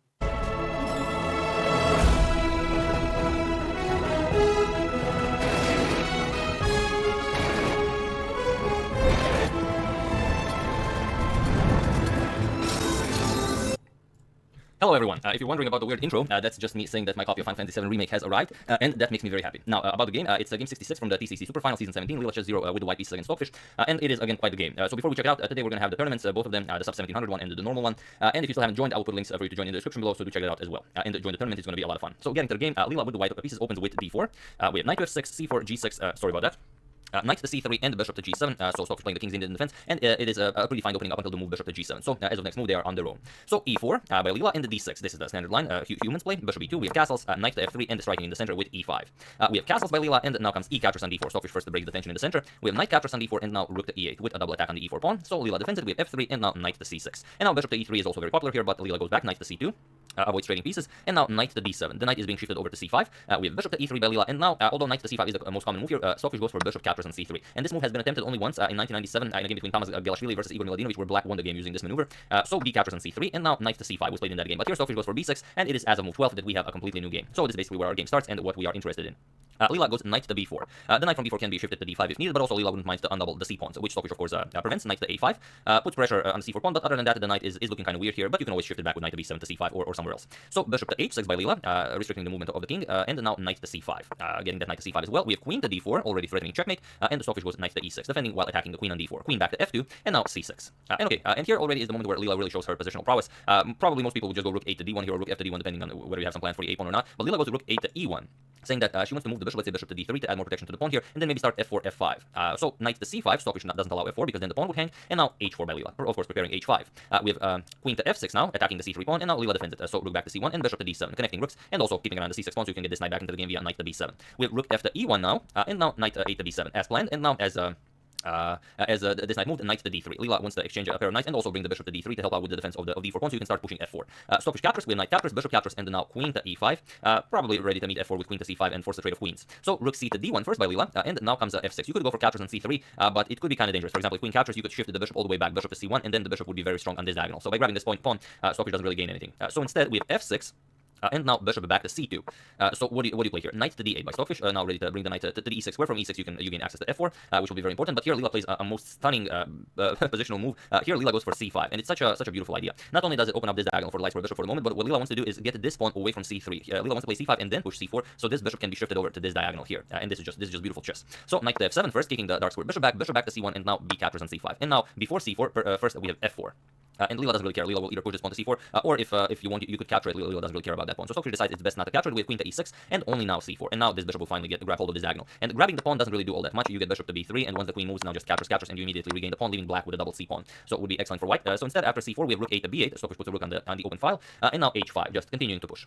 We have g captures on h5 by Stockfish, and now queen to h4, putting pressure on the pawn here. And then after this pawn falls, the two bishops will be very strong, attacking the king side. Also, you can do all sorts of rook lifts here, so the black king will definitely start feeling the pressure. So Stockfish offers a queen trade, but Lila declines, grabs the f6 pawn instead. We have rook to e6, now adding more defense to the d6 pawn, kicking the queen back, queen to c3, and now rook to g6. And by giving up this pawn, Stockfish is now the one giving mating threats. So queen to g2 will be the threat of mate, so rook d2 defending, and then now comes queen to g3. If you try to grab the pawn, that's very dangerous because this e5 move is lurking here with the threat of just rook captures on g6, and you don't really have all that many good moves here. For example, if you move the rook, you get rook d3, now attacking twice your rook, and after captures here, queen captures here, now you're threatening to capture on h7, so you would have to trade queens here with check, but doesn't really help you because after all is said and done, this e6 move wins material for white and the force of the game. So instead, Stockfish tried queen g3, trying to trade queens, but now rook e3. Leela declines the trade and again asks Stockfish to finally grab the f4 pawn. And Stockfish does. If you move the queen, then f5 is coming, and then it's going to be very, very unpleasant for black. So here, Stockfish decided to capture, but now comes finally e5. And now the problem is, even though it's hard to understand it from here, but the game is already lost for black because here, whatever you do, your rook is under attack. If you try to save it, let's say rook g4, you want to capture the c4 pawn, let's say rook to f2. Leela even can force that. After queen captures, you will again have this captures, and e6 winning material for white. So Stockfish decides it's better to give at least some material back. Knight captures on e5, giving up the exchange on g6. Leela captures, and now again a great moment. What do you capture back with the pawn or with the knight? Seems like it'd be a much better idea to capture with the knight. The problem is if you capture with the knight, then well, it's a forced line. Bishop b2, you threaten checkmate, and after you block this knight e5, now you go rook g3 check. Bishop blocks, bishop g4, and now rook captures on d6, and now there is no more way to defend the knight here. You either have to start giving up even more material with rook captures here, or you can try defending, but then it's just rook to d3. Again, you cannot capture because of mate, and now this rook is coming to e3, adding a triple attack to the knight here, and black will be simply overwhelmed here. Or if h4, then this rook comes to e3, doesn't really matter. So here, what you could do is capture on c4, but then white goes into rook to d8, and there is not much for black to do here. Queen captures on c3, you're going to capture here, and then after king f7, recapture the queen, king captures on e8, and now here you will be down, of course, a whole rook, and although black will be up 3 pawns, you are down a whole rook. So instead, even though it seems like a good idea to capture with the knight, it's really not. So instead, Stockfish goes for a captures on g6, even though this loses material instantly, which of course you see without even pausing the video.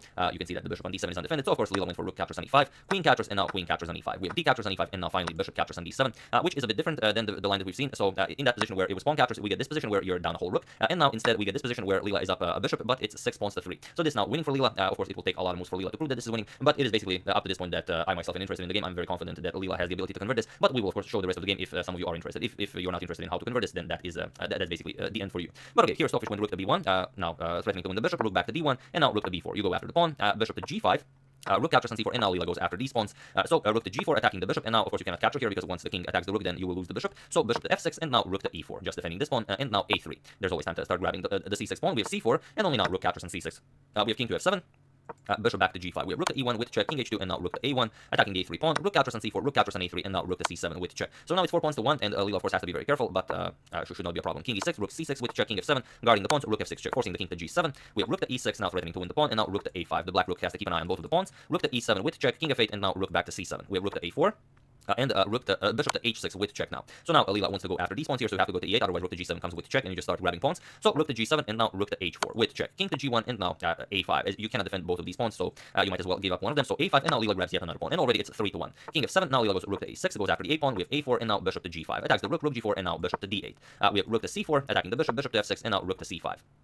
Saying that if you capture, I'm going to capture your bishop. So bishop back to h8, and now king to g8. Now Stockfish will harass the bishop for a little bit. Check, we have king to h7, and now king to h2. Leela starts bringing the king into the game, rook d5, and king to g3. We have a3 as, well, you can't really keep an eye on everything on this pawn and on this pawn. So bishop to f6, for the moment you cannot capture it as the bishop is hanging, so bishop to f6, and now rook to d3 with check. King h4, and king to g6. Again, harassing the bishop, bishop to e7, and now rook to d2, going after the pawn here. But now just the bishop captures on a3. And the problem is you cannot go after the pawn, because if you capture it, then rook to g8, check picks up the rook on g2. So here, king f7, now hoping to win the pawn, but now just king h3. We have rook to d1, now comes king h2, and king to g6. We have bishop to c5, and now it's already 2-1, so much easier for Leela. Rook to d2 and rook to e8 now going after the pawn, rook e2 defending, and bishop to d6 now with a double attack. So king f6, and now rook to h8 going after the h5 pawn.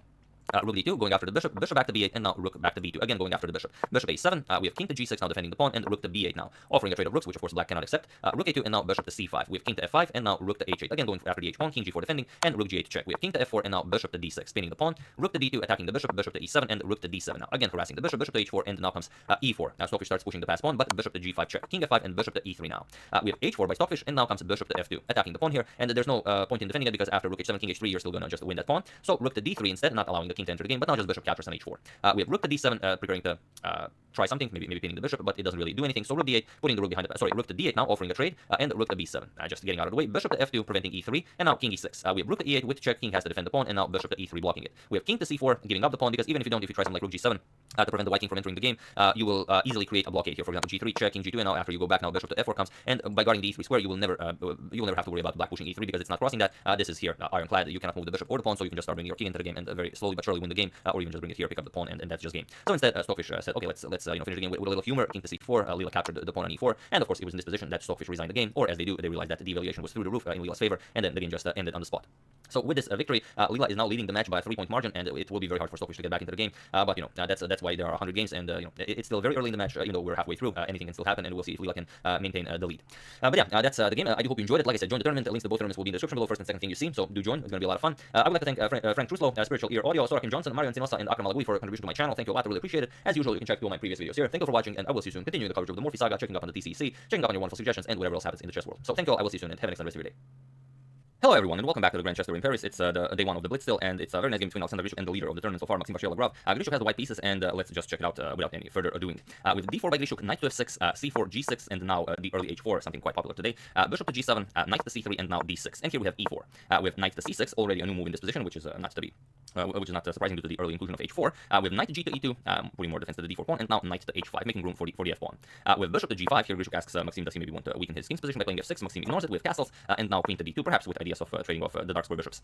With f6, pushing the bishop back, and now although it's fine to go bishop h6, for the moment Grishuk retreats with bishop to e3. With f5, further pushing the pawn, with e captures, now nicely developing the bishop, with bishop captures on f5, and now f3. Preparing g4, where white would win material here as it attacks the bishop and the knight. But here Maxim says your king is still in the center, you have no time to push g4, and he plays e5. And now if g4, it's a complicated line, but I'm pretty sure Grishuk decided not to play it even without calculating, as after g captures you get e captures on d4, also with a double attack, and now after knight captures on d4, you get bishop captures on d4, bishop captures, and now knight to g3 attacks the rook, but now queenside castle. And here, okay, you do grab the rook, but you get the g captures on f5, queen captures on h4, and now f captures on g6. Knight captures on d4, we have g captures on h7, first king h8, and only now queen captures on d4 with check. And after this straight here, you get this endgame where black is up the exchange, and white does have an annoying pass h7 pawn, but it's really not a problem. Black should be able to win this. So after d5, of course, Grishuk doesn't push any g4, with d5 now attacking the knight, and now knight to d4. So again, you cannot push g4 because of knight captures on f3, checking the king and winning the queen. So Grishuk castles, and now knight captures on e2, with knight captures on e2, and here e4, saying that, okay, g4 is not a problem, but Grishuk plays it anyway. With g4, now attacking the bishop and knight, e captures on f3, g captures on f5, f captures on e2, and now bishop captures on e2, and knight to g3 now, with an attack on the rook and the bishop, but here Grishuk decides that well, you can just have that exchange, f captures on g6. We have knight captures on h1, and now rook captures on h1, not going for g captures on h7 with check. Here Grishuk thinks that after captures and king to h8, that this would be a nice shield in front of the black king, which white will not be able to overcome. So here he says, okay, even if you capture, I can just push h5, maybe open up the h file. This will be good for me. So of course Maxim doesn't capture. We have queen to f6, and now h5. With rook 8 to e8, and now comes even h6. And this is a problem here. Here g captures on h7 with check was best, but Grishuk in his full attack mode blunders with h6. And Maxim takes advantage of it, of course, but feel free to pause the video and figure out why h6 is a blunder. I'm sure you will see it. For those of you who were able to do it, congratulations, you are an excellent punisher of bad moves. And for those of you who just want to enjoy the show, queen captures on b2 check. Just remove the defender of the e3 bishop, that's the idea. Grishuk captured with queen captures, and now bishop captures again with check. And now if you capture, then the rook get into the game with rook capture, so Grishuk tries to hold on with king to d2, now defending, h captures on g6, and now bishop to g4. Grishuk is now down the exchange, but he still has the bishop pair, and the bishop pair can be quite powerful. This bishop is coming to e6, he's going to push the h7 pawn, h1 at some point, but still, if Maxim is able to activate the rooks, it's going to be a problem for Grishuk. With b6 by Maxim, and now bishop to e6 with check. King to h7, and now comes a4.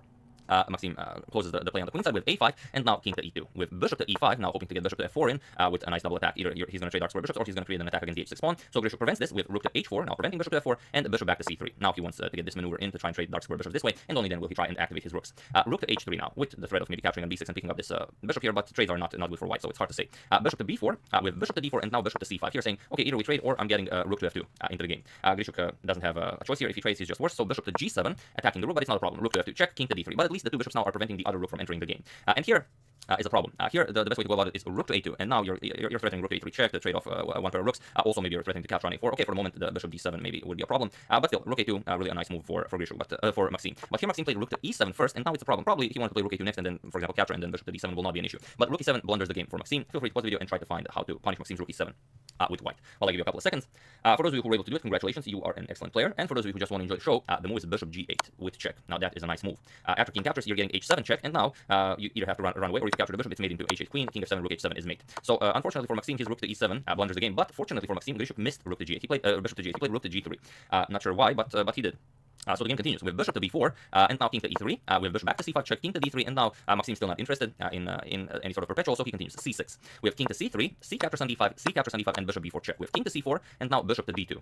Putting pressure on the h6 pawn, so of course you don't want to allow something like rook to h2. Grishuk plays rook to h3, again, not allowing this move, and maybe he found the idea that he missed a few moves ago, and he's now ready to execute it. With rook to f4 check by Maxim, king to b5, and now rook to b4 check. King to c6, and here, again, best for Maxim is just hope for a perpetual here, maybe with rook c4, rook b4, rook c4, rook b4, or try to play some super precise game, but it's hard as it's a blitz game, and he has very little time on the clock. He played bishop to f4, probably Just hoping to trade off the dark square bishops here, but it doesn't work here. Again, feel free to pause the video and now try to find the move that wins for white. I'm only kidding, it's the same line that we've already shown, so congratulations if you were paying attention. Bishop g8 check. Now bishop finally plays it. We have king captures and now h7. So if you capture, we already shown that it's checkmate. King f7 and now h8 queen. So unfortunately for Maxime, bishop now has a queen. We have rook to c4 check, king to b5, rook to c5 check, but now king to a6. It's not a problem. Rook to e8 attacking the queen, but now comes queen to h7. And here Grishuk says I'm now threatening all sorts of nasty discoveries with the bishop, and there's no square available for your king to move. He played king to e7, but it doesn't escape the nasty discoveries. Bishop to e5 check by Grishuk. We have king to d8, and now he just picks up the bishop, and it was in this position that Maxime Vachier-Lagrave, leader of the tournament, resigned the game. Which is really nice, well, not nice, but it's really strange that you have such an opportunity to go bishop g8 check, then you don't see it, and then the position just comes up again after 10 moves. So really just weird that something like that can happen. But it's blitz, anything can happen. So here he resigns. He's just down too much material, and there are no tricks in the position. Black is getting checkmated very soon. So yeah, that's the game. I do hope you enjoyed it. I would like to thank Chris Schneider for your contribution to my channel. Thank you a lot. I really appreciate it. As usual, you can check all my previous videos here. Thank you all for watching, and I will see you soon. Continuing the coverage of this last day of the blitz event in Paris, continuing the Capablanca saga, and of course checking up on your suggestions. Even this game was one of your suggestions, so thank you for that. And don't forget to update your Agamotto chess clock. Thank you all. I will see you soon, and have an excellent rest of your day. Hello everyone, and welcome back to the finals of the Riga FIDE Grand Prix 2019. We already checked out two classical games, so Mamyar won the first one, then Maxime equalized, and then something very interesting happened. Basically what we are seeing now is the Armageddon. But here I have the cross table from Chess24, so as you can see, the first two games were decisive. First one by Mamyar, second one by Maxime Vachier-Lagrave with white. Then we have a series of draws, so all the rapid games were drawn. And then in the blitz section, first Mamyar won a game with black, as you can see, and then all he needed was a draw, basically with the white pieces. And then Maxime Vachier-Lagrave again equalized by winning with black in blitz. So this is game 9 of their of the final, and it's an Armageddon. So Maxime Vachier-Lagrave has white in the Armageddon. Mamyar chose to be black. I don't know why he gets to choose. Not really sure. But he chose to be black, which means that Maxime gets 5 minutes on the clock, Mamyar gets 4 minutes on the clock, and Maxime has to win. Mamyar is happy with a draw, as with a draw he wins the matchup. So here we have a nice photo of the two of them meeting before the game. There we have a nice handshake. It's not this game. I don't have a photo of the Armageddon yet, but we do have this one. So you can see it's a bit of an awkward handshake. Maxime leaning forward a bit much. Mamyar still didn't fully reach the table, and you can see the water bottles are there on the table, so they are prepared to have a long day ahead of them. So without further ado, sorry about that. Let's check out the game. Maxime with the white pieces opens with knight to f3. We have knight to f6. The red is on the board. G3, G6, and the both players fianchetto their bishops on the king's side. We have c4, castles by Mamyar, and now d4. And with the d6, we transpose into the king's Indian defense. We have castles by Maxime, and now knight b to d7. Knight to c3, with e5 now, and queen to c2. We have a trade in the center, pawn captures, knight captures, and now rook to e8. And here, rook to d1. We have a6 by black, preparing rook b8 and b5. B3, Maxime prepares to fianchetto the light square bishop, rook to b8, getting the rook out of this, long diagonal, and now bishop to b2, and knight to e5 by Mamyarov. So what do you play here? Here, Maxime saw a very nice idea, and he played c5. It's not that Mamyarov missed this. This move has been played before, but it's maybe an unpleasant move to meet in an Armageddon game where the winning of the Grand Prix depends on it. So here, of course, if you capture knight c6, just wins the queen. The queen has nowhere to go. The knight controls d7 square, and you would have to give up some pieces for the queen. For example, knight captures, rook captures, knight captures, and you would get some material back, but it would not be enough. So after c5 with d5 by Mamyarov, and now comes h3. There are two games in the database where e4 was played, by Maxime, but Maxime plays h3. It is a new move, so already as a move 14 we have a completely new game. Knight back to c6 by Mamyarov, challenging the knight on d4. We have knight captures, b captures, and now e4. Of course, you cannot capture due to the queen being on the same file as the rook. Bishop to e6 now, defending the d5 pawn. We have a double capture here, and now queen to d2. Putting pressure on the pawn here, but not really. It's not like you're going to be able to capture it. Mamyarov doesn't even bother defending it. We have queen to e7. Now capturing just loses the rook here. You don't really have a good way of replying to this. You could try and move your queen somewhere to g5, but then just knight captures, and your queen is under attack. If you first capture the queen, then knight captures back, and well, you just lost a piece. So after queen e7, we have rook 8 to c1 by Maxime, and now rook b to d8. Again, putting the rook on this very nice file that the queen occupies. We have rook to e1. White does the same now, and queen back to d7, attacking the h3 pawn. So king to h2, defending it, and now h5. Mamyarov ready to push h4, and now knight to e2. It would be great if this knight could get to the d4 square. From d4, it would control c6. Also pressure the bishop here, so you would really enjoy pushing c6 here. But first, bishop to f5, and now knight to d4 can be met with knight to e4. Black knight coming to e4 could also be a problem for white. So we have after bishop to f5, first we have c6 by white, attacking the queen, and now comes queen to d6. No idea. I'm constantly thinking how black should play c6, and then I try to play two moves with black. But okay, queen to f4 now. Here Maxime offers to trade queens and go into the same game where he will have this quite advanced pawn on c6, but it's not a pass pawn, whereas Mamyarov has a passed d pawn. But okay, Mamyarov trades. We have queen captures, knight captures, and now d4. He already has a rook behind the pass pawn, so of course he wants to start pushing his pass pawn. Maxime trades a pair of rooks. We have rook captures. Now, sorry, the rook has to keep an eye on the d4 pawn here, so knight captures, and now rook to d1. Just defending against the pawn, and now h4. And here, if you accept the pawn on h4, it's not really, not really a great pawn. Your pawns are double here on the h file. Black can play rook c2, just attack the rook, and after rook to d2, bishop e5 is really strong. So what you play here, king to g3, now bishop b1, and it's just a very ugly position to be in for white. So after this h4, we have bishop to f1 by Maxime, and now h captures on g3. We have pawn captures on g3, and now a5, as the pawn on a6 was a target. So bishop to c4, now with some ideas, well, you are pinning the f pawn here, so maybe if you push g4, if this bishop moves away, you can play something like knight captures on g6, but it's very hard to imagine, as always, bishop to e5 will be a threat. So first, knight to d6, challenging the bishop here, bishop to d5, and now knight to b5, preparing to bring this knight over to c3. And here again, like we said, g4 isn't good because, well, it just falls to bishop to e5. It's pretty bad. And now if you capture here, you get bishop captures with check, king g2, and rook captures on d5. The knight is no longer here to guard the bishop. So here, Maxime decides it's time to move back the bishop to f3. And now, what do you play here? Rook to d6 was played, which is a nice move, but there was a better one. Bishop to c2 is super strong here, because after rook to d2, then you play d3, challenge the bishop on d2, and after this trade, you would have this nice position where the rook is pretty much helpless to stop anything here. Knight to a3 is coming, followed by knight to b1. You're just going to kick away the rook and then push your d pawn to victory. But this is Armageddon. Both players are very much looking not to spend too much time on each move. So rook to d6 first, and now rook to d2. c2. Not allowing bishop to c2 to come with a threat. With bishop to e5 now, so not even allowing g4, and now knight to d3. With bishop captures on d3, now Mamedyarov parts with his bishop pair. We have rook captures, and now knight to c3. And now this trade here is possible. For example, bishop captures, pawn captures, rook captures, bishop captures, and bishop b1, preventing pawn to c2. Yes, you do have an endgame 5 pawns each with bishops of opposite color, and Maxime can draw this no problem. But if he draws the game, then Mamedyarov wins the Grand Prix. So he cannot afford to play something like this. So we have a4. He still has to look for his chances and try and win this. With knight to d5 by Mamedyarov, and now bishop to a3, challenging the rook here. The rook has to keep an eye on the knight here, so rook to d8, and now bishop to c5, threatening to win the pawn here. But now knight to e3. With king to g1, the idea is knight to f1 check followed by knight captures on g3. So king to g1, stopping knight to f1 check, and now just f5. Mamedyarov is very happy with his position. He doesn't even have to push or anything. He's just happy with a draw. So if Maxime does nothing, he's very happy with it. And it's already move 39, and he caught up with time. Maxime is lower on the clock as so it's in pretty much equal position. He's the one who has to keep looking for chances for some secret win, and time just the clock keeps ticking away. And also, it's definitely not a pleasant position to be in. Since this move 39, there is no increment here or no delay, but as of move 60, players do get increments. So what Maxime really should try and do, survive until move 60 without overcommitting to something, and then maybe shift his pieces around while getting the increment, and then maybe trying to find some sort of a win. So king to f2, and now king to f7. Mamedyarov also starts bringing his king into the game, and now b4. Mamedyarov decides to create Maxime decides to create a pass pawn here. We have pawn captures, bishop captures, and now you do have the passed a pawn. With rook to b8, Mamedyarov now wants to get his rook behind the pass pawn, which is something you always want to do. Bishop to e1, and now rook to b1, preparing rook to a1. With a5, the pawn is now nicely protected by the bishop, but still rook to a1, not allowing this pawn to start marching forward. With rook to b3, and now comes rook to a2 check. With bishop to e2, and now knight to d5. King to f3, unpinning, but now king to f6. And here we have g4. Challenging this pawn here. Mamedyarov doesn't mind with pawn captures, h captures, and now rook to a1, attacking the bishop here. And here, yes, bishop to d2 would be best here for white, as you do have to keep an eye on this a5 pawn here. But Maxime very low on time, he just played bishop to h4 check. Mamedyarov blocked, and now you can no longer regain control of your precious a5 pass pawn. So he played bishop to f2, and now Mamedyarov just captured it. He checked if there were any tricks, but there weren't any tricks, so just rook captures on a5. Now Mamedyarov is up a pawn, and Maxime still has to try and win this game. We have rook to b8, now rook to a3 check, king to e4, and now knight to c3 check. With king to d3, and here you could even go here. Mamedyarov played knight d5 with his cover check, but you can also try knight d1 check, which picks up the bishop on f2. You don't really win a piece because after king c4 captures, you get rook to f8 check, winning it back. For example, rook captures on f2, and it's still winning for black, but you don't want to overspend time trying to look for anything here. But rook c3 checking before, and now d3 will be very strong after the bishop moves, king d5, and so on. But like I said, every second is precious. So knight to d5 with check, king to c4, and now knight to b6 with check. We have king to b5, and now d3 finally. With bishop to d1, and now rook to a1, just attacking the bishop here. And here bishop captures on b6 was played much stronger with bishop to f3, and then after d2, now you trade bishop captures, c captures, and rook to d8. You prevent the pawn from queening, but still this will yield nothing more than a draw probably after, let's say, rook b1 check. You have to keep an eye on the b6 pawn, king a6, now bishop to f4 guarding the pawn, and it's still 3 pawns to 2. Like I said, Maxime can grab a draw, but he's not getting anything with a draw. So we have bishop captures on b6, c captures on b6, and now rook to f8 check. King to e7, and now rook to f1, defending the bishop here, but now king to d6. We have king back to c4, hoping to win the pawn here, pawn to d2, and now king to d3. Here, bishop to f4, just guarding the pawn here, with rook to h1 by Maxime, now rook to a3 check, king to e4, and here Mamedyarov played rook to e3 check, and I believe it was in this position that Maxime Hosiyar either resigned the game or he had no more seconds left on his clock. This is move 64, so they were getting increments for their previous 4 moves, so I don't think he ran out of time, but it is possible, but there isn't all that much to do.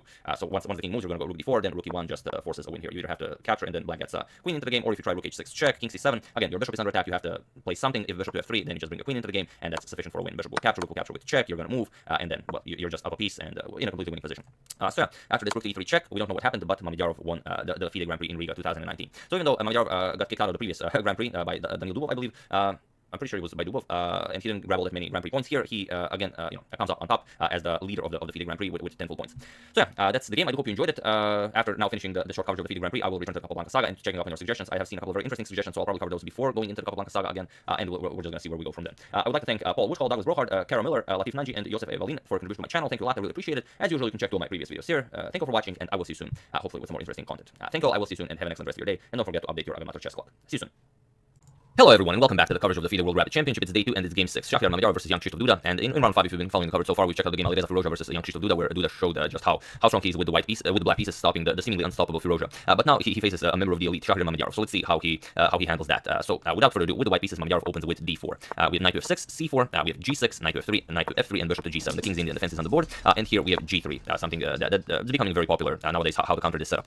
We have c6, bishop to g2, and now d5. And in the live coverage, Peter Leko, who is just the most amazing guy, he really knows everything, and he's extremely strong. I mentioned that queen to b3 is the only move that basically makes sense nowadays, as all the other moves have been depleted, and this is the only way to look for advantage with white. So just thought you'd want to know that. So we have castles, and queen to b6 now, offering the queen trade and the knight to c3. Both players wanted the other guy to capture on b6 or b3, so well, either white gets the semi-open a file, or black gets the semi-open a file. Rook to d8, and now bishop to d2. We have bishop to e6, putting pressure on c4, and now, well, not that, sorry, knight to a4, attacking the black queen and forcing the trade on d3. So we have queen captures on b3, a captures, and now knight b to d7. You don't have time for a slow move because knight to b6 would win the rook. You cannot capture the knight. Well, you can, you would have to, but then rook captures rook. So we have knight b d7, making room for the rook. Also now the rooks are guarding each other, and now rook f to c1. We have knight to e4, all been played before, not allowing, of course, this trade. Bishop to b4, attacking the e7 pawn, and king to f8, and now e3. And there is one game where f5 was played, but here we have h6. It is a new move by Duda, so it is as of move 14 that we have a completely new game.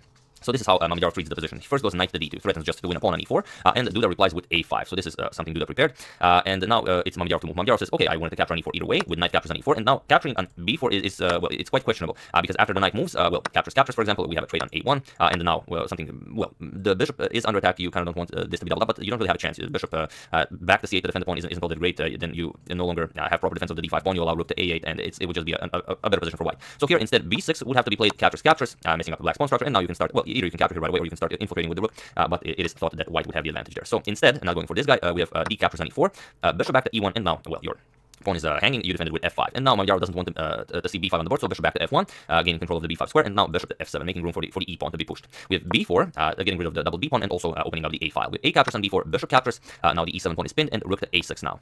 Taking control of b6, also perhaps having ideas of doubling up on the a file. We have c5, grabbing control of the b6 square, and now rook to a7. Seemingly a waiting move, just waiting for white to drop that knight to b6 and trade rooks on the a file, which is exactly what Mamyarov does. He goes knight b6, we have rook captures on a1, rook captures, and knight captures on b6. We have pawn captures on b6, again doubling pawns on the b file, but now it is actually a very strong pawn. And here, Duda has to go for bishop to d5, the game continues, and it's perfectly equal. However, Duda thought that he doesn't have to do it right away. He prefers not to make his bishop a pawn. He goes king to e8, he wants to improve the position of his king, push e5, bust open the e file, and claim that he's at least equal. But this doesn't really work here. Mamyarov plays rook to a7, and now you have problems, because now, well, you kind of have to defend with bishop to d5, because if you go rook to b8, then white has a very clean way to end the game. But feel free to pause the video and try to find this, winning move for white while I give you a couple of seconds. So for those of you who were able to do it, congratulations on finding this move in a line that never actually happened. And for those of you who just want to show, it's bishop to a6, just threatening to win this pawn. Then you have a pass pawn on d6, that's the winning. And if you capture the bishop, then the bishop still attacks e7, just the rook captures. If you go to f8, you go in front of the bishop, then all sorts of nasty discoveries become possible, like rook e7 check followed by rook captures on d8. And if you go here, it's just rook captures this bishop, then this bishop will fall as well, since you don't have a good square for him. If you go to h8, then just rook f8 check picks up the rook, completely winning for white. So Duda has to go to d5 with the idea that, okay, if rook captures, then you can push c5, attack the bishop and the rook. But Mamyarov is not in a hurry. Mamyarov just plays bishop c5, doesn't allow black to push c5. Also, the pawn is not nicely protected. Now Duda plays rook to d7, but the same move again applies. So I'm not going to ask you to pause the video because you already saw it. Bishop to a6. Again, threatening to just win the b7 pawn. And here we have b captures on a6 with b7, and now you cannot defend this. If you block, then just rook a8. So after b7, we have rook captures giving up the exchange, rook captures on b7, and the bishop to f6 now, defending the e7 pawn. And now it's a rook and bishop against the bishop pair, and well, a bishop pair is a very strong weapon. However, in an endgame, a rook and bishop is always a rook and bishop most of the times. So rook to b6, going after the a6 pawn. There's no way to defend it, because if you do this, then you lose the c6 pawn. We have king to d7, and now rook captures on a6. Bishop to c4, shifting the bishop over to b5. We have rook to a7 check, king to e6, and now rook to c7, going after the c6 pawn, bishop b5, and now b3. Not allowing this pawn to remain a target, because Mamyarov wants to bust open the position with the d5. We have g5 by black, and now d5. It's really an exciting move, because if you capture, then after b4, you have created a passed b pawn. You're just going to kick away the light square bishop and then start pushing your passed pawn to victory.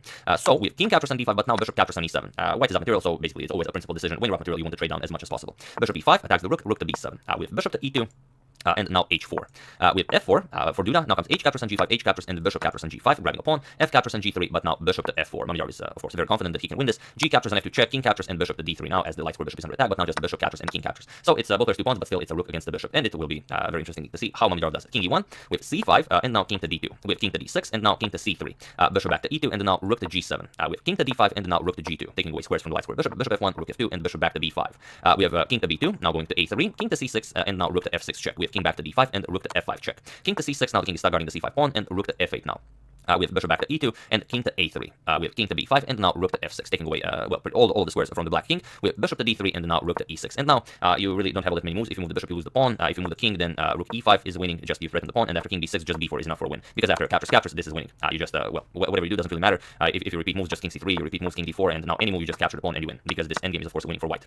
Here, Duda tries bishop c2, but we have king to b2, with pretty much the same plan. Bishop d3, king to c3, king to a5, and now we get rook to d6. We have bishop back to e2, and now rook to d5. The position is now similar to the one we've already shown. If king b5, it's even worse, because you just win a pawn. The c5 pawn is pinned. So after rook d5, king d6, but now, of course, Mamyarov plays b4, and that's it. We have c captures, king captures, king to c6, we have rook to d4, and bishop to d3. King to c3, we have king to c5, and king to d2. And now, as the black king cannot gain control, well, the defense of the e4 pawn, it was in this position that young sheet of Duda resigned, because the white king is just going to, well, not that way, but he's just going to reach the f4 square, take the e4 pawn, and that's, of course, a winning endgame for white. So, after king d2, Duda resigned, and a well-deserved victory for Hosiyar Mamyarov. As Peter Leko said, it was one of the positions that gave white immense trouble how to break through, and Mamyarov found some more poison to be used against this line of the King's Indian. So I do hope you enjoyed it. I would like to thank Stephen Green, Liana and Mark Siga, Alessio Pataka, Simon Servilla, and Gilles Shreza for contribution to my channel. Thank you a lot, really appreciate it. As usual, you can check all my previous videos here. Thank you for watching, and I will see you soon, continuing for the next few days the coverage of the FIDE World Rapid and Blitz Championship. So thank you all, I will see you soon, and have an excellent rest of your day. And don't forget to be a part of the subscribers video. Thank you all, I will see you soon, and well, we already mentioned it, have an excellent rest of your day. Hello everyone, and welcome to another most interesting game from the Croatian Grand Chess Tour being played in Zagreb. It's round 3, Shahriar Mamdjarov versus Yanni Ponishi, and it's well, it's really a crazy game, but we're used to that when Nepo is playing, and I'm sorry I don't have any photos. I only get to the photos on the next day, so we're gonna enjoy them tomorrow on a separate video. So without further ado, let's just check out the game. It's a really exciting one, so let's go. Mamdjarov has white pieces, and he opens with d4. We have knight to f6, c4, g6, and knight to f3 now. We have bishop to g7, and just e3. We have castles by Nepo, and now bishop to e2. We have d6 preparing e5, and now knight to c3, just developing pieces. Knight bd7, the main idea in this line, and Mamdjarov castles here. With e5 by Nepo, and here b3.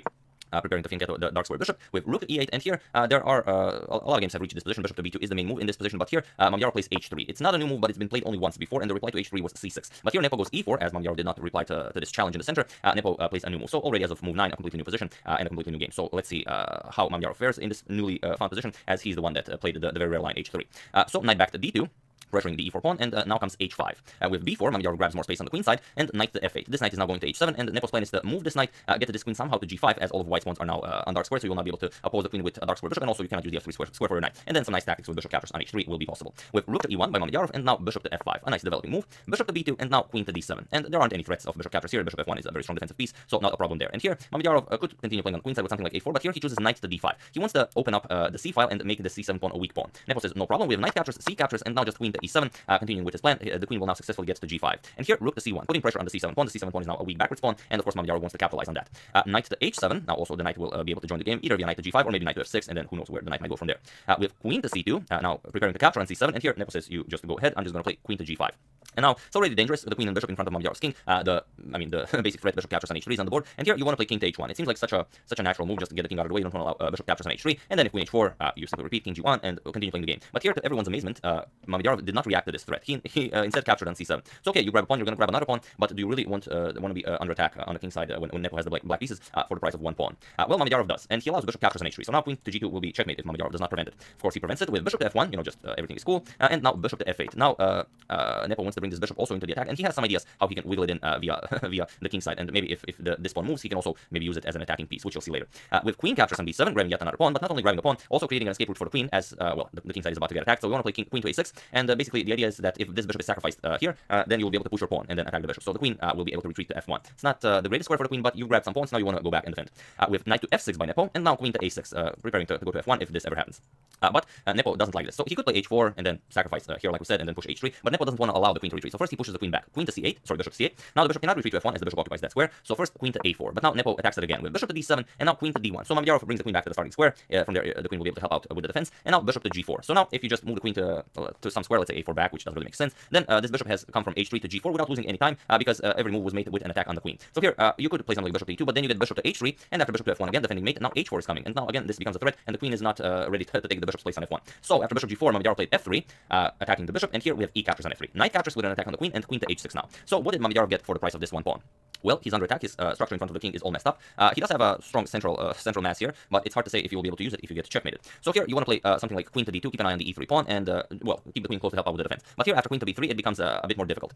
Here Nepo played h4, but there's an even greater forcing line. After bishop captures on f3, g captures, queen g5 check, and after you block bishop to g2, now you play bishop to h6, and now you get this triple threat against the e3 pawn. After the pawn moves, now you play g3, or otherwise white will just lose a pawn, and now this bishop finally finds its way into the attack via bishop to f4, and then it's going to be really ugly for the white king. But Nepo plays a different line. After queen b3, he goes h4 first, doesn't really care about any forcing lines, he just wants to play h3. And here Mamdjarov, without any ideas, his position is just bad. Like Giri against Carlsen in round 1, he's getting slaughtered on the h file, and here he plays knight to e5. He tries to give up a piece for some initiative, and if pawn captures, then you get this very nice central structure here, but still after knight e4, it's going to be very hard to play this with white, even with such a nice pawn center.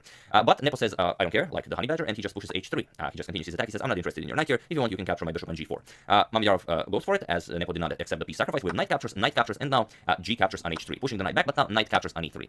And here, what do you do? Your king side is completely busted. If you count the pawns, Mamdjarov is still up a pawn, but who would you rather play in this position? I don't think we even need to ask this question. This bishop is doing nothing for the entire game, as it's been blocked by its own pawns on dark squares for the entire game, so not doing all that much, and it's very hard to activate the rooks. Here, rook to c3 is played. Okay, if the knight moves, then the bishop and queen are controlling the entire third rank, so that is good for white. But with knight to f5 by Nepo, he offers a trade of rooks, which Mamdjarov declines. He doesn't want to allow the other rook to get activated, so he plays rook to d1, but now we have queen to h5, just threatening, not threatening, but pressuring the rook here if the queen moves. And also, what do you play here with white? Here, Mamdjarov played rook to f3, and here Nepo just just played bishop to h6, and it was in this position that Shahryar Mamedov resigned the game, as there is nothing to do here. It seems like there is something to do here, but there isn't. Whatever you play, you just lose the game terribly. For example, if you try bishop g2, I mean, you have to make a move, and there aren't all that many great moves. If you play bishop to g2, then you just allow a nice infiltration by the rook after rook to e2.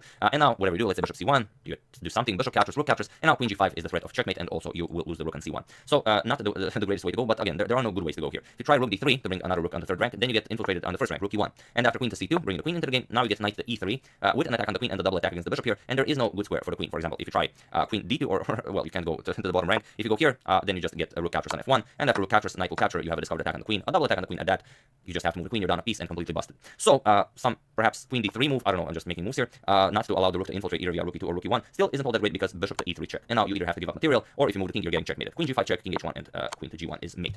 So, although it seems like there's something to do here, there really isn't. Of course, Mamedov knows that, and even though he has 47 minutes on the clock, he resigned the game rightfully. And Nepo takes the lead in the tournament. Well, not takes, he's been in the lead since the beginning, as this is his third win in a row. And interestingly, out of those 3 wins, 2 are with the black pieces. So it's going to be a really intense struggle if Magnus intends to win yet another tournament this year, because he faces Nepo in round 7, and Carlsen will have the black pieces in that matchup. And it's always interesting between the two of them. So yeah, that's the game. I do hope you enjoyed it. I would like to thank Thomas Enrique Pesos Pinto and Eric Ellert for their contribution to my channel. Thank you a lot, really appreciate it. As usual, you can check two of my previous videos here. Thank you for watching, and I will see you soon. Most likely continuing the coverage of the Croatian Grandchester, as there are so many brutal games being played here. Thank you all. I will see you soon. Have an excellent rest of your day.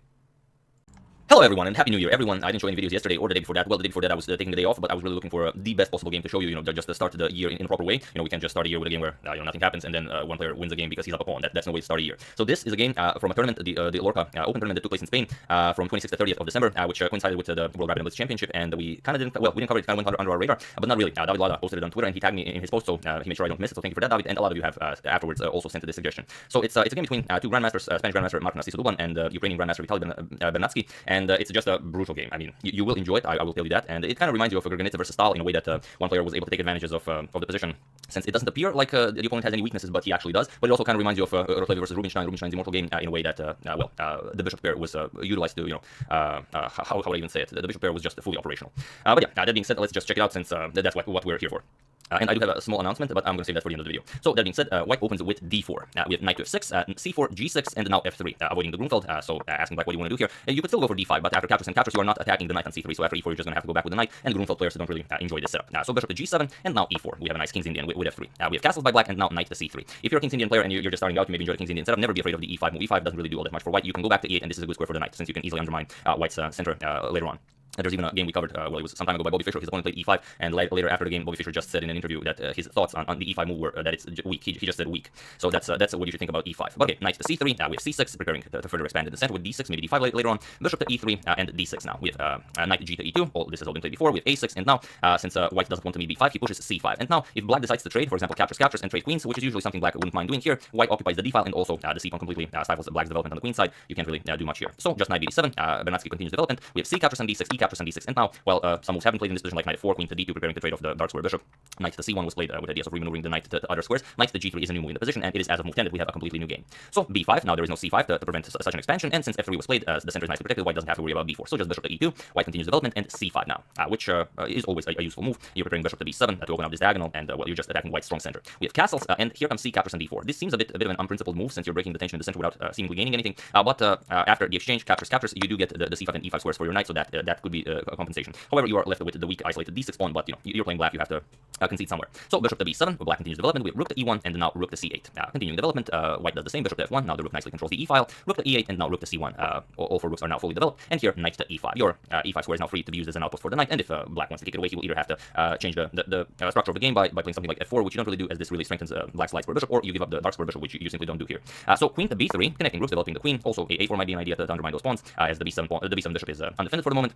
But the black just continues playing on the king side. We have h5. Now h4 is coming. You're going to kick away this knight, and instead of continuing with something like rook cd1, which the game just continues, white played knight to h1. He said, okay, I don't want to meet h4 coming with an attack on the knight, so I'm going to remaneuver the knight either way. Maybe with ideas of knight f2, maybe to d3 to trade off the strong knight in the center. However, knight to h1 actually loses the game for white. So feel free to pause the video and try to find why this is the game of the year. While I give you a couple of seconds.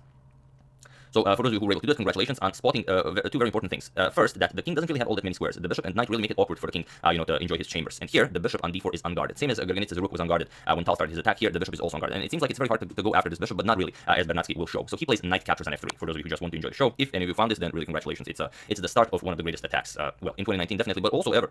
We have g captures on f3. If you don't capture it, we're not even going to analyze that because well, black can just win material. It's not even tense if you don't capture it. So g captures on f3, and now you continue with knight captures on e4, and here all hell breaks loose.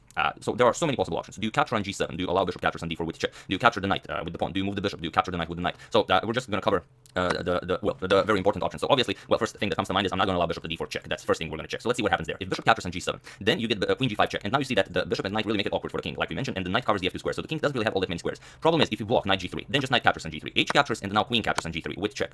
If you go here, then bishop captures on f3, just ends the game. So you can block bishop g2, but now the queen attacks the rook. So rook captures with check, rook captures, you get queen captures with check, king moves, and now you can just recapture the bishop here. You are out the exchange. White's defenses are completely shattered. You are completely winning here. So that's only one of the things that can happen after bishop captures on g7. However, after queen g5 check, white doesn't have to block with the knight. White can also block with the bishop. Then we make use of this diagonal. Really awesome stuff. Queen c5 check. Now you have to block. Otherwise, if king f1, queen to f2 is mate. The knight covers the f2 square. So knight to f2 has to be played. You have to clear the h1 square for your king. It doesn't really matter. Queen captures here. King h1, and now again the queen attacks the rook on e1. Just knight g3 check. This is just beautiful. H captures, rook captures with check, and we get pretty much the same stuff. Captures with check, king h2, and now you either recapture right away or continue playing in great style with h4. It's just very impressive. G captures, queen captures with check, king goes back. You can give another check, pick up the bishop now, and again now you also open up the h file for your rook. It's completely over. So although it seems like you don't want to allow bishop captures on d4, you really have to, since we've just shown that bishop captures here due to this nasty queen g5 check. It simply doesn't work. So another option is well, this is the strongest defense, but calculating this in an actual over the board game very unlikely. Although it's hard to say that it's the best defense because it loses also by force. Bishop to e3 is seemingly the best defense since you don't allow bishop captures, but you also don't capture on g7. Point being, knight g5 by black now piling up on the f3 pawn. This will come with check. The bishop also attacks it. You'll have to remove it. Bishop captures, queen captures with check. Now you block knight g3, but now you have rook captures on e1, rook captures on e1, and now just bishop captures on f3. And well, here you will just there's not much you can do here. Yes, you are up a piece, but it will not do you any good. I mean, you can easily win it back whenever you want to. Queen to c5 check is coming, and well, also once this bishop comes to d4 with check, it's game over with the light square bishop slicing through this diagonal. It's just well, like I said, the bishop pair from hell is fully operational in every line we check. So after knight captures on e4, let's check knight captures on e4. This doesn't work well. Now you capture the bishop with check first, of course. Knight h2 f2, you clear the h1 square for your king. Rook captures on c1, rook captures on c1, and now bishop captures on e4. The knight here is spin, so f captures on e4, and again you get queen g5 check in, and now this check connects with the rook on c1. So in every line you check, one of the rooks is getting picked up by the queen, which is just awesome. And it doesn't really matter what you play. You can even block with the queen. Queen captures here. You're up the exchange, of course, and in a completely winning position. So lastly, Dublan decided to capture with the pawn. He played f captures on e4, but now a similar variation appears. Bishop captures on d4 with check. Knight f2 blocks, and now not queen g5, but rather queen to h4, threatening queen captures here. And also you keep the g5 square free for the rook. If needed, you can do a nice rook flip with rook to c5 followed by rook to g5 check. We have rook to c2, defending the knight here, and now while rook to c5 is a perfectly viable plan, followed by rook to g5, Bernatsky goes for the most forcing variation. Removing the defender of the pawn on e4. Rook captures on c3. We have b captures on c3, and now, of course, queen to g5 check. This comes first. You have to prepare. You have to kick away the king either to the light square diagonal to face the light square bishop, or in the case of this game, queen to g. Like I said, if king to h1, then it's just rook captures on e4. You open up this diagonal, and that's just over. Whatever you play doesn't really matter. Captures with check. You're gonna go knight captures on e4, or you block with the bishop. Then it's just queen g2 mate, or you capture here and then you free the g1 square for the queen. Queen g1 is mate here. So after queen to g5, we have bishop to g2 blocking, but now the same idea applies. Rook captures on e4, opening up this diagonal. Now if the rook moves with check, queen captures here will be mate, so you have to react to this. We do have to check rook captures on e4 first, but it's the same. Bishop captures, now mate is threatened. You cannot capture due to the pin. You can start running away king f1, but it also ends in a forced mate. Queen captures on g2 check, king e1, queen g1 check. You're gonna move king d2. Bishop or queen captures doesn't really matter because the king is unable to escape anywhere. This is just a very slow death. Rook c1, you clear something for the king, but not really. Bishop e3 check, and here you just get mated. Check here, and bishop to f3. Again, mate delivered by well your favorite bishop pair from hell. So after rook captures on e4, trying the capture or any other move doesn't really do. So king to f1 was played, but now it's not. I mean, every great game, Morphy's Opera House game is a brilliant game, but it wouldn't be a brilliant game without the finish to that game. So once again, feel free to pause the video and try to find the best move in this position while I give you a few seconds. So I'm sure a lot of you were able to do it since I mentioned Morphy's Opera House game, but in case you didn't and you just wanted to enjoy the show, it's queen captures on g2 with check. So congratulations everyone who found it. White is without a move here. White has to go under the diagonal of the light square bishop, and here it's just over. King captures was played. Rook captures on e1 with check, opening up a discovery from the light square bishop. And here, if you start running away, let's say king g3, it's a force mate. Bishop e5 check, king h4, bishop f6 check, forcing the king back. Rook to e3 check. You're gonna go king to f4, and now just rook to f3 will be a delivered mate. All of the squares are covered here, as you can see, by the bishops, the pawns, and the rook covers these two files. So after rook captures on e1, knight to e4, giving the king some more squares, but it doesn't help. Just bishop captures on e4 with check, king g3, and rook to g1 check. And it was in this position on move 28. Remember, this is only move 28. It seems like it's a longer game because we've covered so many lines, but it's really not. It's move 28, and here Mark Narciso Dublan resigned, which kind of it's a sour bite to the end of the meal, so to say. If your opponent beats you, it's always hard to accept defeat. But if your opponent beats you like this, then you allow to see the mate on the board. If the game continues, we would see king h4. Now comes bishop to f6 check, king h3, and the bishop to f5 is now mate, delivered again by your favorite bishop pair from hell. And it doesn't help if you go to h3 instead of on h4. It's just a different move order. Bishop f5 check, king h4, and now bishop to f6 check. Again, the bishop pair from hell is well gets the job done. So that's the game I decided to start the year with. I do hope you guys approve. I mean, it's hard to say if it's the best game of 2019, but I do believe it is. If you enjoy games like these, I will also put two games in the description below so you can check them out. Also played in 2019. One by the Indian Tal and the other one by Mullikat Kin, and those are two really awesome games. So you can maybe compare this game to those two games. Really awesome stuff if you have the time. So once again, I do hope you approve of my choice. Which game starts our year on this channel? Also, I wanted to mention, I said I do have an announcement. I will make a live stream. I will try to do it maybe on Friday or on Saturday. We will play some chess, but mostly about I'm starting the podcast, and I will give you some updates about the chess manga I've been mentioning from time to time. And it can just also be just a stream where you can ask me stuff about that, and I will answer them. While we enjoy some chess. That's That's what I wanted to say. I will inform you when it will take place. So yeah, that's the game. I do hope you enjoyed it. I would like to thank Felipe Bilodeau, Deborah Mordecai, Ron Trausch, Slobodan Prkašević, and Timothy Rozon for a contribution to my channel. Thank you a lot. I really appreciate it. As usual, you can check all my previous videos here. Thank you for watching, and I will see you soon. Continuing, to check up on your wonderful suggestions, preparing the next big saga, which is the Paul Morphy saga, and well, that's pretty much it. And the Tata skill is starting fairly soon. So thank you all. I will see you soon, and have an excellent rest of your day, and hope you achieve everything you set for yourselves in the upcoming year. See you soon. Hello everyone, welcome back to the finals of the Grand Chess Tour. Again, it's Levin Arnen versus Magnus Carlsen. So in the first game, Magnus took the lead by winning the game, and that means 6 points for him, as a win in the classical time format is counted for 6. And now Levin should really equalize, and or otherwise it's going to be really hard to get back into the match. I will just repeat it a few more times, because a win in the rapid time format is 4 points, and the win in the blitz is only 2 points. So as he already lost one game in the classical, he should really win one game in the classical. That being said, do be a part of the subscribers video 2020. All the information you need about that will be in the description below, which I'm sure you already know, but just in case. So without further ado, let's check out a nice photo before the match. Here it is. This young girl does the first move for Levin, and this time it's d4, and Levin leaves it on the board. It's hard to say if Levin was actually planning to play d4, or he just didn't want to, play another move, but I'm pretty sure he was going to play d4. So that being said, let's check out the game. D4 by Levin, and knight to f6 by Magnus. We have c4, g6, and now f3. We have knight to c6 by Magnus, inviting d5. Levin goes for it. We have d5, and now knight to e5, and now e4. So the king's Indian defense. We have d6, and now knight to c3 by Levin. We have bishop to g7, and now going even further with the pawn with f4, pushing the knight back, and now bishop to e3. So this has all been played before, nothing new here. We have castles by Magnus and bishop to e2. We have e6, challenging Levin's strong center. We have d captures on e6, f captures on e6, and now there is one game from the Russian Championship from this year, Fedoseev versus Trapishko, Fedoseev versus Trapishko, where knight to h3 was played, and Fedoseev was able to win the game. But here we have h4 by 11, which is a new move in the position. So already as of move 11, we have a completely new game. So let's see how Carlsen deals with this. He goes for b5, which probably one of the moves that he had studied at home. It looks like too powerful of a move to make over the board, but okay, it's basically giving up a pawn. You don't want to give a white time to consolidate. The white king is still in the center, so you want to start developing pieces as soon as possible. So just giving up a pawn for the moment, and you have to capture with the pawn as the knight is stuck covering the e4 pawn. So we have c captures on b5, and now bishop to b7, putting pressure on the e4 pawn. We have queen to b3 now. Levin says, okay, I'm going to capture on e6 with check. So now even if you try something like knight captures here, it's not going to work, because after all the trades, I'm just going to deliver check and pick up your piece on e4. So here, while Magnus could go for queen to e7, he prefers king to h8. He invites Levin to capture on e6, but it wouldn't be all that great. It's interesting, but after queen captures on e6 and the knight captures on e4, again, it doesn't work. Knight captures here, and now rook to e8. Now white is the one that gets troubled with a piece hanging on e4, so after the queen moves, you're just going to capture the knight. Or you can go for this knight to g5 idea, which is now rook captures on e6, knight f7 check, forks the king and the queen, and after the king moves, now you capture, and the rook captures here. Where do you get this position? Where white would be up a pawn, but it's a double b pawn, and well, your bishop is hanging on e3, your pawn is hanging on g2. Black would definitely be better here. So instead, after this king to h8 move by Magnus, bishop to f3 first, adding another defender to the pawn here, and now Magnus just gets rid of the weak pawn by pushing it to e6, e5. We have knight to h3 by Levin, defending on f4, and now knight to h5 by Magnus, adding another attacker to the f4 square. Also, the knight can jump to g3 if needed, and here Levin makes a very concrete decision. He decides to capture on h5, we have g captures, and now push the pawn all the way to f5. And now if Magnus will be unable to push d5, then this white structure should be excellent.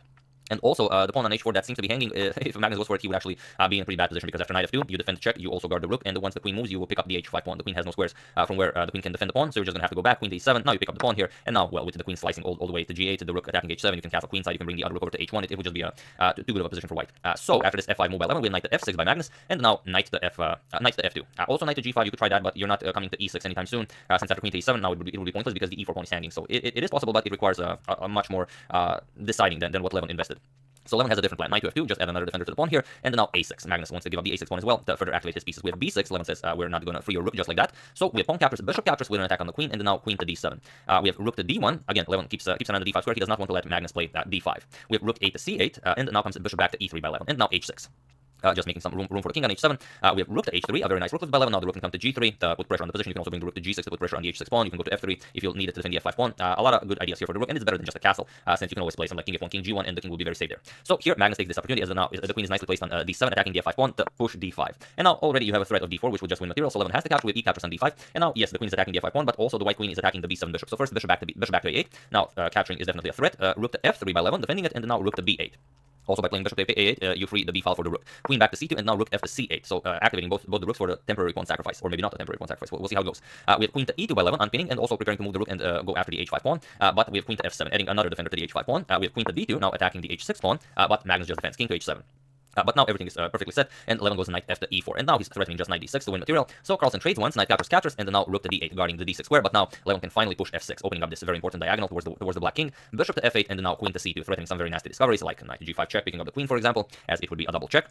So king to h8, Magnus unpins, and then now knight back to c3, consolidating, putting another defender to the d5 pawn, and now 11 will have to choose between some very good options on how to continue the game, and Magnus has to do the same. Here Magnus could go for captures on d5, it is a possibility, but you would have to trade down into an unfavorable position. For example, if bishop captures, rook captures, knight captures, we have queen captures on d5, and now b3, and you get to this position, but it would just be very hard to play. For example, if rook d8, not allowing the queen to leave the defense of the d1 square, king e2, and now after e4, attacking the rook f4, you put pressure on the pawn here, and here black will, for example, trade queens, captures, you would go king d2, and now it's just a better position.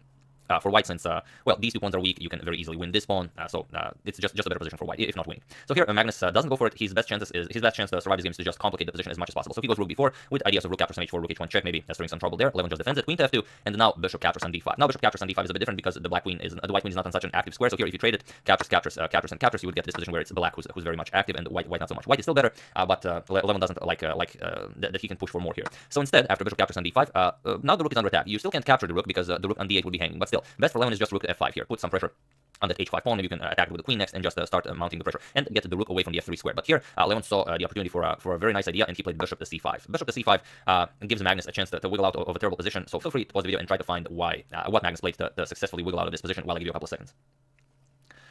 So for those of you who were able to do it, congratulations on finding such a nice idea. It's not an easy move to find. You have to combine a few of the ideas that we already mentioned. So basically, Levin's idea is after bishop to c5 that well, if bishop captures, your rook is under attack. So that's the first thing there is. So after bishop captures, queen captures, now your rook will be under attack, and also there will be a triple attack on the bishop here. So your only option to defend against both is rook to d4 to somehow prevent both threats, but it doesn't really work because rook captures, pawn captures, and then now just knight captures on d5. Rook captures on d5, and now okay, it's queen and rook against the queen and rook, but you have queen to c8 check, king to h7, and now rook g3, and white wins the game. There's no defense against rook to g7, which will win the queen, and of course if you eliminate the f6 pawn, then queen g8 is just mate. So that was Levin's plan when he played bishop to c5, but he missed the move Magnus played, and congratulations to everyone who found it, which is rook to d4. Rook to d4 is an awesome move because now Magnus is saying, okay, your rook on d1 is under attack. I'm threatening just rook captures check, and then I'm going to pick up your rook here because now bishop captures on f3 is a threat because you cannot go through both rooks to pick up material on d8. So here, Levin really doesn't have a better move other than capturing the rook, which is what he does. He plays bishop captures on d4. We have bishop captures on f3 by Magnus, g captures, and then now e captures on d4. We have rook captures on d4, and now everything's nicely traded. Now Magnus could capture on f6 and keep an eye on the rook here, but he decides that better chances are rook to b8.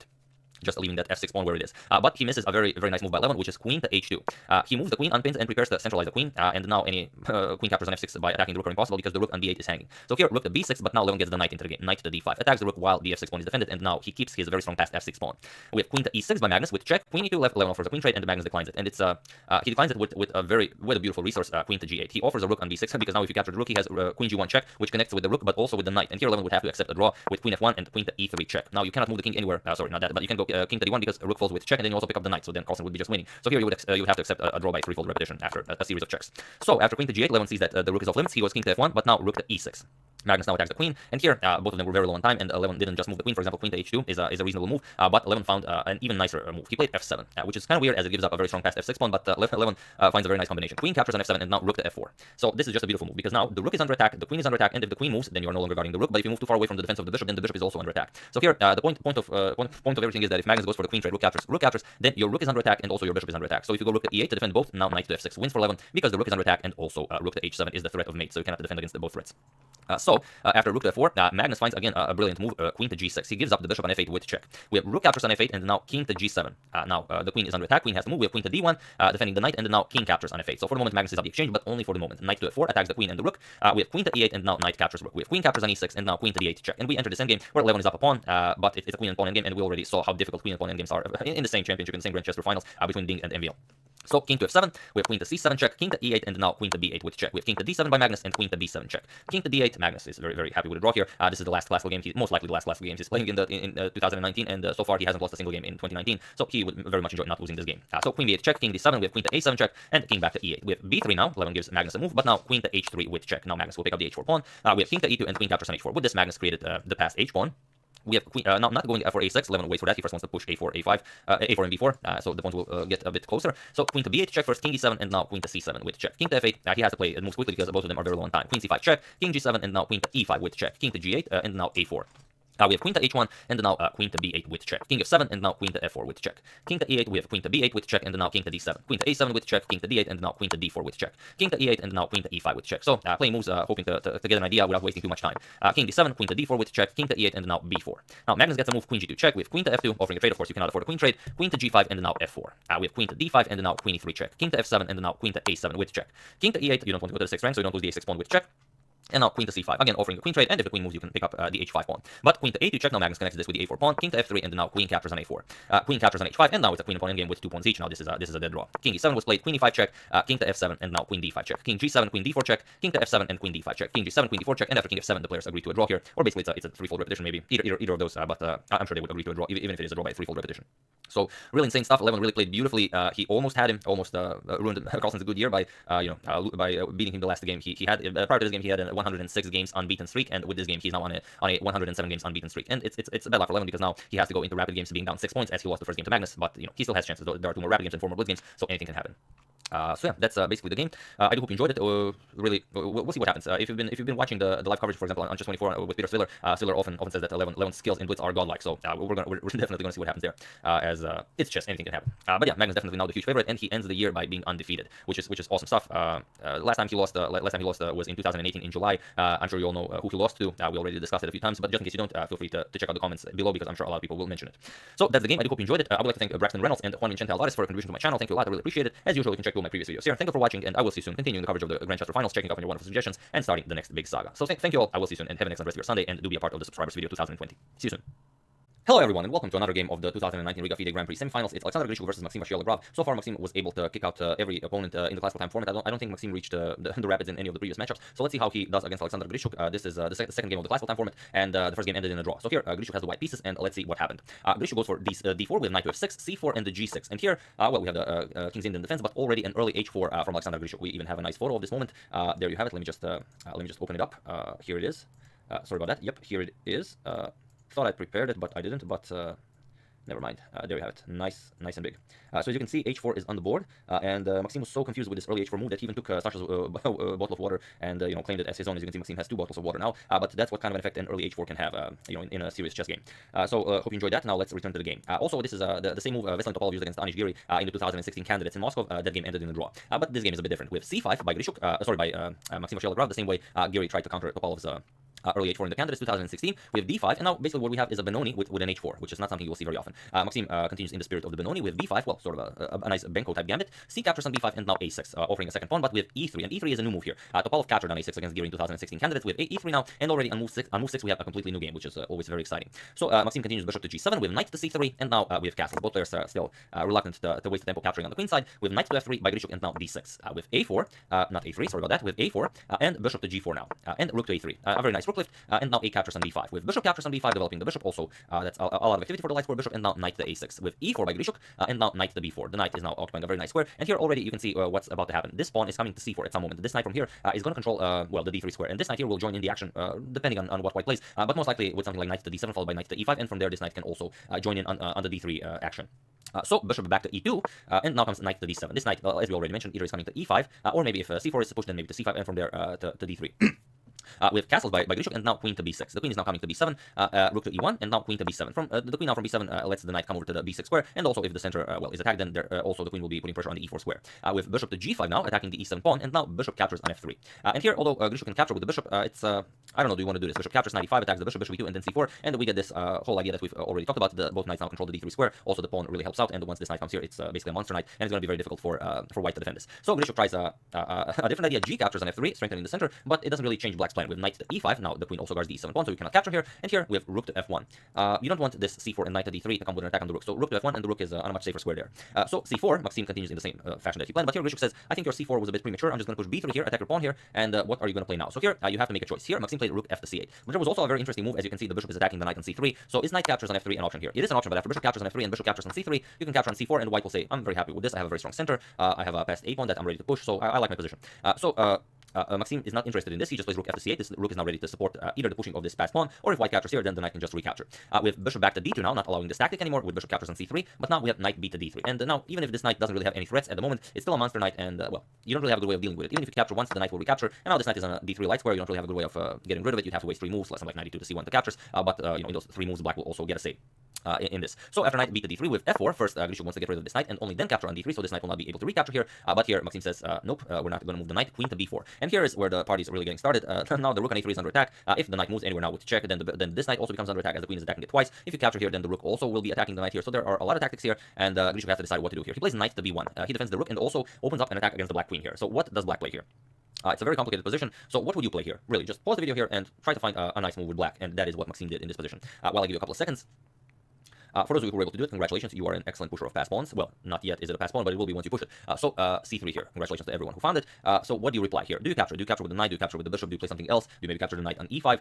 Well, all of those are very interesting options. So let's just check a few of them. Bishop captures on c3. What happens here? Well, just rook captures on c3. And now after knight captures, now not capturing the rook here, but rather knight captures on f4. And now it's just a so superior position for black that white doesn't even have a move. Your rook is still under attack, so you should move it. Let's say rook a2. You don't want to put it on this diagonal here. But now queen captures on c3. And now what do you play here? You have to play something. Queen to h3 followed by queen to g2 will be deadly. So maybe f3, block the queen, but then queen to e3 check. Now what do you play here? King h1, knight to h5 now going after the g3 square with check. Rook to g1, but now queen to f4 going for the capture here. And now after queen to e1, you get knight to d3, and here you just don't have any more good moves.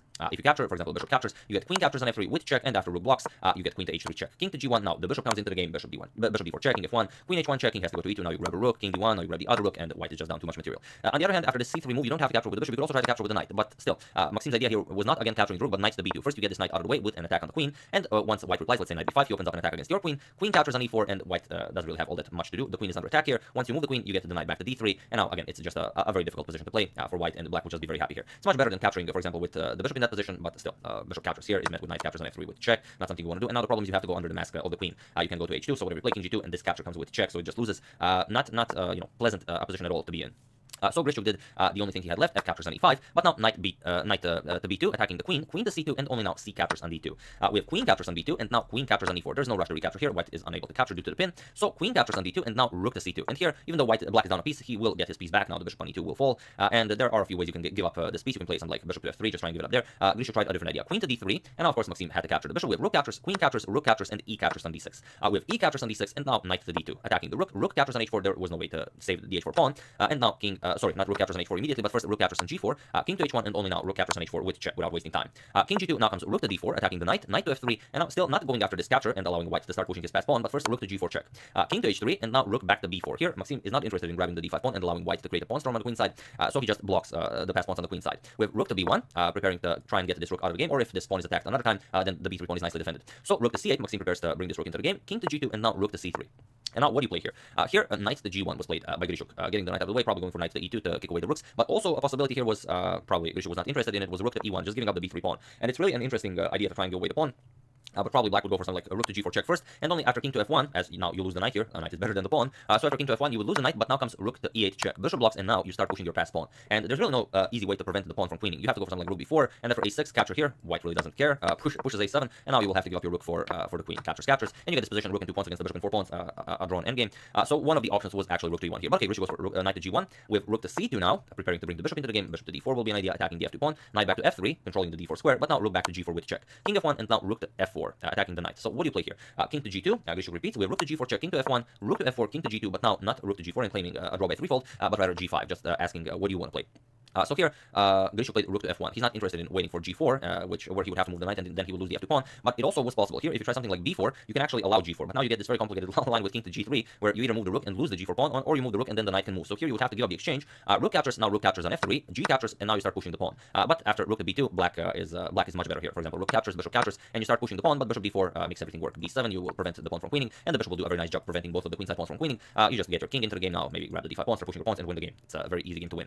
B4 was one of the options here, although not really a working one. So rook to f1, Grishuk gets ready for g4, so he can move the knight. But now rook to g4, once again, king to h1, and now rook to c3, just attacking this knight here. So what do you do here? Here you could try a lot of things. Knight to h2 is a very interesting idea. For example, if knight to h2, then yes, you get rook to h3. And now the threat is rook to h4 and winning the knight. But here, white had a very interesting idea, b4. And now you give up your a3 rook for this rook. For example, rook captures, you get knight captures on g4. You lose your queenside pawns, but it's, you have to do something. Rook b1, you do save this one. But now bishop to c3 attacks the pawn, b5, and then you have to give up the knight if you don't want to lose the pass pawn, and so on and so on. But black would again be better here. So Grishuk tried rook to g1, but it still doesn't work. But that's up to you to find out. Feel free to pause the video here and try to find the winning move for Maxim Vachier-Lagrave in this position. I'll give you a couple of seconds. For those of you who were able to do it, congratulations, you are an excellent endgame player with a lot of rooks on the board. And for those of you who just want to enjoy the show, rook to f4 wins for black. So here, again, what do you play here?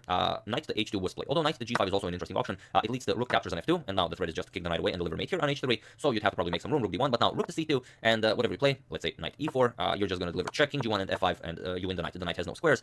This is taken by the rook, this is taken by the pawn. Sorry, this is taken by the pawn, and these squares are taken by the rooks. You can go to g3 or g5 because rook check just picks up the knight if you go there. This is covered by the bishop, and of course, lastly but not leastly, if you capture on d6, bishop to f8 just wins the game on the spot. You can't defend the knight. If you move the knight, lose the rook, and so on. So not possible. Grishu tried knight to h2, but here Maxim played rook captures on f2, threatening rook to h3, and well, just checkmating white here. We have rook captures on g5, but here Maxim just played rook c to c2, and it was in this position that Alexander Grishu resigned the game, and well, he did it for good reason, because whatever you play here, let's say you don't want to give up the knight, you can go knight g4, but then you get rook to c1, and it's checkmate, since you just block your rook. If you don't move it there, you could try something like rook to h5 to try and defend the knight, but still rook c1 check, you have to block, this is mate, and any other move, what can you play? Let's say you try something like knight to f3, try and give up a piece. Okay, black will grab your piece, but you don't have any compensation. You can start even pushing your pawns, you can start pushing a5, but doesn't really do that much. Black will have everything, in order. You'll play king f8, bishop d4, just block the pawns, and it's easily winning endgame for black. So of course, Grishuk knows this, and after rook c to c2, he resigned the game, and this means that he was just knocked out of the FIDE Grand Prix semifinal by Maxim Vasyl, who will meet, don't want to spoil anything for you if you're not interested, but he will meet Shahriar Mamedyarov, who has knocked out Wesley So out of the semifinal. We already saw the game that Shahriar Mamedyarov won. We said that Wesley has a chance to get back into the game with the white pieces, but Mamedyarov was able to hold Wesley to a draw, and then we will see tomorrow. I don't think there's a rest day tomorrow. We will see Shahriar Mamedyarov versus Maxim Vasyl in the finals of the FIDE Grand Prix being held in Riga. So that's the game. I do hope you enjoyed it. I would like to thank Scott Levick and Christopher Dick for contribution to my channel. Thank you a lot. Really appreciate it. Today's video came a little bit late, but my air conditioning is not working, and I really wasn't able to record before, as it was really just too hot in my apartment. So sorry about that. But yeah, like I said, I do hope you enjoyed it. As usual, you can check all my previous videos here. Thank you all for watching, and I will see you soon. Continuing the Capablanca saga, checking out the finals of the FIDE Grand Prix, checking up on your suggestions, and so on and so on. Thank you all. I will see you soon, and have an excellent rest of your day. Hello everyone, and welcome to a very nice game between Magnus Carlsen and Alireza Firouzja from round 8 of the 2018 Blitz World Championship. Alireza is currently leading the World Blitz Championship. He's 1 point ahead of everyone else. Carlsen is 1 point behind the leader, who is Alireza, and it's really a wonderful game. We're not going to overanalyze it as it is a Blitz game, but it's a very nice game to show, as Alireza had a wonderful 3 days of the Rapid World Chess Championship. Now he's leading the World Blitz Championship, and now the test upon tests Magnus Carlsen himself. So let's see how this game went, and it features a very rare moment where a world champion misses a well-known checkmate, but that's why you are here to solve the mystery. So let's check it out. C4 by Carlsen, the English opening. We have g6, g3, bishop to g7, bishop to g2, and the knight to f6, preparing to castle. Knight to c3, Firouzja castles. We have knight to f3, and now d6. D4 by Carlsen, we now transpose into the King's Indian defense, the Fianchetto variation. Knight to c6, and now comes castles by Carlsen. E5, offering a trade in the center, and Carlsen goes for it. We have pawn captures, and now d captures on e5, which is a very nice moment, as the young gentleman, the Grandmaster from Iran, says that he does not mind trading queens so early against Magnus Carlsen, especially in a Blitz game. Carlsen goes bishop to g5, simply continues developing. Now he offers a trade, which would then go in white's favor, as then white would bring a rook into the game without losing time, but Firouzja does the same. Bishop to e6, and now Carlsen goes for queen to a4. And this is nothing new. All this has been played plenty of times before, and now queen to b8. We have bishop captures on d6 by Carlsen, on f6, bishop captures on f6, and now knight to d2. Again, a well-known plan that was used either to bring this knight over to d5 to take hold of the d5 square, or to transpose this knight to b3 to c5, and then, as the bishop is already entering that b7 pawn, to make that a target. And a known move in this position was bishop to e7 to take control of the c5 square, but here Firouzja was bishop to g7, and now it's a new game from move 12. Okay, rook f to d1, Carlsen brings a rook to the open file, rook to d8, Firouzja does the same, and now knight to b3, going for this knight to c5 to pressure b7 idea. Knight to d4 by Firouzja, and now comes knight to c5. And here already, it's only move 15, but Firouzja has a lot of problems to solve. Your pawn is under attack here, and also e3 is coming, and if this knight moves, you're going to have a hard time defending against rook captures and knight captures on b7. And also, knight capturing this bishop is not really pleasant for black, as you will have your pawns doubled here. So first c6, not allowing white to capture on b7, and now comes e3, forcing the knight back. And now, if you play knight to f5, simply go back with the knight, then comes knight captures, pawn captures, and after c5, you can go knight e4, knight d6, the tension in the center via the d file will always favor white, and with this rook on developed on a8, as Peter Leko said, it would be a positionally lost game for white, and against Magnus Carlsen, it would be a lost game however you play it. So okay, after e3, Firouzja decides to give up some material, as it is a Blitz game. He's a very young player, always crushing that puzzle rush. So bishop to g4, attacking the rook on d1. Carlsen immediately snatches the knight, e captures on d4, we have pawn captures on d4, attacking the knight, knight 3 to e4, and now bishop captures on d1. Rook captures on d1, and now you can see that Carlsen has 2 knights for the rook, but until this a8 rook gets into the game, it's really just a huge positional and material advantage for Carlsen. Queen to c7, developing the queen, also trying to bring the other rook into the game, and now comes queen to b3, attacking the b7 pawn. b6 defending, and now comes knight to d3. As the knight is attacked here. Rook 8 to b8, and now comes c5. And c5 is really such a nice move, creating an outpost for this knight on d6. And if black captures, which was played in the game by Firouzja, then comes queen to c4. Now, the double c-pawns are excellent targets. We have queen to a5, and now knight e captures on c5. And okay, bishop to f8 with a double attack against this knight, but now b4. Protecting the knight also comes with an attack on the queen. Queen to a3, and now comes knight to e5. An excellent move. And now you can see that there is no possible way for Firouzja to actually defend the f7 pawn. So okay, he tries queen captures on b7, but now comes queen captures on f7 by Carlsen. King to h8, and now queen to f6 check. King has to go back, or bishop has to block. Firouzja blocks with the bishop, and this is the not critical moment as white is winning. However, but here Carlsen plays queen to g5. And it's still a winning game for Magnus, but it's a Blitz game. Both of them are low on the clock. Firouzja is much lower on the clock, to tell you the truth. But there is a much simpler way to end this game. So since Carlsen was, in element in Blitz, you don't want to, I don't know, feel free to pause the video here and try to find the instant win Carlsen missed. I'm just gonna have a nice sip of water. So for those of you who were able to do it, congratulations, you are an excellent finder of smothered mates. And for those of you who just want to enjoy the show, knight to f7 check is the idea. King g8, and now comes queen to e6, and now there is no defense. You're either going to suffer severe material loss after knight captures with check, or if you try anything, let's say queen captures here, then we get the good old smothered mate, knight f6, a double check. If you go here, then queen to f7 is checkmate. If you go there, then you get the wonderful queen g8 check, rook captures, and knight to f7. This will be an excellent smothered mate. On the other hand, after queen to e6, if you don't play something like queen captures here, if you try bishop to f8 to make some room for your king, then you're just going to suffer severe material loss. Knight captures with check, king moves, and now whatever, queen e5 check, king will move, and now knight captures on c6. Everything is just bishop to d5, a huge threat. There's no way to parry it. Bishop d5 check, and now king f8, queen h8 will be checkmate. These squares are covered. Just a wonderful idea altogether. But okay, Carlsen played queen to g5, and now comes rook to e8. As at least the check on f7 will not come with losing the rook on d8. Knight captures on c6 by Carlsen. Now the queen on b4 and also the rook on d8 are under attack, so it's not all that better. Queen to c4, and now comes knight captures on d8. Now we have queen to e2, threatening the rook on d1, but here Carlsen simply retreated with the queen. Queen to d2, and it was in this position that Alireza Firuzia, who was leading the tournament by a full point, resigned to the game. He resigned due to severe material disadvantage, and there is no point in continuing, plus Carlsen was much better on the clock. But yeah, very interesting moment, this queen to g5 opposed to knight f7 check, and okay, most likely if Carlsen didn't find any other way to continue, he would have played knight f7, but still, it's just very interesting, as the official commentators, Peter Leko and Miroshnichenko Evgeny were extremely surprised. It was like a whoa moment that Carlsen did not play this. But yeah, such is Blitz, anything can happen. So that's the game. I do hope you enjoyed it. As usual, you can check all my previous videos here. Thank you all for watching, and I will see you soon, as I'm now going to continue enjoying the World Blitz Championship. Thank you all, and I will see you soon. Hello everyone, and welcome to a most exciting game that was played in a Blitz Banter session between Magnus Carlsen and Lauren Fresnay. As you can see, those are their handles, Maxi Bogues and Zlatan56. It was played, I already mentioned, on Chess 24 platform, and it's a really exciting game, and it really brings back memories if you remember. If you are new to the chess world or new to chess in general, maybe you don't remember, but in 2014 they played a famous match called Too Weak Too Slow. I also did a video on that game, so feel free to check that out. I will put a link to it in the description below. It will be the first thing you see. And also, if you want to see the original footage of this game, I will also put a second link in the description below. Olympia Urkan recorded it for Twitter, so you can check that out as well. But it's a really exciting game. Carlsen has the white pieces, and we have a really crazy Kings Indian game. So without further ado, let's check it out. It's 5 years. It's time for a rematch. Let's see how it went. Carlsen has the white pieces, and for some reason my board is flipped. I don't do videos with a flipped board. Sorry about that. Carlsen has the white pieces, and he opens with d4. Like we mentioned, we have the King's Indian, so knight to f6, we have c4, g6, knight to c3, and bishop to g7. The King's Indian is on the board. Carlsen goes for e4. We have d6. This is the standard line of the King's Indian. Bishop to e2. The queen and bishop now guard the g4 square. So with black castles already, Carlsen is ready to start the attack with the g4. Fresnay indeed castles, and we do have g4 by Carlsen, so already starting the attack. And it's interesting, I looked it up, this exact same position has been played many times. And black actually has a better winning percentage than white in this position. Black won some 46% of games, and white won 40% of games, so I thought it was interesting. But that's just the King's Indian, a very, very mysterious opening. But okay, c5, with d5, grabbing more space in the center, and now there have been plenty of moves played in this position. e6 has been played here, e5 has been played here, rook e8 has been played, a6 has been played, but the move Fresnay plays has not been played, especially not in classical. But this is a Blitz game, so why not? b5, and it's not like a Benko b5 or something where you want to break up white center, double the b pawns, or anything like that. Here, Magnus can just grab a clean pawn, not yet with knight capture, because the knight for a moment guards the e4 pawn, but Carlsen just pushes g5. He dislodges the black knight with knight back to d7, and now comes knight captures on d5. So Carlsen grabs a clean pawn. And okay, bishop to a6, just now threatening to capture and now mess up white's pawn structure, which would be okay for black, but Carlsen just retreats with the knight. We have knight to c3, and now we have knight to e5. And already you can see that black is getting some play for his sacrifice pawn. The knight and bishop are eyeing that c4 pawn. Already black is threatening to win back the pawn. And here Carlsen has to decide how to go about it. Best idea is queen b3, just being another defender, activating the queen. But if you go something like b3, then it's terrible for white. Then Fresnay had in mind knight captures on c4, opening up the attack here. You win back the pawn, and the white is not able to recapture because the bishop captures on c3 with check. You win the rook, and it will just be very good for black. So after knight e5, Carlsen goes knight back to b5, and now Fresnay captures it with bishop captures on d5. Although there was another interesting line, just knight captures on c4, so just grabbing the material, and after bishop captures, you get bishop captures here, bishop captures, and queen to a5 check, now winning the bishop, and after queen blocks, queen captures here, and the material would be equal, but it's just a very nice line for black, really controlling all of the dark squares here. The knight can be developed, the rook can be brought into the game, you can push a5, a4, a very nice game plan for black, but it's a Blitz game, not to be overanalyzed. So after knight b5, bishop captures with pawn captures, and now c4, just playing very exciting chess as it is a Blitz game, and he faces the world champion, so why not? With f4 by Carlsen, and now just giving up yet another pawn. Knight to d3 check. Fresnay seems to be like the honey badger. He simply doesn't care. Bishop captures on d3, c captures on d3, queen captures on d3, and now knight to d7. Again, black wants to go to c5. This will come with an attack on the queen, so he wants to save more time while developing his pieces. With knight to f3, Carlsen, of course, also wants to develop pieces, and now knight to c5 with an attack on the queen, also pressuring the e4 pawn. Queen to e2, keeping an eye on the e4 pawn, and now comes queen to a5 with check. Black blocks, and now comes queen to a4 with ideas of infiltrating with queen to c2, but also there is the immediate threat of just queen captures on e4 as both the knight and queen are attacking the pawn.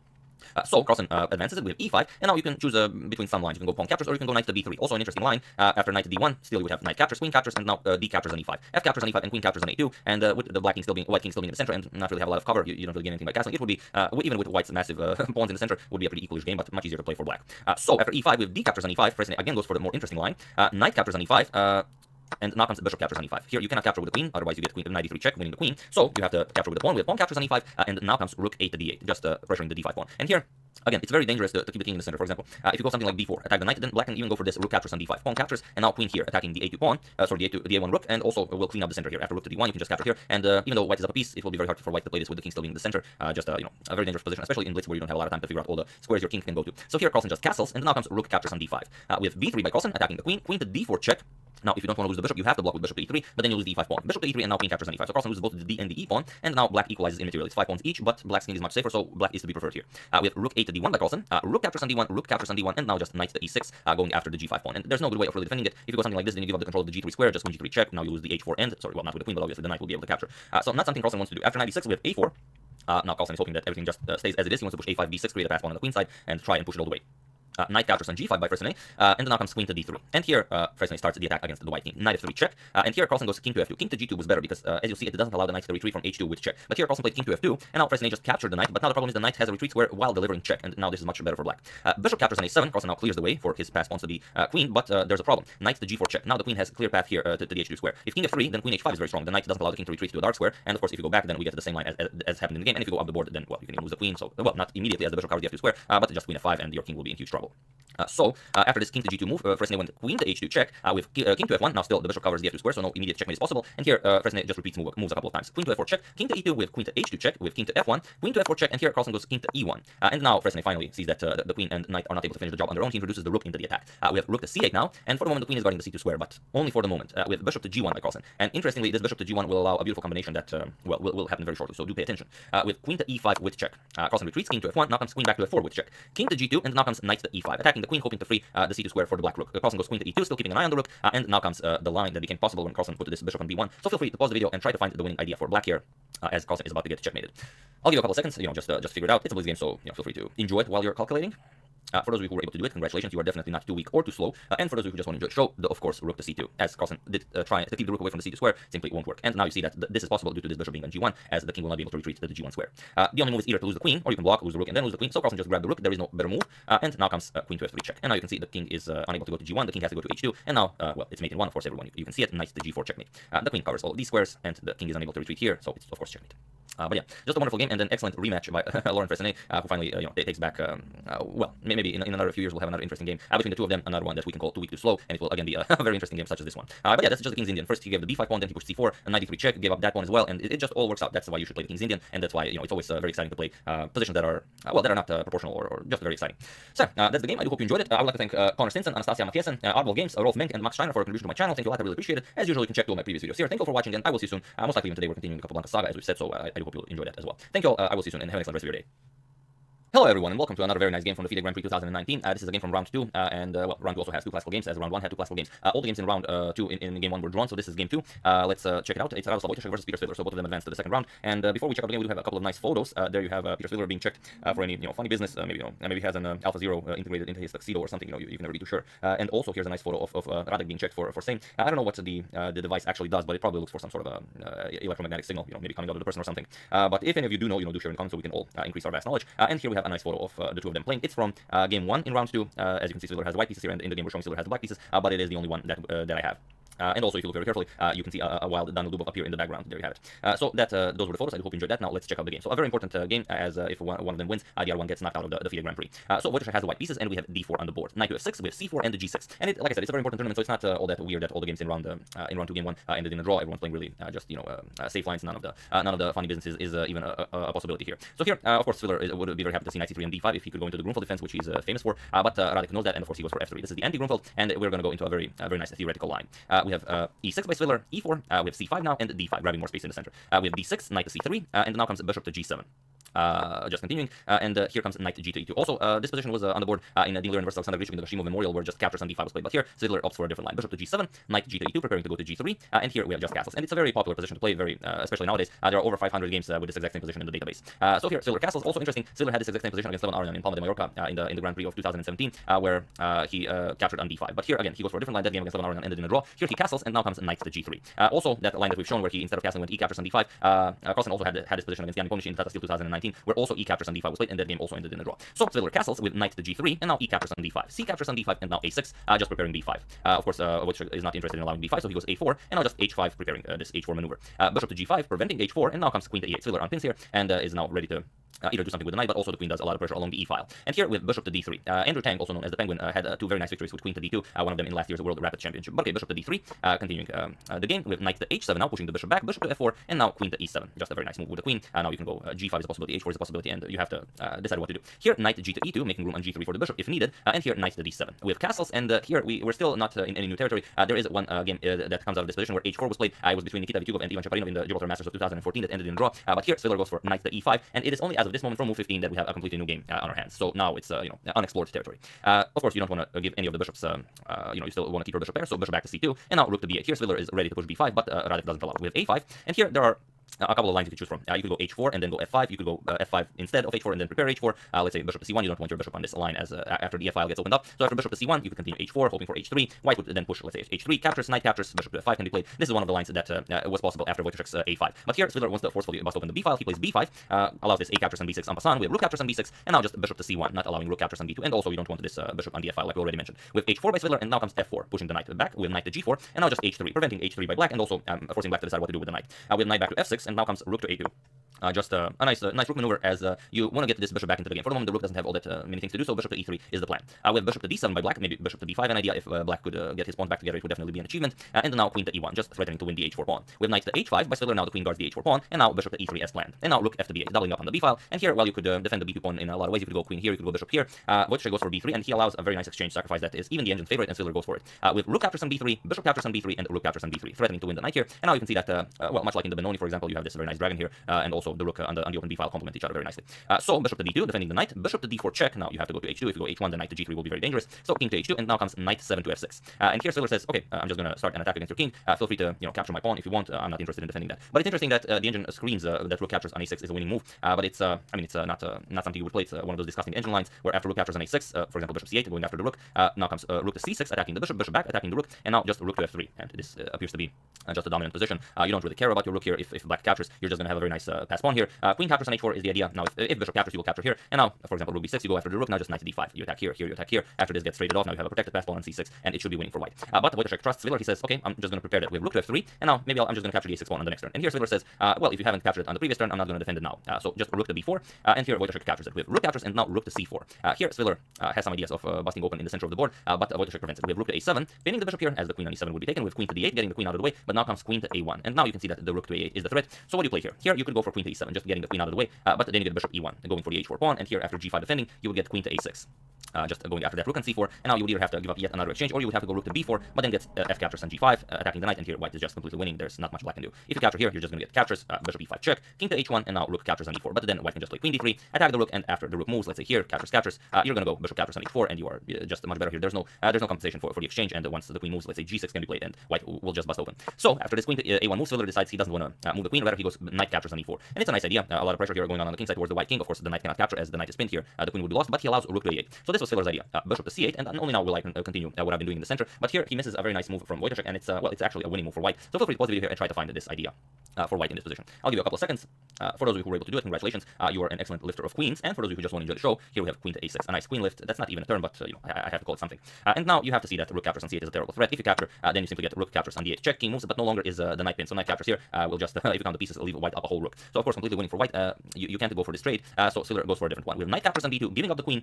Rook captures on c8. Now the queen can no longer move as the king is still on g8. Knight captures on f3 with check. G captures on f3, and now queen captures on c8. There was nothing better. Queen captures on c8 with check. King to g7, and here just knight captures on d4. You want to trade down as you're up so much material. Rook captures on d4, and now queen to d8. Just getting ready to capture on d6, create a nice pass pawn here. We have rook to d2 check, king to g1, and now knight captures on f4. And it would be nice if there's a rook on the second rank, the king is on the first rank, you have a knight, so some drawing chances could exist, but they don't exist here. Here, queen captures on d6 was played, knight captures on h3 with check, king to f1 by Wojciech, and he was in this position that Peter Sviller resigned the game, which is very unfortunate as this game now means that he's knocked out of the FIDE Grand Prix 2019.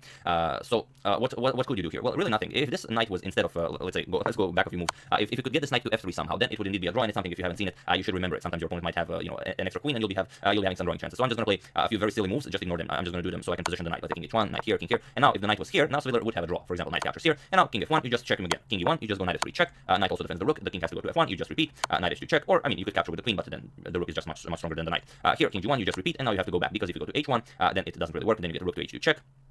Queen captures on h2, you get knight captures on h2, king captures on h2, and now you have this position where, okay, white still has a knight, but after king to f6, you get, let's say, knight e4, you could go here, king e5, and now it's basically a draw. If you capture here, then black can capture on d5, you can push d6, in hopes of maybe somehow saving the game, winning the game. Black is not able to capture here, but you can just start pushing your c4 pawn, or not. You could go king to e6 and just wait, and white shouldn't be able to win this game. But yeah, especially a nice position to just remember, okay, if the queen doesn't guard the h2 square, then it's a clean draw, but with the queen there, it's, you have to work for your meal. But a nice position to remember. So, that's the game. I do hope you enjoyed it. Here we have also a nice photo of, well, it's not nice for Sviller, but, he's very, very sad that how this game turned out, but, you can't win all of them. So yeah, like I said, that's the game. I do hope you enjoyed it. I would like to thank VH Neil for contribution to my channel. Thank you a lot, really appreciate it. As usual, you can check all my previous videos here. Thank you all for watching, and I will see you soon. Continuing the coverage of the FIDE Grand Prix 2019, and if I manage the chance, we're also going to simultaneously continue the Capablanca saga. Thank you all. I will see you soon, and have an excellent rest of your day. Hello everyone, and welcome back to the TCEC, the Top Chess Engine Competition. This is the Super Finals 100 Games match between Leela, Chess Zero, and Stockfish, and we have covered a few games from this event. Feel free to check them out if you haven't. And while we were busy enjoying our Capablanca saga, Stockfish equalized in score, and this is now game 86. So after 85 games, the score is a tie. In the previous game, Stockfish played with the white pieces in this exact same line. As you all know, the openings are predefined, so first Leela will have a certain opening with the white pieces, then Stockfish has the exact same opening with the white pieces to see how each of them fares in different openings. It's a very interesting game. I'm sure you'll enjoy it as it features one of the most exciting lines of the King's Indian Samish. And well, without further ado, let's just check it out. Leela has the white pieces, as we said. We have d4, knight to f6, c4, g6, knight to c3, and as we already mentioned, the King's Indian defense is on the board. We have e4, d6, this is the standard line, f3, the Samish variation now. We have castles, bishop to e3, and now e5. We have d5 by white, grabbing more space in the center, and now knight to h5, preparing f5. But also in some lines preparing this queen to h4 check. Queen to d2, and now this is one of those lines where we do have queen to h4 check. And this line has been played many times between human players as well. And white has several options here. King d1 is an option, bishop to f2 blocking is an option, then the queen will just retreat, but the bishop will be somewhat misplaced here. There will be no bishop to h6 ideas with exchanging of the dark square bishop. So g3, this has all been predefined. Knight captures on g3. Now, of course, you cannot capture because you lose the rook on h1, but queen to f2. And now you could try something like knight f5, so the knight would defend the queen on h4, but white would simply, white would simply capture the knight on f5, and white would be up a piece. So here, black actually captures two pieces and 2 pawns for a queen. We have knight captures on f1, queen captures on h4, and knight captures on e3. So grabbing both of the bishops, and here we have king to e2. Making room for this rook to come into the game. Also, the queen can now retreat. We have queen to e1, but also it pushes the knight back. We have knight captures on c4, and now, again, this exact same position has been reached numerous times between human players, and here knight to h3 was the main move, and this is exactly what Stockfish played when Stockfish had the white pieces in this line against Leela. And then the game continued, knight captures, rook b1, and so on and so on. And Stockfish drew that game where Stockfish had the white pieces against Leela, chess 0. Here, after knight captures on c4, Leela doesn't go for this line that is mostly used. Leela goes queen to e1, and this is a new move in this position, already on move 13. So let's see how this unwinds. We have f5 by Stockfish, h4 now by Leela, and now f captures on e4. We have knight captures on e4 and c6 now. Seems like weakening of the d6 pawn, but for the moment you cannot take advantage of it. For example, b3, you want to kick the defender of the d6 pawn, but black will not move it. Black will just capture here, and you still cannot capture the knight defense. Captures, and here black will just be better. Pawn captures, bishop g4. Black will get some very nice development. Knight is coming to c6 to d4. The other rook is coming into the game as well, so black will just be better here. So after c6, we have queen to d1. Now perhaps if this is captured and the knight is kicked away, the queen will also be eyeing the d6 pawn, and also queen to b3 might not be a bad opportunity for the queen to go to. We have bishop to d7, and now not immediately going for this, like we mentioned, because knight captures and b3 runs into knight to d4 check, which simply delivers check and blocks the queen's attack towards the d6 pawn. So here first king to f2 by Leela. Now comes bishop to f5, and now knight g3. Knight captures on d2 attacks the queen. Queen b3 attacks then both knight and the b6 pawn, but Stockfish has everything calculated as the bishop guards d3. First knight d3 check, king g2, and now comes knight to c5, attacking the queen but also defending the b7 pawn. Queen back to d1, and now bishop back to d7. Black wants to keep an eye on this pawn. If white ever does capture here, black wants this bishop to be on this diagonal, slicing all the way to g2. And here, yeah, okay, if you play this, then like we said, there will simply be too much pressure along this line. Even if the queen captures, there's still knight here. The knight is coming into the game. For example, rook b1 now e4, busting open this little bit of king's defenses that's left. F captures, knight captures, you go knight captures, bishop captures with check, attacks the rook. King h2, and now rook a e8.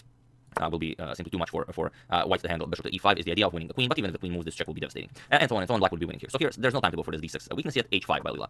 We have knight b to a6, now finally making room for this rook to enter the game, rook to c1, and now rook to f6. Instead of just bringing rook into the game, we have the idea of doubling rooks along the f file, which makes sense. We have knight 1 to e2, and now rook a to f8, so first doubles on the f file, and now you have to defend the f3 pawn. So first h6, kicking the bishop back, and now the rook is no longer needed on h1, rook to f1. We have g5 by Stockfish, and now king to g1, and here rook captures on h6, grabbing that pawn.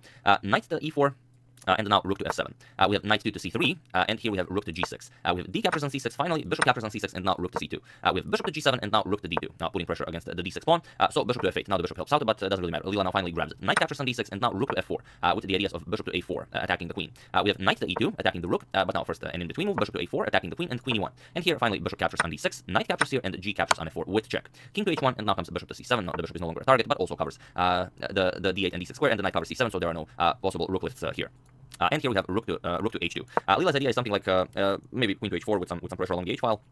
And Stockfish, of course, has the bishop there, which is the most important part. When this bishop finally lands back on c6, it will be an incredible piece. And on the other hand, Leela doesn't really have all that many pawns. F3 is going to fall soon, and then after Leela places after Stockfish places all of the pieces to the optimal squares, you don't really have anything to kick him away from those squares. We have knight to d7, rook to g1, and now comes bishop finally to c6, taking over this diagonal. Rook captures on g6, h captures, and now yes, you do want to prevent the f3 pawn from being captured, but you also don't want to waste time. If you can get queen to h4 and maybe get the queen up there, then maybe white has something. So Leela went for queen to h4 immediately. But let's see what happens if you first try something like rook to h3, defend the f3 pawn, and only then go queen h4 and then try to create some sort of an attack. Then you get e4, and black is just too fast. Queen to h4, now comes e captures on f3 with the threat of f2 discards check from the bishop. Queen h8 check, black will have to allow a couple of checks. King f7, rook to h7 check, king to e6, now comes queen to g8 check, and now king to f6. Rook to f7 check, king g5, and now there are no more checks here, no more useful checks here, well at least. So here white would have to go for rook captures on d7, hoping for bishop captures and queen here check, but black will just ignore white. F2 check, now there's no way to stop the promotion. F1 is coming, so you have to block with check. Bishop to e5 now, blocking this check, but also not allowing the rook to capture it because the rook is pinned. King g2, now finally the king can prevent the pawn from queening, but now just knight b4 attacks the rook, and black it will be just up too much material. For example, queen h check, you could go king g4, queen c8 check, you could go king h4, queen h3 check, king g5, and now finally you will have to capture the pawn here. But after knight captures, you just have a bishop, and the knight against the queen, and the black is up 3 pawns. This will be completely winning for black. So there is in fact no time for rook to h3, a preparation move before queen to h4. So Leela goes queen to h4 immediately. Allows bishop captures on f3, we have king g1, and now bishop to b6 check. King has to go to f1, and now comes bishop to h5. The bishop now also prevents any counterplay Lila might have had in mind. Queen to e7, attacking the knight here, but now comes knight to c5. Finally, the knight returns from the edge of the board and defends his colleague. Rook to f2. And then now comes knight to f8. We have queen captures on e5, Stockfish gives up one pawn here to activate the knight on better squares. We have knight f to e6, we have a4 here, and now comes bishop to c7, attacking the queen. Queen d5, and now comes bishop to g4. And now it's pretty much clear what Stockfish is doing. Stockfish will want to push f3 at some point, get that bishop all the way to g3, and deliver the final blow bishop to h3. So we have rook to c2. Now, with ideas of rook captures, Lila would be very much interested in giving up this rook for 2 knights. But first, the bishop to h3 check. King e2, and now comes b6, of course, defending the knight on c5. Queen a8 check. We have king to f7, and now queen captures on a7. And now just king to f6, unpinning, and also you want to bring the king as close as possible to where all the action is. We have a5 here. A very nice idea, as now if pawn captures, then again rook captures on c5 becomes a possibility, but we have bishop to f5 check, attacking, not check, just bishop to f5, attacking the rook. And now if the rook moves, just b captures on a5 will be very nice, as the rook is no longer on the c file. So here we have rook captures on c5. Lila finally goes for this. You cannot capture with the knight, you have to capture with the pawn, because the bishop would be lost. So here we have b captures on c5. Okay, at least now Lila has a very nice pass pawn. But now queen to a8. We have bishop to g4 check, king to f1, and now comes f3. And now you see what Stockfish has accomplished. The idea is bishop to g3 followed by bishop to h3, and it's all over. Here we have queen to h8 check by Lila, and now it's a very nice check, because if king to f5, then Lila has enough resources to draw this game. If king f5, then a6. Bishop to g3, not preparing bishop to h3, but okay, you cannot do it while the queen is still here. So a7, knight to c7, and then now comes a8 queen. And now after knight captures, you don't want to capture the knight because you can't allow bishop to h3 check, but queen to c8 check will allow Lila to deliver, continuously start delivering a perpetual. For example, king g5, you could go queen d8 check, king h5, you could go queen h8 check, king here, queen can go back, queen d8 check, king f5, and just continue checking queen f8. The king can never come to f4 because here you would just deliver queen b8 check and pick up the bishop on g3, then black no longer has an attack. If you go to a light square, then the knight is picked off with check, and the white continues just checking. So a very nice check, queen to h8 check, but Stockfish does not have problem calculating all the lines, so king g5 instead of f5, and now the same idea no longer applies. We have a6 by Lila, similar but not quite the same, bishop to g3. Now Stockfish's plan is not bishop h3, but sorry about that, going about it from the other side. Bishop f5 to d3 check. We have a7, now comes bishop to f5, and here you don't have time to bring the queen into the game because of bishop to d3. This is check, g1, f2 check, now comes king g2, and now queen to f1 check. You will capture, queen f4 check, and after the king moves, bishop e4 picks up the queen, and black will be left up 2 pawns and end the piece. A completely winning endgame for black. So after this bishop to f5, we have queen to h1 by Lila, but it doesn't help. Bishop to d3 check by Stockfish, we have king to g1, and now knight d4. Again, if you bring the queen into the game, then you get this beautiful checkmate, knight e2 check, king f1, and now comes knight f4. This cover check from the bishop on d3, also the bishop is covering e1. You would have to move back, and now f2 is checkmate. And look at this, white has 2 queens, and sorry about that, white has 2 queens, and black is just so outplayed white with the 2 bishops tonight and the pawn to deliver checkmate. I might even use this as a thumbnail. After knight to d4, we have queen to h2. Lila now offers a queen, but there's very little point to it, covering the knight e2 check, but Stockfish doesn't care. Bishop captures. We have king to f2 now, blocking the pawn, and now comes king to f4. And here Lila just played queen to e1, and both Lila and Stockfish agreed that there was no more point in playing this game, that the evaluation is just too great in Stockfish's favor. But again, if you bring a queen into the game, it's a similar idea. Bishop g3 check, king g1, f2 check, king g2, and now comes pawn to f1 queen, and this is now checkmate. On move 64, very interesting. That's a very nice number in the chess world. Lila chess 0 resigned the game, and Stockfish is now on game 86, 1 point in the lead. So Lila has 14 more games to at least equalize this match, if not planning to win it. So it will be intense all the way. And it's very interesting. Will now this line e5, queen h4 check, maybe this become popular now with the black pieces, as Stockfish has defeated Lila with the black pieces, and Lila was able to draw the game against Stockfish with the black pieces here. So it seems like black can either win or draw here, never lose. But it's interesting, in the database when humans play this, humans mostly win with white here. So I guess humans just aren't all that great in positions like these. But yeah, who knows? It might give the line some new win. We'll see what happens. I don't think so, but you never know. That's the game. I do hope you enjoyed it. I would like to thank Valid Alvadi, Louis Bomet, Anton Baklanov, Wesley Santos, and Joseph Pression for contribution to my channel. Thank you a lot. I really appreciate it. As usual, you can check all my previous videos here. Thank you all for watching, and I will see you soon. Most likely continuing the Capablanca saga. I think I will definitely upload one more game today from the 1914 St. Petersburg tournament. Thank you all, and I'll see you soon. Hello everyone, and yes, the rumors you've heard have been true. As of today, I am the biggest YouTube chess channel in the world. Now, while that may change tomorrow, it's definitely cool to get to that #1 spot at least once. But we still have a lot more work to do. Our subscribers video is due, I hope, in some 2 to 3 weeks. So I will be expecting all of you to actively engage in promoting chess like we did a year ago. I will put a link to the subscribers video in the description below. It will be the first thing you will see if you want to check it out, and maybe prepare yourselves for what's coming. And thank you all for that. Really, you've been amazing, excellent subscribers, and I'm very happy to have you watching my videos. The other thing I wanted to share with you is completely non-chess related, but I only learned about it a few days ago. Now, there is this man called Steve Wilhite. I hope I'm pronouncing his name right, because it would be really funny if I didn't. He invented the GIF in 1987, and it's I've read that the entire world is mispronouncing the word, that it's actually supposed to be pronounced GIF, and it's really funny since even the Oxford English Dictionary says that you can pronounce it either GIF or GIF, but Steve says that you can't, and he's the one who invented it, and he gets to choose how you pronounce it. But still, the entire world ignores him, and everyone just calls it a GIF.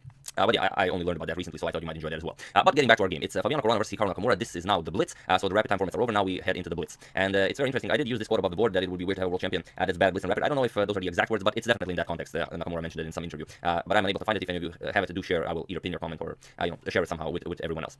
But it's really an incredible game. I also do hope you enjoyed the title, as it really describes this game excellently. So without further ado, let's check out our very nice game. Nakamura has the white pieces, and he opens with Caruana has the white pieces, and he opens with d4. We have knight to f6. Sorry about that. Knight to f6, c4, g6, knight to c3, and bishop to g7. We have the king's Indian defense. e4, b6. This is the main line, and now h3, the Makogonov variation. We have castles, bishop to e3, and now e5. Caruana grabs more space in the center. We have d5, a5 now, stifling the white's advancement on the queen side. We have g4, a very nice move, as in a lot of lines of the king's Indian. White black will simply move this knight and prepare to push f5 at some point, and now with e4 and g4 here, it will be somewhat difficult for black to execute f5. Knight to a6. Going after the b4 square, but also covering the c5 square. Knight to g2, e2, preparing to bring that knight over to g3. We have knight to d7, and now comes queen to d2. Here, Caruana created the standard queen bishop battery and is ready to exchange the dark square bishop by playing bishop to h6. Knight d to c5, a very nice move. That for now it will not be possible to go bishop to h6 because it will be very unfortunate for white if this knight lands on d3, since this knight is blocking the bishop from f1. So first knight to g3, and here we have c6 by Nakamura. Bishop to e2, and now comes c captures on d5. C captures on d5, and this has all been played before. This is pretty much nothing new, and I'm fairly certain that both Nakamura and Caruana know this. But here bishop to d7 is a move that was known. Here a4 is played by Nakamura, and this is now a new move that was never played before. So now we have a new game on our hands. Caruana continues with his attack on the king side. We have h4, bishop to d7 now, and now comes h5. And okay, rook to c8. Nakamura simply continues developing pieces, and now comes king to f1. Caruana now says that he will not be castling neither queen side or king side, that his king will be fairly safe on f1. a3, a very nice idea. Caruana plays b3, and now, although white is okay with this setup here, white will always have to be careful about black perhaps sacrificing this knight on d3, because if knight captures, then you'll have to capture, and black will have created a very strong passed a pawn. But okay, queen to a5. Now a very strong move, as both the queen and the rook are attacking that knight on c3. Well, the rook is extracting it after the knight moves, so a lot of interesting tactics are possible here. So first you want to defend the knight. Rook to c1, and now comes f6. And here is the first move in the game where Caruana should definitely have gone for the head. Here Caruana improved the position with king to g2, but he should have gone for h captures on g6. And now after h captures on g6, go immediately for this attack, threaten to capture and bring the queen over to h6. And now after rook to f7, captures, bring the queen over to h6. And now a lot of moves are possible here for black, but all of them will be insufficient to defend. If black simply starts running away, prepares to bring the other rook into the game, then this g5 move will be deadly. But I want to show this, even though it's a blitz game, it's not very nice to overanalyze blitz, but the g5 is a theme that will be going throughout the entire game. For example, now if queen goes back to help out, now you get knight to f5, threatening queen captures here, and now everything wins. For example, if you capture the knight, you get bishop to h5 check. That's why g5 is such a deadly move. After the king moves, captures on f6, and now it's all over here for black. But first, Caruana improved the position. King to g2, and now comes knight to b4. And now, the same idea, as you'll see, does not work while this knight is on b4 very interestingly. We have h captures, bishop to h6, as in the variation we've just seen, rook to f7, and now, like we said, the same idea does not work. If bishop captures, rook captures, and queen to h6, now we have knight b to d3, attacking both the rook on c1, but also threatening knight to f4 check. So here, if you try and create the same setup, knight to f5, pawn captures, and g5, it will not work. Knight to f4 check, the king now has to move, and now f captures, and you haven't created anything here. With white, you're just going to lose. But after this, rook to f7, Caruana played rook to h2. He's preparing to play rook to h1, double up on the h file, and then create some threats against the black king. But there is one move, and a move that is impossible to see, as it is a blitz game, but you're at home, so perhaps you wanna pause the position and pause the video and find this a very nice idea. It's quite a deadly move, so if you would like to do it, I will give you a couple of seconds. For those of you who were able to do it, congratulations, you are an excellent spotter of the knights that go back, as the move is knight to d1. And here the idea is now knight to e3 to c4 sorry, to e3 to c2 and attack the knight here, because the idea is that the queen is undefended on a5, so you just want to attack the pin piece with knight to e3 and c2. And now whatever black plays, let's say b5, knight e3, now black will either defend this knight by playing knight to a6, or let's say you do this, knight to a6, rook captures, and now bishop captures, rook captures, and now you get knight e to f5. Again, the idea is the same. Pawn captures, and now queen to h6 will be winning whatever black plays. Let's say king to f7 is played. Again, g5. This g5 move is so strong, always opening up this diagonal for the attack. And now after whatever, with bishop to h5, king f8, g captures on f6. Again, we have this exact same attack happening. And it's interesting, after this knight to e3, if you don't do that, if you go something like bishop to h8, which is stronger, then white continues with the plan. You attack the pin piece, the knight on b4, black has to defend it, and now you simply start an attack on the king side, and black can't move anything here. The knights can't move, the queen can't move. It's just an impossible position to play. But okay, it's a blitz game, of course. You're not supposed to find knight d1 in a blitz game, but I just thought it'd be fun to mention. Rook to h2 was played by Caruana. Bishop captures on h6, queen captures on h6, and now comes rook to g7. Rook c to h1, now with this double rook queen battery on the h file. And here it's a lost position for Hikaru, but only if Caruana plays it the way it should be played. Rook to f8, now Nakamura is ready to execute his escape plan with the king. And here, very interestingly, is another position where Caruana should have gone for the head and played a very nice move, but here he retreated with queen to c1. But again, he misses the strength of the move g5, and g5 is such a strong move in every line because it opens up this bishop. And here, whatever you play, let's say you try to escape king to f7, you get queen captures on g7. This is the beauty. King captures, rook checks, king moves, and now pawn captures here, and the threat is a rook to g7 checkmate. There's not much you can do here. You can only stall. If you capture, then you fold victim to a different checkmate. It's really just a beautiful idea. And again, after g5, if you don't try to escape immediately, if you try something differently, although there's really not all that much you can do, you can try grabbing the pawn, but then again, knight to f5, the same idea applies. Bishop captures, pawn captures, and after rook captures, you will get queen h8 check, king moves, and now rook to h7, and there is no defense against queen captures. You could capture back, but then again, you're getting rook to captures on h7 checkmate. So really a wild position where if you see g5, then you know everything is winning. But if you don't consider g5, then you will not be finding any of these moves. So queen to c1, Caruana retreated with knight b to d3, now attacking the queen. Queen to d2, and now comes knight to f4 check. So already you can feel that Caruana's position was much better a few moves ago, as now the knight on f4 is such a beautiful piece. You're preventing the queen from joining the attack. It's very unlikely that white will get a second chance. King to g1, getting out of check. King to f7, creating, making an escape with the king. And now with rook to h8, you could still continue playing this game. But Caruana here plays rook to h7. He wants to exchange rooks here, but this is a deadly mistake, as now Nakamura takes the initiative. He plays rook to c8. Now you can really see that this knight is troublesome on c3. So what do you do here? If you just move the queen, then you get knight captures on d3. A captures, and the rook will capture on d3. The passed a pawn will be just winning. So here Caruana tried bishop to c4. You can't really move the knight. And here we have b5, attacking the bishop. We have knight to e2, and now comes g5. Nakamura doesn't allow Caruana to push g5. But it's interesting, if you play something like rook captures on h7, black is still winning, but Nakamura was so confident in his position that he didn't go for this forcing line, nor did he look for it. Because now after king g8, you attack the rook, rook moves, and now comes b captures on c4. But this is probably why Nakamura didn't go for it, because after knight captures, pawn captures, and queen captures, you could see this position from that position and say, okay, queen captures, rook h8, I don't want to allow checkmate, my position is very nice. But queen captures on c3, grabs the knight and defends f6, black is completely winning here. But like we said, it's a blitz game. So g5 by Nakamura. We have knight captures on f4, g captures on f4, and now comes g5. Here again, with rook captures on g7, white could still play this game. After king captures, f3 is such a beautiful move, consolidating here and threatening queen to h2. And now it doesn't matter, if b captures on c4, you're just going to go queen to h2, and now you can always achieve a perpetual by continuously checking the black king. But here, Caruana finally played g5, except the problem is, in this position, it doesn't work. Here, Nakamura moves the rook back from the active c file to the g file. There's no point in capturing here, that bishop is just stranded there. Bishop back to e2, Caruana brings the bishop back, and now comes king to f8, unpinning, but now king to f1, also unpinning. F captures on g5, and now comes f3. We have b4, attacking the knight. Knight has to move, and now comes the idea that, well, is most likely the theme of playing the king's Indian like this when you bring this pawn all over to a3, knight captures on b3. And now if you play a captures, then a2, of course, is winning. There's no way to prevent this pawn from queening. So Caruana tried queen to c2. We have knight to d4, attacking the queen. Queen has to move. We have queen to c1, and now comes b3. A captures on b3, and here Nakamura simply played a2, and it was in this position that Fabiano Caruana resigned the game. There are no tricks here. There are no ways for white to look for anything. A1 is coming, and it's just over. So yeah, that's the game. I do hope you enjoyed it, and I also prepared this for you. An excellent subscriber sent me this, so I really do hope you enjoyed. I was staring at it, and I really think it's just awesome. You know, really captures the entire theme of my channel. So I don't know. I might use.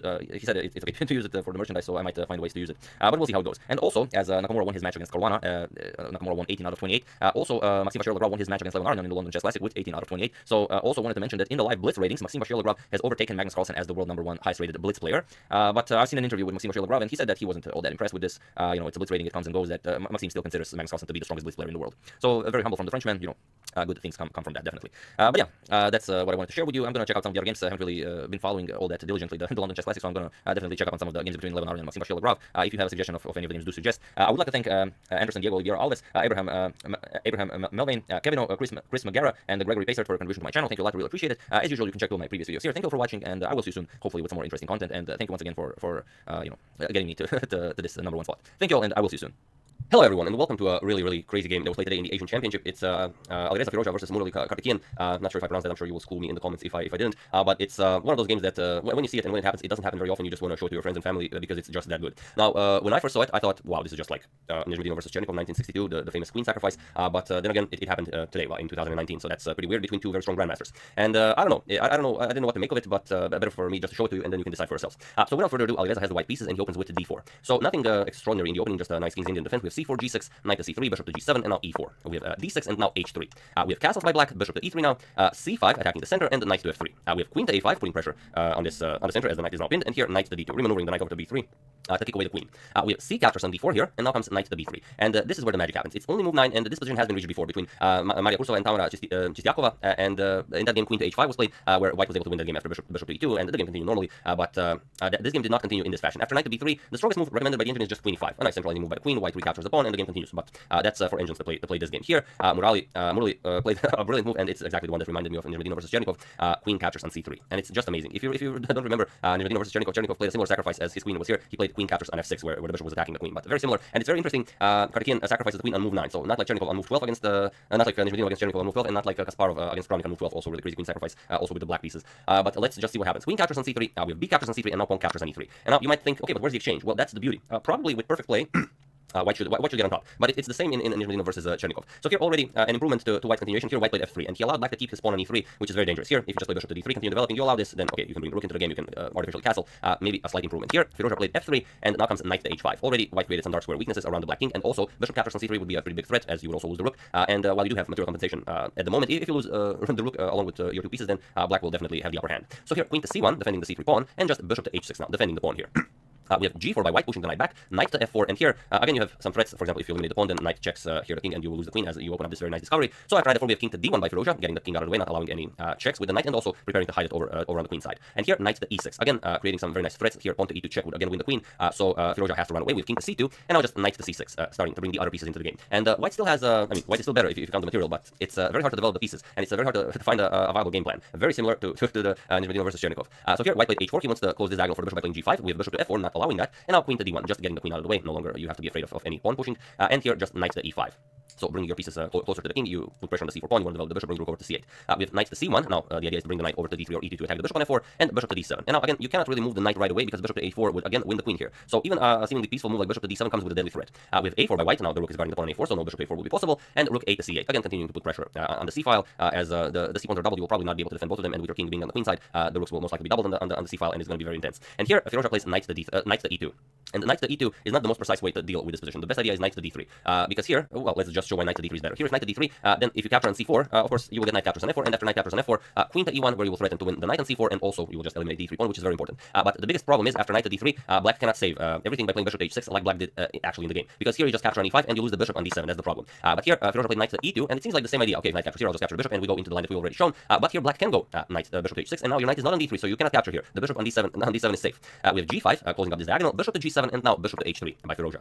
Now comes knight captures on f3. We have queen to d3, finally going after that e3 pawn, and now knight back to e5. We have queen captures on e3. You finally get rid of this, nasty pawn, and just knight captures on c4. So black slowly but surely gobbles up all the pawn around the black king. We have queen to f2, and now comes rook to c5. As planned, black now plans the double rooks on the c file, where he will put pressure on the c3 pawn. The bishop also puts pressure here on the pawn, and it will be very hard for white to defend. With rook h to b1 now, just transferring the game over to the queen side, and we have bishop to c6. Now defending the b7 pawn, but for the moment you will not be able to double rooks on the c file. We have bishop back to g2 now, defending this pawn here, as on the previous move black attacked it, and now f5. Black just wants to open lines as the king is on c2, and there aren't all that many pieces defending it. G captures on f6 en passant. We have bishop captures on f6. Now with ideas of winning this pawn, you want to, for example, if the queen moves, you will be able to play something like rook h5, win this pawn, and then slowly but surely win even more material. So here, Firouzja finds a different idea. He plays rook to f1, and he actually allows some nasty discoveries here because the queen is still on the same file as the black's rook on f8. So here, what do you do? Well, bishop captures on c3. Karthikeyan grabs the c3 pawn, and here comes queen captures on c5. Firouzja decides to give up the queen to win back some material. The problem is, you don't really have a good response. If you move the queen to g3, then bishop e5 attacks the queen. Yes, you can exchange rooks here, rook captures, knight captures, but then again, your queen is under attack. After you move the queen, you will get knight to e3 check. Then you go after the bishop. After king d2, you will capture here, knight captures on g2, attack the queen. After the queen moves, you will play bishop captures on a1, queen captures, bishop captures here, and here you will have two knights, a bishop, and the rook against the queen and the knight, with the king being well without any protection on d2, and black has 6 pawns to do this, will be completely winning for black. So after bishop captures on c3, Firouzja decided to give back the queen, but also to win some material. Queen captures on c5, we have knight captures on c5, and now a trade of rooks. We have rook captures, and king captures on c3 now, and the knight goes back to e5. So here, black was able to win back some material, and if you count the pieces, white is even up the exchange. But similarly to the game Nizhedinov versus Chernikov, where Chernikov was up the exchange, and Nizhedinov just had better pieces placement and he had more pawns. So yeah, I mean it's just a much better endgame. Here we have a5, getting this pawn away from a4 where it's a target, but now you can protect both the a4 pawn and the e4 pawn. So knight captures with check. We have bishop captures, and now knight to d4. We have bishop to d5, and now comes knight to b5, just defending that a7 pawn. We have a6, knight to c7 now, going after the bishop, and bishop to c6. Rook to f1 check, king to g7, and knight to e6 check. And here black doesn't mind, just king to h6, where you're asking white, are you really going to play this? I sure you're still up the exchange, but it's a 6 pawns to 2, and an exchange up is no compensation for being down 4 pawns. So we have rook to f8, trying to get some action from behind the scenes, but you know the bishop is controlling the b7 pawn. It's very hard to defend to attack this pawn. The bishop controls this square, the knight controls this square, so you don't really have a target for your rook. I mean, it's a very difficult position for white. King to h5, going after the h4 pawn, but now rook to h8, threatening to capture on h7. We have h6, now comes rook to h7, just waiting for black to make a move, and also attacking the e7 pawn. King captures on h4 now. Now you don't want to allow two connected pass pawns to start marching forward. Rook captures on h6. We have king to g4, and now knight to d4, attacking the bishop here, but black doesn't mind. We have king to g5, attacking the rook to h2, and now bishop to d5, still keeping the bishop on the board, as it's a very nice piece defending the backwards b7 pawn. We have rook to e2, and now comes king to f4. Black just brings the king into the game. Rook to f2 check, knight to f3. And now rook to e2. With e5, black now starts pushing his central pawns as well, with knight to c2, and now bishop to e4, again threatening to exchange more material, knight to e3, and here d5, threatening d4, we have king to b4, and here knight to d4, attacking the rook. We have rook to e1, and here after king f3, it was in this position on move 52, that Alireza Firouzja resigned the game, and well, he resigned, there's no more point in continuing this game. If you play something like king c5, just king f2 wins, you attack both the knight and the rook, and if you don't, if you play something like, well, you don't really have a good square for the knight, you could try something like knight to d1, but then just knight to c2, check the king, and wins the rook. So really an amazing game by Karthikeyan, really reminded me of the game Nizhedinov versus Chernikov, but you know, let's just see it one more time. You know, I would say in slow motion, but you know, just look at this position, queen captures on c3. That's just beautiful. And for those of you who don't remember, this is the position in the game Chernikov versus Nizhedinov, where Chernikov attacked Nizhedinov's queen, and Nizhedinov just grabbed the bishop. Queen captures on f6. So quite similar to this one, where queen captures on c3 was played. But yeah, just an amazing game, and I'm very happy that it happened. You know, it really improved my day. Hope it did the same for you. And yeah, that's the game. I do hope you enjoyed it. I'd like to thank Mario and Sinosa for contributing to my channel. Thank you a lot. I really appreciate it. As usual, you can check all my previous videos here. Thank you all for watching, and I will see you soon. Hopefully with more interesting content, continuing the coverage of the Ultimate Snowboard Championship, and you know, checking up on your suggestions and such. For those of you who by some chance haven't seen Nizhedinov versus Chernikov, it will be the first link in the description below, so do check it out. Thank you all. I will see you soon. Have an excellent rest of your day. Hello everyone, and welcome to Game 4 of the 1971 semi-final candidates match between Bent Larsen and Bobby Fischer. Now, as I haven't uploaded for quite a while, one whole day, let's just figure out what happened in the series. So first we covered the 1970 Palma de Mallorca tournament, which Bobby Fischer really, where he obliterated the field. Then we continued with the Bobby Fischer versus Mark Taimanov match, where he, did kind of crush Mark Taimanov 6-0. But if you haven't seen the games, then you know that it's not like he just came and crushed Mark Taimanov, he really put up a very strong resistance. And then now we are covering Bent Larsen versus Bobby Fischer. This is game number 4. We've already checked out game 1, 2, and 3. Game 1 started with a beautiful rook captures on e5 move. If you are new to this channel, perhaps then do check out all of the other videos as well from the series. I will put the links to the 3 games between Larsen in the description below. below. The first three things you will see will be the links. So saying that, let's check out this game. We do have a photo of this event, as we already mentioned in video 1 from this match. It was played in Temple View College in Denver, Colorado. So there you have it, a photo from game 1. Now let's check out, sorry about that, let's check out this game. Fischer has the black pieces, and the Larsen opens with c4. So although we have the English, Bobby replies with his standard first 4 moves that he uses against, well, not always, but against c4, d4, knight f3. He often uses these first 4 moves. g6, knight f3, bishop g7, d4, knight f6, knight c3, and we have castles here. We have the King's Indian defense on the board. e4, d6, and now comes bishop to e2. e5, this is the standard variation. We have castles, knight to c6, and d5. Knight to e7, we have knight to d2, and c5 here. c5, a very nice idea by Fischer. Although at the time this was played, it was thought to be a bit of a reckless move because it kind of doesn't go by the principles. If you play the King's Indian defense, you know that white will come at you on the queen side, and of course you want to play on the king side. You want to get your knights out of the way for the pawns and checkmate the white king. And it's kind of against the principles to push a pawn, a side pawn on the side of the board where you are weaker. But okay, Fischer somehow, as you'll see, makes it work. He goes for c5. If knight to d7, for example, instead of c5, if knight d7, then b4, and after f5 comes c5, and this seems somewhat better for white. So okay, Fischer goes c5, and here we have rook to b1. Capturing this en passant doesn't really achieve anything. It only strengthens black's center, and it weakens white. So here rook to b1 was played. It's very interesting because in 1961, a game between Polovievsky and Tringo was played in Belgrade, where instead of rook to b1, a3 was played, and the game continued pretty much the same as this game, Larsen versus Fischer. 98 was played b4, b6, rook to b1. We have f5, and here a4, knight to f6, and a5. So this is the position from the game Polovievsky versus Tringo from 1969, but this is also the position from the game Larsen versus Fischer, the one that we are covering. Only difference is here in this position after c5, Larsen went immediately rook to b1, and this eventually won him the tempo. This game continued knight to e8, always a useful square for the knight in the King's Indian defense. b4, b6, a4, f5 now. We have a5, knight to f6, and now it's white's move. And in the previous position that we've shown, the position is exactly the same, only it's black's move to play. So after 2 years, an improvement in this position has been made, and now white wins the tempo. So here Larsen goes queen to a4. Queen to a4 with ideas of a captures on b6. So you do have to do something about this. As he increased the pressure on the queen side, bishop to d7. Fischer attacks Larsen's queen to a3, and now comes bishop to h6. Already, this is move 15. Larsen is about to make his 16th move, and well, we could say that this is a position where a turning point will occur. Here, bishop to d3 was played by Larsen. As you can see, Fischer is kind of threatening to capture the knight on d2, remove one of the defenders of the e4 pawn. But here, later, it was found that Larsen should have went for b captures on c5. And after b captures on c5, now push a6.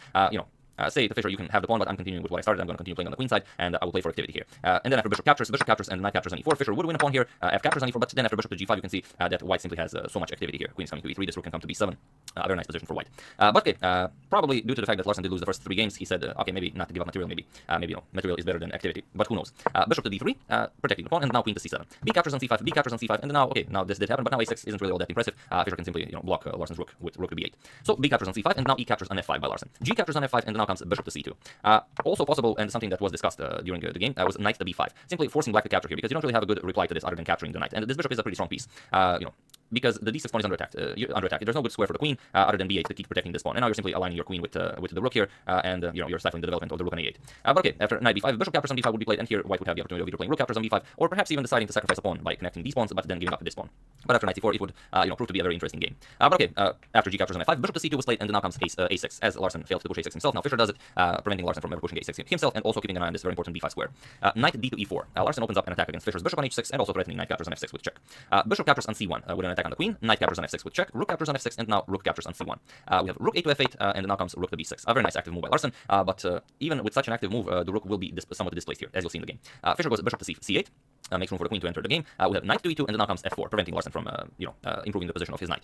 We have bishop to e4, and then now comes knight to f5. Rook to c6, attacking Fischer's queen. Fischer goes queen to g7, and this is again kind of an important moment in the game. As you can see, this is a very active rook, but the rook isn't really doing all that much here.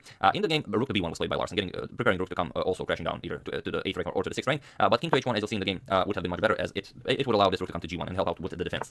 Here, rook to b1 was played, and now comes knight to h4. Knight to h4, pressuring the g2 pawn. Okay, so at the moment this bishop is guarding the g2 pawn, but this bishop is coming to f5. The threat in the exchange, and of course queen captures on g2 will be the threat. And now you see if king to h1 was played on the previous move, here rook to g1 would actually be an excellent defense.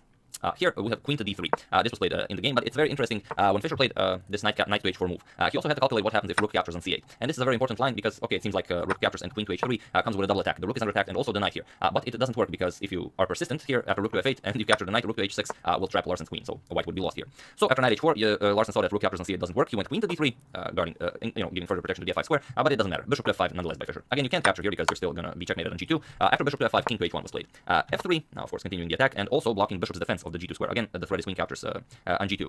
Knight to g3, and now f captures on g2 with check. You don't really have the option of capturing. If you capture, then simply you lose the queen. So after f captures on g2, king to g1 was played, and now comes bishop captures on e4. Queen captures on e4, and now comes knight to f3 check. There are no options here for white. You can either capture the knight, which is a bit silly, as the knight is protected, or you can play king captures on g2, which was played in the game. But here Fischer simply played knight to d2 with an attack on Larsen's queen, with an attack on Larsen's rook on d1. Also, the double rooks are threatening to come crashing down on f2. So there is really nothing for white to do here. Whatever you play, Fischer will simply pick up the rook, play rook captures on f2, and it's a completely lost position for Larsen. So here on move 33, after Fischer's knight to d2, Bent Larsen resigned the game, and the result is now 4-0 in Fischer's favor. So it's very interesting. After this game, Larsen said that he was ill, and the match was postponed. Not the match, game 5 was postponed until Larson starts feeling better. And they didn't say why Larson was feeling ill or what was actually wrong with him, but there were some mentions that due to the sea level of the city, or something like that, he didn't feel all that great. But he will, of course, recover, and this match will continue, and so will we with the series. So I hope you enjoyed this game. Larson definitely didn't, and you can see, if you followed the series so far, you can see that in game 1 especially, but also in game 2, Larson really played excellent chess, but then, even as he himself will say later, his performance simply dropped, as can be felt in this game. You don't simply lose a game in 30 moves when you're playing the candidates match. So that's the game. I do hope you enjoyed it, and that you're enjoying the entire Bobby Fischer series so far. Like I said, if you're new to the channel or maybe haven't seen all of the games in the series, and you are interested in Bobby Fischer, do check out some interesting links in the description below. And like I said, I haven't uploaded in some time, so there are plenty of you who have contributed to my channel, so I would like to thank all of you, and as I don't have room for all of you here on the screen, I will thank you this way, and also I will add all of your names into the description of the video, and I will also thank you in a couple of other videos as well, as there are simply too many of you. So I would like to thank Dame Plekvarec, Bernard Flor, Daniel Larson, Christopher Latvis, Prabhakar Krishna, Travis Twig, Steden Index NL BV, Gregory Molev, Monique Castile, Guy Phillips, Christopher Amolsh, Matthew Bell, Gil Troitsa, Lina Tsuris, Danny McCullough, Robin Veer, Cody Travis, Mohammed Hishamol, Warren Beck, Nicholas Tiba, and Ray Fowler. With his contribution, Ray Fowler has also became the top contributor to this channel, ending Sean Wilcoxon's long reign ever since Christmas last year, I believe. So very glad to see that you are still enjoying the content, Ray. So that's it for this video. Like I said, I do hope you enjoyed it. As usual, you can check all my previous videos here. Thank you all for watching, and I will see you soon, most likely with Game 5 of the 1971 semifinal candidates match between Bobby Fischer and Bent Larson. Thank you all, and I'll see you soon. Hello everyone. This next game was played in 1971 in Vancouver, Canada, and it was the quarterfinal candidates match for the World Championship. And I already showed you one game in Bobby Fischer's match against Bent Larson, and I showed you that one game in his match against Tigran Petrosian. So I thought it would only be fair to show you one game he played against Mark Taimanov, but not just any game. This is the famous game 3 of the match Fischer-Taimanov. And it was a very intense game because game number 2, Bobby Fischer won game number 1, and game number 2 was adjourned. And then while playing game number 3, Fischer got an offer from the Soviets to resign game number 3, and then Taimanov would agree to a draw in game number 2. So after 3 rounds of the match, the score would be tied, and it would be an even field. But Bobby Fischer refused this offer and ended up winning both game 1, game 2, and game 3. And this was a terrible thing for Mark Taimanov. Mark Taimanov lost the entire match 6-0, and the Soviets were very embarrassed, and they deprived Taimanov of his citizenship, and they took his salary. They expelled him from society for 2 years. They censored him in the press, and it was easier for the Soviets to make Taimanov disappear than to have this embarrassment walking among them, because there was just no way that a Soviet could lose to an American with a result like 6-0. Even though after the game Fischer said that, even though the result is as it is, it's in no way a reflection of Taimanov's real strength. But it's how it happened, and only years later that Taimanov wrote his book, How He Became Fischer's Victim, and hence the title of the video. But let's see this famous game 3. Mark Taimanov is white and Bobby Fischer is black. We have d4, and Taimanov really prepared for this game because he knew that Bobby Fischer would go for his King Indian, and he prepared a very special treat. Bobby plays knight to f6, c4, g6, knight to c3, and bishop to g7, the King's Indian defense. E4, d6, knight to f3, castles, bishop to e2, Fischer goes e5, castles, knight to c6, now d5, knight to e7, bishop to d2, and Fischer plays a knight to e8. And this is a standard theme in the King's Indian defense. Black wants to play f5 and then push the pawns on the king's side and go for a kingside attack. We have rook to c1, and now f5 by Fischer. Taimanov plays queen to b3, we have b6 by Fischer, e captures on f5, and now g captures on f5, and knight to g5. Since Fischer already played f5, he weakened this e6 square, and if Fischer wants to get rid of this knight, he will have to play h6 and then further weaken his king's position. So knight to f6 by Fischer, and now f4, and Fischer does play h6, he wants to get rid of this knight. We have f captures on e5 first, now d captures on e5, and probably it's okay to play knight back to f3, but Taimanov decides to go for a more active move and plays c5. And this isn't really a piece sacrifice, as if h captures on g5, Taimanov would play d6 with a check to the king and then winning the piece back. And with an open h file, this would be somewhat better for white. So after c5, Fischer actually finds the best idea. He plays knight f captures on d5. We have knight captures on d5, and now again knight captures on d5. And this is a pretty good position for Taimanov, and he would really like to play bishop to c4 here to pin this knight. But Fischer has this c6 move. So Taimanov finds a brilliant idea. He plays c captures on b6, and now of course c captures on b6 is impossible because Fischer needs this c pawn to be able to play c6. So he has to play a captures on b6, and now Taimanov plays rook to c6. And this is a great move, as it prevents Taimanov from playing c6 after bishop to c4, which is now a great threat. But this rook to c6 move also prevents bishop to e6, so Fischer can't really protect this knight. And Taimanov said that after he played this rook to c6 move, that he was completely sure that he was winning and that he would win this game. And well, actually Fischer finds the only move that continues the game for black, the only move in the position, and he plays king to h8. And this is the critical position of the game, and Taimanov said even after this king to h8 move, he was so sure that he was winning, and he was thinking about the move queen to h3. And this would, well, if he played queen to h3, the threat is pretty simple. If, for example, if black plays a slow move like bishop to b7, the threat is rook captures on h6, and this is forced mate into whatever black plays. For example, king to g8, rook to h8 check, the king can go to f7 because it's covered by the knight. The only move is for the bishop to capture the rook, and then simply queen to h7 checkmate. So this was definitely a good idea. But after queen to h3, well, he did have to consider a lot of things like rook to f6, protecting the knight to f6, and the Taimanov actually spent 72 minutes, so 1 hour and 12 minutes on this move. And in the end, he couldn't find a good continuation for white, and in the end, he played knight to f3. And he says that after he played this knight to f3 move, he was so exhausted and he was so angry with himself. And he said, "I've been playing chess my whole life, and I'm playing the candidates match for the world championship, and I can't find a win in a winning position." And he didn't know what was going on. If Fischer was really this strong, he said that he was starting to consider that Fischer was invulnerable. And well, after this knight f3, he was really exhausted, and well, he was also very down on time. So Fischer plays bishop to b7, attacking that rook and c6. We have rook to g6. It's a pretty good square for the rook, but this allows Fischer to play knight to f4. Now attacking this rook and also the bishop on e2, so the knight has to be captured. Taimanov captures it, and Fischer captures, captures on f4, and now Fischer has a nice bishop pair. Both of these bishops are extremely strong now. So we have rook to d1, attacking the queen, queen to e7, and now attacking the bishop on e2, rook to e6, and queen to c5 check, king to f1, and now rook a to d8. Fischer now wants to exchange rooks, as he is, well, up a pawn. We have rook captures on d8, rook captures on d8, and queen to a4. And Fischer plays queen to c1 check. King to f2, and now bishop to f8. And this bishop to f8 is a direct response to this queen to a4 move. The idea of queen to a4 was Taimanov wanted to play rook to e8 with check, and to exchange this rook, of course, and then put his queen on the 8th rank. But this bishop to f8 idea kind of stops this. Now rook to e8 is without a check. So he plays b4, and now Fischer plays bishop to e4, a very nice centralizing move by Fischer. And well, Taimanov plays rook to e8, now threatening to capture this bishop on f8, and also, well, after the rooks are exchanged, then this queen would be extremely strong here. But this was actually Fischer's idea. Now, I don't know if Taimanov missed Fischer's next move, because I didn't read Taimanov's book, although I am planning to. So I don't know if this is a blunder by Taimanov because he was, in time trouble, or did he willingly go into this. But he allows Fischer to play bishop to c6, now attacking both queen and the rook here. And well, Taimanov's next move is pretty much forced. He plays queen captures on c6, giving up the queen for 2 pieces. Queen captures on c6 and the rook captures on d8. And well, okay, he does have 2 pieces for the queen, but the coordination between white's pieces isn't that great. And well, it'd be maybe a lot better if this was a dark square bishop here, but it's not. So we have queen to f6, defending the bishop and also attacking the rook. Every tempo is important in positions like this. Rook to c8, now queen to e7. We have king to f1, king to h7, getting out of the pin.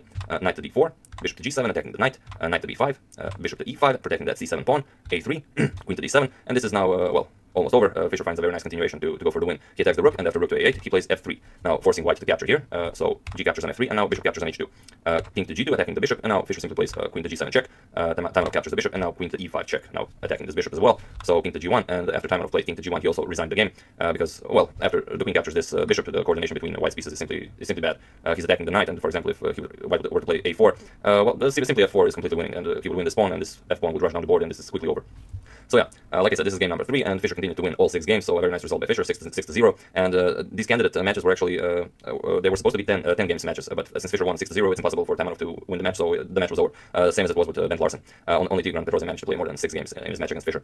So yeah, a very nice game, and I'm interested in if any of you have read Taimanov's book, How I Became Fischer's Victim. And yeah, that's it. As usual, you can check 2 of my previous videos here, and thank you all for watching. I do want to thank Henrik Johan Ligi for your contribution to my channel. I really appreciate it, and I will see you soon, guys. Hello everyone, and welcome to another interesting game from the 2018 European Club Cup. It's a game a lot of you have requested me to show, and also I received some very nice footage from Niki Riga, so it would be a shame not to show such a lovely game. It's a game between Ding Liren and Peter Svidler, and prior to this game, Ding is on a 90-game unbeaten streak, so this is, if he manages to survive this game, it will be his 91st game that he goes without being defeated. Last one was against Anish Giri last year in September, as we already mentioned. And here we have a score between Ding Liren and Peter Svidler so far. So far in classical games, Ding Liren beats Svidler 2-1 with 4 draws. So here Svidler has a very nice chance to equalize, and also, if you consider rapid and exhibition games, it's a 2-1 with 5 draws, so 1 rapid game was drawn. A lot of you have asked me, where do I find scores on mutual encounters? I look for it on chessgames.com, so I'll put a link to it in the description below. If you want, you can just type any player against any player, and you will have their official scores. I don't think, I don't know if the database is like fully filled, but so far I think it was pretty good. So like I said, I did receive some very nice footage. So here I even lowered the volume even more, so we'll see. We'll get there. Here we have some nice footage of Ding Liren. There we have it. Taking a peek at Svidler now and then. It's already from the end game, but it will be a very interesting game. See, every now and then he takes a peek. And also we have some very nice footage of Svidler. There you have it. Someone mentioned that the lagging during the video is because Nico was taking photos during the video, but I actually think it's due to my poor PC configuration. So there we have it. Now let's check out this very nice game. So Ding has the white pieces, and he opens with d4. We have knight to f6, c4, and now g6. The king's Indian is on the board, and here with knight to c3 and the d5, we could transpose into a Grunfeld defense, but Ding knows that Svidler is one of the greatest Grunfeld players that are currently playing, so he avoids it. He plays f3 here. It's something called the anti-Grunfeld defense, the anti-Grunfeld system. We have knight to c6 by Svidler, and then now d5, grabbing more space. Knight to e5, and then now e4. So now, not uncommon. White has this very nice pawn chain in the center, but Svidler has 2 knights already developed. We have d6, and then now comes knight to c3. c6 by Svidler, and then now f4, kicking the knight even further back. Knight e to d7, now as the pawn advanced from f3 to f4, the e4 pawn is now somewhat weak. Svidler goes back with the knight, prepares knight to c5 to pressure the e4 pawn from here. And here, a known game was from 2010 from the Chess Olympics, Kramnik versus Navarro, where Kramnik played bishop to e3 to wait this knight to come to c5, but Ding has a different idea. He prepared knight to h3, and now he's ready to meet Svidler's knight to c5, which was played in the game with knight to f2, now guarding the e4 pawn twice with both knights. So a very funny situation here, where the e4 pawn is attacked twice by the knights and also guarded twice by the knights. There we have it, bishop to g7 by Svidler developing the bishop, preparing the castle, and now bishop to e2. We have castles by Svidler, bishop to e3, and now pawn captures on d5, c captures on d5, and queen to a5. Now the c3 pawn is pinned, and definitely knight captures on e4 is a threat. We have castles here, and bishop to d7, Svidler develops a bishop, and now comes e5. It's one of those moments where you don't think that e5 is coming, and you always have to take e5 into consideration, but this is one of the moments where it can definitely happen. Ding pushes e5, and we have knight to e8. Capturing doesn't really give anything to black. White will simply now capture here. He will have a very nice pawn chain in the center, and knight will still have to go to e8, and after bishop to d4, it will be simply a much better and much more enjoyable position for white. After e5, knight to e8, and now comes queen to d4. A very nice centralizing move by the queen. The queen is the d4 is an excellent square for the queen, and now you can never even capture here because the knight is now attacked twice by the queen and the bishop. So knight to a4. Swidler wants to exchange some pieces. We have knight captures on a4, queen captures on a4, offering a trade of queens, and now rook a to c1. Ding doesn't mind. Here it seems like the Ding is offering the a2 pawn, but a2 pawn is it's somewhat of a poison pawn because if you capture it, then comes rook to a1, attacking the queen, and after queen to b3, now comes the bishop to d1, again attacking the queen. After d captures on e5, attacking the white's queen, f captures on e5. Now you have a problem. You can either play queen to b4 or you can go queen to b6. But whatever you do, for example, even if you go, let's say, queen to b6, captures, and now your rook is unguarded. And if you play something like queen to b5, then the problem is bishop to a4. Now you lose the bishop on d7 when you move the queen, captures. Okay, now you don't lose the rook, but you lose the undefended bishop here. And yeah, queen to b4 doesn't work for obvious reasons, as the b4 is guarded by the queen. So after rook a to c1, of course you cannot capture the pawn. Queen to a5. Swidler avoids the trade of queens, and he wants to trade down even more pieces. So okay, knight to e4. A very nice centralizing move by the knight. Probably didn't have this in mind when he played this knight to h3, and knowing that it will come to f2, and at some point that it can come to e4. So knight to h3 seems like a very nice plan in this variation. Bishop to b5, hoping to exchange more pieces. Bishop captures, queen captures, and now b3, simply improving the structure of the pawns on the queen side, and the d captures on e5. Here, rook to d8 was definitely an idea, but this is the problem. You don't gain any control over the c file, and your rooks are still not connected. So instead, Swidler finds a very nice plan how to get the knight back into the game and also connect rooks by even controlling the c file. He plays d captures on e5. We have f captures on e5, and now knight to d6. As the e5 pawn is pinned, you cannot capture the knight. Now the knight is nicely developed. In the future, it can either exchange here or come to f5, and the rooks are now connected, so rook is definitely coming to c8. Bishop to f4. Controlling the e5 pawn, and now comes rook a to c8, as we already mentioned. Knight to c3. We have queen to a5 now with a double attack against the c3 knight, but also as you can see, the bishop is also sort of eyeing this knight on c3. We have queen to d3 here, and here Swidler played knight to f5, as now this was definitely an idea. But also an interesting move was e6, with the idea that if pawn captures here, that you can capture on c3, because now both the queen, rook, and the bishop are controlling the c3 square. The problem is after rook captures, and bishop captures, black didn't really gain all that much. For example, rook to c1 attacking the bishop checks, king f1, and now rook to d8 attacking the pawn. But now you get a lot of activity with this rook to c7 move, and e5 will not help you, as you will not be able to win the pawn due to bishop to h6, now controlling all of these very nice dark squares, and now of course rook captures is impossible due to back rank issues such as checkmate. So after queen to d3, knight to f5 by Swidler, and now you have g4. If you remember in the previous game, Carlsen missed a very nice opportunity to play g4, that supercomputer line we've mentioned, but here in this game, Ding does not miss his opportunity to push g4. Okay, queen to b6 check, and now king to h1, and now comes queen to d4. Swidler finds a way to hopefully exchange queens here and getting his knight to a useful square. But Ding, of course, refuses this. Queen to e4, he wants to trade queens, but on e4, and the knight will still have to find a nice square. So okay, queen captures, and now knight to d4. Rook c to d1, attacking the knight. We have knight to e2, and now comes bishop to g5. And here black has a lot of problems here. d6 is definitely coming at some point. Now here, as Ding is threatening to capture d7 pawn, and it's not all that clear how to prevent it. For example, if you play rook f to e8, defending d7 pawn, then d6 is a very strong move. Already you're threatening d7 with an attack against both rooks. Captures. Even if you capture the knight, it will not help you. d7, and the bishop is controlling the d8 square. White is completely winning here. On the other hand, you can also try to play rook c to e8, but still it will not help you. If you play rook d to c8, then the rook is no longer controlling the c file, and the c3 square was a very important retreat square for this knight. So now you can simply attack it, and the knight doesn't have anywhere to go. You have to play f5, attack white's knight here, and after g captures, now you capture on e2. And after f captures here, then you play d6. Captures, and again, it will be impossible to prevent the d7, and the bishop is guarding the queen square here. If you want to block with the bishop to f6, now you get bishop to h6, attacking the rook to f7, and now rook to g1 check. King has to go to h8, and now rook to f2, threatening a lot of nasty ideas like rook captures here, and bishop to g7, picking up the other rook. So after rook e6 blocking, now you get rook to c1, threatening rook to c8 check. So after rook goes back, now you have this very nice d7 move, and after captures, you simply win a piece. This is only one of the problems black faces here in figuring out how to defend this e7 pawn, either with this rook or with this rook. So Swidler finds a different way. He decides to sort of temporarily give up a pawn, but as you'll see, it will not be temporarily. He plays f6 here, and okay, he captures on f6, pawn captures, and now knight captures, grabbing a pawn. Bishop captures, and now knight to c3. And here you have this idea where, of course, you can capture here, but then white will give up a very strong bishop, and also you can see that the knight is attacking the a2 pawn here, and also the rook on d1. But here Ding plays a very strong move, rook to d4. It doesn't allow this knight to go anywhere, and here we have rook c to d8 with a double attack against the d5 pawn, giving up the exchange, but only temporarily. Bishop captures, rook captures on f1 with check, king to g2, attacking the rook. Rook goes back to f7, and now comes d6, so advancing his passed pawn, and here rook to d7. So this is everything, both of them calculated at that point that Swidler decided to play f6. And here we have bishop to g5, as the bishop was under attack. And this is the critical moment of the game. Here black has to play king to f7, and he's still very much in the game. The a2 pawn is under attack. After you advance it, king is coming to e6. Already with such an active king, black definitely has chances of fighting this out to a draw, even being a pawn down. But here, Swidler played knight captures on a2. And the knight captures on a2 is a move one would not make in this position if you just had this position and then someone told you, find a move here. It's a move that Swidler most likely saw when he played f6, and then he calculated all the way here. He saw that he would grab a pawn back, he would not be down in material, and all would be well. But feel free to pause the video here and try to take advantage of this knight to a2 move as white. I'll give you a couple of seconds for you to decide whether you want to do it or not. For those of you who were able to do it, congratulations. You are an excellent endgame player, and for those of you who just want to enjoy the show, here Ding played bishop to d2. And now you immediately get the idea of what's going on. You have this famous relationship between the bishop and the knight. When the bishop and the knight are apart 2 squares, then the bishop is controlling all of the squares that the knight can jump to. So the knight can't go anywhere, the knight is trapped. Of course, the threat is now rook to a4 and rook to a2, capturing the knight. So you can't really prevent this. If you try a5 here, with the idea of creating an escape square for the knight, simply bishop captures, you have to waste a pawn here to create an escape route for your knight, but then again, you will not be equal in material. And on the other hand, after this bishop to d2 move, Swidler tried b5, controlling the a4 square. Now rook to a4 is not possible, but here Ding finds a different idea. So feel free to pause the video here and try to find the next move that is actually winning for white. So for those of you who were able to do it, once again, congratulations, you are an excellent endgame player. And for those of you who just want to enjoy the show, b4 is the move Ding played. I kind of gave you a little hint because I kind of wiggled it around a bit, but you know, I never usually give you hints, so I guess it's not that terrible. And now there's really no defense against what's coming. Simply rook to d3, rook to a3, and picking up the knight. There's no avoiding this. Svidler played king to f7, and after rook to d3. Svidler resigned the game on move 41 when the time control was finally reached. There's no way around it. If you try something like a5, pawn captures, and now b4 to create some squares for the knight here, it doesn't work because simply a6. And now after knight to c3, a7 is coming. Once rook captures it, now d7 is coming, and there is no stopping this pawn from queening. Well, rather there is, but you would have to give up a rook, for example. Rook captures, you are down a piece. There's no way to push the pawn because bishop captures, and it is all over.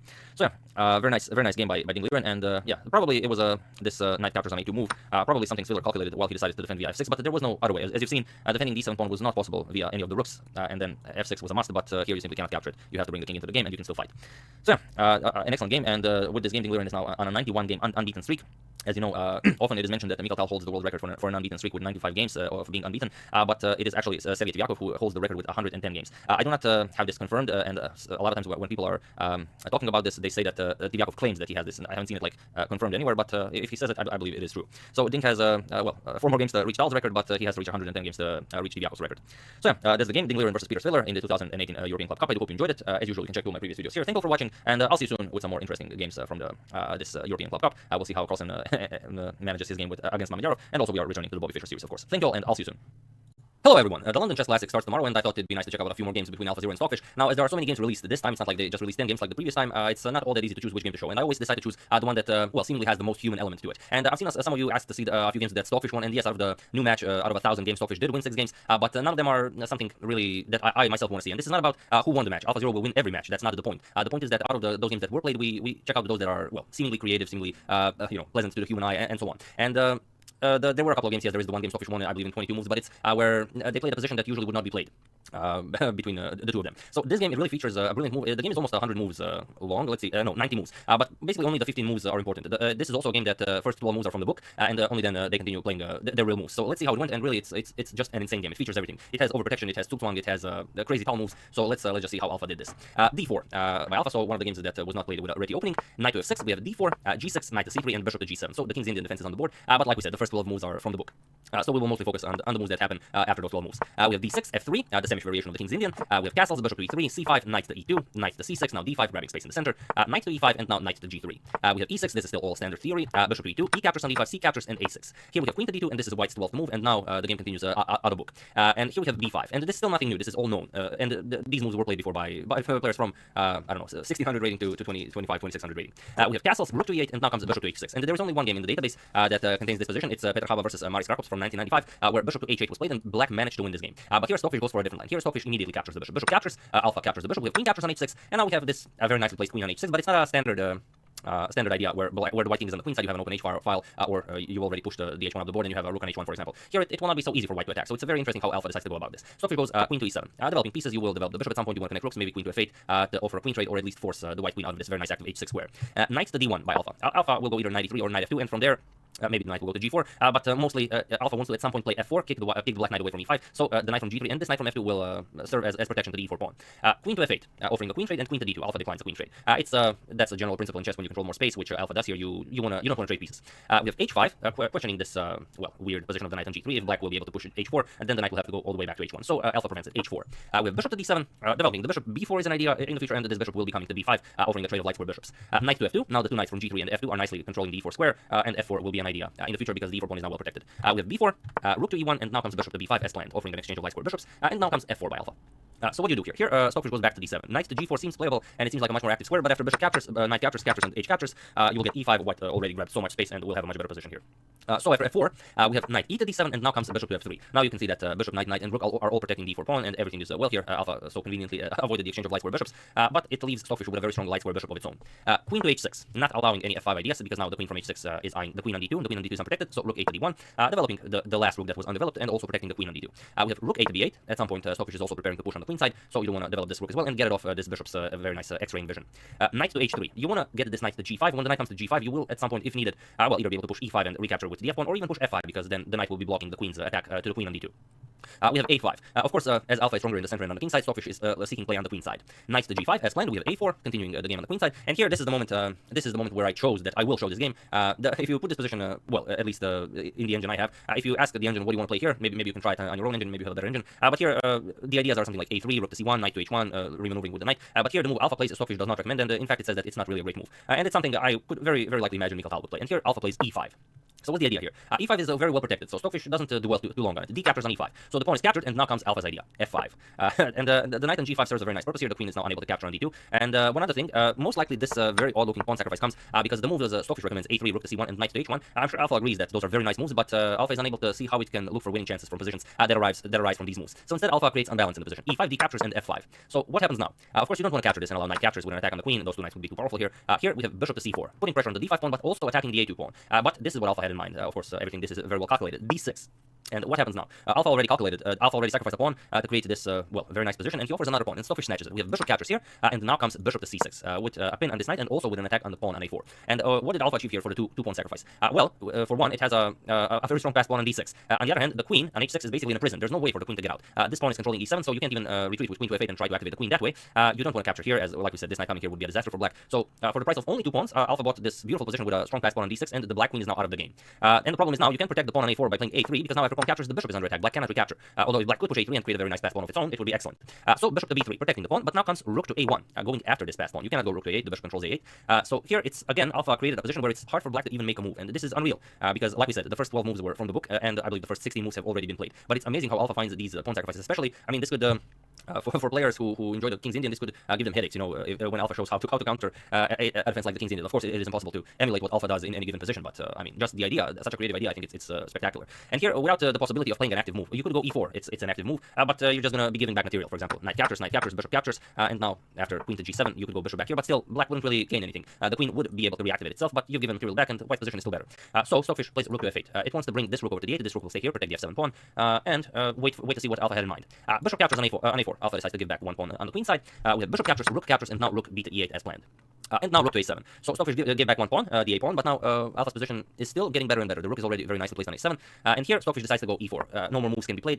Stockfish has to make an active move. And this is the problem. If Alpha captures the pawn here, for example, knight 3 captures on e4, knight captures, rook captures, knight captures, the queens get exchanged, captures, rook to d8, defending the knight. And this is where it gets interesting. Captures, and the knight to e4. And here it seems like Alpha has this beautifully winning game with the threat of rook captures and knight to f6 check, picking up the rook. But here black can actually untangle with rook to e8. And here after rook captures, although white still has a very nice pass pawn on d6, black will be able to defend this, create a pass pawn of its own, and it will be a very nice draw. So here Alpha finds e5 was a nice move, but here the move Alpha plays is beyond nice. It's simply a masterpiece. Here Alpha plays rook to c7. I didn't ask you to try and find this move. Maybe I should have, but I thought, you know, it would be impossible. So sorry if I doubted you, but I didn't want to. I thought it'd be better if I didn't waste time, because I didn't think anyone would find such a move. Because now, while the rook is on c7, the same idea actually works for the following reason. Here we have rook to e5, knight 3 captures on e4, knight captures, rook captures, knight captures, queen captures, and knight captures. So the similar exchange we've already seen. Rook to d8, defending the knight. Now we have pawn captures, and knight to e5. So here we have the exact same position as we've already shown. Only the rook is not on a7, the rook is on c7, and this is the power of Alpha's rook to c7 move. Now, if black continues with the same idea, rook to e8, now you get knight to g5. You move the knight out of harm's way, and you're attacking the knight here. Rook defends, and now comes knight to e6, attacking the rook. Rook to e8 attacks the knight. Now comes knight to f4. You still have to defend the knight, so you will either go rook here and lose the g6 pawn, or you will go knight e5, and then after the pawn comes to d7, white will be winning here. And you have to be very careful if you play something like rook to d8, then rook to c8 wins immediately. So the same idea cannot be played. This rook to e8 move here. King to f8 was played. Now comes king to f1. So the rook to c7 move really beautiful. b3 by Stockfish, and now king to e2. We have rook to e8, but now comes king to d3. No longer the knight is pinned. And here, if you try going back and playing a passive position, rook to d8, then you get king to c4. Now white's king becomes super active, and it is enough to win the game. King e8, king is coming to d5. After the rook moves, king is coming to e6, and now it's all over. Knight f8 check, king moves, and now, well, there's really not all that much you can do. You can even blunder mate in one if you're not careful. So here Stockfish decides that it's no longer possible to play out a passive defense. It tries an active defense. Knight to e5 with check. We have king to e3, and now knight to f7. We have d7 attacking the rook to e6, and now comes rook captures on c5. So Stockfish could no longer protect everything. King to e7 attacking the pawn, but now comes rook to d5. And it seems, okay, Alpha is now up a pawn, and it seems that it will be very hard to protect this pawn, but not really. There's no way for Stockfish to actually capture it. The knight is controlling this square, so the rook can never attack the pawn from here. You can go knight e5 to attack the pawn, because the knight has to keep an eye on the queening square, and you can play king d8 to prepare knight here to win the pawn, because king d4, the king is now coming up the board, taking away the e5 square from the knight. That pawn is staying there. So Stockfish tries a different idea, rook to a6. Again, trying an active defense, but now knight to c5, attacking the rook and the b3 pawn. Rook to a1, and now rook to d2. The b3 pawn will fall eventually. We have rook to c1, and now king to d4, improving the position before snatching the b3 pawn. King to d6, and only now knight captures on b3. So here, this is move 51, and Alpha already has 2 extra pawns, and now this is enough to win the game. This is 2 pawns up in an endgame. It doesn't matter who is your opponent, you will win the game. Not, of course, there are positions where you will not, but this is not one of them. So this is what I thought. It's a 90 move long game, but here already that e5 move by Alpha and that rook to c7 moves that really allow you to push for more than a drawn game, which is really amazing in my opinion. But yeah, like I said, rook to c6 was played here, and then it's basically a matter of technique, which alpha doesn't lack. Knight goes to d8, we have the knight to c4, king captures, but now you will grab the king side pawns as well. Knight e5 check, king moves, knight captures here, and there is no real way to defend the h5 pawn. The rook is cutting the king off from the f-file, the h pawn will fall, doesn't really matter what black does. Knight c6 check, king moves, rook checks, king moves, rook checks, king moves, now there are no more checks. Rook to h1, now g3, defending the h4 pawn, now black will try to attack the g3 pawn, but knight checks, king moves, and now knight captures while defending the g3 pawn. Now alpha is up 3 pawns, and now it's merely a matter of technique. You could win this playing against anyone. So, okay, we can just play out the game, but there are many ways to win. There's no point in analyzing the game any further. You're up 3 pawns, it's winning. So, that's basically it. A couple more moves were played, and it was in this position after alpha played king to d5. Stockfish decided to resign the game. I always say Stockfish decided to resign the game, but what actually happens here is I don't think Stockfish resigns. I've read somewhere that if too much time goes, and by too much time it's like maybe, I don't know, a minute or something, without Stockfish making a move, then it's considered that it's game over. It's not like a minute, but I don't know the exact time, so I don't think it actually decides to resign. But yeah, that's the game, and I really do hope you enjoyed it. I mean, that position that we mentioned, sorry about that, it's only here. It's only move 26, where we've already mentioned that Stockfish considers all of these moves, but alpha simply says, no, I'm not interested in that. E5, d captures f5. Really, really beautiful. And after bishop c4, even d6, opening up this beautiful diagonal for the light square bishop. And it entraps the black queen, and Stockfish is forced to, if it wants to release the queen to deteriorate the position, give back some material, and then it basically is lost in a worse endgame. So this is truly amazing. From alpha's point of view, the game was probably over when it played e5. So I mean, I really, really enjoyed this game, and I really hope you enjoyed it as well. So that's the game. And I'm also interested. What do you think? How is now that we first a year ago we received 10 games played by AlphaZero. Now we received 200 games more, and well, sometimes in the future, maybe in 10 years, we will have computers strong enough at home to run Alpha maybe at full capacity. And how will that affect the future of human play? Will it become beautiful like this, or will humans not be able to emulate Alpha regardless of maybe even if Alpha were to teach children from a very young age? So regardless of that, I mean, good times in chess are to come. It's not like people always say engines ruin chess, but maybe self-learning AI engines will fix chess. But yeah, that's it for this video. I do hope you enjoyed it. I would like to thank Mark Graf, Jan Kazel, Paul Serreta, James Jeffrey, and Fernando Esteves de Oliveira for a contribution to my channel. Thank you a lot. I really appreciate it. As usual, you can check two of my previous videos here. Thank you all for watching, and I will see you soon with some more Alpha vs. Stockfish games, and then we head off to London Chess Classic. Thank you all, and I will see you soon. Hello everyone, and welcome to another game from the 2018 European Team Cup. It's a game between Polish #1 Grandmaster Radoslav Wojtaszek and Magnus Carlsen, who's playing board 1 for his Valoranga Chess Club from Oslo. Now, it's very interesting. I don't know if you remember when we were covering Tal's climb to the Chess Olympus and his preparations for his big match against Mikhail Botvinnik. It was very odd that Tal, for his preparation, decided to play an open tournament in Riga. Usually, the practice was if you're about to challenge the World Chess Champion, you should go to your training camp and there, just prepare up until the match starts. Don't show anything you've prepared and don't play any games. And that was very, very odd that Tal decided to do that, which other challengers before him did not. But now you have Fabiano Caruana before the World Chess Championship match. He's playing the Olympiad, and here Carlsen is playing the European Team Cup. So the times have definitely changed. Now, I wanted to show you something. These are the standings of their previous encounters. So, as you can see, regarding classical games, Magnus Carlsen beat Radoslav Wojtaszek 4-1 with 0 draws. So, very interesting, and okay, including rapid exhibition games, he beat him 5-1, so they played one rapid / exhibition game. So, very interesting. All of the games they played were decisive, and it seems that now Wojtaszek has a chance with the white pieces to perhaps lower Carlsen's lead. And also, we have a nice photo challenge. It's also a joke. Here is the playing call of the 2018 European Team Cup. So, try to locate both Carlsen and Wojtaszek in this photo. There you have it. Best of luck to everyone. And we also have some nice footage by Niki Riga, so I hope you enjoy this as well before we check out the game. So let's check it out. Here we have a nice close-up of Wojtaszek. So let's just check it out for the moment. This is raw footage, so the best kind of footage. And there we have it. Carlsen is not at the board, so that's okay. Carlsen comes back at the board. And also here we have a nice close for Carlsen, considering what to do, just to get you in the mood for this game.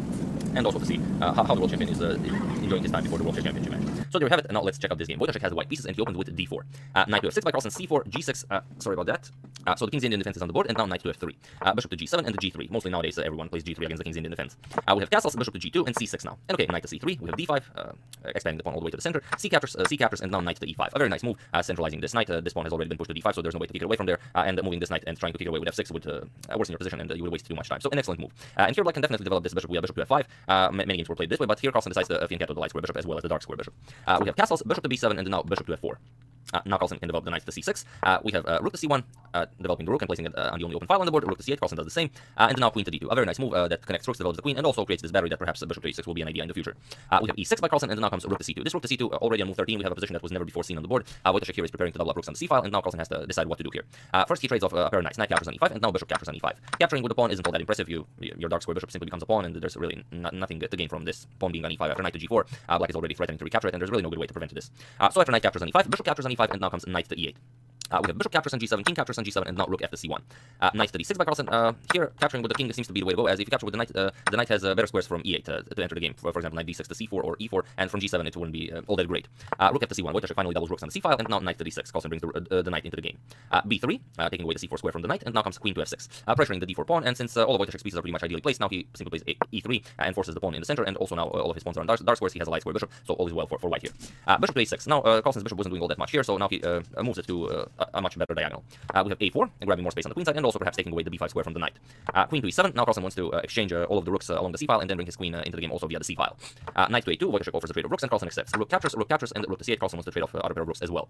Rook captures on c8, and now bishop captures on c8. It seems like an odd decision to capture with the bishop, since the bishop is already placed on such a nice diagonal. So perhaps knight captures on c8 would have been better, but it seems not, because now Wojciech could bring this knight back into the game with tempo. For example, knight here attacks the bishop on a6, and after bishop here, now comes queen to c3, controlling the c file. Also knight to c6 would be coming. So after something like queen d7, knight to d3 now, and now the knight has a lot of other useful squares here. Perhaps black would have to weaken his position with f6. So Carlsen's idea definitely is the way to go. Bishop captures on c8, and now a5. Wojciech wants to create weaknesses on the queen side. Queen to c7, a captures on b6, queen captures on b6, and now queen to b4, offering a queen trade. Bishop to a6. Carlsen doesn't mind. He simply improves the position of his bishop, and now queen captures on b6, a captures on b6, and now comes knight to c3. So pretty much in a dead equal position. The material on the board completely even. Both players with a light square bishop. Only if you really study it, it seems that Wojciech here has all of his pawns on dark squares, and he has a light square bishop, and Carlsen has all of his pawns on light squares, and also has a light square bishop. So it seems Carlsen has a bad bishop, whereas Wojciech has a good bishop. But the position is not static. All of the pawns can still be moved, so this isn't such huge of an advantage, and there are still knights on the board. So bishop to d3 by Carlsen. We have bishop to f1, offering a trade of bishops, and for now Carlsen declines it, attacks the b3 pawn, and now b4. We have knight to e4, offering a trade of knights now, and now knight to b5. Wojciech is the one who decides to not to trade knights. Seems like could be a dangerous idea, as the b4 pawn is now unguarded, and also it's on a dark square, so perhaps Carlsen could maneuver his knight in such a way to perhaps be able to capture it, but there's really no good way to do it. Knight d2, it's simply too far away from the pawn. Knight here is impossible, as the knight is covering this square, so it seems there's no way to take advantage of this. Bishop to d1 by Carlsen. We have bishop to d3, and now again declining the trade, knight to d2, and knight back to c3, attacking Carlsen's bishop. Bishop to b3, and king to g2 now. Bishop to c4, and now bishop to c2. Wojciech declines the trade, but even if you trade bishops here, bishop captures, knight captures, there's still nothing to do here by either player. So after bishop c4, bishop to c2 was played. We have bishop to f1 check, king to g1, and bishop back to c4, king g2, and now Carlsen doesn't repeat bishop to f1 check, rather g5 is played. We have g4 by Wojciech, bishop to f1 check, king g3, and now knight to c4. We have h4, h6 by Carlsen, captures, and bishop to a4 now. Knight to b2, attacking the bishop, bishop back to c2, and now comes king to f6. Carlsen brings his king into the game. F4, we have bishop to d3, and now bishop to b3. Bishop to c4, we have bishop to c2, bishop to d3, bishop to b3, bishop to c4, and bishop to c2. Here the players agree to a draw, as there really is nothing more to do here. You can simply trade off a pair of pawns, but after that there's really nothing to do. Material on the board is completely equal, and the position is completely equal. So yeah, after bishop to c2, a draw was agreed upon, and Carlsen still keeps his #1 spot in the world chess rating list. But if he perhaps loses his today's game, if he will be playing today's game, then Fabiano Caruana will be the new #1 rated player in the world. So it's really an odd decision that he would decide to do this. Perhaps he really doesn't care about rating, but he himself said in an interview not so long ago that he really wouldn't like it if Caruana became the new #1 rated player in the world, or Mamedyarov during the Olympiad, as he's been #1 rated player even before he became world champion, so he really wouldn't enjoy it. So it seems very odd that he would play this European team cup before facing Caruana in the World Chess Championship final, in the World Chess Championship match. So that's the game. I do hope you enjoyed it. And what do you think? What's the correct approach? Playing the tournament before facing the world champion, or it depends from whose perspective you're considering. Is it good for Caruana to play a tournament before facing Carlsen, and is it good for Carlsen to be playing the tournament before facing Caruana? So there you have it. I do hope you enjoyed it. I would like to thank Michael Jovino, Michael McMahon, Dame Potvarec, Tom Eric Gerritsen, and Revis James for a contribution to my channel. Thank you a lot. I really appreciate it. As usual, you can check all my previous videos here. Thank you for watching, and I'll see you soon. Hopefully with some more interesting content. I'm definitely going to publish game 14 of the Fischer's Basketball Chess Championship match. And as usual, thanks to Nikki Riga for all the nice photos and videos. Feel free to follow Nikki. The links to all of her social media pages will be in the description below. Thank you all, and I will see you soon. Hello everyone, we have successfully completed our 1970 Palma de Mallorca Interzonal tournament, where Bobby Fischer completely obliterated the field. Now we entered the 1971 candidates matches. It's Mark Taimanov versus Bobby Fischer in round 1. So a couple of months have passed since the Palma de Mallorca Interzonal. Now we are in Vancouver, Canada, where this match is taking place. And luckily for us, we have Mikhail Tal annotating these games for a magazine that he was I believe the chief editor in the Shah Magazine 64. But before we check out the game, we do have a nice photo challenge. So best of luck to everyone. It's a rather an older photo of these gentlemen, but I'm pretty sure all of you will know who they are. So there you have it. Who are the two world champions in this photo? I believe that's hint enough. Like I said, best of luck to everyone. Now let's talk about this matchup for a bit. Now before this match even started, Fischer and Taimanov played 2 games so far. One in the Buenos Aires tournament of 1960, and that game was a draw. And the other you've seen on my channel a couple of days ago. We covered the game from the 1970 Palma de Mallorca Interzonal tournament that Bobby Fischer won. So far 1.5 to half in Fischer's favor, and they will now play a match of 10 games. So very interesting. And as far as Tal is concerned, Tal says that there is no favorite in this matchup. It all depends what kind of games they will play. If they will play like really simple games where you have to go in an endgame and play an endgame for like 5 hours, then of course Fischer will be the favorite. As Tal says that Tal basically says that they only have one player like Fischer in the Soviet Union, and that is Viktor Korchnoi. That Korchnoi is the only player that can play an equal endgame for 5 hours and still try to win that game, because he is truly an endgame expert. And he doesn't think that Taimanov should really go into any long endgames against Bobby. And also he thinks that Taimanov should really brush up on some of his opening repertoires, especially if he's planning to play the Sicilian against Bobby Fischer, as Tal considers Fischer to be one of the strongest players against the Sicilian. So if you want to face Bobby with the Sicilian, you really have to prepare. So a lot of things to consider here, but he doesn't consider Fischer the favorite here. He says it all depends on how the games go. So this is game number 1 of their match. Let's see how the game went. In the game number 1, Taimanov has the white pieces, and he opens with d4. We already had this photo, but just quickly, here is a photo of this game. There's Taimanov on the right with the white pieces, Fischer on the left with the black pieces. Everything is all set and ready in Vancouver, Canada. Here we have a nice photo of 2 of them playing. It's a photo of some other game, as here Fischer has the white pieces, and also here we have a very nice close-up of Taimanov. So all that being said, now let's check out this game. We have knight to f6, c4, g6, knight to c3, and bishop to g7. Here Fischer opts for the King's Indian defense. We have e4, d6, knight to f3, Fischer castles, bishop to e2, and now e5. We have castles, knight to c6, d5. Taimanov advances the pawn in the center, grabs some more space. Knight to e7, and here Tal says that in his previous games, Taimanov was known to play knight to e1. b4 was also played in some of his games. He played knight to d2, but for this game he prepared bishop to d2 to, just in case Fischer prepared for everything Taimanov plays, he wanted to play something new in this game. Fischer goes for knight to e8, prepares the advance of the f pawn. We have rook to c1, and now f5, of course. E captures on f5, g captures on f5, and now knight to g5. Here Tal says that this is a well-known plan. It's really it creates a very dynamic position. A crazy position will arise out of this plan, where white wants black to attack this knight, and then white wants to bring his knight over to e6. And here black will be forced to give up the light square bishop, and then this pawn, when it advances to e6, it will become a weak pawn, and black will be able to capture it. But in the meantime, while black is occupied capturing this pawn, white will be able to organize an attack, or at least white should be able to. So h6, attacking the knight. We have knight to e6, all is as planned. Bishop captures, pawn captures, and now queen to c8. Fischer is ready to now capture this pawn, and now queen to b3, the standard idea. Of course, now if you capture here, then queen captures on b7 is coming, and black didn't really gain anything. He just gave up the bishop pair for nothing. White grabbed the pawn here, and all is well. So instead, after queen to b3, first Fischer plays c6. Now Fischer's plan is knight to c7, and here he wants to grab this pawn on e6 with the knight while the queen is guarding the b7 pawn. Taimanov goes for bishop to h5. Also, Tal mentions, because it is Tal, the idea of knight to d5, not really working out for white, because after you capture, okay, you do open up a nice attack against the queen here, but after queen goes to b8, you can go queen to h3, create a nice attack against the h6 pawn here, but after rook to f6, the pawn is nicely guarded, and here you can push something like f4, but this is, white is a clear piece up, black is a clear piece up, and there's no immediate compensation, so perhaps you could play something like this in a blitz game, or like if you're extremely motivated or creative, but all in all, it should not work. So here after c6, Taimanov went for bishop to h5. His idea is that if Fischer continues with his plan of knight to c7 and going after this pawn, he can simply protect it with bishop to f7 check, and then after king goes to h7, now the pawn is guarded, and now if the knight captures, then it seems that all should be okay. But Tal actually prefers this. Tal says that this should be better for black than what Fischer played. For example, if rook f to d1, then knight captures, bishop captures, and now after queen captures here, now rook to b8, and after queen captures here, rook captures on b2. And Tal says that this is very nice for black, and that he prefers this to what Fischer played. But here after bishop to h5, as Fischer does enjoy being up in material, he goes for queen captures on e6 immediately. We have queen captures on b7, and now knight to f6, attacking the bishop on h5. Bishop goes back, and now we have rook f to b8, attacking the queen. Queen to a6, and now rook captures on b2. Rook f to d1, and now the immediate e4. And here Taimanov is down a pawn, but he has a lot of activity, and he does have a lot of good options here. For example, he could go for something like bishop to f4, but then after knight comes to g6, attacking the bishop, you have to play something like rook captures on d6. And after queen to e7, there's not really all that you can do here. Now your bishop is under attack, your rook is under attack, and if you move the bishop back, you're going to get f4, and you're going to lose a piece here, since you have to move your rook, it's no longer defended. So after this knight to g6, you can't really capture here with the rook. You could capture with the bishop, but not really. So definitely not the greatest of plans, this bishop to f4. So Taimanov goes for queen to a3. He attacks Fischer's rook on b2. We have rook to b7, and now comes bishop to f4. Here d5, as it is a forced move. C captures on d5, c captures on d5, and now knight to b5. Here Fischer plays knight to g6, and here we have the critical moment of the game where Taimanov has so many options, but which is the correct one? For example, knight to c7 does seem very interesting, attacking the queen and the rook. What happens if this is played? For example, if knight c7, then you get queen to f7. And now you have to see that after you capture the rook, and we have knight captures on f4, how do you get the knight out of the corner? How do you get the knight out of a8? For example, bishop to a6. It's a nice move, but you have to find it before you actually decide to go for this variation. Now comes the main plan. You have to see that rook to b8 does not work for black to attack the knight, because now you get queen here, attacking the rook, but also the knight on f4. And now after rook captures, queen captures, and now white is up. White is up the exchange, and clearly in a better position. So here, after this bishop to a6, of course, rook to b8 does not work. You have to play rook to d7. Then comes the bishop to b5, attacking the rook. Then you move rook to d8, attacking the knight, and now knight to c7, and the knight is now out of the corner. But a lot of moves to see, and it's not easy to decide for something like this. Another thing you can do to protect this guy here is queen to g3. But queen to g3 against this Fischer had a very nice tactical shot. Here his plan was knight to h5. Now the queen and the bishop is under attack. If you don't want to lose your piece, you have to capture the knight here. And this was Fischer's idea. Knight captures on f4, queen captures on f4, and now rook captures on b5, as the bishop is no longer guarding the b5 square. And after rook to c7, where Taimanov would threaten bishop to f7 to win Fischer's queen, simply queen to e5. Queen captures, bishop captures, and here Fischer would yet again keep his extra pawn advantage and be able to push for a win here. So really a crazy position after this knight to g6 move, attacking Taimanov's bishop here. So in this position, Taimanov played knight to d4. He attacked Fischer's queen. Fischer played queen to d7, and now comes queen to e3, defending the bishop from e3. King to h7 by Fischer, and now h3. A useful move. You always want to create some breathing room for the king, also perhaps making room for the bishop on h2. Rook to f8, and now comes bishop to a6. And here you'll see just how far both of them have calculated. Now Taimanov is forcing Fischer's rook to move away from b7. This rook is then coming to c7, which Fischer has everything worked out. We have rook to b6, and now rook to c7, attacking Fischer's queen. Fischer plays queen to a4, a very nice move as it comes into play with an attack against the rook. And this was Taimanov's plan. Rook captures on g7 with check, so nice exchange sacrifice. King captures, and now bishop captures on h6 with check. King to f7, and now of course you cannot capture on f8 because first Fischer will grab the rook on d1 with check. So instead we have bishop back to e2, getting the bishop out of the way, so it's no longer attacked, and also defending the rook. So all seems to be well for white. Here Fischer goes rook f to b8, doubles up rooks on the b file, and gets his rook out of harm's way.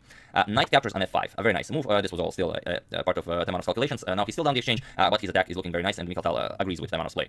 Rook to b1, and here even more critical moment in the game. It's always funny when I say like that, because usually everyone always presents one critical moment in the game, but I don't know. Okay, maybe I should call other critical moments something else, but this is an even more critical moment. Regardless of the terminology. Here Tal says that here comes the first bad move by Taimanov in this game. He plays rook captures on b1, but he doesn't have to react to this. It's true that the rook is attacked twice, but white can simply react here by improving the position of the king h2. And now you have to realize that the rook cannot be captured. For example, if rook captures, bishop captures with an attack on the queen, and now if queen captures on a7 with check, and the rook is under attack. After king moves, now comes knight to g7 first, not allowing the king to capture the knight. King moves, and now queen captures rook with check, and after king d4, we have queen b6 check. King moves, and after bishop to e3, whatever black plays, black is getting checkmated. For example, queen a1, queen b8 will be checkmate. You can see that the bishop is guarding this square, knight is guarding these light squares very nicely, and the queen is slicing all the way here. So a very nice idea. But Tamanov, perhaps short on time, does not find king to h2, rather he captures. We have rook captures, and now comes king to h2. Okay, Fischer goes queen to d7, attacking Tamanov's knight on f5, and here, the second, not the greatest move by Tamanov. Here he simply should have continued with the g4, keeping the knight on f5, as the knight on f5 is a beautiful, beautiful piece. Perhaps he was afraid of d4 or something, as, I mean, it was a, perhaps he was in time trouble, but if he ever pushes a d4 or even something like that, then bishop to c4 check will win the game immediately. King e8, and now queen here, it's all over. The bishops are slicing all the way here. The queen is threatening to capture on f6, on g6, there's nothing to do here. But okay, he played knight to d4, he got the knight out of the way, he didn't want to open up his king too much, and now it's Fischer who will enjoy his advantage here. Queen to d6 check by Fischer, g3, and now comes queen to d4. Here Fischer is threatening queen to e1, followed by queen to g1 or h1 with checkmate. So Tamanov attempts to prevent this by playing knight to c6, which is a nice idea. Now if queen to e1, now Tamanov has queen captures on a7 with check, and here he could easily draw the game or even win it, but you know, he can never lose it after, you know, even if Fischer prevents some of the checks, the king is wide open here. Tamanov would be able to freely check Fischer's king, and he does have the bishop pair, so if Fischer plays a bad move, it perhaps even checkmate him. But okay, after knight to c6, Fischer doesn't go for it, he goes queen to b6, offers a trade of queens, and now of course you cannot trade queens here. If you capture, then Fischer's up the exchange, it would be an easily winning position for Bobby. So instead, after queen to b6, we have knight captures on a7, trying to grab a pawn here, but it doesn't work. Here Fischer simply plays queen captures on e3, we have bishop captures on e3, and here comes a move Tamanov missed, or otherwise he would never have gone for this. Feel free to pause the video here and win game number 1 in this historic match for Bobby against Mark Tamanov. Mark Evgenievich Tamanov, to be more precise. I will give it a couple of seconds if you want to, you know, decide whether to do it or not. For those of you who were able to do it, congratulations, you have just won a very important game of this historic match. And for those of you who just want to enjoy the show, the move is rook to e1. Fischer played this move. This is move 40, and here the game was adjourned. You know, when the game was supposed to be resumed, Tamanov decided not to continue this game, as after analyzing it at home, he saw that whatever he plays simply loses. Why did he resign? Well, whatever you play, you obviously have to move the light square bishop. It's under attack. It doesn't really matter where you put it. For example, bishop e5. Now knight to e5 is coming. So here the threat, of course, is if you play something like h4, d4 is coming after you capture, knight f3 check. Black wins a piece here. But even if you play something like king to g2 to avoid this, still you get knight to f3, d4 is coming. And now whatever white plays, there's really no useful move for white here. For example, bishop f1, d4 is coming. You move the bishop, now comes knight d5, threatening to capture the dark square bishop and then push the d pawn. But whatever white plays, doesn't really matter. Knight d5, you simply capture, bring the king in, and if white tries something like pushing the pawn, then you start pushing your pawn, and now it's all over. There's no defense against this and this. You can either give up a bishop and then lose the game, or give up the knight after the pawn is pushed all the way to d1. But a wonderful game, and yeah, after this bishop to e3, Fischer played rook to e1, the game was adjourned, and then Mark Tamanov resigned the game without even continuing here.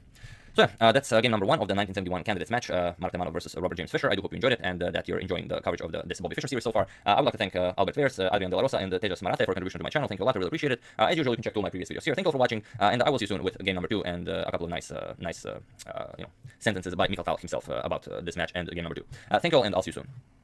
Hello everyone, and welcome to round 9 of the 2018 Bill Chess Festival. It's Shahriar Mamedyarov versus Magnus Carlsen, the most awaited game of the tournament so far, as Shahriar Mamedyarov is leading the tournament by 1 full point ahead of Magnus Carlsen. So Carlsen would definitely enjoy winning this game, or at least drawing it as he faces Nico Georgiadis in the final round with the white pieces, and Mamedyarov also has to face Peter Swidler, where Swidler will have the white pieces in the final round. So before we check out the game, we have a couple of photos. Here a very nice photo of Mamedyarov versus Carlsen. It's still from the opening, both of them just, you know, enjoying the position. Here we have a nice close-up of Magnus Carlsen, also here a nice close-up of Shahriar Mamedyarov. And I prepared something I'm sure you'll enjoy. This is their score so far. So regarding classical games, Magnus Carlsen beat Shahriar Mamedyarov 5-1. So 5 wins Carlsen, 1 win Mamedyarov with 11 draws. And if you include rapid and exhibition games, then the score is 19-3 for Magnus Carlsen with 17 draws. So whichever format you check out, classical or rapid exhibition, Carlsen is in the lead. So also a very nice opportunity for Shahriar Mamedyarov, as I believe 2 of them are the only 2 players that are above 2800 rating. So that being said, let's check out this game. And it's also interesting that this is a game of 2 world champions, and as Magnus Carlsen is the reigning world champion, Shahriar Mamedyarov is the junior world chess champion, as he won the junior world chess championship, but he's actually the only player ever to win the junior world chess championship twice. The junior world chess championship is below 20 years of age. So let's check it out. Mamedyarov opens with d4, and it's very interesting. I don't know if you remember the Tal versus Botvinnik series, where Botvinnik would open either with knight f3 or c4, and then when Botvinnik finally opened with the d4, Tal knew that Botvinnik was up for a fight. So could be the same in this case. Mamedyarov is definitely up for a fight with the white pieces. Knight to f6, c4, g6, we have the king's Indian defense on the board, g3, bishop to g7, bishop to g2, we have castles, knight to c3, d6, and now knight to f3. Carlsen goes c5, and here we have castles, knight to c6, and e3. Mamedyarov said in an interview after the game that he doesn't really like this e3 move, but, you know, it's not bad. Here, white can also push d5, immediately grabbing the space in the center, and then you could play something like knight a5, knight e5, knight back to b8. I myself enjoy knight back to b8, but, you know, whatever works for you, I guess. So after knight to c6, we have e3, Carlsen goes d5. Now Mamedyarov said that he didn't think that the d5 move was actually, you know, very good for black, but Carlsen said that if white plays e3, which is a bit more rare, that d5 is actually good for black, and that it's actually white who will struggle if he wants something more other than equality. So okay, c captures on d5, knight captures, queen captures, and then now comes knight to e5, opening a discovered attack against Carlsen's queen. We have queen d6, knight to c4 now, attacking the queen, queen to c7, and now d5. So a very nice expansion by Mamedyarov. First, rook to d8, developing the rook as the pawn is now pinned. Bishop to d2, now the pawn is no longer pinned, as the queen will not be under attack if pawn captures. And here, knight to b4, and this is Carlsen showing that he would enjoy something more than a draw in this game. Because if he wanted, he could have gone knight to e5, and then go for a series of exchanges, knight captures, after bishop c3, captures, and after b5, it would be a fine position for both of them, with a lot of pieces you know, already traded down. So after bishop to d2, Carlsen goes knight to b4, and this will create a lot of complications. Bishop captures, pawn captures on b4, and now comes rook to c1, threatening all sorts of discovered attacks, but none of them actually work for now. So a5 first. We have a3, pawn captures on a3, and now comes a4. A very nice idea. grabbing more space, perhaps preparing the b3 square for the rook in the future, maybe after the b pawn is traded down, but also locking down white's a3 pawn on a dark square, so black will be able to attack it later. We have queen to d3, and here comes a move that Carlsen totally miscalculated, because there are a lot of moves possible here. For example, rook b8, preparing to push b5. Carlsen said in an interview after the game that rook to a6 is a very interesting move. Also, if bishop to d7, then Carlsen says that d6 pawn captures knight to d5, opening up a discard attack against the queen, but that the black would be fine here. For example, if we check queen to a5, okay, the b7 pawn is under attack, but you can simply capture here, and not even capture on b7, you can go bishop here, and the white will have some nice pressure, but black should be able to hold this, Carlsen thinks. But after queen to d3, he played bishop to f5. He knew that, of course, e4 was coming. He brought the bishop back to d7, which was possible right away, but then he says he totally missed queen to e3. Queen to e3, preparing knight to b6, and now this would be a very powerful discovery, as the queen is guarding the b6 square, and this would open up an attack towards Carlsen's queen from the rook on c1, and also attack the a8 rook. So he does have to do something. He played rook to a6, but already he says that he did not enjoy his position here. E5 by Mamedyarov, b5 attacking the knight, and now comes d6. So first, not reacting to the attack against the knight. Now Carlsen's queen is under attack. And here, what do you do here? If you play something like knight instead of this move, you could play something like knight to d6, but it doesn't work. For example, opening up a discovered attack towards the queen. But after queen moves, knight captures on f7, king captures, e6 check, captures. There's nothing for white here. Black is perfectly fine here, even up a pawn. So instead, after this b5 move, like we said, there are no good discoveries. This doesn't work. d6 was played. Here we have queen to b8. Capturing on d6 doesn't really achieve anything, simply helps white. D captures on e7, attacking Carlsen's rook, so you still cannot capture knight on c4. Rook to e8, and now comes rook f to d1, offering the knight here in exchange for rook captures on d7. Carlsen doesn't like this. First he captures the pawn back, rook captures on e7, but now comes queen to c5. Here, again, Mamedyarov does not react to this, because now queen captures on e7 is a possibility. And here, Carlsen played queen to f8. This was a miscalculation, but again, there's really not all that much you can play here. Queen to d8 doesn't work, because, okay, you protect the rook, but queen captures on b5 is coming, the bishop is pinned, as the rook will be attacking the queen. And after queen to c5, a move that could have been played for perhaps is bishop to f8. But this is an engine move, very unlikely for a human to play it, because now after knight to d6, you get rook captures on e5. This is the whole point. Queen captures rook, and now rook captures on d6. Rook captures, bishop captures, and now you'll have black will be up a pawn, but also black will have a bishop pair. And now if this is holdable, the engine prefers this position to the one Carlsen chose. So after queen to c5, we have queen to f8, knight to e3, and this is the move Carlsen missed when he played queen to f8. If he had saw this move, perhaps he would search longer and then perhaps find the bishop to f8. Here, knight to e3 seems impossible, because of course you're constantly thinking the knight has to keep an eye on the e5 pawn, but actually it doesn't, because now you cannot capture, for example, bishop captures, as you get rook captures on d7, rook captures, and queen captures. The other problem is even rook captures on e5 doesn't work, because first you will capture the queen there, and after bishop captures, rook captures, bishop to a3, capturing the pawn, and it seems like, okay, black is down a piece, but you have two connected pass pawns, perhaps, this means something, but not really, because the variation is forced. Rook to c8 check, king moves, rook to c7, attacking the f7 pawn. There's really no good way to defend it, only way is rook to f6, and now comes knight to g4. Attacking both rooks, and now after rook moves, rook e1, we have bishop to f1, blocking, and now after rook comes to f5, now comes king g2, and pretty much whatever black plays, let's say h5, knight e3, attacking the rook. Rook still has to keep an eye on the f7 pawn, knight to d5 now, rook moves, and now bishop to d3 will win the rook, rather the exchange. Rook has to move, rook e5, and now rook captures on f7. Okay, or either you will capture the knight, or allow bishop captures rook. If you move the rook, then of course you are getting checkmated here. After rook to f7, this will be checkmate. So not a simple position, definitely. So here, after knight to e3, Carlsen saw that this was not possible, he played bishop to e6. We have queen captures on b5, grabbing a pawn, rook to a7, and now knight to d5. Bishop captures, rook captures on d5, and now rook e to b7. Queen to d3, rook comes to d8, not allowing rook to d8 to win Carlsen's queen. Now comes h4, we have queen to e8 and queen to d4 now, attacking Carlsen's rook on a7. Queen to e7, defending the rook, and now f4. And here Carlsen plays bishop to f8, which is a very nice move. If you go for the a3 pawn, which is definitely offered, after queen captures on a7, queen captures rook on c1 with check, king can now move to h2, as h4 was played, and now you don't really have anything with rook to b1 and queen to g1, the king will be very safe on h3, and if you try the most promising variation, rook b2, then you get rook d7, attacking the f7 pawn, and after queen c2, attacking the bishop on g2, here comes queen a8 check, bishop blocks, and rook to d8. The queen is guarding the bishop here, so there are no threats, and there is very little you can do against this threat. So that would be very nice for white, but, it's very hard to find such a move. So okay, after f4, we have bishop to f8. King to h2, a very nice move, not allowing anything to happen to the king while on the first rank, some discovered check or something. Rook to b7 by Carlsen, and now here everyone thought that rook to d6 would be the idea here, simply not allowing Carlsen to threaten queen captures on a3, and this would definitely keep up the pressure. But he decided to go for queen captures on a4 and allow this exchange. Queen captures on a3 was played, queen captures on a3, bishop captures on a3, and now rook c to d1. We have bishop to e7, and now comes king to h3. Improving the position of the king. Rook to d7 doesn't really do all that much just yet, because rook simply captures, and after king to f8, everything is defended nicely. It's very hard to actually push for something here. It's 4 pawns against 3, all of the pawns are on the king side, and the bishops are of opposite colors. So okay, after bishop to e7, we have king to h3, and now rook to c7. We have h5, and here everyone thought that, okay, of course, you can capture a pawn here, but then your pawn structure would be completely ruined, no one would do this. Better yet, maybe simply make a move, king f8 or something. But actually, Carlsen simply captures it here. G captures on h5. Now, the material on the board is equal, but of course, Mamedyarov's pawn structure is much better here. We have f5, Carlsen pushes f6, he doesn't want Mamedyarov to push f6. Now comes e6, Mamedyarov now has an extremely strong pass pawn here. Rook to b3, and here comes rook to d7. You can't go king h4 or something to go after this pawn, because then you have a g3 pawn hanging here, and of course rook to c4 will either force you to capture it or move back. So instead we have rook to d7, and now comes rook to c3. Keeping an eye on that rook. Rook to a1, now comes king to g7, and now rook to a8. Here, king to h6 is played by Carlsen, we have rook to e8, attacking the bishop, and here bishop to b4 is played. Bishop to b4, a nice move perhaps after this rook moves, then bishop to e1 will be possible, pressuring that g3 pawn, the rook will also be pressuring it, but also possible instead of bishop b4 was bishop to a3. And now after rook h8, for example, attacking the h7 pawn, Carlsen could simply retreat bishop to e7, but a similar idea was played in the game. After rook e8, bishop to b4 was played, and now comes rook to b8, attacking Carlsen's bishop. Carlsen moves the bishop back, and here you could do something like rook back to e8 and then go for the whole rook to h8 idea, but instead bishop to e4 was played by Mamedyarov. We have rook 3 to c4, attacking the bishop, but also possible was rook to e3. It's also a very hard move to find that allows rook captures on c7 and now bishop to d6. But it's also very unlikely that black would be able to hold this. For example, now rook to g8, defending the g3 pawn as the bishop and rook are attacking it here. After you capture the rook, now e7 is coming. And now after rook captures on e4, you get the queen, rook captures, and now king to g5. And after rook attacks the bishop and the pawn, bishop e5, rook captures on h7 is coming. And it's very unlikely that black could actually hold this. But okay, after bishop to e4, rook 3 to c4, attacking Mamyarov's bishop on e4. We have bishop to d5, and now comes bishop to rook to c5, attacking the bishop. Bishop back to e4, rook to c4, and here bishop to d5. And Carlsen repeats rook to c5. So if Mamyarov would repeat bishop to e4 once again, it would be a draw. But instead he goes rook to b7. And now you have to decide what to do here. Capturing on b7 would actually lose you the game, as after bishop captures, your bishop is under attack. After you move at e7, the game is won. You lose a piece in the game. But after rook to b7, Carlsen played the correct move. Rook captures on d7. We have rook captures on d7. And here, again, this is calculating positions like these is what chess is all about. Carlsen played rook to a5. Simply, if rook captures here, then he will capture back here. Also possible was bishop to f8. And now we have a very complicated position.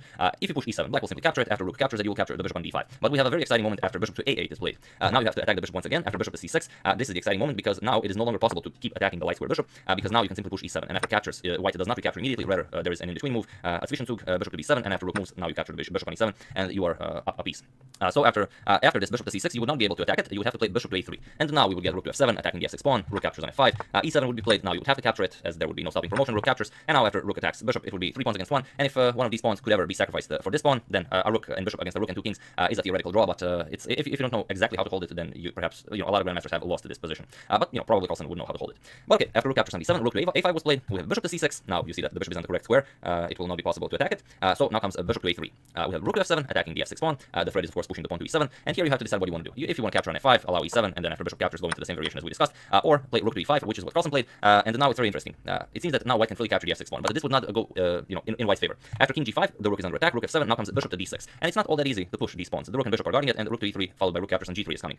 So after bishop d7, rook to e3, king moves, rook captures, king moves. Now comes h4, and now comes the main idea. After you push e7, threaten to promote, you have bishop to c5 with a forced draw. After the king moves, you will either play rook to e3, and now the king has to move back to either f1 or f2. Of course, not f2, but f1. And if you try to run away with the king, then simply rook captures on e7, and it's now a draw.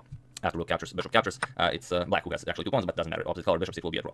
But here comes a move Carlsen missed when he played rook to e5. Probably if he saw this, then he would capture here, king to h4. He doesn't allow, Mamyarov doesn't allow Carlsen to come to g5 with his king, and now rook captures here is definitely a very nice threat. And here Carlsen says that when he saw king to h4, that he knew that he wondered that he was lost, and probably this is the moment where he stopped thinking. But I think someone mentioned during the live feed that the Norwegian supercomputer Sassy said that even this was not lost, that black could actually still hold this after bishop to b4, just allowing white to make a move. Still, both the bishop and rook are controlling d7 square, even though the g5 square is not available for the king now. There's still no clear way to actually push for white here. But as Carlsen was very unimpressed with himself, he could not believe it. After that he missed such a move like king to h4, he played bishop to c1, and here he thought. He didn't think anything, but after Mamyarov played e7, Carlsen simply started shaking his head that he missed such a move, and it was in this position. On move 57 that Magnus Carlsen resigned the game. There are some ideas, okay, the bishop is controlling here, the pawn is controlling here, maybe you could go for something like rook to e2 to deliver rook to e2 checkmate, but it doesn't work. King will simply go back, and after you try something, white will simply bring a queen into the game, and after rook captures, bishop captures, white will be completely winning, as after king captures, rook captures, it's not the same as anything we've seen before, where black could actually hold this being down material. So yeah, after e7, Carlsen resigned, he blundered with this bishop to c1 move, and although, again, he thought he was completely lost here, I believe someone did mention it in the live feed that the Norwegian supercomputer Sassy said that this was still holdable. But okay, bishop to c1, e7, and a beautiful win for Hosiyar Mamyarov. We have to check it out one more time. There you have it. So the last time this one win in classical chess Mamyarov achieved against Magnus Carlsen was in 2008 in the Chess Olympiad, so over 10 years ago. So this is a huge moment for him, and a huge victory for him, taking down the world champion. And there you have it. Here are the standings. No, these are not the standings. These are not the correct standings. Sorry about that. I'm pretty sure I had them here. Nope, not that. Sorry, I'm just gonna have to bring it in. Okay, there we have it. Sorry about that. Okay, so there you are. So Mamyarov in clear first place. So one round before the tournament even ended. So it doesn't matter how he plays out his game against Peter Svidler tomorrow. He is already 2 points ahead of Magnus Carlsen, and Hosiyar Mamyarov won the 2018 Biel Chess Festival. Carlsen is now second with 5 out of 9. Svidler also in second place, tied with Carlsen with 5 out of 9. Then Maxim Vachier-Lagrave 4.5 out of 9. Navarro David with 4 out of 9, and Nico Georgiadis with another draw with 1.5 out of 9. So it will be, although the tournament is over, I'm very interested how Carlsen's game against young Nico tomorrow will end up, because it's a terrible position to be in. You just lost a game against Mamyarov. There are no more chances for you to win the tournament, and tomorrow you could, you're probably going to play a very long game, a 6-hour game against someone who is more than 300 rating points below you. So even if you draw, you will lose rating there. So not the greatest position to be in for Magnus Carlsen, but an amazing position for Hosiyar Mamyarov, who probably played the best tournament of his life. Well, he did come second in the candidates tournament this year, but that's he did not enjoy that. Second in the candidates is almost like last in the candidates. But yeah, okay, that's the game. The video is a bit longer, but it's such an end game, it's unavoidable. I do hope you enjoyed it and that you've enjoyed the coverage of the Biel Chess Festival so far. I would like to thank Silvio De Carli, Colin Peak, and Anthony Villalpando for contribution to my channel. Thank you a lot, I really appreciate it. As usual, you can check all my previous videos here. Thank you for watching, and I will see you soon with a video from the Bobby Fischer series, as I couldn't make it to upload a video today from that series, and of course with the final round of the Biel Chess Festival. So thank you all, and I will see you soon. Hello everyone, and welcome to the remake of a video I made like a year ago. As I've already mentioned in game number 2 of this match, 1971 candidates match between Bobby Fischer and Mark Temanov, I already made a video on game 3. It was about 1 year ago, but a lot of things have changed. I have a lot more vast knowledge now to use in my videos. In that, while I was making that video a year ago, I didn't think I'd make all of the videos. So I thought I'd only make one game from the match, and then I pretty much stuffed everything about the match and the game in that one video. So as a lot of you have requested an additional video on this game, I decided to make a remake. It will not be in 4K or 8K or something. It will still be in 180p, but the human eye can't perceive the 4K anyway. So that's just that would just be stealing your money. So like we said, 1971 candidates match, Mark Temanov against Bobby Fischer. Temanov again has the white pieces, and as we've mentioned in game number 2, game number 2 is still being played. So while game number 3 is started, game 2 still didn't finish because game number 2 was adjourned twice. So this game will finish before they continue their adjourned game 2. And this will have a lot to do with the match, but we're going to talk about that some more during this game. As we don't have a lot of photos, we do have one photo. We already showed it during game 1, but there it is, just to set to the mood. Now all that being said, let's check out the game. In game number 3, Temanov opens with the same line he opened in game 1. So d4, knight to f6, c4, g6, knight c3, bishop to g7. Fischer goes for the king's Indian defense. E4, d6, knight to f3, so all the same. We have castles, bishop to e2, e5. We have castles, knight to c6, and d5. Again, Temanov goes for the exact same variation. Knight e7 by Fischer, bishop to d2. We have knight to d8, rook to c1, and f5. So this is the exact same position as they already played in game 1. And if you remember game 1, if you don't, I will put a link to it in the description below. You should definitely check it out before watching game 3. Here, Temanov in game 1 played captures on f5. After Fischer captures, he went knight to g5, and you remember the plan. Knight will come to e6. Here, Fischer will be forced to capture it, and then Fischer will win this e6 pawn eventually. But by then, Temanov will already create a very nice kingside attack. And this is definitely the correct way to go for Temanov in this match. He doesn't want to go into long endgames with Fischer. He just wants to create some nice, beautiful positions and then start attacking Fischer. So after f5, he decided to improve this variation a bit. First, he played queen to b3. A nice idea as it lines up the queen with the king that is on g8. Also, it prevents this light square bishop from being developed. And Temanov is ready to push c5 here at one point. So Fischer plays b6. Perhaps he will develop the bishop to b7. Also, b6 is preventing c5, but this does weaken the light squares on the queen side, as Tal mentions. So here we have e captures on f5, g captures on f5, and yet again knight to g5. So just an in-between move, this queen b3 and d6, but everything else will now be the same as in game 1, but very different, as you'll see. Here, there's a choice for Fischer. Does he want to go h6 and go into this forced line of knight e6, pawn captures, bishop captures, pawn captures, and then now queen to c8, guarding this pawn, and be ready to face the c5, where the queen will already be guarding, but it doesn't matter, as Temanov will still be able to push c5 here. After b captures, knight here, and now white has a very nice position, definitely has compensation for the pawn. Of course, queen captures will be impossible now. This is indirectly defending it. Knight captures here, and black will lose the queen. You cannot capture, the queen is pinned. After king defends, bishop c4, and black is lost. So okay, after knight g5, Fischer doesn't go for this forced line. Well, it's not forced all the way to losing your queen, but up until knight d5. So instead, he goes knight to f6. And here f4. Again, a very nice move. Fischer has to decide whether he wants to go e4, where something like bishop e3, d4 will be possible, and it will be somewhat hard for Fischer to develop his pieces, especially the light square bishop. So instead of closing the center, Fischer decides to go for this very nice idea that is h6, but only now. A very forcing line. We have f captures on e5, d captures on e5, and now c5. Here Temanov creates a very nice position where d6 is definitely a threat in all of the variations. For example, if you play something like h captures on g5, grab the knight on g5, d6 is coming with check, king h8, d captures on e7, queen captures, and then now c captures on b6. A captures, and now bishop captures on g5, and the white will have a beautiful position. Okay, perhaps the engine maybe would say that this is about equal, but with Fischer's naked king in the corner, white's position would be much easier to play here. So after c5, another idea is king to h8, simply getting the king out of the pin, but still d6 is a very nice threat. And again, what do you do here? You can either capture, and then we have pretty much the same deal, or capture here, and then d captures on e7, and again, pretty much the same thing. So after queen captures, of course. But maybe capturing here is better than going king h8 first. But okay, Fischer doesn't go for any of this. Instead, he goes knight f captures on d5. Of course, this is not free by any means. Knight captures on d5 is played by Temanov. Knight captures on d5, and here comes c captures on d6. A very nice idea, as of course Fischer's threat is Temanov's threat is bishop to c4, pinning this knight. And there's no good way to actually prevent this. You can push c6, then the rook is coming. You can't block with the bishop because the knight is guarding the e6 square. If you play bishop b7, then knight does come to e6, attacks your rook and queen. So a very unpleasant position for Fischer. Here Fischer played a captures on b6, and here now it's Temanov's move. He really has to make a choice here. Does he want to go for the forcing line? Rook captures on c7. The knight cannot capture as it's pinned. You can see this very nice diagonal. If the queen captures, then it's game over. First queen captures on d5 with check, and then queen picks up the rook on a8. So after h captures on g5, you would get bishop captures on g5, and again the queen cannot capture on g5 because of the same variation, or on c7 for that matter. But here Fischer would have queen to d6, and here it seems that he's defending properly. Now bishop to c4 isn't much of a threat. Bishop to e6 will simply defend, and now this rook on c7 does look a bit fishy here. So okay, after a captures on b6, Temanov goes for a more direct approach. He plays rook to c6, keeps everything on the board, but really limits Fischer's options. So what do you do here? There are a couple of options here. For example, if you capture on g5 now, then you're not going to have too much fun. Now bishop to c4 will win the game on the spot. There's no way to prevent any of this. Now the rook is guarding the e6 square. For example, you can move the king h8, but then you get bishop captures here, and after you have to prevent queen to h3, then this would result in checkmate. After bishop blocks and queen captures, you have to play f4, so the bishop will be guarding the h3 square, but now bishop to b4, and white's attack will be unstoppable. So yeah, after this rook to c6, also if you play something like bishop to f6, maybe not grab it immediately, but try to prepare grabbing, then the same idea, bishop to c4 will win you the game. So here, after some consideration, comes a move that really irritated Temanov. It's a move that is of course a favorite move by the engine. So feel free to pause the video here and try to find a nice defensive move for black. Just put yourself in Fischer's shoes here. You're really being attacked here. Try and defend this position.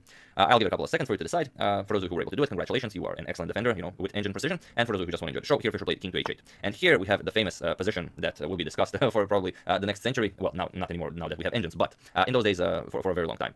Here, as I mentioned in the previous video I made a year ago, here Temanov went into a deep think. Tal mentions in his article for over an hour, but I believe it's closer to 72 minutes. So that's a lot of thinking for one move, and as Tal mentions, often when you go like into a really deep think, you will not find a better move than the one you already thought of. Like, it's very rare that you will calculate for an hour and then find a move you haven't found like in first half an hour or the first 15 minutes. I've never heard of such a case. I've thought about positions for 40 minutes, 50 minutes in classical tournaments, but never really got me anything. So yeah, this is the famous position, and here, after 72 minutes have passed, Temanov retreated with the knight to f3, as he couldn't find anything better. But here we have a couple of ideas that are indeed very nice. Queen to h3 is one such move that simply prevents Fischer from capturing the knight on g5, but also threatens rook captures on h6. Of course, this will result in checkmate. And this queen to h3 move is a move that will haunt Mark Temanov for the rest of his life, because at least, I mean, even with perfect play, which it's hard to imagine. It's not hard to imagine Fischer is capable of such play, but it will be extremely hard to defend this position. Such moves would be something like knight to f6 to prevent the rook from capturing here. But even here, White would have an excellent game. After bishop to c3, the bishop was attacked, so you have to move it. Now bishop to b7, and here rook to e6. Knight to g4, offering the knight to grab the knight on g5. But okay, bishop captures, queen captures. Here comes bishop captures on f5, and White would have a very strong attack here. Another idea after this queen to h3 move is rook to f6. Rook to f6 seems to be a bit better, but here comes bishop to c4. And now you see the problem. You cannot capture the rook on c6 because knight to f7 will capture the queen as it comes with a fork. And there aren't all that many moves you can play here. You still cannot capture. So what can you do here? f4, of course, is an idea, opening up a discovered attack from the bishop to the queen. Queen to f3 comes, and now comes h captures on g5. Rook captures, bishop captures, and now bishop captures on d5, attacking the rook on a8. Bishop to g4. You want this in between move. For example, if White captures, then Black can capture the bishop here, but White would simply move, and now you have to move the rook. And here comes bishop to c3. And Fischer would be up upon here, but with his bare naked king and the bishop pair slicing in this direction, Queen can come to g6. It would be so much easier to play this with White, and of course, it's always easier to attack than to defend. So this is the critical moment after this king to h8 move by Fischer, a really stubborn, resilient move, which Temanov really hated. He mentioned is that he felt like he was doing everything right. He was playing creative, beautiful chess, but Fischer seemed like he was invulnerable. So yeah, after this h6 move, Temanov simply retreated knight to f3, and now Fischer took this opportunity to develop pieces and grab the initiative. Bishop to b7. Now the rook has to move. We have rook to g6, and now knight to f4, forcing a trade here. As the rook and the bishop on e2 are unguarded, you have to capture the knight. Bishop captures on f4 was played, e captures on f4, and now comes rook to d1. Queen to e7. We have rook to e6, queen comes to c5 with check. King to f1, king to h1 is also possible, but there are too many back rank weaknesses, and the king will be safer on f1. Rook 8 to d8. Fischer wants to exchange one pair of rooks, so Temanov's back rank weaknesses will really be felt. We have rook captures on d8, rook captures on d8, and now queen to a4. Here preparing rook to e8. We have queen to c1 check, king to f2, and now comes a beautiful move by Fischer, bishop to f8, preparing to hone this bishop in on the c5 square and deliver this check. This would be deadly, so Temanov has to prevent it. b4 is played, and now comes bishop to e4. Again, a beautiful move, blocking this rook's defense of the e3 square, and here queen to e3 will be a very nice trap. Also, there are some hidden traps here, but to understand them, we have to see what are White's options here. For example, if queen to b3 is played to prevent any queen e3 ideas, then you have this b5 move. Here Fischer will simply say, okay, I'm up a pawn, your attack has been prevented. I mean, I'm just winning here, I guess. Of course, you cannot capture it. If you capture, then rook d1 will be deadly. And whatever you do here, it's very interesting. For example, bishop to e2, there is a beautiful variation here that wins the game instantly for Black. It's a checkmate in 4. So as an exercise, as a puzzle, feel free to check it out just to see how rich the position was. So I'll give it a couple of seconds as usual. For those of you who found queen to c5 check, you are extremely cool, and this is the way to go. Bishop to c5 check also works, but queen to c5 is way cooler, so you should play that. B captures on c5, bishop captures on c5 with check, and now it's all over. The king has nowhere to go. As you can see here, you'd have to block with the queen, and then bishop captures e3 as checkmate. Or first you can give up a knight, but then after bishop captures, the f3 square is still covered by the light square bishop. Still queen has to block, and still bishop captures on e3 will be checkmate. So that's the thing with queen to b3. So how about queen to b5, preventing this pawn from reaching b5, and still keeping an eye on everything. Well, here's the problem of queen e3 check. Now you're not guarding e3. After king moves, queen to c1 check, king moves, and now comes this bishop to d5 move. Simple, but it works. You have to move the rook. e5 square is the only square where the rook will not be attacked. Now comes the bishop captures on e2, and now Fischer simply grabbed another pawn, and the White's attack is nowhere to be found. If rook e8, then rook captures, queen captures, and simply queen e3 check, forcing a trade of queens. Captures, and now bishop captures on b4 with 2 extra pawns and the bishop pair. This would be easily winning for Fischer. So after this bishop to e4 move by Fischer, queen b3 doesn't work, queen b5 doesn't work. A lot of things don't work. So Temanov decided to go for a nice queen sacrifice. He played rook to e8, and it seems like a really weird move. Why do you allow bishop to c6 with an attack on your queen and on the rook? But this is all part of Temanov's plan, as he didn't like queen b3 or queen b5 moves, so he decided to sacrifice his queen here. Queen captures on c6 was played. We have queen captures on c6, and now rook captures on d8. So grabbing some material for the queen, but you will not be able to capture the bishop. Queen to f6 is played, attacking the rook. Rook c8, and now queen to e7. We have king f1, king h7, and now knight to d4. Bishop to g7, and now knight to b5. Knight captures on f5 is also very interesting, but it doesn't work. Now you have queen to d7, attacking both the rook and the knight. It would be very unfortunate if you played queen to e6 here with the same idea, because now you will lose the game due to bishop to d3. And now the king has nowhere to go. You are threatening all sorts of nice discoveries, and even if you capture the rook, you're still going to lose the queen due to this check. King moves, now you're up a piece and winning the game. So this would be very unfortunate for Fischer, but of course he will not allow this. And Temanov saw that it doesn't work, so he didn't capture it. Knight b5, we have bishop to e5, and now a3. Queen d7, this is completely lost for White, but you have to try. Rook to a8, we have f3, now simply making room for the dark square bishop. G captures, and now bishop captures on h2. King attacks bishop, and then now Fischer finishes the game with great style. Queen to g7 check. Of course, if you move the king, for example, king f2, queen g1 will be checkmate, so you have to capture it, but then you allow queen e5 check. And it was in this position on move 41 that the game was adjourned, but it was never continued, of course, because after the king moves, you can capture the bishop, and then it's all over. A knight and rook are no match for the queen. So yeah, that's pretty much it, and it's very interesting to get back here in this. This is definitely the critical moment, perhaps one of the most critical moments ever. Missing this queen to h3 move, Tal says that it's this move that cost Taimanov at least a point and a half, because here it cost him a full point, because if he played it, sure, Tal is sure that he would win this game against Fischer, and then of course, as you already heard in my video on game number 2 of this match, Taimanov was probably so frustrated, but also he didn't have that much time to prepare for continuing the game 2, because he had to prepare for game 3, and also Tal doesn't blame Taimanov's seconds for not preparing some very nice Deutsch lines for continuing game number 2. So that's all very interesting, but now, as you all know, as you already seen my video on game 2, Fischer is now 3 points in the lead, and now it's a 10 game match, so anything can happen here, but being down 2 points, and Fischer did win already 2 games with the black pieces. So as a bonus for this video, aside from this queen to h3 move, I will also show a very nice engine line that I just found by accident, and I thought it was really beautiful, so I decided to share that with you guys as well. Besides this queen to h3 move, there's also the very interesting bishop to f3 move, and now after blocking the bishop, bishop captures. We have pawn captures, and now knight to f7 check. Rook captures, and now e3 blocking the bishop on d2. Now comes bishop to e1, and after queen to g5, here comes queen to c2. The threat is rook to g6, but black doesn't care. Rook captures on a2. We have rook to g6, and now comes rook to a1, temporary queen sacrifice on g5. Rook captures, now comes rook captures on e1 with check.